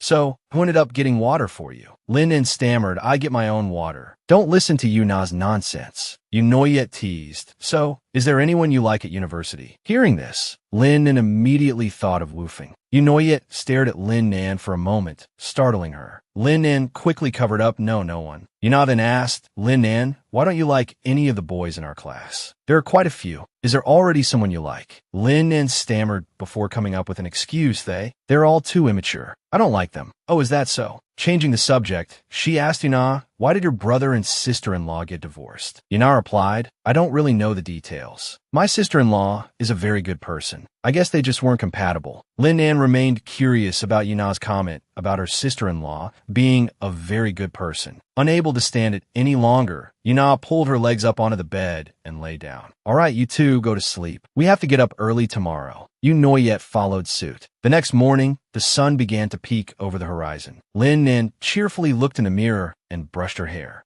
The door creaked open. Lin Nan stopped brushing her hair. It was Wu Feng, getting ready to brush his teeth and wash his face. Good morning, Lin Nan, he said. Trying to act casual, Lin Nan replied, good morning. Breakfast is almost ready. Wu Feng looked back as he walked away. Oh, okay. He placed his toothpaste and a glass of water on the table. Wu Feng began brushing his teeth. Lin Nan stood at a distance, watching him with a smitten smile. Steaming buns, mantou, and bread were laid out on the table. The entire family of 6 gathered around for breakfast. Lin Chong kept glancing at Wu Feng. After a moment of hesitation, he called out, Brother Wu Feng. Wu Feng looked at him and replied, yes. Could you find me some light work? Lin Chong asked hesitantly. Once my injury heals, I can do heavier work too. Wu Feng smiled warmly and said, give it half a month. I'll find you something suitable. Just focus on recovering for now. Don't put too much pressure on yourself. Hearing this, Lin Chong felt encouraged. Brother, I'll definitely work hard and pay you back quickly. Wu Feng patted his shoulder. That's the spirit. Observing the harmonious interaction between her crush and her brother, Lin Nan smiled happily. In the factory director's office, De Guang listened to the person on the other end of the phone and asked the transfer agreement. Zhu Wufeng's cheerful voice came through the phone. The person who wants to participate is my uncle. I don't mind refusing Director Liu. You surely won't deny me this opportunity, will you? Director Du Guang hesitated before making a decision.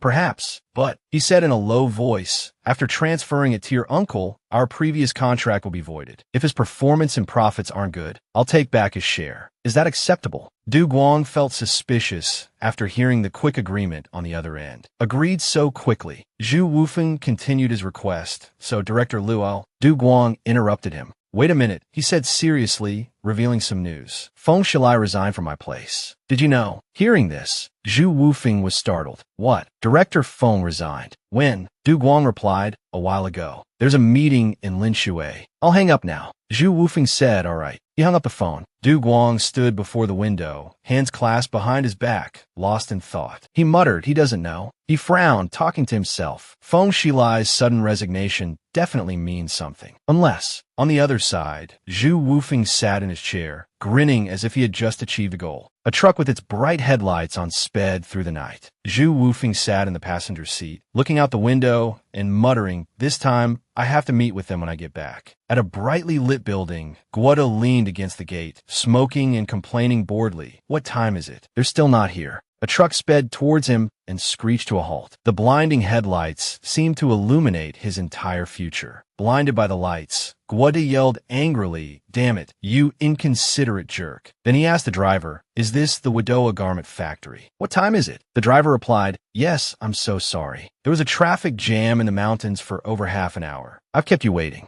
Guoda continued to ask, I heard the director of Wadoa garment factory is coming too. The driver replied, that's not here. The person in the passenger seat opened the door and stepped out. Zhu Wufeng casually walked towards Guoda with his hands in his pockets. He waved and greeted him cheerfully. Mr. Chun, I apologize for keeping you waiting. Seeing him, Guoda was stunned. Zhu Wufeng. While the driver was unloading the goods, Zhu Wufeng asked, Mr. Chun, how have you been lately? Guoda scratched his head and chuckled awkwardly.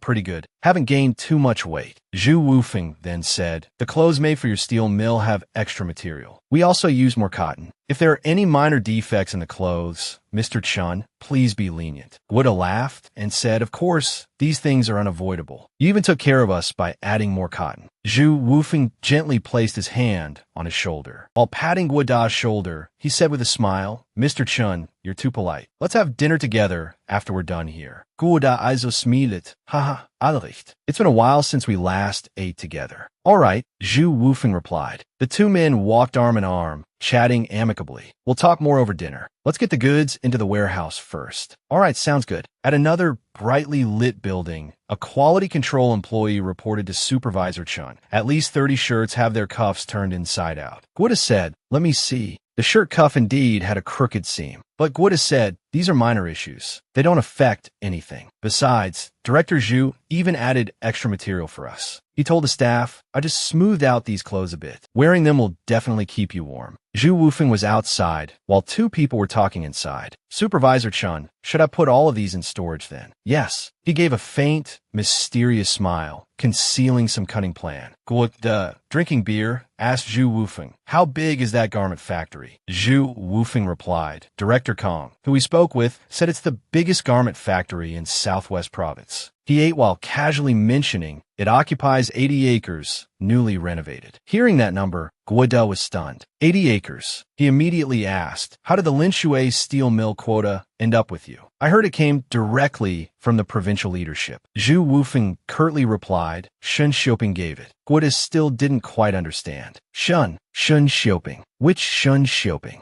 Zhu Wufeng smiled and casually revealed, the head of Zhahai City, Shun Xiuping. The night was pitch black, illuminated only by dim streetlights. The two drunken friends walked down the street, arms slung over each other's shoulders. Guoda asked Zhu Wufeng, come to my place tonight. You can stay in the guest room at my old house. Don't look down on your older brother. Okay, let's keep the party going. I've got more drinks at home. We can have another round later. Zhu Wufeng readily agreed. Sure. The next day, the early morning sunlight streamed into the house, and the drunken Zhu Wufeng was awakened by the dawn. He lay sprawled lazily on the bed, deep in thought. After a while, Zhu Wufeng came to his senses, sat up abruptly, and asked, damn, where am I? He remembered his drunken revelry with Guo the night before. A moment later, Zhu Wufeng slipped on his sandals, got out of bed, and complained, this Chun can really hold his liquor. The sounds of discussion drifted from the office. In short, Zhu Wufeng was in negotiations with Kong Jianzhong. Lately, I've been mostly doing things like this, Jianzhong said vaguely. It's not as simple as you make it sound. Cigarette smoke curled upwards. Zhu Wufeng smiled. Director Kong, it's getting late. I should head back. Jianzhong replied, all right, come by again when you have time. The door slammed shut as the visitor departed. Jianzhong stroked his chin and chuckled appreciatively. This Zhu Wufeng, he's not simple. Back at Zhu Wufeng's garment factory,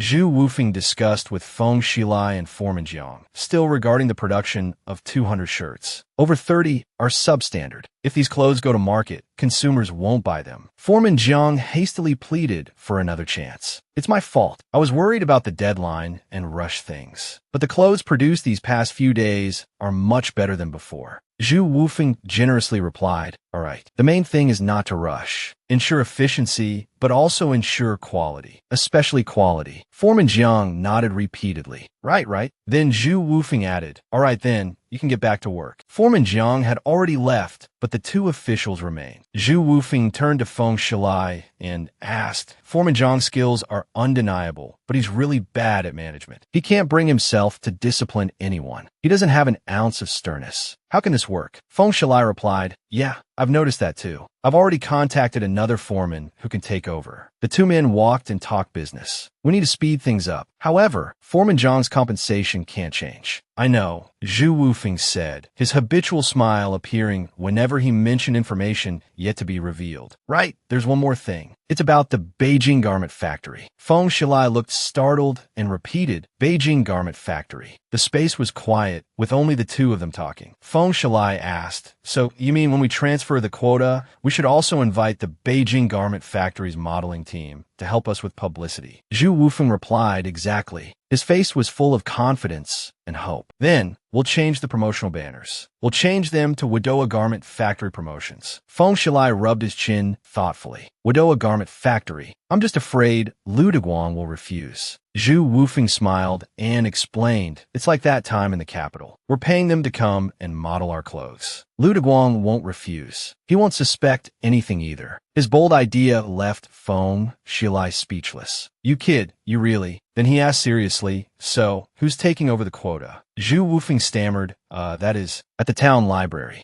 Zhu Wufeng carried a bag of groceries to see Du Wan, who was busy working. Shout DOA, shout DOA. Hearing his voice, she turned around excitedly and asked, Wufeng, when did you get back? Zhu Wufeng replied, are you almost off work? Shout DOA. I have something to talk to you about. Du Wan hesitated and said, almost.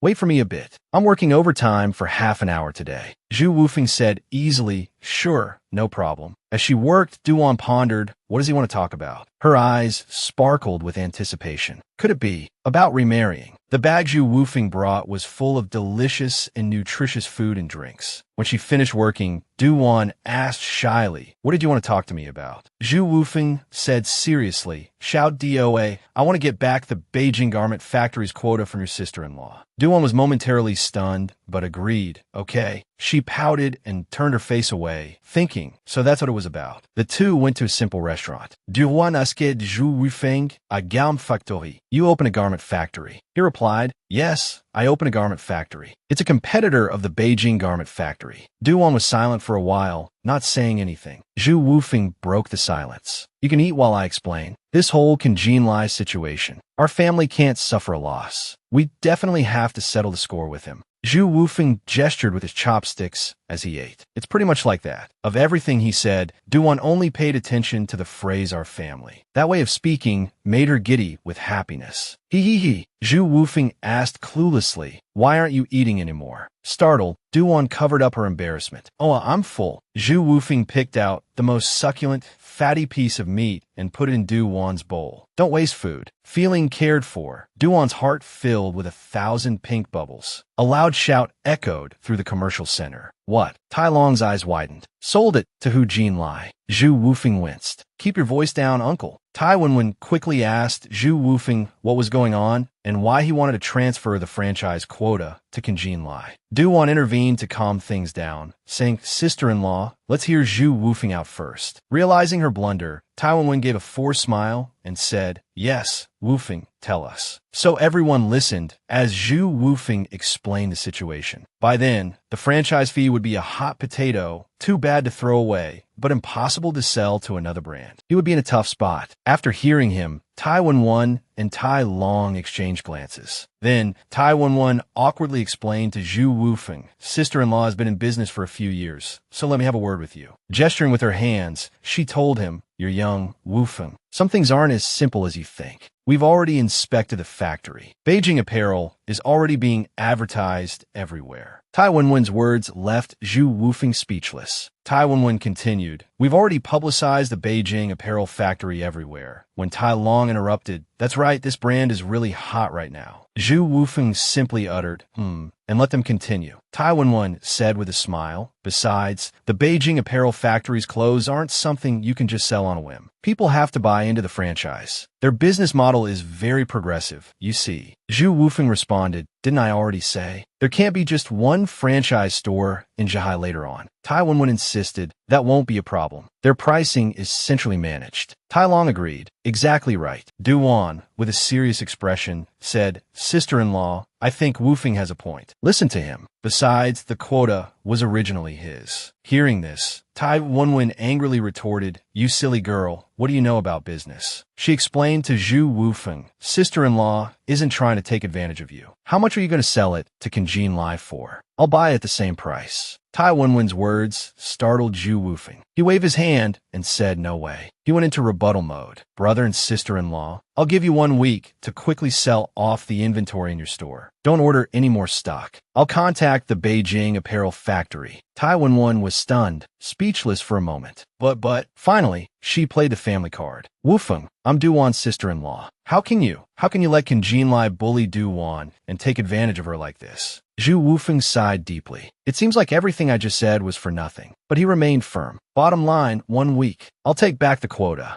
Tai Long furrowed his brow in anger. Fine then. I'll return the 2,500 renminbi I paid you earlier. Zhu Wufeng gave a weary smile. I said you didn't need to. Why is it so exhausting explaining things to you? He then walked away. Avoiding the bickering couple, Zhu Wufeng called out to Duan. Come here for a second. He looked at her intently. Zhu Wufeng tried his best to explain his thinking. We're family. Of course, I'm on your and my brother's side, but Duan smiled and said, Wufeng, you don't need to explain. I understand everything you said. Really. She continued, later on, when your clothes are high quality and selling well, Jinlai will have spent a lot of money on the quota and won't be able to sell their own goods as well. Zhu Wufeng gave a thumbs up. Smart. No need to explain this to them. As long as it gets back to Jinlai, they'll understand in time. Xiao Duo smiled brightly. Yes, at Jinlai's building in the central business district. Jinlai took a drag from his pipe and asked, Who's looking for me? Seeing Zhu Wufeng grinning at the door, he said indifferently, It's you.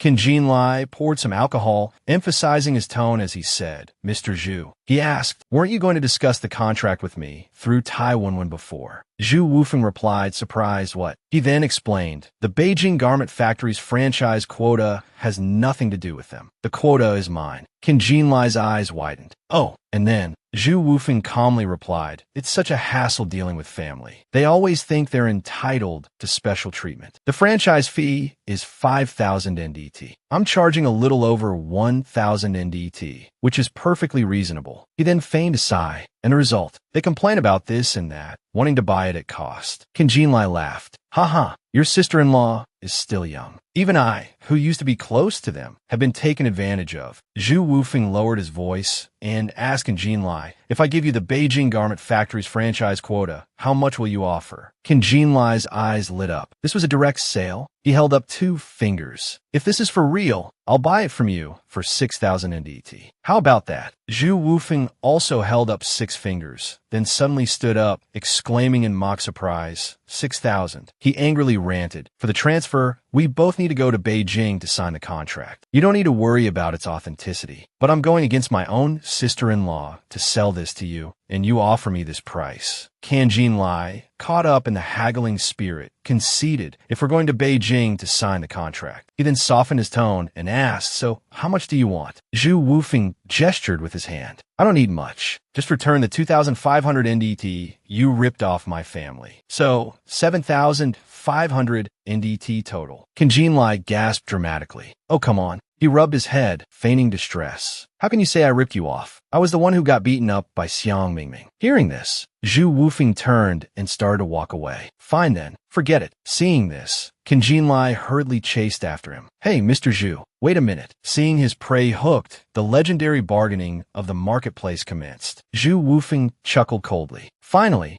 Zhu Wufeng agreed. All right, he said to Jinlai, I'll come find you in a week. Stop hovering around my sister-in-law. Jinlai, happy as a clam, replied, Don't worry about that. I won't make things difficult for you. With that, Zhu Wufeng turned and said goodbye. All right, I'll be going now. Jinlai, delighted with his good fortune, hummed a tune. Seeing his expression, Zhu Wufeng smiled to himself. He continued on his way. Seeing the staff displaying clothes, he instructed, You have 1 week to sell as much of this stock as possible. Whatever's left can be returned to the Beijing Garment Factory. Tai Long turned, frowning. All right, it's your quota. After all, you can sell it to whoever you want. Tai Wenwen was still worried. Why are you being so casual about this? You're letting Jinlai take advantage of you. Zhu Wufeng reassured her. I've already settled the price, sister-in-law. Just focus on selling the inventory. Tai Long said, Zhu Wufeng, I'll return the money to you. Zhu Wufeng waved his hand dismissively. No need. It's always a hassle dealing with family. I'm leaving. As he turned to go, Xiao Duo noticed him sigh heavily. She said to Tai Wenwen, Sister, I'll see him out. Tai Wenwen and Tai Long exchanged glances, communicating silently. Then, in unison, they both breathed a sigh of relief. Xiao Duo hurried after Zhu Wufeng. Wufeng, wait for me. Zhu Wufeng stopped and asked her, Aren't you working this afternoon? Xiao Duo replied, I'm only working half a day today. Zhu Wufeng nodded. Oh, is that so? The setting sun cast a warm glow on the old-style houses. As they walked, Zhu Wufeng told Xiao Duo, These next 2 days, remind your sister-in-law to sell the stock quickly. When I get back to the factory, I'll call and have more sent over. We'll stop for now. Xiao Duo nodded. Okay, I understand. Then she cheerfully asked a question that had been on her mind. By the way, Wufeng, why is it called the Flower Blossom Garment Factory? Suddenly cheerful, Zhu Wufeng waved and called out, Hey Z, hey Z, hey Z, steering a three-wheeled vehicle, called back. Director Zhu, do you want to ride? Zhu Wufeng turned back to Xiao Duo and asked, what were you saying just now? Xiao Duo smiled and said, it's nothing. You should hurry back. So, Zhu Wufeng climbed onto the back of the three-wheeler and called back to Xiao Duo. Xiao Duo, you go back too. The factory workers diligently toiled away, earning their living. Someone rushed inside. A woman burst in, yelling, Director, startling both Zhu Wufeng and Feng Shilai. What is it? Han Tuita angrily complained. We're all in the same factory, all working hard. Why are some salaries kept secret? And why do I have to work overtime and study all this extra stuff? Listening to her, Zhu Wufeng frowned. He said directly to Feng Shilai, Foreman Feng, have her process her termination paperwork. This startled Feng Shilai. Tuita heard this like a thunderclap. What? She shouted, demanding fairness. On what grounds are you firing me?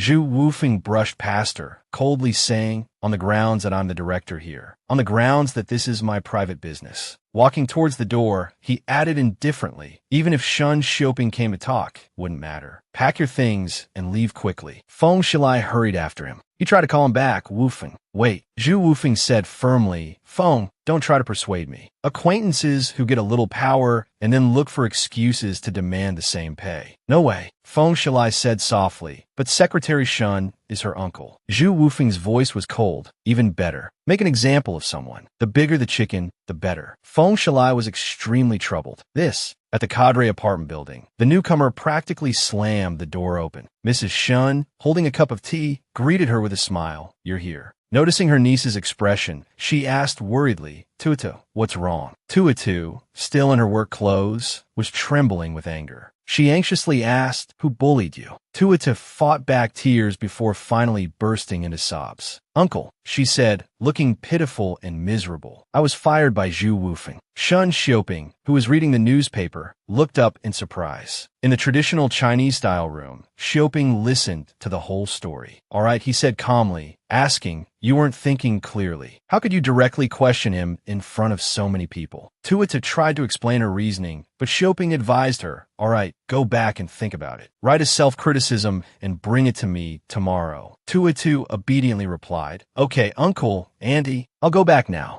Mrs. Shin called after her, Tuitu, aren't you going to eat? Tuatuamakli rapia, no, ontia, imbusi. Xioping watched his niece, silently pondering. The office phone rang incessantly. Shilai watched her, arms crossed, speculating. It was Secretary Shun's phone. Wufeng's expression tightened slightly. He mumbled, probably correctly. He put on a welcoming expression and answered the phone with a smile. Secretary Shun's voice came through. Wufeng, Xioping is putting on the pressure. Young Tuita hasn't had much work experience and is still young. However, what she did was wrong. We can't just let it go completely. While Wufeng listened, Shilai anxiously gestured beside him. Wufeng held up a hand, signaling him to stop, and continued the conversation. Secretary Shun, I respect you, but I hope you can understand. He reiterated firmly. Regulations are very important. His voice hardened, but she openly challenged them in front of everyone. The impact is very negative. Xioping calmly replied, all right, Wufeng, listen to me. He proposed, have Tuitu write a self-criticism. Tomorrow, have her go to the factory and formally review her actions. Dock a bit of her pay. That should be a sufficient consequence. Shilai cautiously tugged at Wufeng's sleeve. Wufeng glanced at him, trying to decipher his message, but then gave a cold laugh. His eyes turned sharp. Secretary Shun, that sounds good. I'll readily accept that. Xioping laughed heartily.